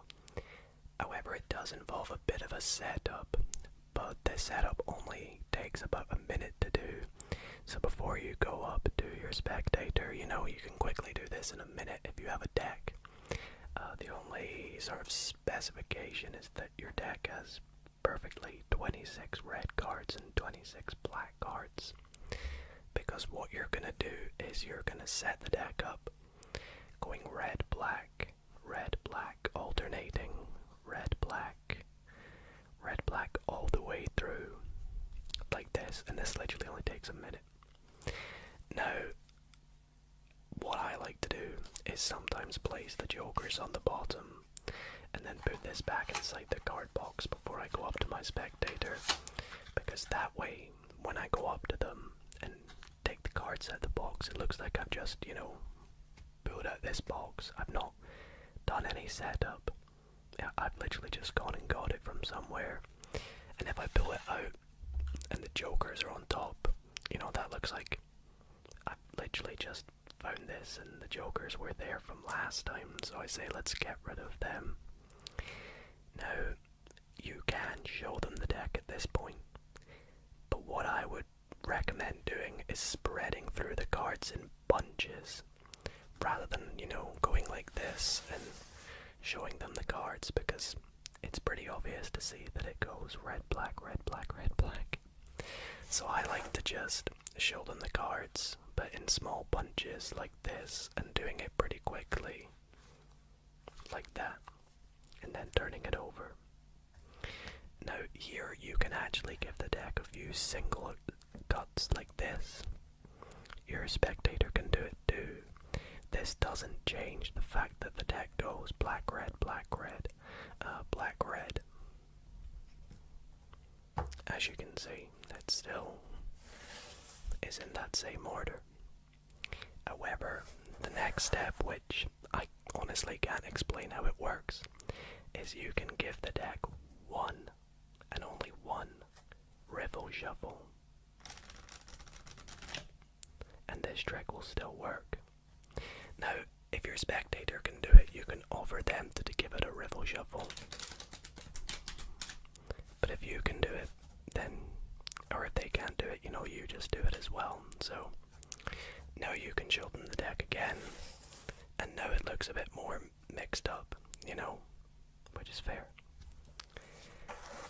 Now, what I would recommend doing is going through the deck like this when you show them again, because this next step is very important. You want to spread through the deck and find somewhere where you have two red cards together or two black cards together. And when you do this, you want to split the deck at that point and cut it like this, so that one black card's on the bottom and one black card's on the top. That's all you have to remember to do. It's very important. The rest of this trick is completely self-working. You ask them to split the deck into two piles, so they pick up the deck. It's important that they do it left, right, or right, left. You don't want them to deal 26 and then another 26. It must go this way because I believe it's got something to do with the way that it's splitting up the black and red cards, but I can't really be bothered to find out how it's done. I'm sure one of you guys in the comments will let me know. So we'll go through and do this. And once we've done this, it is again completely up to the spectator which pile they want. Let's just take them like this. Again. And the last step is you want to just explain to them how this process is going to work. You're going to say that they're going to turn over a card. If it's red, set it to the left. And it's important that you do it diagonally, face down. And if they get a black card, let's keep going till we get a black card. They set it to the right, and you set it diagonally face down. Make sure you don't accidentally do it face up, because you want to do it face down so the ending is better. And you're going to do this all the way through.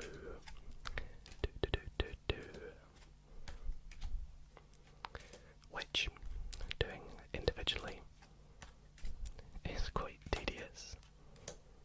But with someone else, as I said, it becomes a bit of a game. It's actually quite fun to do.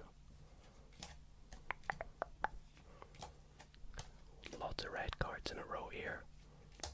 So that's the good thing. If it doesn't go red, black, it sells the illusion a bit better at the end. Especially with the fact that we shuffled it and they cut the deck at the start, and most of this trick is done in their hands, and that's why I think this is a great trick for me to teach you.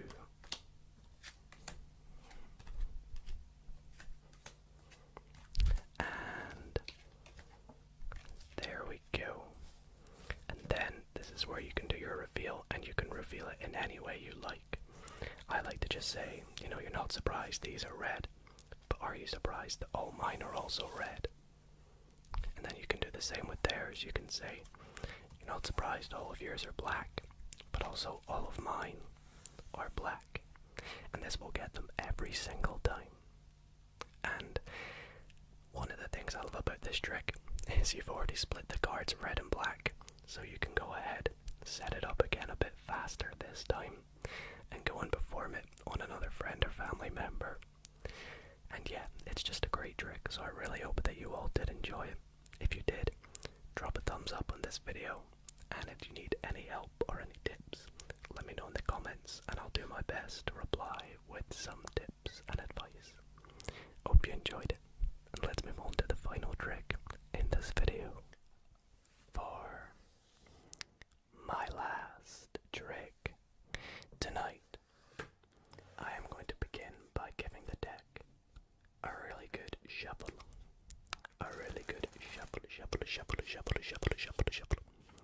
And a good mix up. Because this trick, as you guys can guess, is an impromptu trick, which means there is no setup. There's no funny business going on with this deck. In fact, if you were here, you could give it as many cuts anywhere you like to make the deck nice and random. Now, for this trick, I actually need to select 2 cards. Well, my spectator, that's you guys, need to select 2 cards. And it's very, very important that you remember these 2 cards. Now, I trust you guys. I'm sure you'll be able to remember them because I've got a terrible memory, so I'm relying on you guys. So we'll go through and pick out 2 random cards. Let's say these 2 right here. We'll take a look at them. So, well, one of them's the Joker, so I'm pretty sure I'll be able to remember that one. But we have the Joker and the Queen of Diamonds. And I want you to remember them because what we're going to do is turn the deck face up, losing your cards in the deck somewhere. And I'm actually going to cut the deck in roughly a half, so we have 2 packets of cards, one there and one over there. Now, if I had a spectator with me, I could have them help me with this next step, but I'd say to them, right, we're going to take each packet of cards one at a time, and I would like you to lift up any number of cards and just set it over here to the side, wherever you like. So they would lift up and set it over, and I'm actually going to turn this packet face up. And I'd say to them, okay, I'd like you to cut this packet again over like this. So they've cut it again. And I'd say with the remaining cards, choose a packet to put it on top. Let's say they say this one. We'll complete the cut, put the rest of the cards on top. Top. Now we'll do the same with this packet here. I'll have them lift up anywhere they like. Turn it over. And I'd say to them again, cut this packet over. So they'll come over and cut it like that. And I'll say, which packet would you like to put the remaining cards on? And say this one here. Put the remaining cards on this packet. And then we'll just take these 2 packets that are left and pop them on top like that. So to recap, you guys picked 2 cards from a shuffled deck of cards. We had, I think it was the Joker and the Queen of Diamonds. Might be wrong, but we lost them in the deck.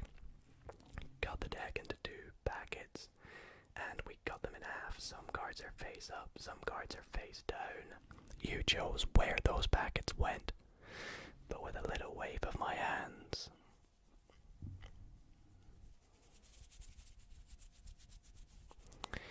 Just like that, the entire deck goes back to being face up, except for 1, 2 playing cards.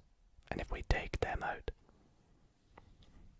would you believe it, that these 2 cards are the Joker and the Queen of Diamonds, your 2 selected cards. Because it's going to be a new deck order, let's mix it up for a wee moment.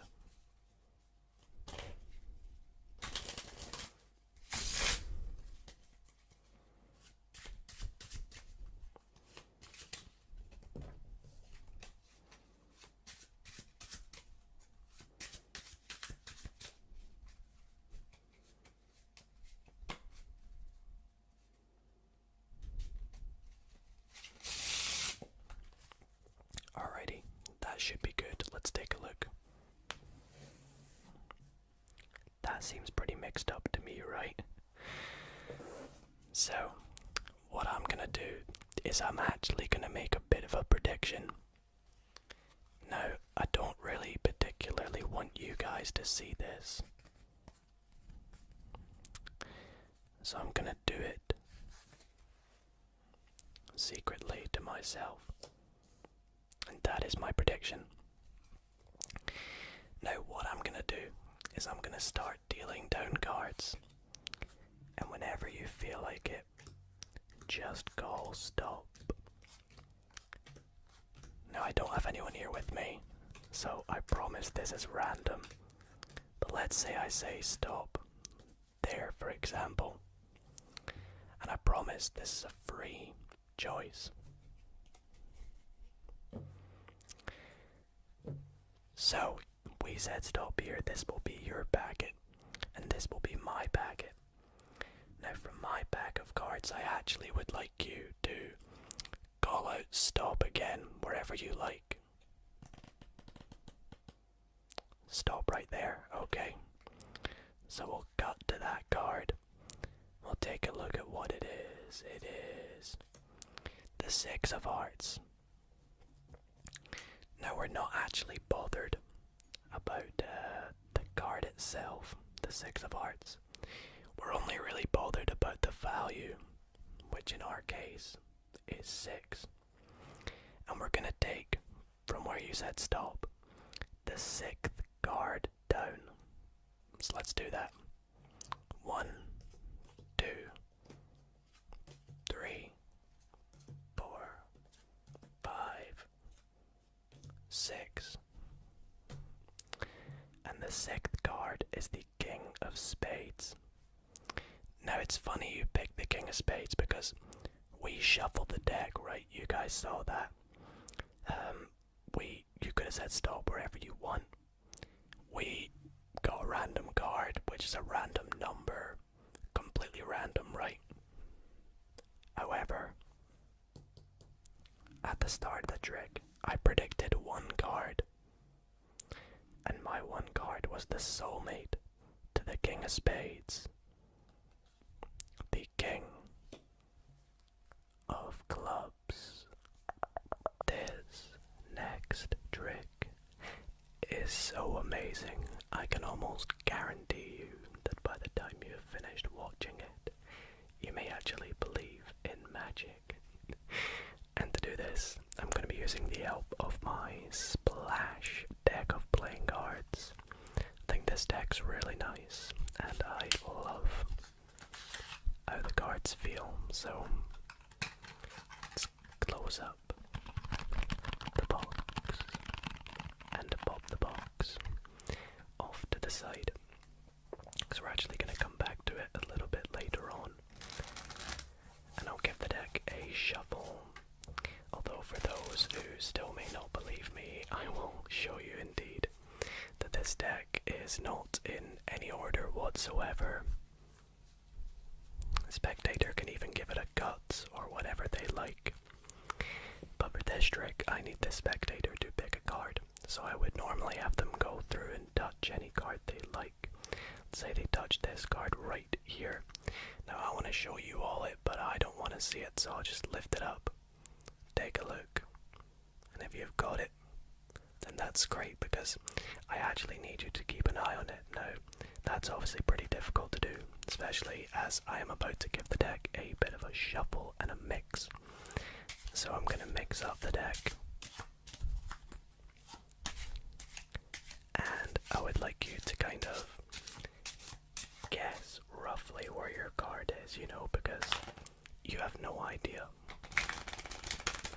So, to give you a better chance, what I'm going to get you to do is pull out a portion of, let's say, 10-ish cards. And so my spectator would pull out a bunch of cards, just like so. Now, you could have pulled out any cards you wished, but you happen to go for these ones. What I'm going to do is I'm going to give you this deck, because what I would like you to do is quickly cut this deck anywhere you like. My spectator would cut, let's say right here, and we'll mark their cut just like this, because we're going to come back to your cards now that you pulled out, and we're going to actually see how many cards you pulled out. We're going to count how many cards, but at the same time I want you to look out for your card. So we're going to count the cards, and at the same time I want you to see if you pulled out your card. So let's go. 1, 2, 3, 4, 5, 6, 7, 8, 9. Did you see your card? Now, I'm just going to assume you probably didn't. There's a high chance you may have not, but there's also a slight chance you may have. So, I'm just going to go with the hope that you didn't. And I'm going to pop these cards inside the card box, like so, and we'll pop that off to the side there. Now, let's come back to where you got the deck and see what card you got the deck to. You got the deck to the 5 of Hearts. Is that your card? No. Okay, well, I'm not doing very well this trick, am I? Let's see if you can try and find it in a different way. Maybe the card you found, if it's not your card, maybe it's an indicator card. Maybe it means that your card is the 5th card down in the deck. Let's try. 1, 2, 3, 4, 5. Was that your card? That wasn't it either. Okay, maybe, instead of the 5th card down in this pile, it means it's the 5th card down in the pile that's in the box. Wouldn't that just blow your mind? Well, let's give it a look. If I remember, you picked 9 cards, so it would be in the 5th position out of 9, correct? Well, let's spread out the cards and take a look. You can see we have 1, 2, 3, 4, 5, 6, 7, 8, 9, 10. Wait, what? We have 10 cards. That can't be right. Well, let's take a look. What's in the 5th position? 1, 2, 3, 4. The 5th card down. The 10 of diamonds. Is that your card? Still not asleep yet? Well, that is a bit odd. How about a card trick with tutorial? Maybe that will work. You guys have been absolutely loving the tutorials lately, so maybe if you're not asleep yet, then this card trick performance with tutorial will put you straight to sleep. Sleep. So I will show you a quick trick now and then teach you exactly how it is done. Now, for this trick, you could actually have it all done in your spectator's hands, because for this trick, you are going to start by asking them to freely cut the deck as many times as they would like. And when they give it back to you, you could even give it one more cut, let's say right there. And when they give you the deck back, you're going to say to them, okay, I would like you to take this deck and deal as many cards as you like into one pile, but tell them to maybe not do too many cards, because you will be making 2 more piles of the exact same amount. So let's say they go for, I don't know, 7. They go 1, 2, 3, 4, 5, 6, 7. Then you would tell them, obviously, do the same for 2 more piles. So 1, 2, 3, 4, 5, 6, and 7. and then 1, 2, 3, 4, 5, 6, 7. Now you want to tell them to put the deck on top of any of these 3 piles. Let's say they go for the middle pile. Next, I would like you to pick either of the 2 piles that are left. Let's say they go for this pile, and I want you to give it a good mix up. As much as you like, mix it in any way, and when you're happy, I want you to take a look at this top card. So it's actually okay if I take a look in this case. It is the 8 of diamonds. A great choice, I must say. And we're going to take this packet, set it on top of the largest packet, and then take the rest of the cards and drop them on top. Now, let's do a little bit of a recap. So I had you mix up the deck, then I had you deal as many cards into a pile. You could have gone for, say, 6, 1, 2, 3, 4, 5, 6. You could have gone for as small as 3, 1, 2, 3. But whichever number you dealt, I had you take the same number of cards in each the other 2 piles, and then I had you place the rest of the deck on top of any of the 3 piles. Pick up one of the 2 remaining piles. You could have mixed it up as many times as you wish. You could have even changed your mind. Then I had you take a look at the top card, and when you had that, hopefully you're still remembering it. In our case, it's the 8 of diamonds. I had you pop that on top of this packet and pop the rest of the deck on top. Now, after all that, it is time for me to finally find your card. Now, how am I going to do that? Well, as you can tell by the name of this trick, it is called the Dido ASMR card trick. But why is it called that? Well, as you see, if I take this deck and I spell out Dido ASMR, DIDO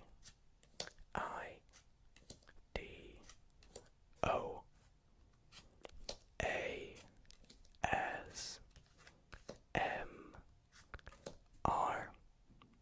you will see the next card on top will be our 8 of diamonds. Alrighty guys, so how did I do the Dido ASMR card trick? Well, I will let you know it's actually very, very simple. Almost anyone can do this card trick, whether you're a beginner, an advanced magician, and it always has a nice wee twist or spin that you can put on it in any way you like, and I will explain how a little bit later on. So, there is a little bit of a setup to this trick, and that's got nothing to do with the order of the deck. All it requires you to do is to take the bottom card of the deck, and you want to take one of the corners of this card, and you want to just put a little crimp, a little bend going downwards like this. Now, if you're not happy with bending your cards, I would suggest maybe using an old deck. This is one of my older decks. And you want to put it back on the bottom of the deck so you can see it's got a little crimp, like so. And you're ready to go. So, for this trick, this is how you start. You have your spectator give the deck as many cuts as they like. Now, as long as they're doing single cuts, it doesn't matter how many cards they cut or how many times they do it. When they hand you the deck back, you could say you could give it one more cut, and all you have to do is cut. So your crimped card goes to the bottom of the deck like that. Now, the reason we put a crimp in it is because it's nice and easy to see. You can see it. And it also kind of naturally cuts to it if you just pick up on the cards like so. You'll see if I just pick up like this, I've cut straight to that crimped card, so it's nice and easy. And you can cut it straight to the bottom, so that's pretty useful. Then say to your spectator, deal as many cards as you want into a pile. Let's say they go for 7 again, but it's completely up to them. So 1, 2, 3, 4, 5, 6, and 7. Then you have them do it 2 more times. 5, 6, 7, 1, 2, 3, 4, 5, 6, and 7. And you say to them, place the rest of the deck on top of any pile. This is a completely free choice again. Now, one thing you want to note is that means that this crimped card will go on top of the card on top of that pile. So, let's say they go for the pile on the right. Now you say to them, pick any of the 2 piles remaining. Again, this is a free choice. They pick it up. You can have them mix it up if they like, but when they're done, you say to them, I would like you to remember the top card. Now it's important that it's the top card. And this is because the card that they're remembering, let's say for this tutorial, it's the King of Spades. This card, when you put on top of the deck, will be the card in the position of the bottom of the number of cards that they picked. So it'll be the 8th card in our case, which is 7 cards down. Like so. Now, when they hand you the deck back, you are going to say to them, okay, let's recap what we did. And you say to them, I had you pick any number you wanted. And what you want to do is you say, let's say you said 6. You have to pick 6 here. And you count out 6 cards. 1, 2, 3, 4, 5, 6. Then you say, you could have said 3, and you go 1, 2, 3. Now what you just did here was reversed the order of the top 9 cards. It's very important that you did it that way. Then with the 2 remaining piles, you want to deal off the same number of cards, so it's going to be 9. But make sure you don't reverse the order. So you're going to count up to 9 cards, put them in the middle, count 9 more cards, 6, 9, pop them on the right. And then you say you could put the deck on top of any pile. However, when you're explaining it here, you want to put it on top of the pile that you reversed the 9 cards. So it's going to be the first one. It's also pretty handy if that's the pile they picked, because then it looks more, like you're counting back at what happened. Then say to them, you picked any pile, you gave it a shuffle, you remembered the top card, and then you put this pile on top of the deck, and the last pile on top of that. Now you say to them, alright, so I'm going to give the deck one final cut. And when you give it this final cut, all you're going to do is cut your crimped card to the bottom of the deck. We did a little bit of practicing that earlier. Make sure you get good at it, because now the trick is set up so that their card will always, no matter how many times you do this trick, it will always be in the 9th position. 1, 2, 3, 4, 5, 6, 7, 8. 9 is the King of Spades. Now you could reveal this in any way you like. You could make a little prediction before the trick saying 9 and write it on a piece of paper or whatever. Or you can think of a word, maybe your name or anything you like, that could spell out to 8 or even 9 to reveal their card. Dido ASMR just coincidentally has 8. So I spelled out DIDOASMR.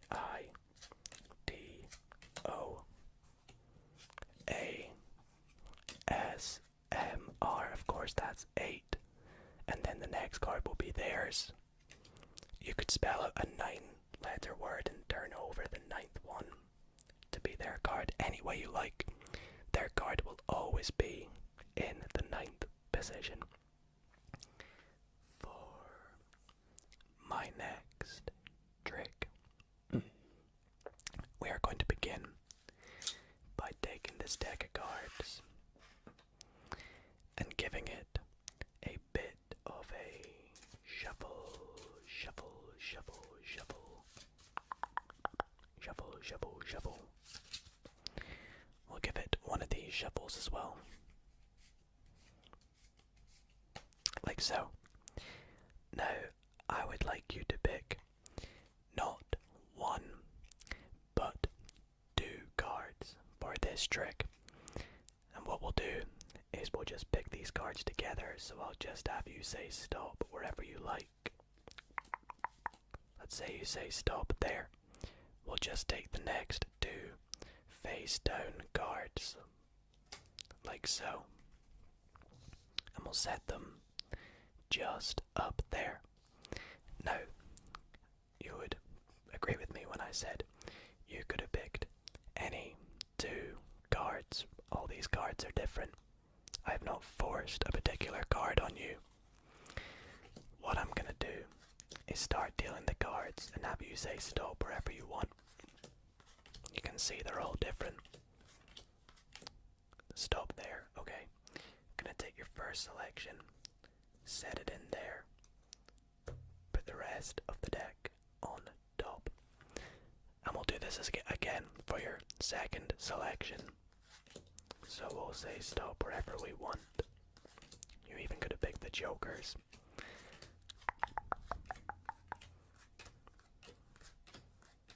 Stop there, okay. We'll pop your selection in, put the rest of the deck on top. Now to go over the trick again, we shuffled the deck. We picked out two random cards and we lost them somewhere in the deck face down. But you've actually not seen what your cards are. Let's go through and take a look, shall we? Or where did you put them? So your first card you put here, and your other card we put there. What we're gonna do is take the cards that are directly on top of them. So the Jack of Diamonds and the Two of Spades. Great, great, great. Now I say great, and that is because not only have you found two random cards, but you have found the soulmate to the Jack of Diamonds, the Jack of Hearts, and the soulmate to the Two of Spades, the Two of Clubs. But not only have you found the soulmate to both these cards, you have also found the four red cards. You're probably thinking, well, the deck is a red deck, so that's not so amazing. But no, you have found the only red cards, because the rest of this deck is blue. Blue, blue, blue, blue, blue, blue, blue, blue, blue, blue, blue, blue, blue. I always get asked questions like, how did you get into magic? How did you learn to do that trick? And how did you learn to find my card? And honestly, it started when I was very, very young. One year, when I was about 9 years old, I went to a magic convention and I met these three very famous magicians. And I said to them, look guys, I want to get into card magic. I want to learn first how to find a chosen card by a spectator. And they said, okay, we have just the methods for you. So I went through my deck of cards that I bought and I took out the 1, 2, 3 and 4 aces. And I said to the magicians, alright, what I'm gonna do is lose these aces in the deck right in front of them. And so I did. The Ace of Diamonds and the Ace of Spades. And I said to the first magician, okay, how would you find the first ace? And the first magician said to me, so I like using a bit of an old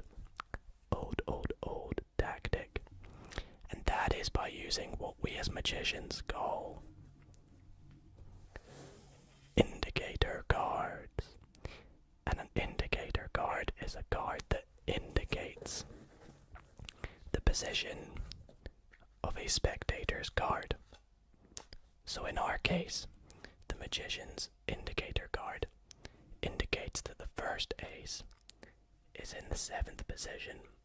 So he counted 1, 2, 3, 4, 5, 6. And rightfully so, the first ace was in the 7th position. Now the second magician said, I don't like that. That's a bit too slow for me. So he took the deck, spread it out, and said, I can just find a card by spreading the deck out. And rightfully so, he found the second ace. So we're 2 aces down. The third magician said, you know what? I'm into a bit of spelling. And he said, just by spelling ace of diamonds, I can find the ace of diamonds. So he goes A, C, E, O, F, D, I, A, M, O, N, D, S. And there is the ace of diamonds. And they said, okay, look, go ahead, use the tactics we have taught you. Find the 4th and final ace for us, the ace of spades. And I said, okay, let's see if I can use an indicator card. But no indicator card showed up for me. So I thought, okay, let's try just to get the card to turn over like the second magician did. But nothing turned over. So I said, alright, okay, let me try spelling ace of spades. So I went A, C, E, O, F, S, B, A, D, E. But even on the ace of spades being spelled out, I still hadn't found the 4th and final ace. So I said, okay, you know what? Let me use a bit of my own method. And I took the cards and I out-jogged and in-jogged the cards one by one. All the way through. Out-jog, in-jog, out-jog. Whoops, that was in-jog, out-jog. Like so. And I said, you know what? I have a funny feeling the ace is in this packet. So I did it again.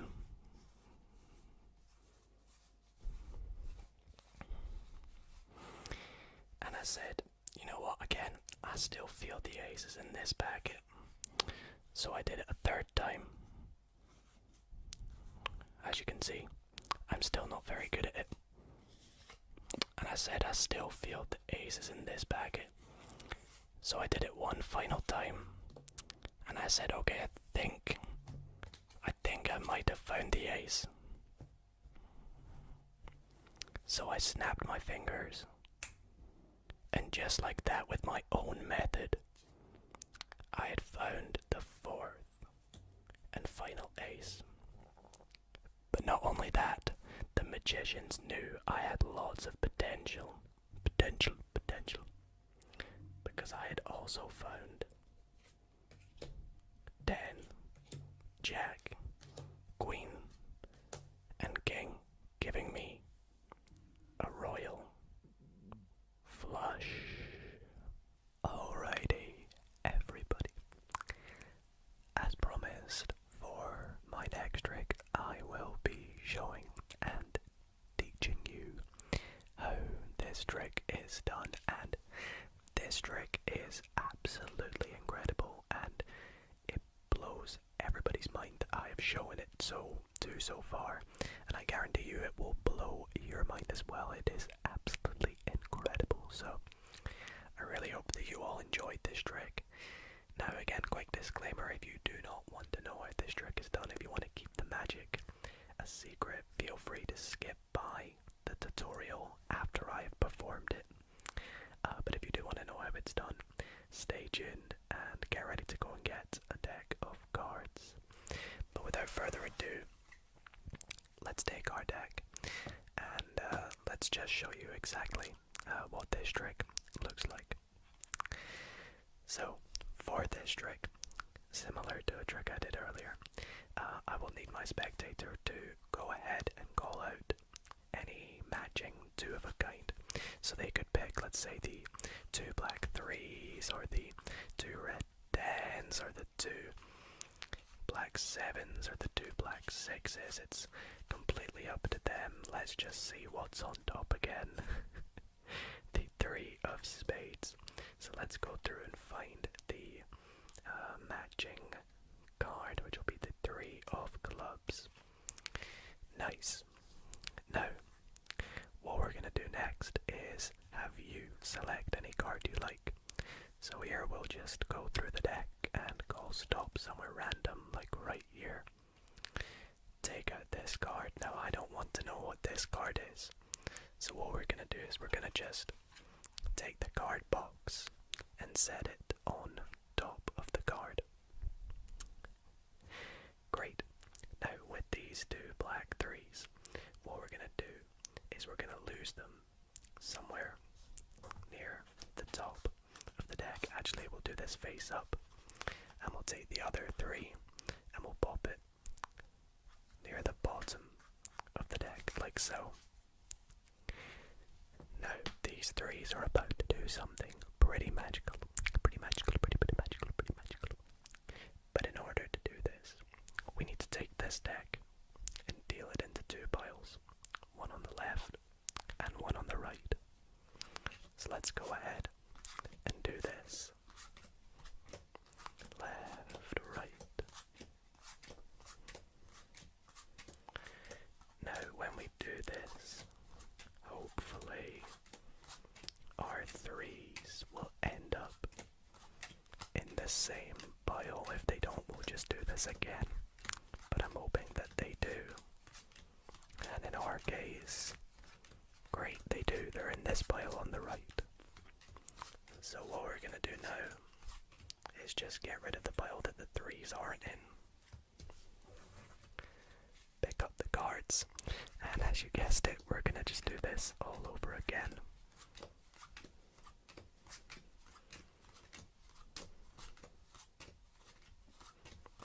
And once we've done this, we can see the 3s are in this pile. So let's get rid of these cards. We'll do it again. Losing more and more cards each time. We haven't got many left. No. There we go. Removing another 4 cards to the point where we just have our 2 3s and 1 card in between. How magical is that? Well, let's take a look at what that card is. The 6 of clubs. Well, this trick was all about matching values and matching cards, correct? Well, wouldn't you believe it if this random card was indeed the match to the 6 of clubs, the 6 of spades. And that is the card trick that I'm going to be teaching you tonight. I really hope that you all enjoyed it. Stay tuned, because I'm going to teach you step by step exactly how to do this trick. So let's get into it. Alrighty everybody, so welcome to the tutorial. This trick is really awesome, as you saw. However, I must quickly let you know that this trick does involve a setup. So that means before you go up to your spectator, you actually have to stack the deck in a particular order. So as long as you can get the deck and arrange it quickly before you go and perform it, then you're all good. And I must also let you know that this will require you to have a deck of cards that is complete. By this this, I mean it must have all 52 cards. And you can get rid of the jokers, you won't be needing them. So, all 52 cards. And here is the order you must stack the deck in.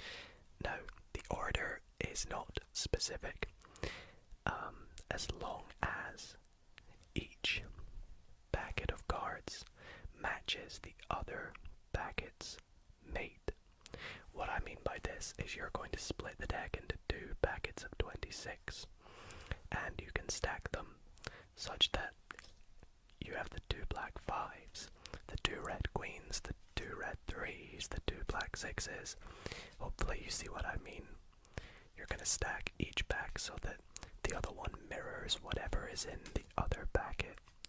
Now again, this does not matter what order you put them in, so it doesn't have to be the 2 black jacks. You could have put the red 6s there or whatever.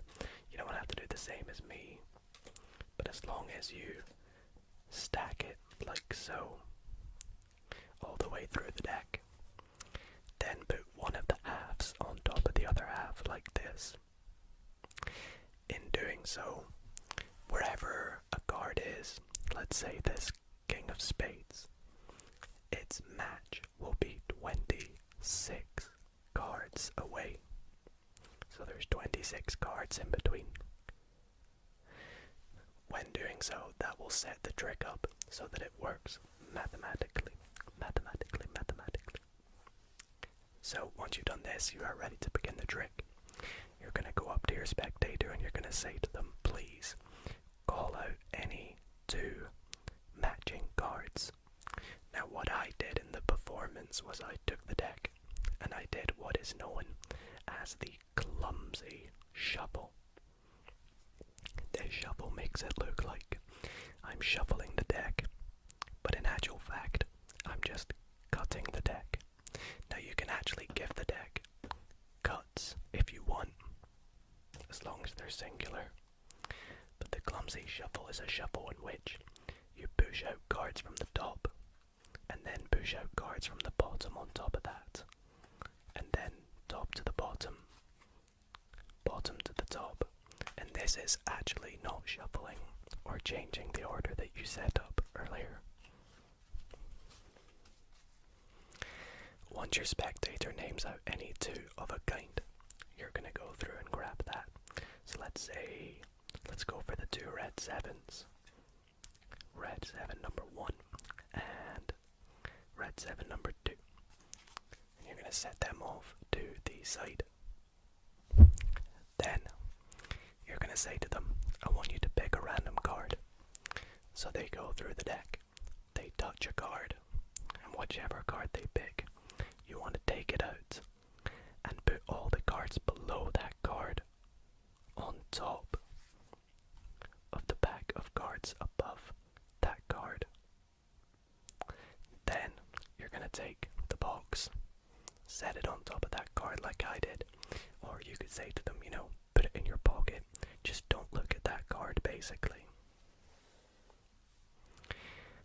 The next step is we're going to lose these 2 red 7s somewhere in this deck. However, we're not losing them somewhere random. We're losing them somewhere very specific. We're going to put them in the 10th position from the top and the 10th position from the bottom. Now, how can you do this subtly? Well, what I did is I pushed the cards off in packets of 3. So I did 3, 6, 9. And then that's now the 10th position. So I put the first 7 in. Same from the bottom. I tried to talk at the same time, but it can be difficult. So that's 9. We put the 7 in. And now we have the 7s in the 10th position and the other 10th position. Now the trick is all set up. All you have to do is deal them out into their 2 piles. And so as long as you have done removing 2 cards, as long as you don't mess up the order of the deck as you go, and if you get your spectator to select a card, don't forget to put the bottom half back on top of the top.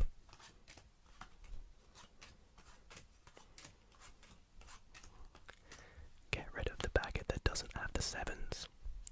And then also remember to put the 7s in the 10th position from the top, 10th position from the bottom. You can practice dealing 9 cards, I would highly recommend that.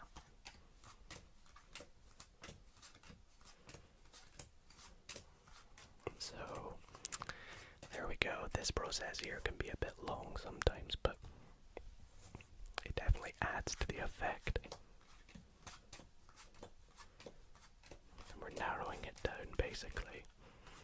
And this all works just nice and mathematically. Mathematically.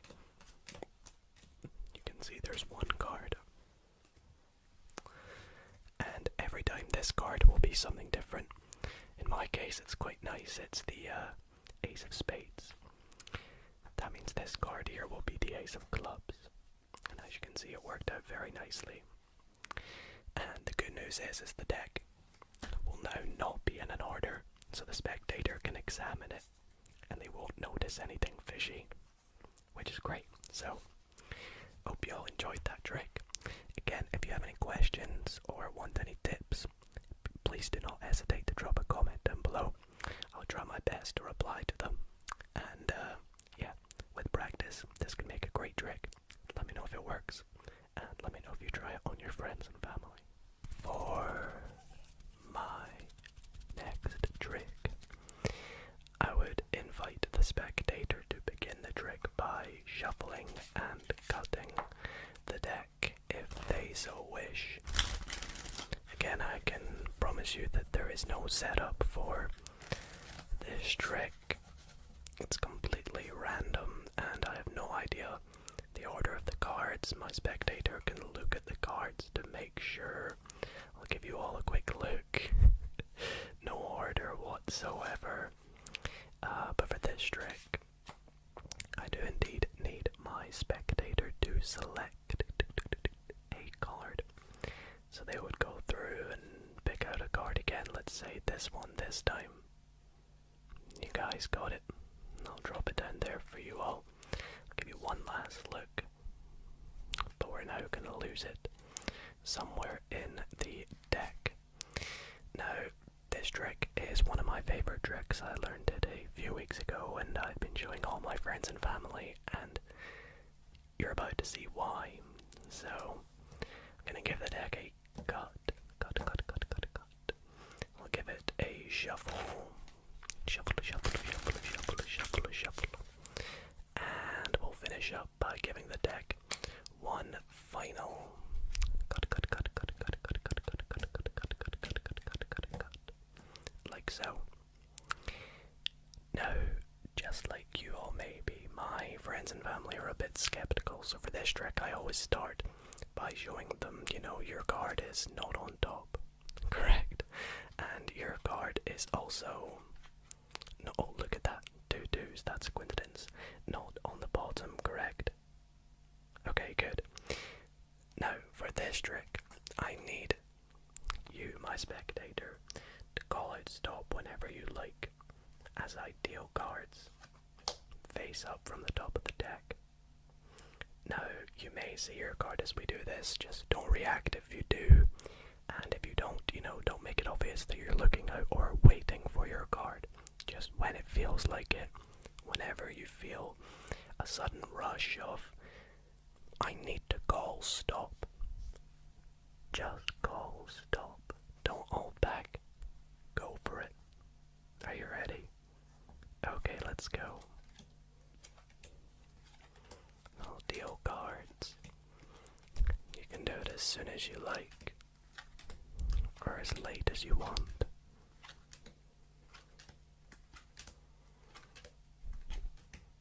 Stop right there.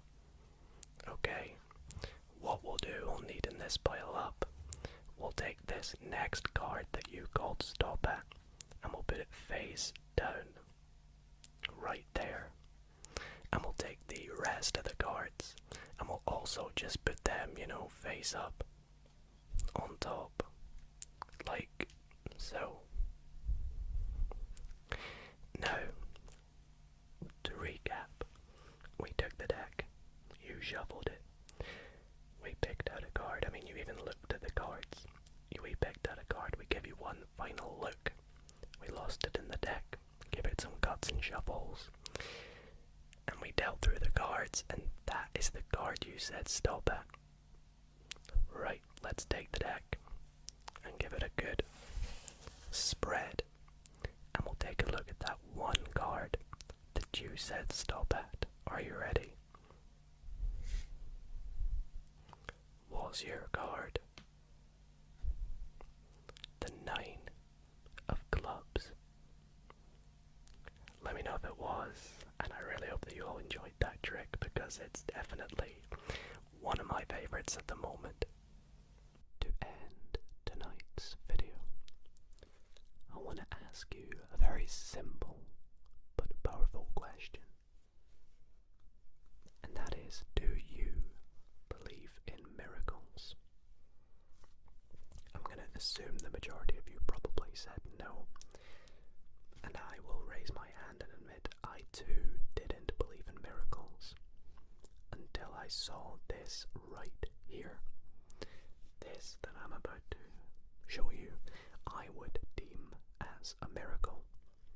And to help me demonstrate this miracle, I have two jokers and a shuffled deck of cards. And I'll show you these jokers up close. Nothing fancy about them. We have joker number 1 and we have joker number 2. And I'll set these jokers just down here. Now, to help me perform this miracle, I need you to pick a card. And to be as free and non-magic-y, if you will, I will even let you pick your card face up. So we'll go through and let's say you pick the 8 of Hearts, for example. Great choice, I must say. So we're going to take your 8 of Hearts and we're going to put it face down right there. Because what we're going to do now is perform your miracle with the 8 of Hearts. I'm going to give the deck a good cut first to help us with it. And I'm going to take your 8 of Hearts and lose it in this deck. And the way I'm going to do that is just grab it and we'll spray it in and spread it out and snap in my fingers, and that's it. It's as simple as that. Don't believe me? Watch.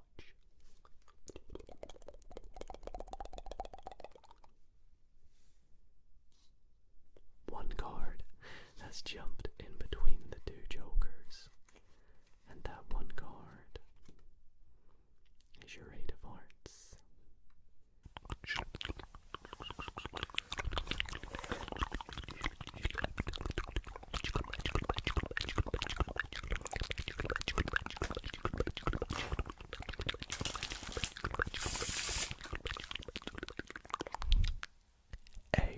ASMR card magic to help you sleep.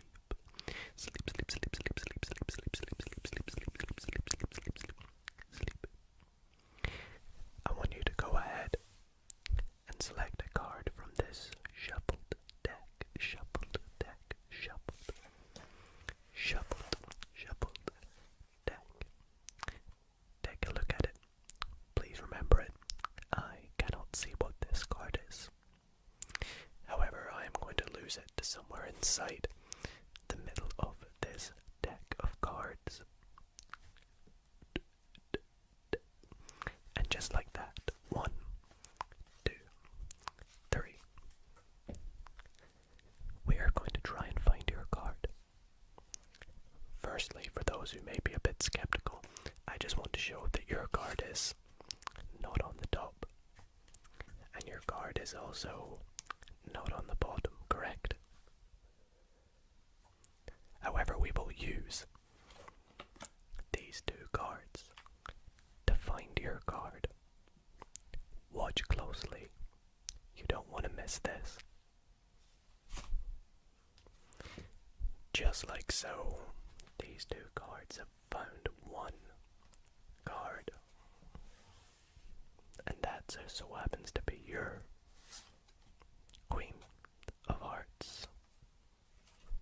This next trick that I'm going to be performing for you all tonight is a really awesome trick that I have been performing a lot lately because I just love the ending to it. So be sure to stick around to have your mind blowing. But we will begin by giving this deck a really good mix-up. I can assure you there is no setup for this trick. And we actually will not be needing the entire deck for this trick. We will only be needing 12 random cards. 12 random cards. And I will just go through and pick out any 12 cards. Let's go 1, 2, 3, 4, 5, 6, I don't know, maybe 7, 8, 9, 10, and 11, and 12. So 12 random cards, and we'll get rid of the rest of the deck. Now, these are 12 completely random cards in a completely random order, and we have no idea which cards these are. However, we are going to be doing something pretty cool with these cards, and before we do that, I would like you to select any one card. So let's say you go for, I don't know, this card right here, and I would like you to take a look at it. So this is the card. Please do remember it. I'm going to lose it somewhere into the middle of the pack, right there. And we'll even give it a little mix, like so. And now, what I'm going to do is make a bit of a mess with this packet of cards. I'm going to go through and I'm going to take some random cards and turn them face up, like so. Just getting some cards face up, some cards face down, as you can see, creating a bit of a mess. And at this point in the trick, I would usually hand the packet of cards to my spectator, but I do not have one, so I will play the role of the spectator. What I would say to them, what I would like them to do, is to cut the packet anywhere they like, then take the top two cards and flip them over, and to keep doing this as many times as they like. Cut the packet, flip the top two cards over, cut the packet, flip the top two cards over. They can even turn the packet over and keep doing this, cut and flip, making a really big mess. And when they're done, or when they're happy as much as they like, they would give the packet back to me. Now, up next, we are going to take these cards and deal them out into 4 piles. So we'll go left to right, 1, 2, 3, 4. 1, 2, 3, 4. 1, 2, 3, 4. And the last thing I would like them to do is to start at either one of the 2 sides and start to fold the cards in on top of each other. Any side they want. Let's say they go for the right side. So they'll fold them in, and fold them in. Now, will you agree? We have a complete mess. We have no idea where your card is. And we could have picked any random cards and mixed them up in any way you like. You even did it yourself, but if I take the cards and give them just a little shake, you will see all the cards are now facing the same way, except for one card. And that one card just so happens to be your Queen of Hearts.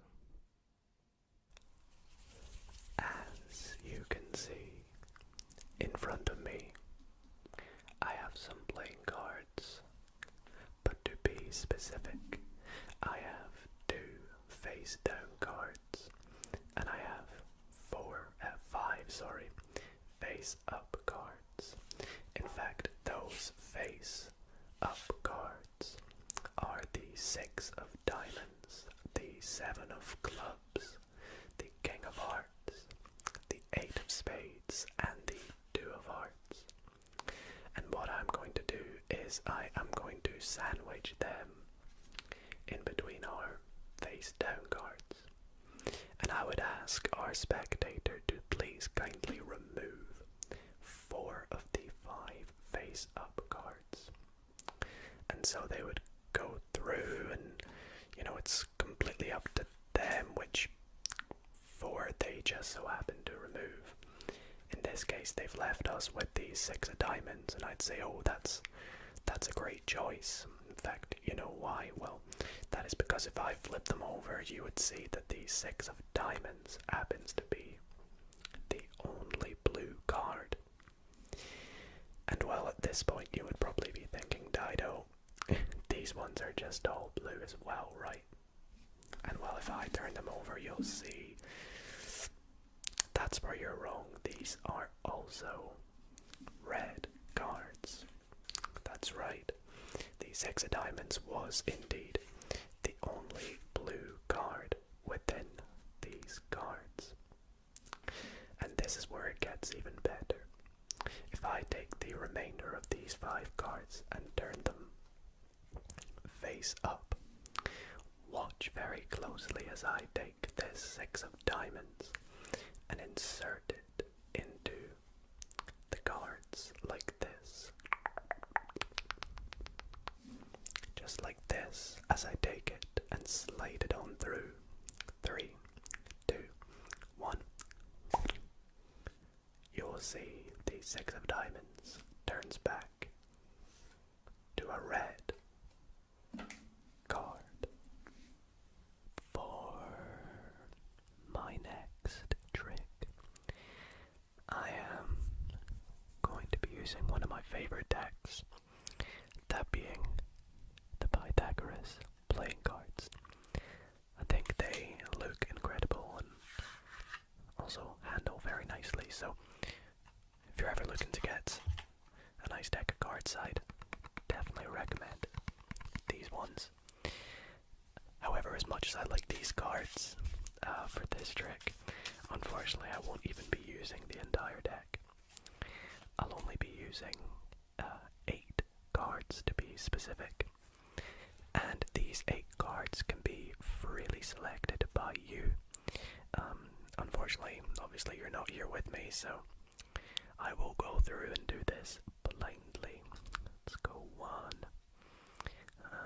2, 3, 4, 5, 6, 7, and 8. And we'll just get rid of the rest of the cards. So, with these 8 cards, again, we could actually mix these up if we like. However, it doesn't actually really matter.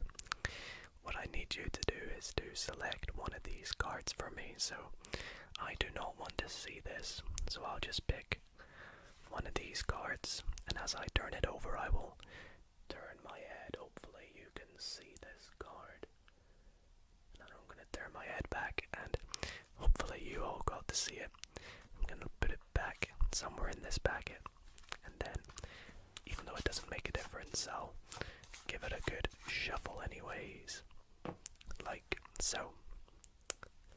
Now, up next, we have 8 cards.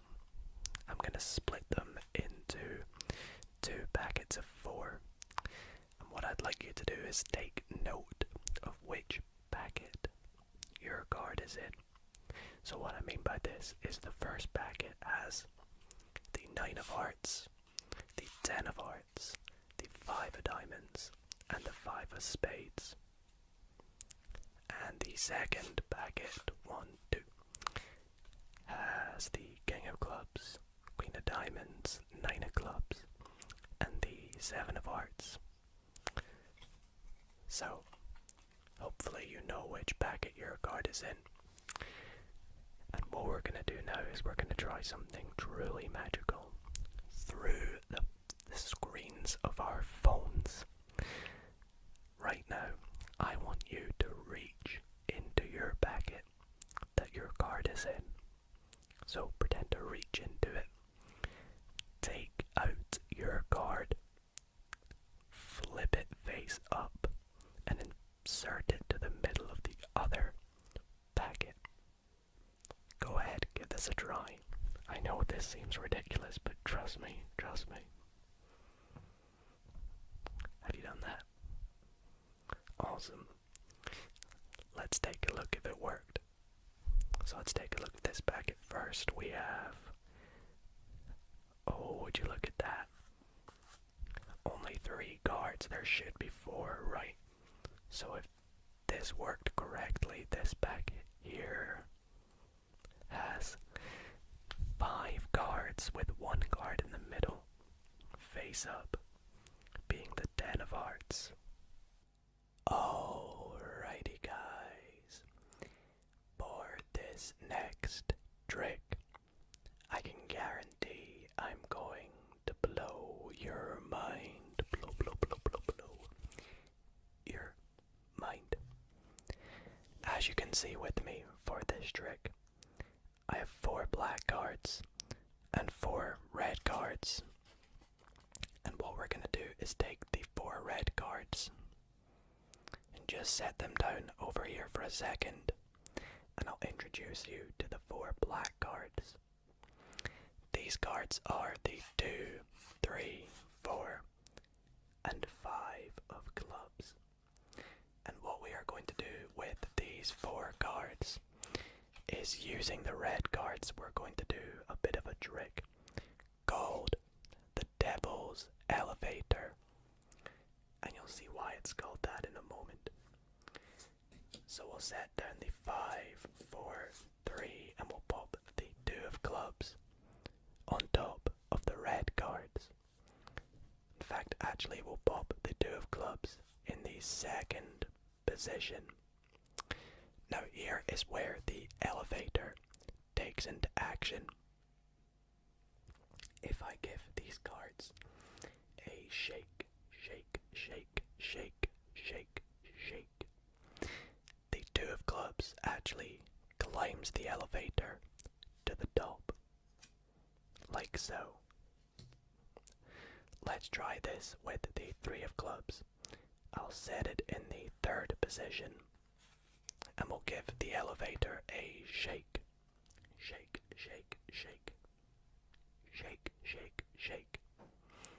And the 3 of clubs again climbs the elevator to the top.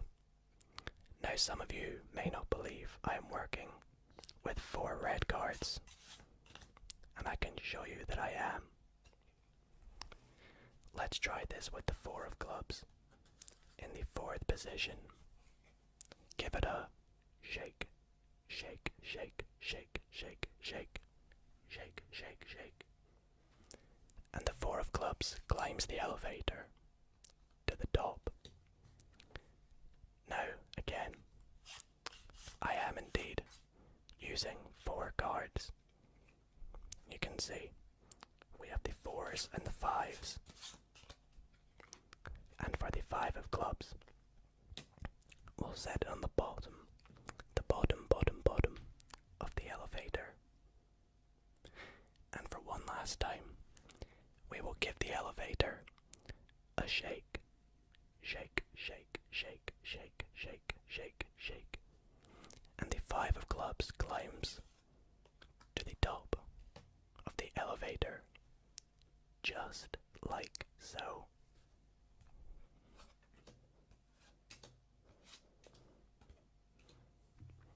And that is the Devil's Elevator. For my last trick of the night. I know, it's the last trick. It's been a very nice and relaxing long video, and I really hope you all have enjoyed it so far. To end the video on a bit of a as a funny note, I'm gonna tell you a bit of a funny story about one time when I tried to perform a trick for my little brother. Now, we've talked about my brother in a few streams before, and I don't know if I've ever let you guys know that he's quite mischievous. And I'll explain why when I show you what happened when I showed him the trick that I'm going to show you. So, I went up to him with a deck of cards,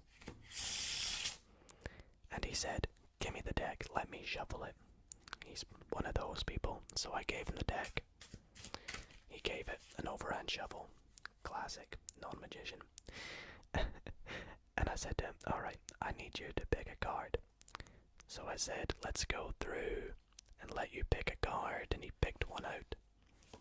Let's just say this is the card that he picked. And I said, "Right, what I'm gonna do is lose your card in the deck. Like so." Give the deck a few cuts.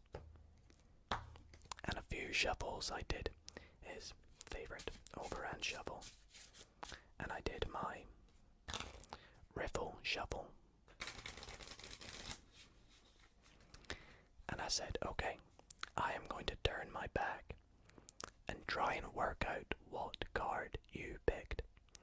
So I set the cards down, I turned around, and I started to do my magical powers.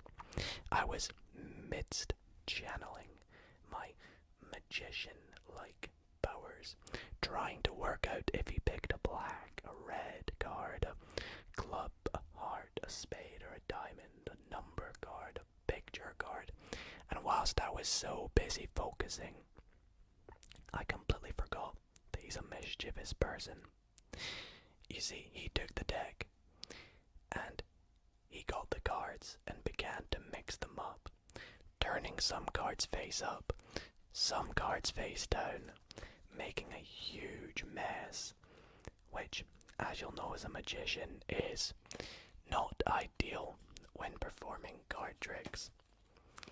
And he set the card on top face down and put it back to where it was.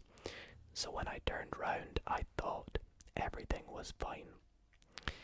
I said, "Okay, your card is..."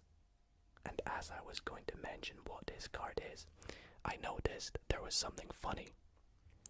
I noticed some cards were face up, some cards were face down. We had some cards face down on face down, and I said, "Bro, you've ruined the trick, because I was gonna find your card now, and I can't with the mess that you've created." And he said, "Well, you're the magician, Dido. Find my card." And I said, "Alright, okay, let me see what I can do." So I went,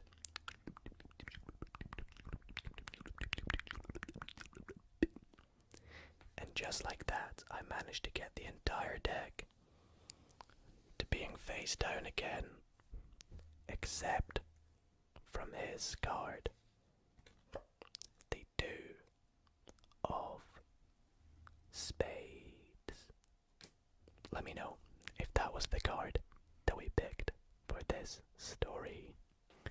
I would like to begin tonight's ASMR card magic video by attempting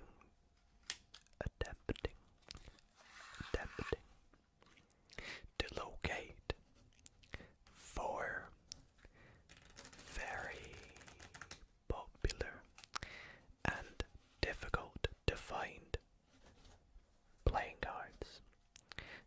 And to make this even harder, I will give the deck some cuts and shuffles, and we will try to find the location of not just any 4 cards, but the 4 aces.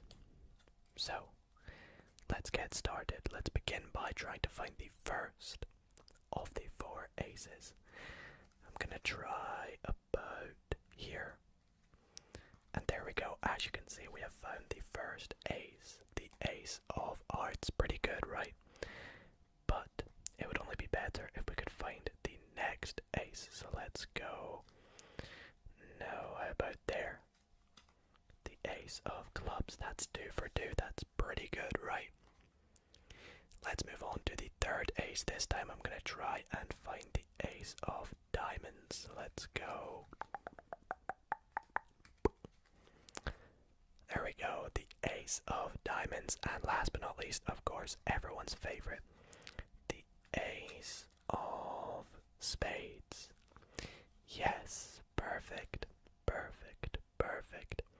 The ace of spades, the fourth and final ace. Now, you might not be so impressed because that did take me quite some time to find. Well, wouldn't it be even better if I could find all 4 aces even faster? Well, let's try give it a go. I will again begin the same way by giving the deck a shuffle. And I will give the deck a few cuts and mix-ups. And we will try and find the 4 aces even faster. Are you ready? Well, don't blink because you might miss the magic.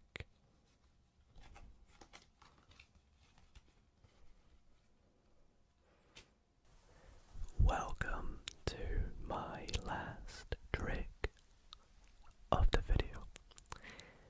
Now I have particularly saved this trick to the end because this trick is super tingly, that it is guaranteed to knock you out and send you to sleep if you are not already, and also because this trick is my favorite of the entire video.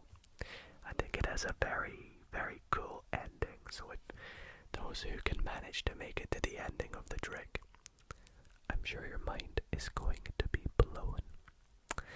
Anyways, for this trick, I am going to make a little prediction.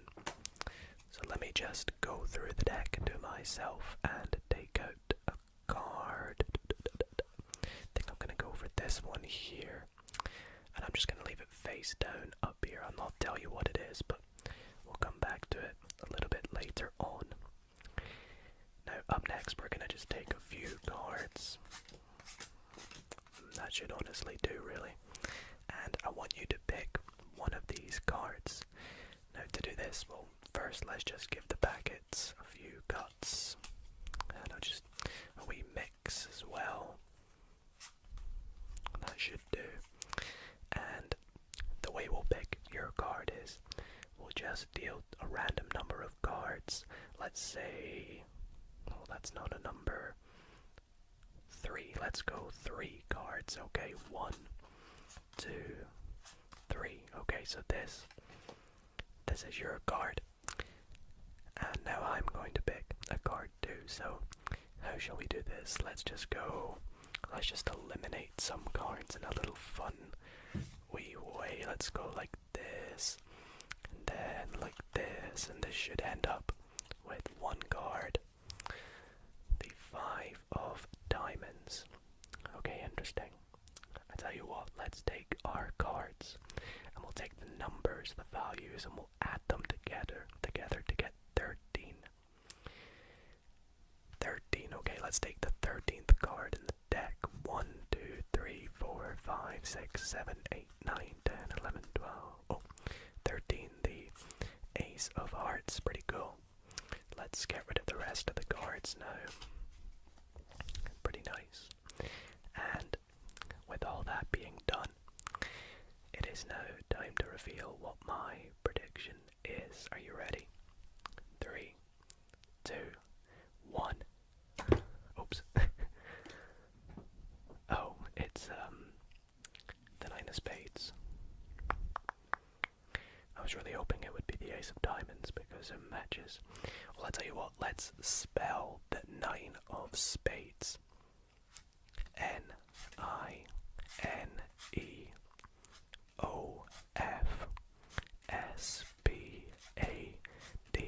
N-I-N-E-O-F-S-P-A-D-E-S. And hopefully this time I have matched it with, there we go, the ace of diamonds. How cool is that? But wait, it gets even better. aces, but we have also found both the black aces. And that is why this is my favorite trick and why I saved it to the end of the video. For this next trick, I'm gonna be showing you something really, really incredible. In fact, I would go as far as to say it is probably the best prediction trick I have ever done. So, be prepared to have your mind blown by my sneaky prediction that I'm going to leave up here for the entire trick, so you guys can see I'm not doing anything funny with it. Okay, so for this trick, I need an entire deck of cards. In fact, actually, we do not need the jokers. So we will get rid of both of the jokers, like so. Now, this trick works best with a spectator, but I'll just play the role of the spectator for this case. So what I would do is split the deck roughly in half. We'll say about there.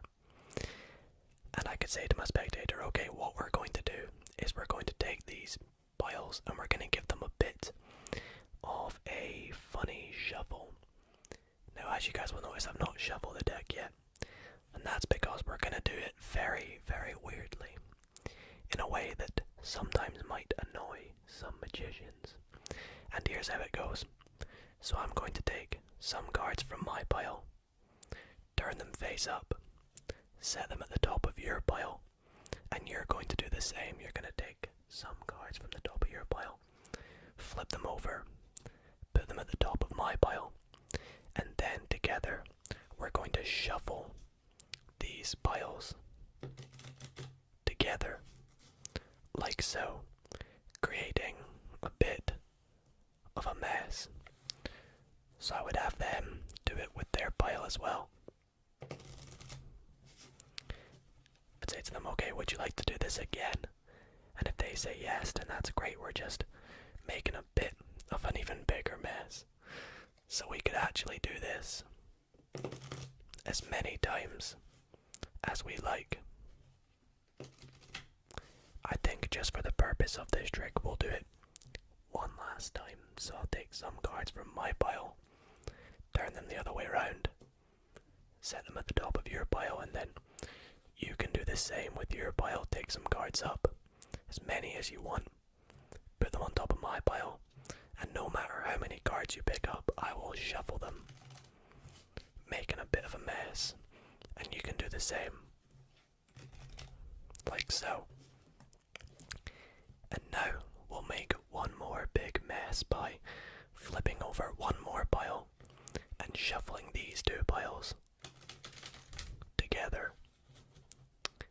Okay, so now I'd say to the spectator, are you happy that we have made a very big mess with this deck of cards? And if they're happy, then great, great, great, great. Here's where my prediction comes in. So, it's been sat here the entire time. There is absolutely no way I could know the order of these cards in this deck. How many cards are face up or face down or whatnot. But, let's take a look, shall we? So, my first prediction says there are 25 face down cards. That's very precise. Shall we take a look? We have 1, 2, 3, 4, 5, 6, 7, 8, 9, 10, 11, 12, 13, 14, 15, 16, 17, 18, 19, 20, 21, 22, 23, 24, and 25 faced down cards. Pretty crazy. Pretty incredible.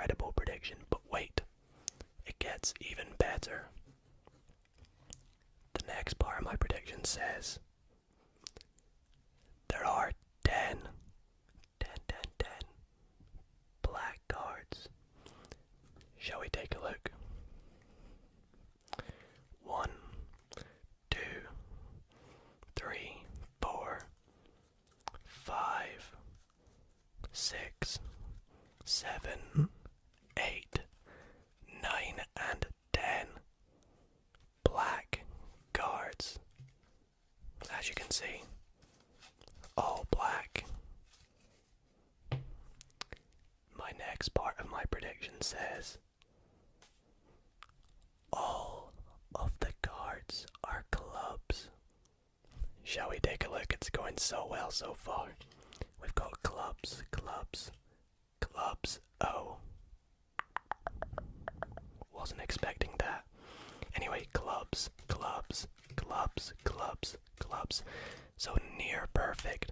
All clubs except for the ace of spades. But wait, there's one prediction left. What does it say?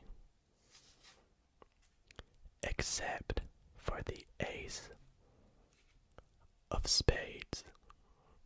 And that, guys, is my incredible prediction card trick tonight.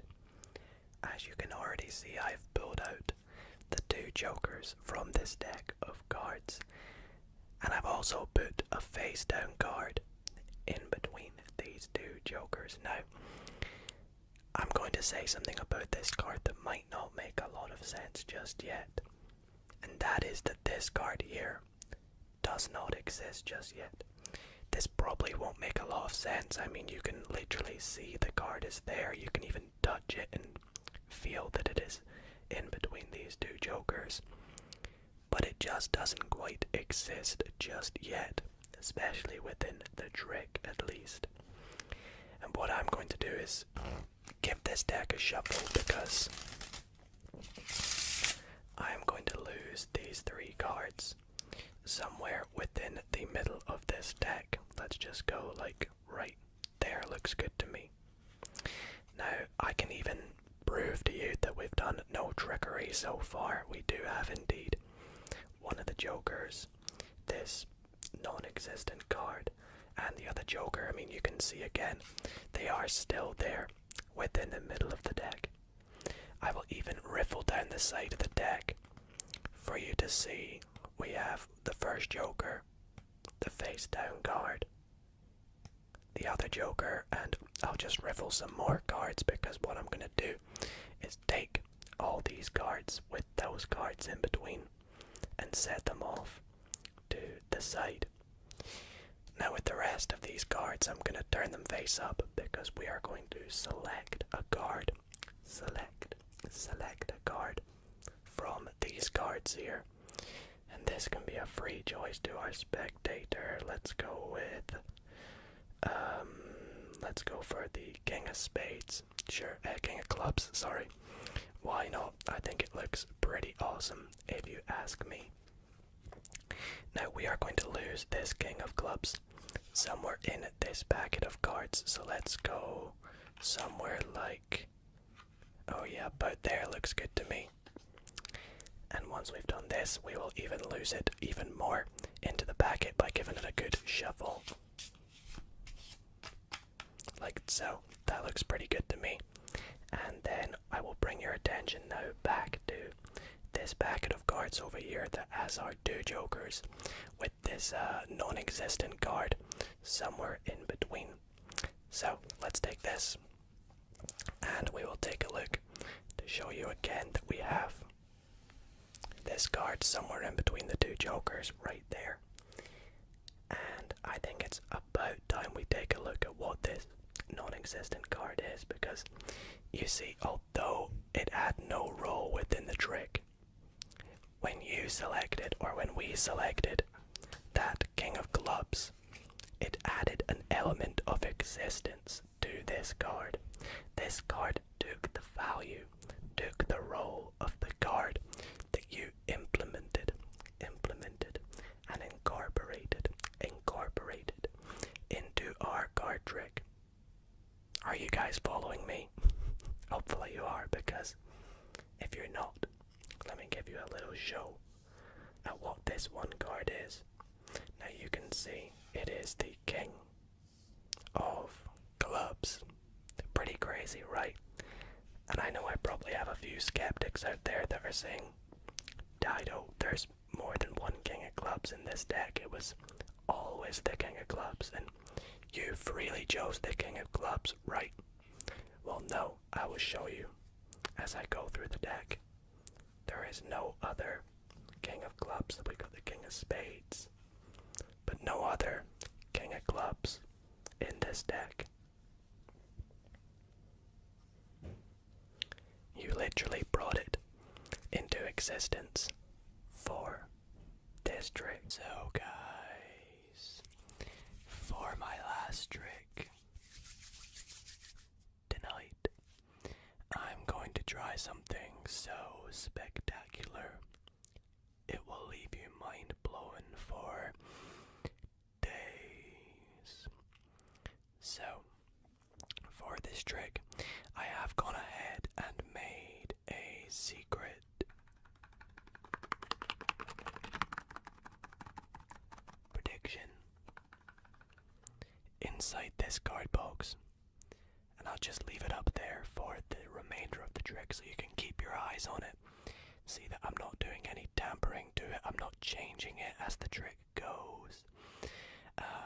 But yeah, so for this trick, I'm going to take the deck, give it a few cuts, and I'll have the spectator, you know what, I don't want to make this trick super long, so I would just say to the spectator, pick a random number between, let's say, 10 and 20. And let's say they say 15, for example. I would go 1, 2, 3, 4, 5, 6, 7, 8, 9, 10, 11, 12, 13, 14, 15. Just like so, 15 cards. Now let's take this one step further. Let's make it even more random. Let's add the digits in 15. So 1 and 5 to give us 6, and we'll deal 1, 2, 3, 4, 5.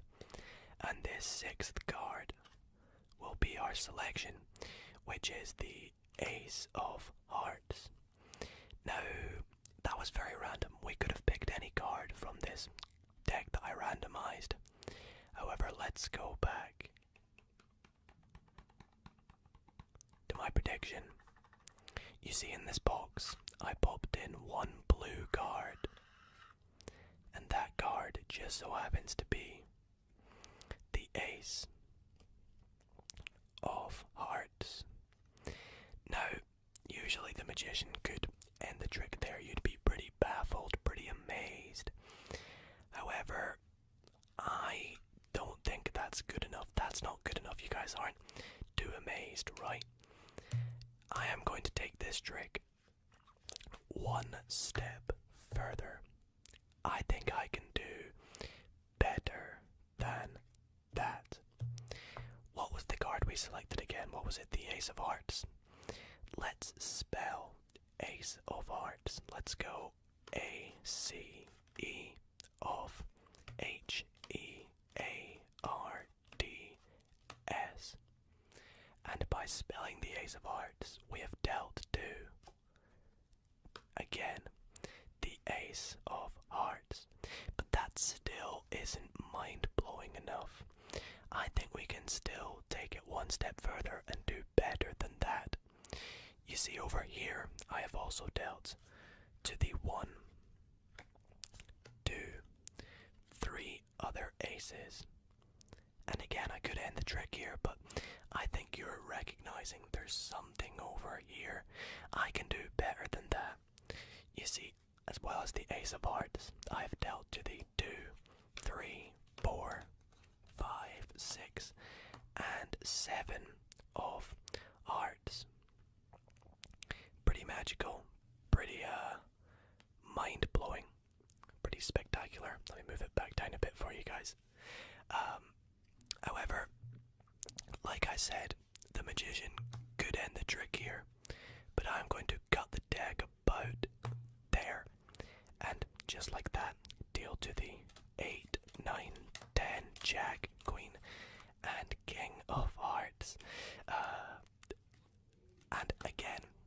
as I said, I could end the trick there, but that still wouldn't fool you guys too much.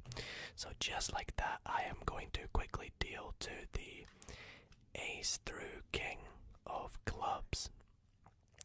Let me cut the deck about there, and just like that, I have dealt to the ace through king of diamonds. And last but not least, I think you guys can see what is going to be over here. I have dealt to the ace through king of spades.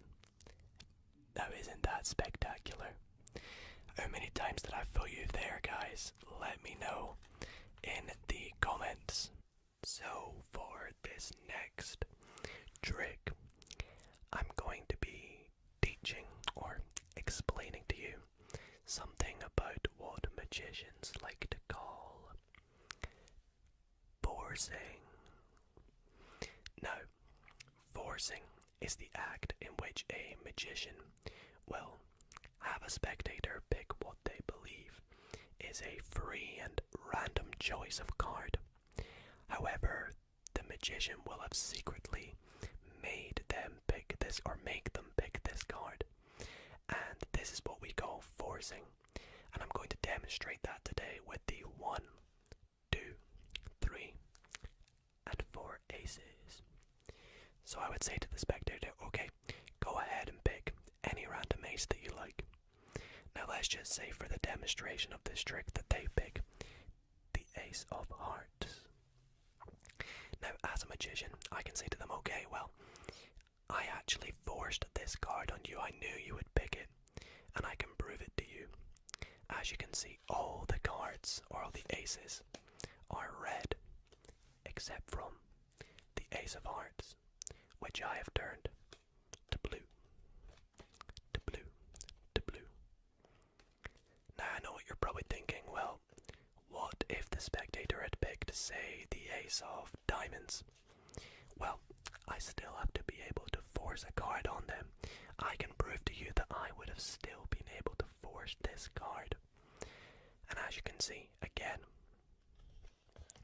all the cards are red, red, red, red, red, red, red, except from the ace of diamonds, which is blue, blue, blue, blue. Whoops, blue, blue, blue.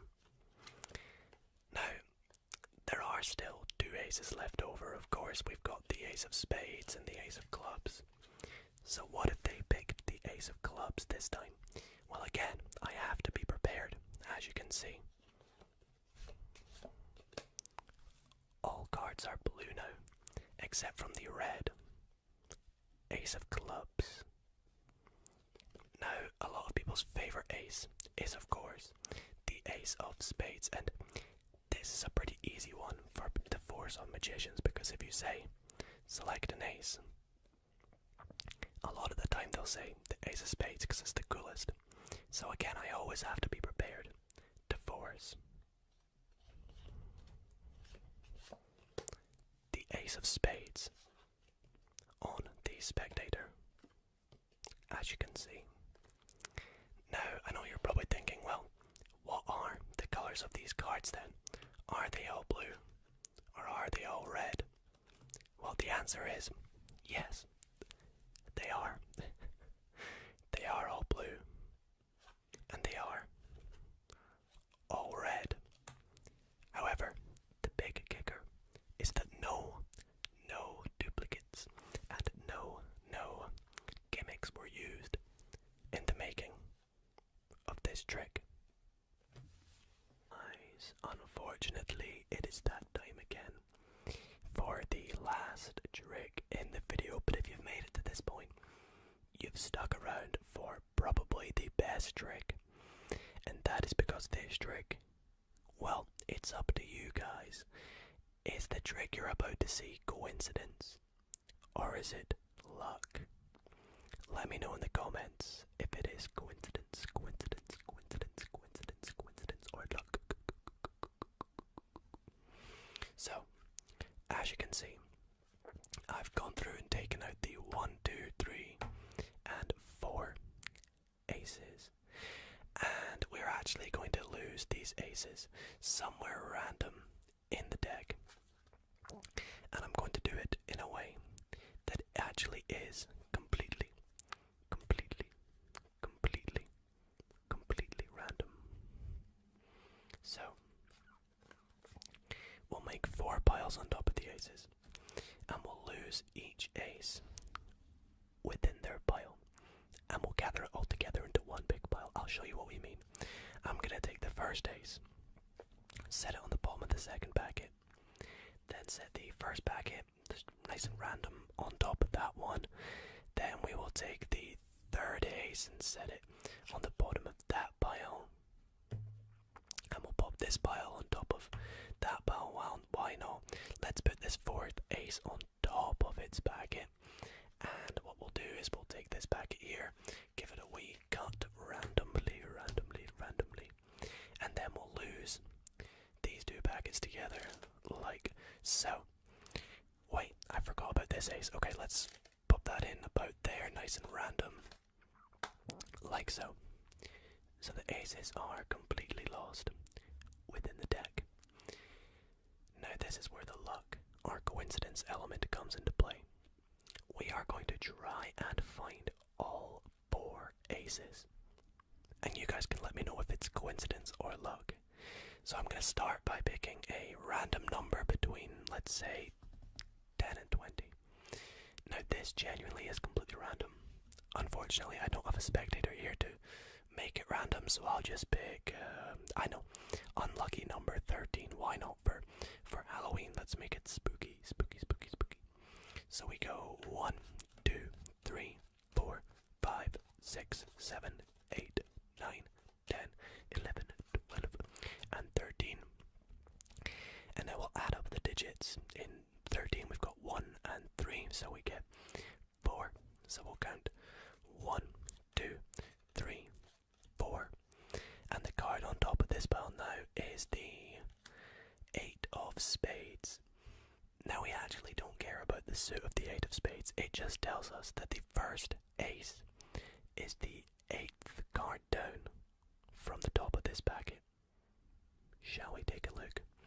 Let's go 1, 2, 3, 4, 5, 6, 7, 8. And there is our first ace. Pretty awesome, but we've still got 3 more to find. So now, I would have the spectator cut the deck in roughly a half. It's up to them where they cut. Let's just say they cut right there. Now in our case, they cut to the 4 of hearts, another nice random card, but just how random can this card actually be? Let's count 4 cards. Why not? We go 1, 2, 3, 4, and the 4th card is the Ace of Diamonds.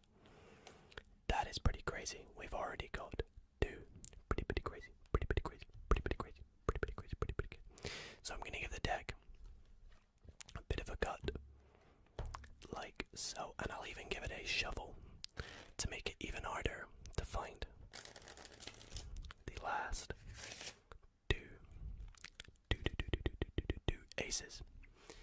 Now let's make this even more random. Let's pick a random card from the middle of the deck. Let's go for, why not, the 6 of diamonds. Okay, now it can't be too random, so let's spell out 6 of diamonds. We go SIXOFDIAMONDS,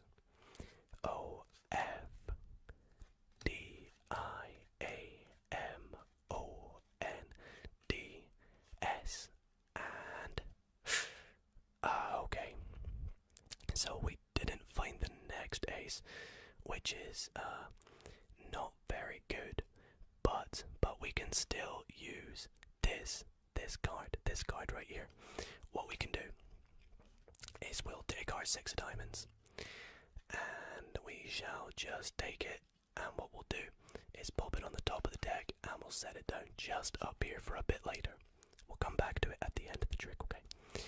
So I'm going to take the deck and turn it all face up like so, and we're going to try and find, let's go with, I don't know, let's just find one of the aces.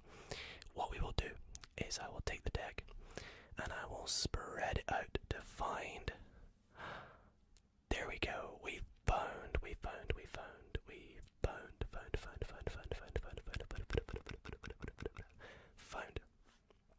another ace. Well, I'd hope it is. Let's take a look. Oh wow, it's the 6 of diamonds. I thought that was the 6 of diamonds, so what's that? Oh my days, that's the ace of hearts. Coincidence or luck, guys? Right, 6 of diamonds. You didn't work for us last time. Work for us this time. Let's spell out 6 of diamonds again. SIXOFDIAMONDS.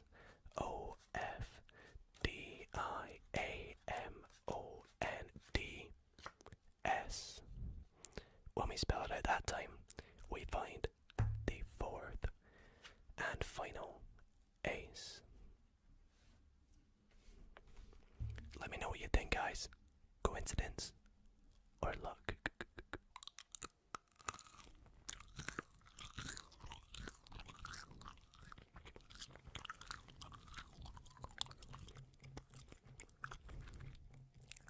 I would like to start tonight's card magic video by performing a little trick with a bit of a game involved. And so, for this trick, I have gone through and removed the 4 aces, namely the ace of diamonds, the ace of clubs, the ace of hearts, and of course, the ace of spades.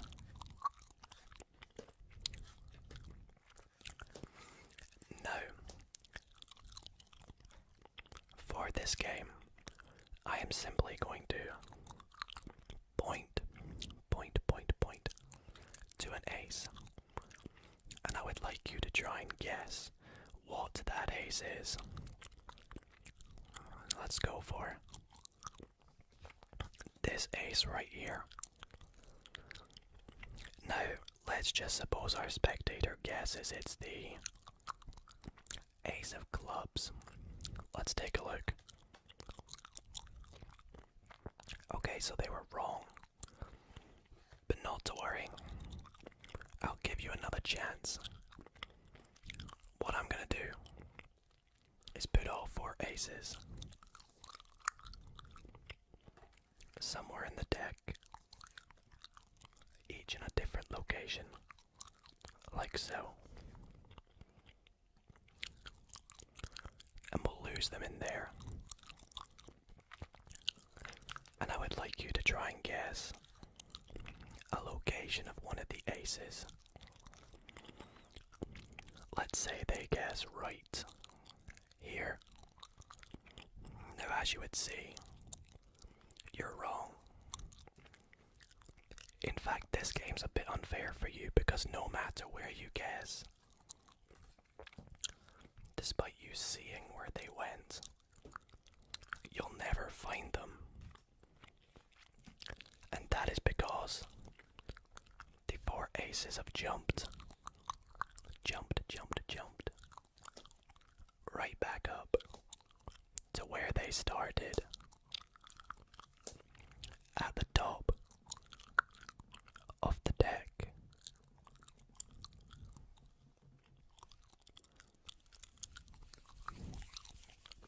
So guys, this next trick is actually all about the number 10. But we'll get back to why in a wee moment. With me I have a deck of cards.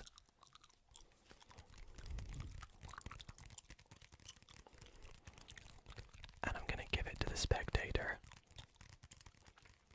to give it a shuffle. Now, since I don't have a spectator, guys will just have to trust me.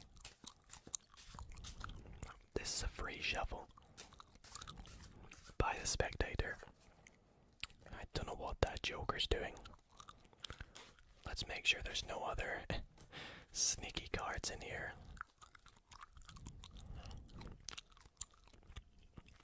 Okay, all looks good.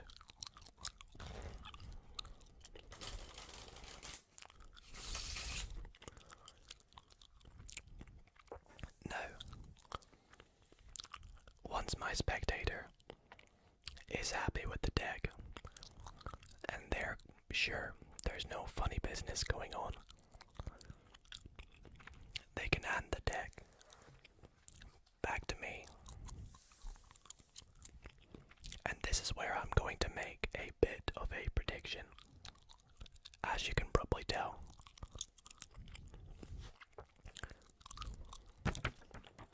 So I'm going to do that now.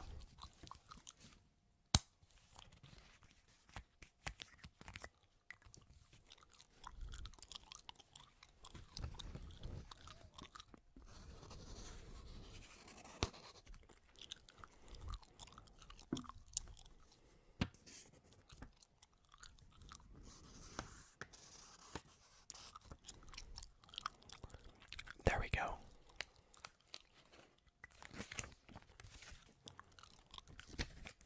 And I'm going to fold it up and put it inside this card box. And we'll set it just over there for the remainder of the trick. Now again, I could have my spectators shuffle the deck if they like.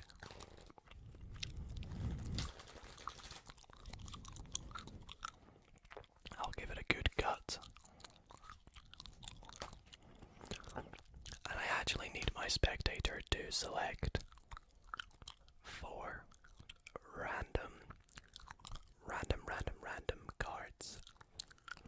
So let's say they go through and let's take the top card. No one ever goes for the top card. Let's say this card here. This card here. And last but not least, this card here. Okay. Now, as I said, this trick is all about the number 10. You see, what we're going to do is count up from the value of the current cards to the number 10 by dealing cards on top of them. So for example, with this 5, we're going to go 6, 7, 8, 9, 10, like so. Now the number 10, as you can tell, is already at the number 10, so we can just leave that card. Let's use this 7 next. We go 8, 9, and 10. And we'll do the same for this other 5 over here. 6, 7, 8, 9, and 10. Now doing this, we don't actually need these cards. We're just doing a bit of counting right there. We're actually going to do a bit more counting. And the way we're going to do this is we're going to add together the values of all these cards. So we've got the 2 5s make 10, another 10 for 20, and then plus the 7 gives 27. So we come back to the deck, and what we're going to do is count down to the 27th card. 1, 2, 3, 4, 5, 6, 7, 8, 9, 10, 11,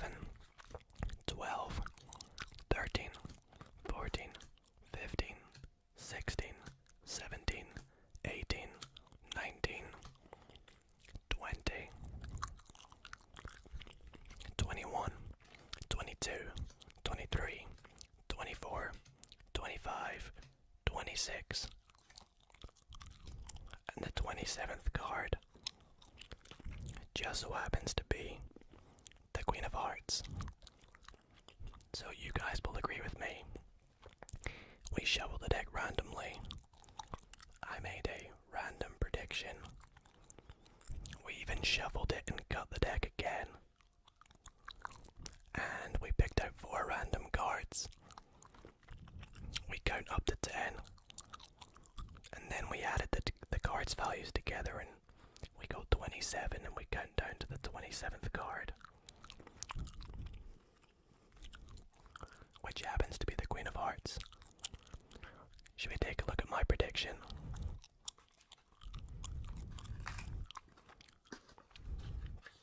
As you can see, the only thing in there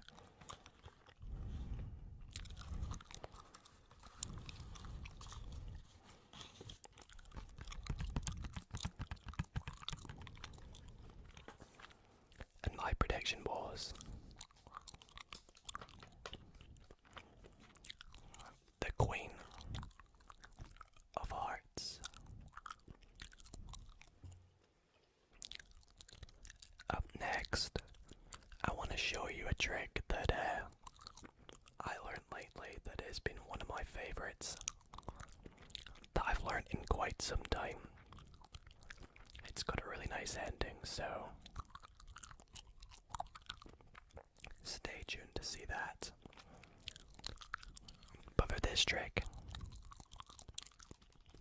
I'm going to be using my Pythagoras playing cards.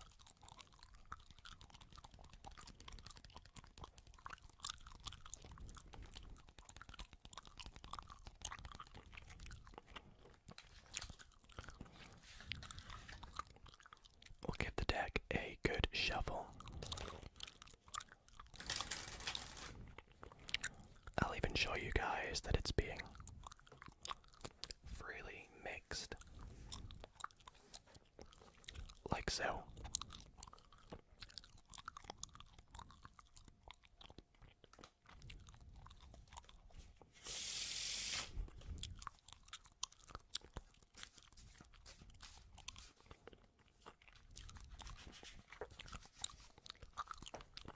Awesome. Now, just like the last trick, I need to make a prediction. But this time, I'm not making just one prediction.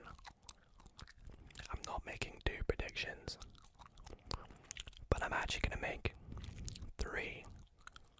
1, 2, 3 predictions. So let me do that just now. So just bear with me one moment. That's going to be my first one.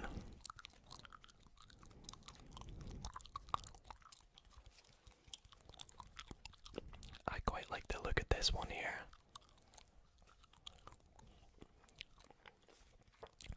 And last up, oh yes, I really like this card. Great. So, 3 predictions. And now we can even give the deck another shuffle.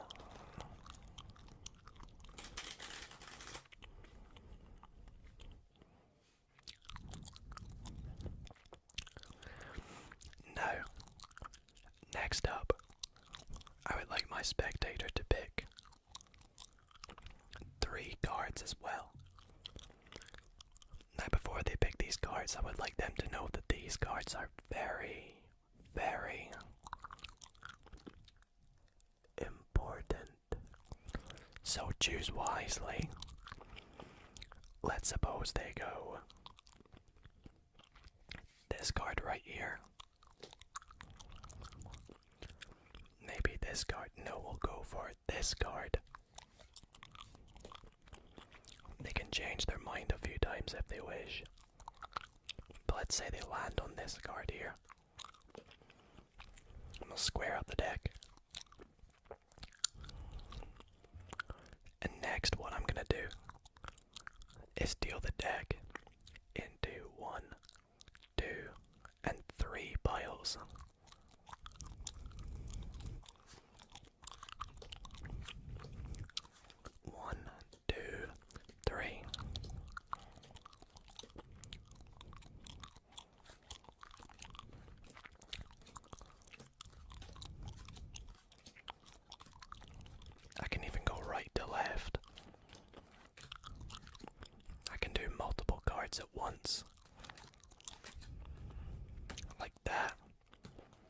just to speed this up. Awesome.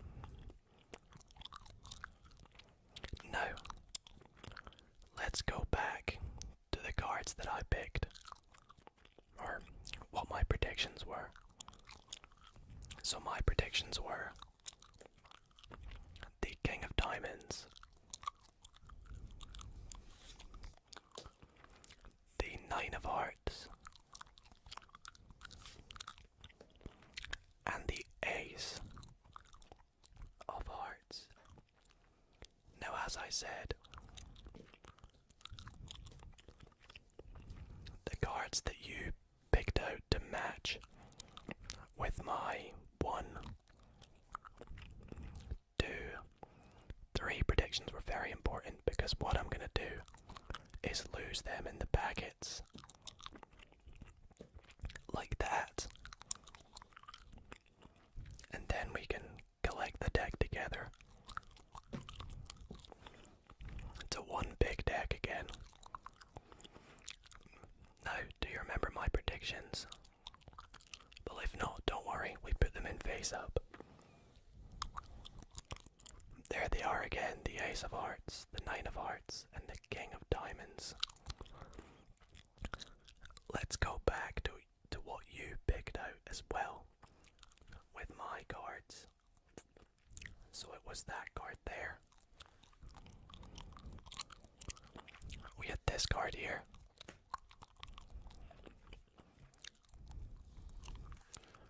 And last but not least, we had this card here.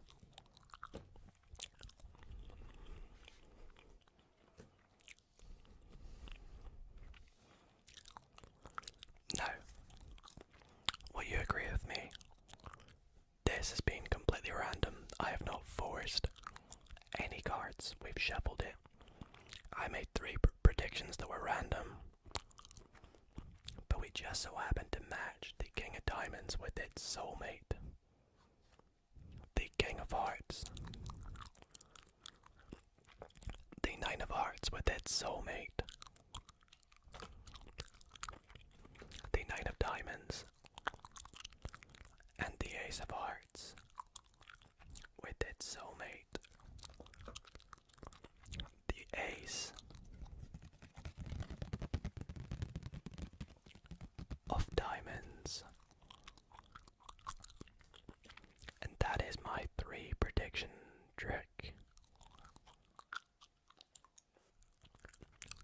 Now this next trick is probably the best one of the video, and we're going to be kicking it up a notch with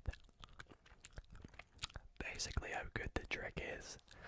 So I figured we would kick it up a notch with the chewing gum by adding in a second bit. So let's do that.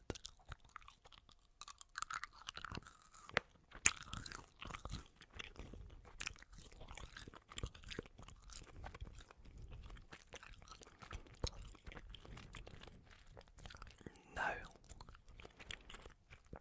we have 2 bits of chewing gum, and we also have the 2 red kings. And what I'm gonna do is give this deck a good shuffle.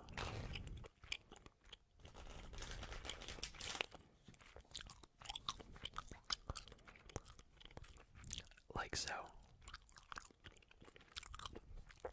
Now I want the spectator to pick a card, and it's a free choice. So let's say they pick this card here. Now I do not want to look at it, so what I will do is let you guys see it. Please remember it, but I do not want to see it. And I'm going to put it somewhere in the middle of the deck. No breaks. No nothing fancy going on. Now we're going to bring our attention back to these 2 kings. They've been sat here the entire time. You see, what I'm going to do with these two kings is put them somewhere in the deck. So we'll put one king, the king of diamonds, somewhere near the top of the deck, like so. And the other king, the king of hearts, is somewhere near the bottom of the deck. So there's a substantial number of cards between the kings, and your card is probably in between them. I would like to hope, because what we're gonna do is lose those kings in there, and we could have the spectator cut the deck like so. Now in doing so, they're actually gonna bring those kings closer together.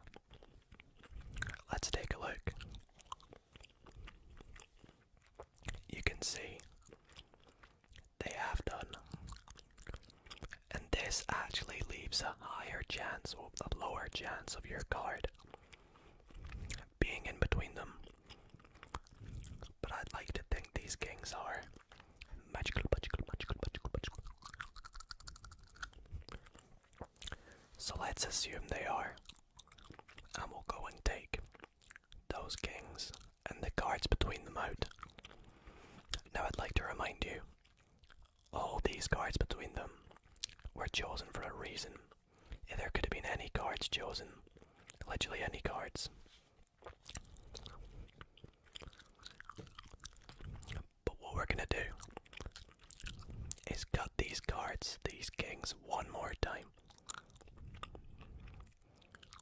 Like that. And this time, if fingers crossed, if this has gone well, there is now only one card, just one card, between these two magical red kings. And we're gonna find out what that is by eliminating some other cards. In fact, I'm gonna stop teasing you guys. Let's just take a look. Is that one card your 10 of diamonds? It is. Amazing. But wait, it gets even better. As you can see, I've left 2 more cards on either side of these 2 kings. You see, these 2 red kings found not only your 10 of diamonds, but they also found the 4 aces. I told you guys the tricks were getting good now.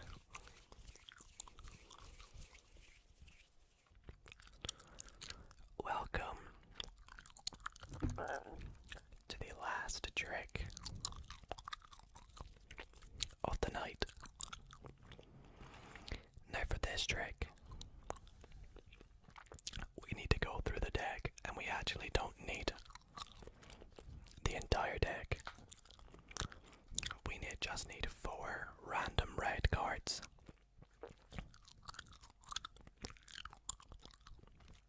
I'll get a good mix of cards. And 4 random black cards. The rest of the deck we can actually just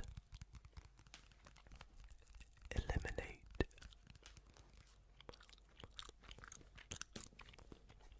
So, you guys will agree with me. A complete random mix of cards. And a lot of people would usually say to me, I don't actually believe you have 8 cards. Well, I'll do this nice and fairly. 1, 2, 3, 4, 5, 6, 7, 8. You guys with me? Okay, nice and fair. Now what I will do is we'll take our 4 red cards and just spread them out like so. And I will take my 1, 2, 3, 4 black cards and we'll set them face up, in-jogged between each red card.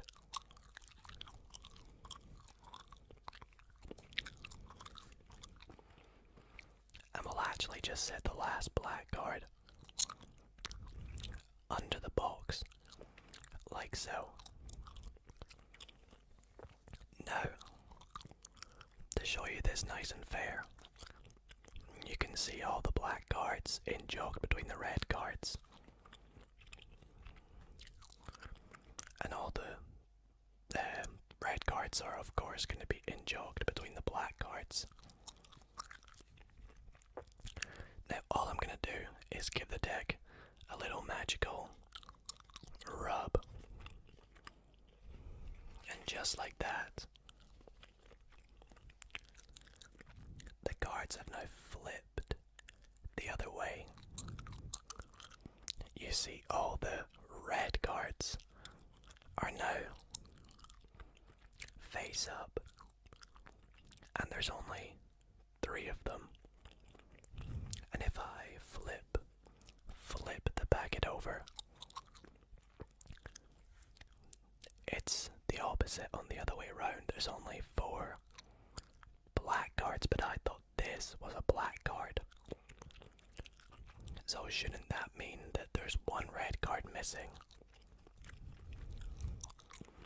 And you'll see there is.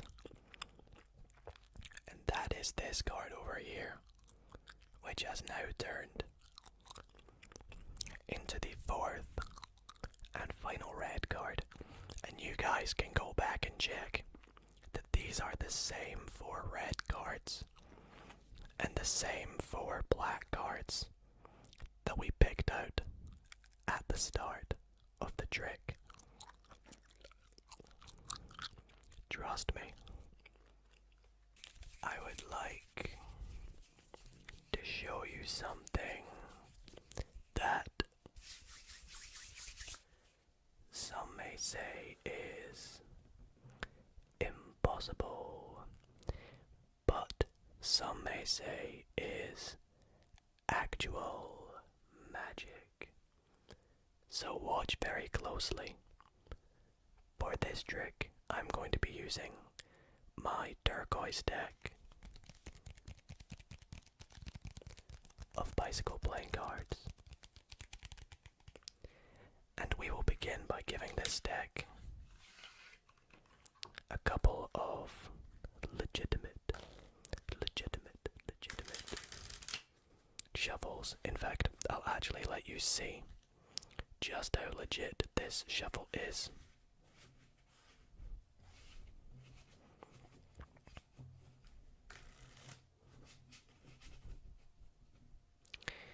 And for this trick, we actually need to pick not 1, but 2 cards. So we'll go through the deck now and we'll go with this card and this card. Now, for the purposes of this trick, it's actually okay if I see the cards that we've selected. So for this trick, we have selected the 4 of diamonds, my bad, and the 3 of spades. And what we're going to do is lose these cards somewhere in the deck, and we'll begin with the 4 of diamonds. We'll pop this face up in about the middle. We'll go about there, seems good. So push it in. And then we'll take our three of spades. And in fact, you know what? With the three of spades, we'll just set this up there like so. Now, instead of losing that in the deck, I'm going to try something that is the impossible illusion that I'm going to show you. And to do this, what we're going to do is take my deck, set it down here, and we're going to go.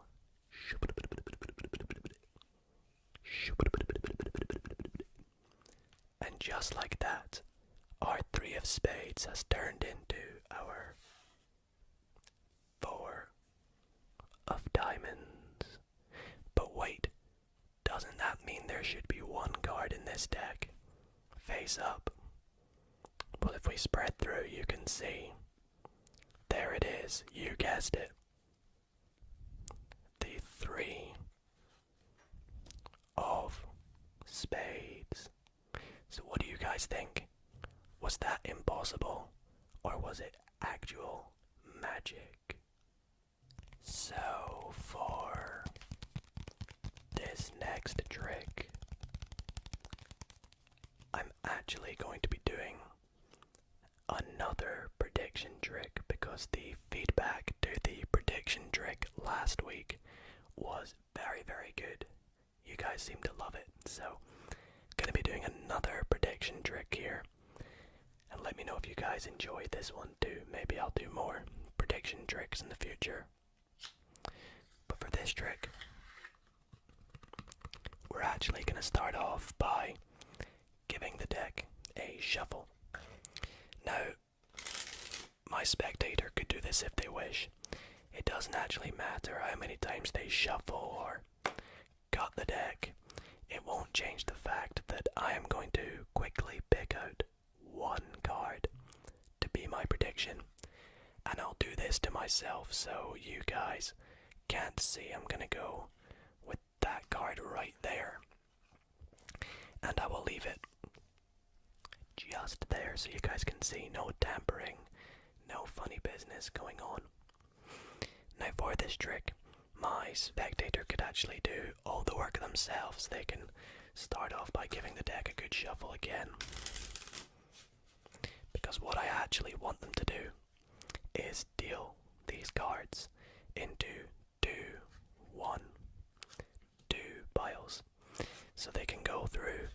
Oh wait, this pile here is actually meant to be face up. So one face down, one face up. And they can go through the deck. Is it? Oh, I can't remember which pile next. You know, it doesn't actually matter. My spectator could deal multiple cards face up and then multiple cards face down. It's up to them which order they would like to go in. So face up, down, down, down, down, flip, down, down, flip, down, flip, down, down, down, flip, flip, down, down, flip, flip, down, down, flip, down, flip, down, flip, flip, down, flip. And when they're done, we will take this packet here, set it up here, whoops, and I'll actually have them do it again with this packet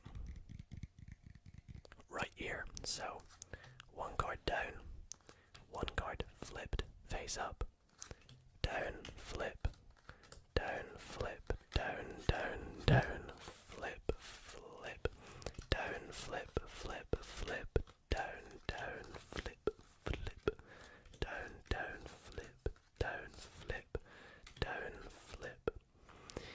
Now, you guys will agree with me. This has been completely fair so far. We shuffled the deck, gave it a cut. I predicted a random card. We flipped some cards down, some cards face up in a random order. But the card we have landed on is the Four of Hearts. But there's a reason we landed on the Four of Hearts. As you can see, there's 1, 2, 3, 4 piles. And I think you might see where this is going. Let's take a look at my prediction. In fact, wait, before we do, let's take a look at the card on top of these two piles. We have the 4 of diamonds. We have the 4 of spades. And yes, you guys have guessed it. My prediction was the 4 of clubs. A very perfect prediction. Perfect prediction. Perfect prediction of the 1, 2, 3, 4 fours. Alrighty guys, next up I am going to show you guys and teach you all a very awesome and impromptu card trick, which means yes, it is completely required with no setup and is completely easy to do. So I'm gonna quickly show you guys the trick using my beautiful bicycle stargazer deck. You guys went absolutely nuts over this deck last week, so it too is making its return, and I really hope you all enjoy this trick. So for this trick, as I mentioned, it is impromptu, so my spectator could give the deck as many shuffles as they like before the trick starts. It's completely up to them. I promise there's no setup. And what I want the spectator to do is to pick a card. Now the way I'm going to get them to pick a card is actually cut somewhere in the deck, preferably somewhere quite deep down, quite far on in the deck, and I'll explain why in a wee moment. So my spectator would cut somewhere deep down in the deck, and the card that they've got to, this one right here, is going to be their card. But before we look at it, I want you guys just to confirm with me that you're happy. You could have cut wherever you want. Of course, I have no spectator, so you'll have to just trust me on this, but it's a complete random card. Let's see what it is. So our card is the Queen of Spades, a completely free choice selected by us. Now, the reason I had you cut somewhere quite deep down in the deck is because I actually want our spectator to guess where their card is, and that is the trick. So let's just pick a random number for my spectator. It's completely up to them. Let's say they think 40. Now, they could have picked any number they wanted, but they picked 40. So what we would do usually is count down to the 40th card. So 5, 6, 7, 8, 9, 10, 11, 12. But I feel like that would be too easy. So, you know what? I'm going to pick the number. I'm the magician. I'll do the magic. So the number I think that your card is in is the 31st position. It's in position 31. Shall we take a wee look? Let's give it a go. You ready? 1, 2, 3, 4, 5, 6, 7, 8, 9, 10, 11, 12, 13, 14, 15, 16, 17, 18, 19, 20, 21, 22, 23, 24, 25, 26, 27, 28, 29, 30. And the 31st card is, whoops, it's our Queen of Spades, as you guys can see. So that is the trick. It's really cool, and I will show you guys now exactly how you can do this trick. So guys, I won't lie to you. Although this trick is very easy, it does require a little bit of mental maths and a little bit of a good memory. But don't let that infuriate you or put you off the trick. It's still a really awesome trick to learn, and it's really good because it requires a spectator, which is difficult for me to do with you guys without having one. But trust me, if you do this on a spectator and they pick the card, they pick the number, it comes off really well. So let me show y'all how you can do this trick.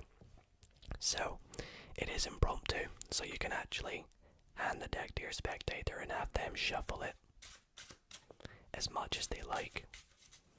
Again, I'll just stop right there. Now, you want them to pick a card, and you want them to pick it somewhere deep down in the deck. And this has nothing to do with the fact that the number that they pick is deep down in the deck. You just get them to do that because it helps you out with the next step that you do. So you have them cut somewhere deep down in the deck. Now, you want to say to them, okay, I want you to remember this card, so you can hand them the deck, have them remember this card. In our case, it is the 2 of diamonds. That's the card we're thinking of. So I'll just pop it up there. Now, whilst they are remembering this card, you want to count how many cards are in this pile. So the cards that are left.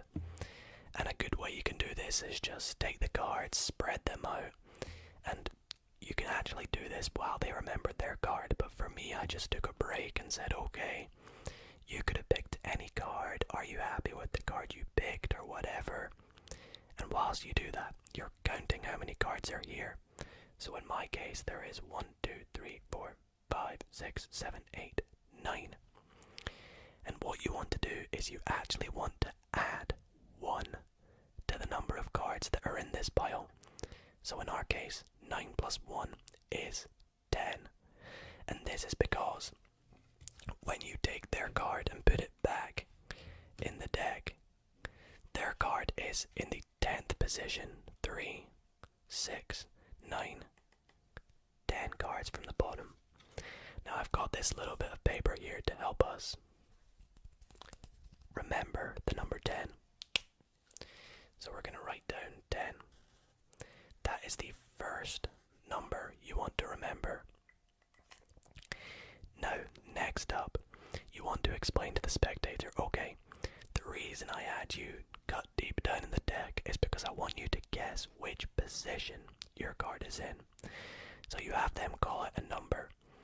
Now, about 95% of the time, your spectator will pick a number greater than 35. And this is what you're hoping for, because otherwise the maths doesn't work out too well. So let's just go with what I went with in my case. The spectator says 40. Now they can genuinely pick any number. It's up to them. And with the number that they pick, you want to subtract that from the number 52, which is how many cards are in a deck of cards. So you subtract the number they picked, 40, and that will give you another number that, yes, you do have to memorize, but not for too long, because the next step is you want to say to them, okay, what I would usually do is count down to the number 40, which is the number that you picked. But what you're actually doing is counting off 12 cards. So in my case, that's 4. You go 5, 6, 7, 8, 9, 10, 11, 12, and you stop at 12. Kind of hesitate and be like, okay, you know what? I feel, and you want to put the rest of the pack on top. You say, I feel like that would be too easy. I feel like I, the magician, should guess where your card is. And here's where you do another bit of maths. So in your head, you want to take the number the spectator picked, so 40. And again, you want to subtract the number that you were thinking of from the start, so 10. And that would give you 30. Now, this is actually not the position their card is in. Their card is in that number plus 1. So the number that you give out loud is 31. And that is the position their card is in. So let's take a look. 1, 2, 3, 4, 5, 6, 7, 8, 9, 10, 11, 12, 13, 14, 15, 16, 17, 18, 19, 20, 21, 22, 23, 24, 25, 26, 27, 28, 29, 30. And the 30 plus 1 is the position their card is in. Now this is pretty self-working if you can do this maths in your head. If not, make sure you practice this trick. Practice makes perfect for this one. Again, you count the number of cards, add 1, and this is your magic number. You want to take 52, subtract the number they pick. That's how many you deal out. Then you take the number they picked, subtract the number you thought of at the start, add 1 to that, and that is where their card is. And this trick is impromptu, but pretty tedious. I hope you all did appreciate it, and let me know if you do try it on a spectator, because trust me when I say, this trick works really well on a spectator. So I hope you all enjoyed this trick. Let me know if you want to see more tutorials, and let's continue on with the video. For this next trick, I'm going to get my spectator to pick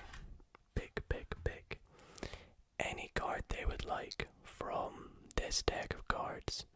So let's say they pick this card right here. Now I actually do not want to see the card, so I will let you guys see it. Please memorize it. I promise I cannot see it. And I'm going to pop this card somewhere in the middle of the deck, completely lost. But just to reassure you guys it's lost, I'll give the deck a few cuts. So we have no idea where the spectator's card is. Now, I'm going to do something that is something that we as magicians absolutely hate and should never do. And that is take half the deck and turn it face up and do something very naughty. And that is take the cards and shuffle them face up into face down, like so. So I will do this. Shuffle the cards in, like so, and then give the deck a good cut. Now, here is where I'm going to do the magic for this trick. I know you're probably like, no magic has really gone on so far, right? Well, here it is. You ready?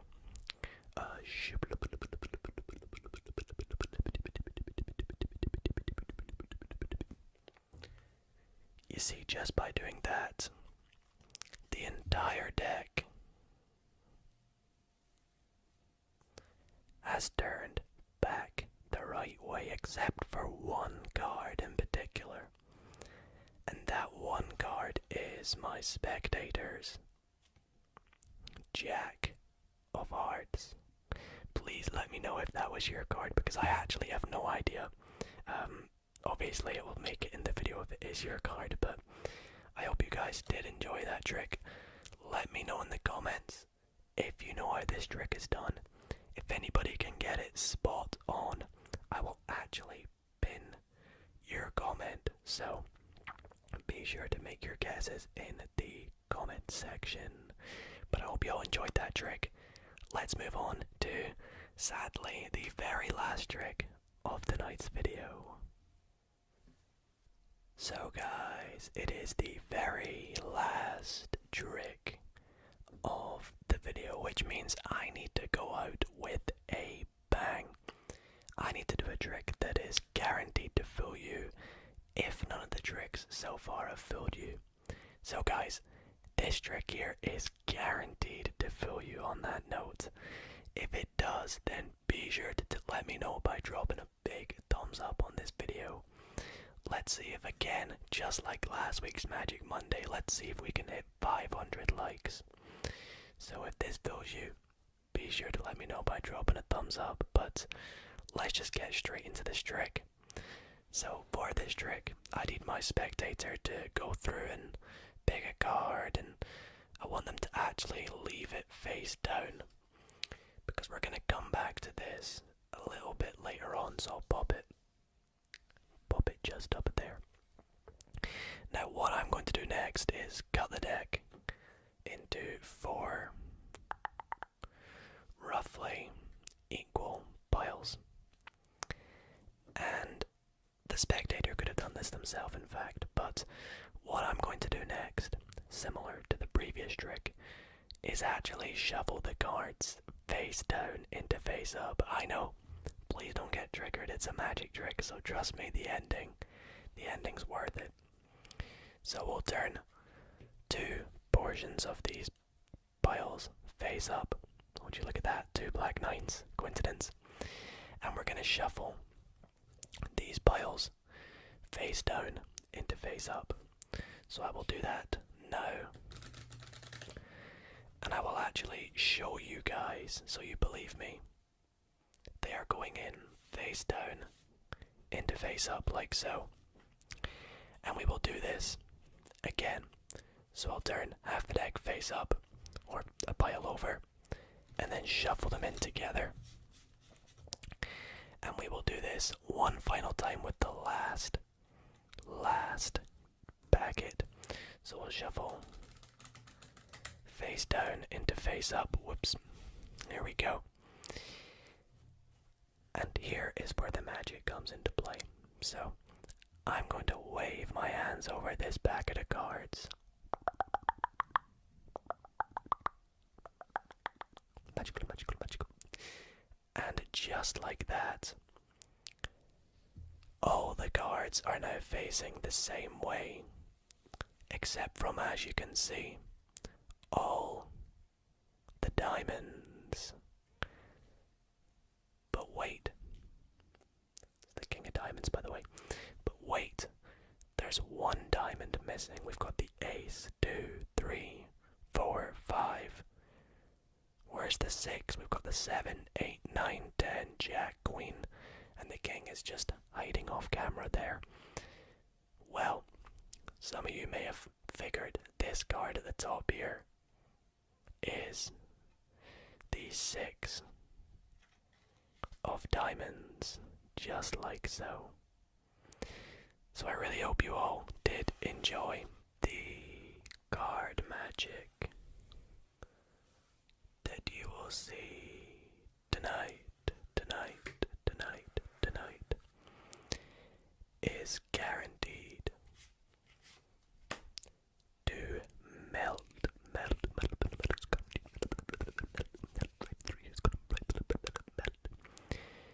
your brain with tingles.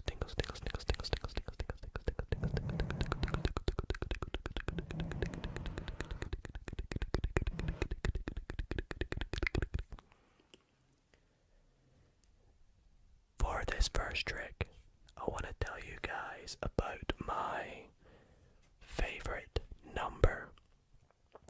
It's also my lucky number, and that is the number 7. If I had a spectator with me, I would maybe say to them, for this trick, we need to shuffle the cards 7 times. But because I don't, I will just do it. So there's 1. There's 2. There's 3. And 4.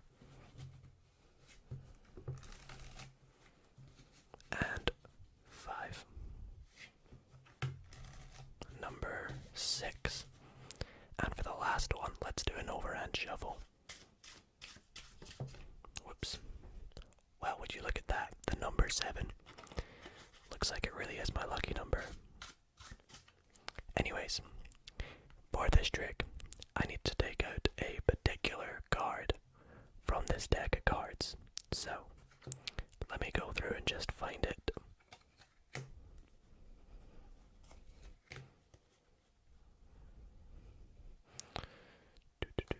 There it is.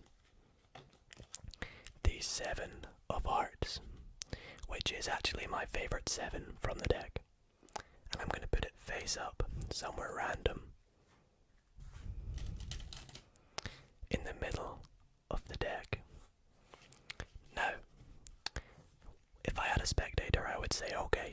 please can you cut the deck somewhere in half roughly, so they would go about there. I'd say, okay, great. Now I'm going to give you some more cards to add to your pile. Whilst I do that, please can you shuffle your pile? So they will shuffle up their pile, getting it nice and random, like we did earlier.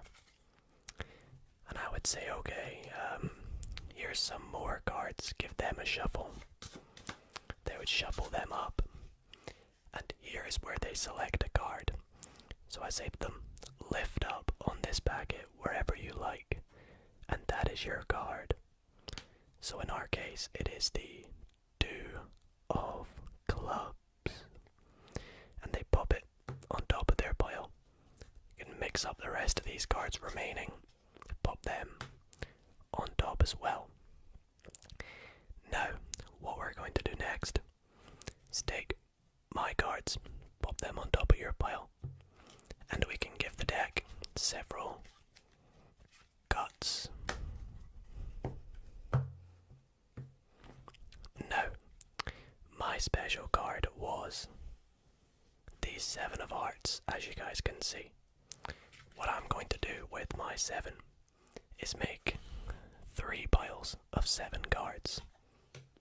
We go 1, 2, 3, 4, 5, 6, 7, 1, 2, 3, 4, 5, 6, 7, 1, 2, 3, 4, 5, 6, 7. My lucky and favorite number. Now what I'm gonna do is take the top 3 cards, and we're gonna count the number 7 and deal them to the bottom. So 1, 2, 3, 4, 5, 6, and the 7th time we do this gives us your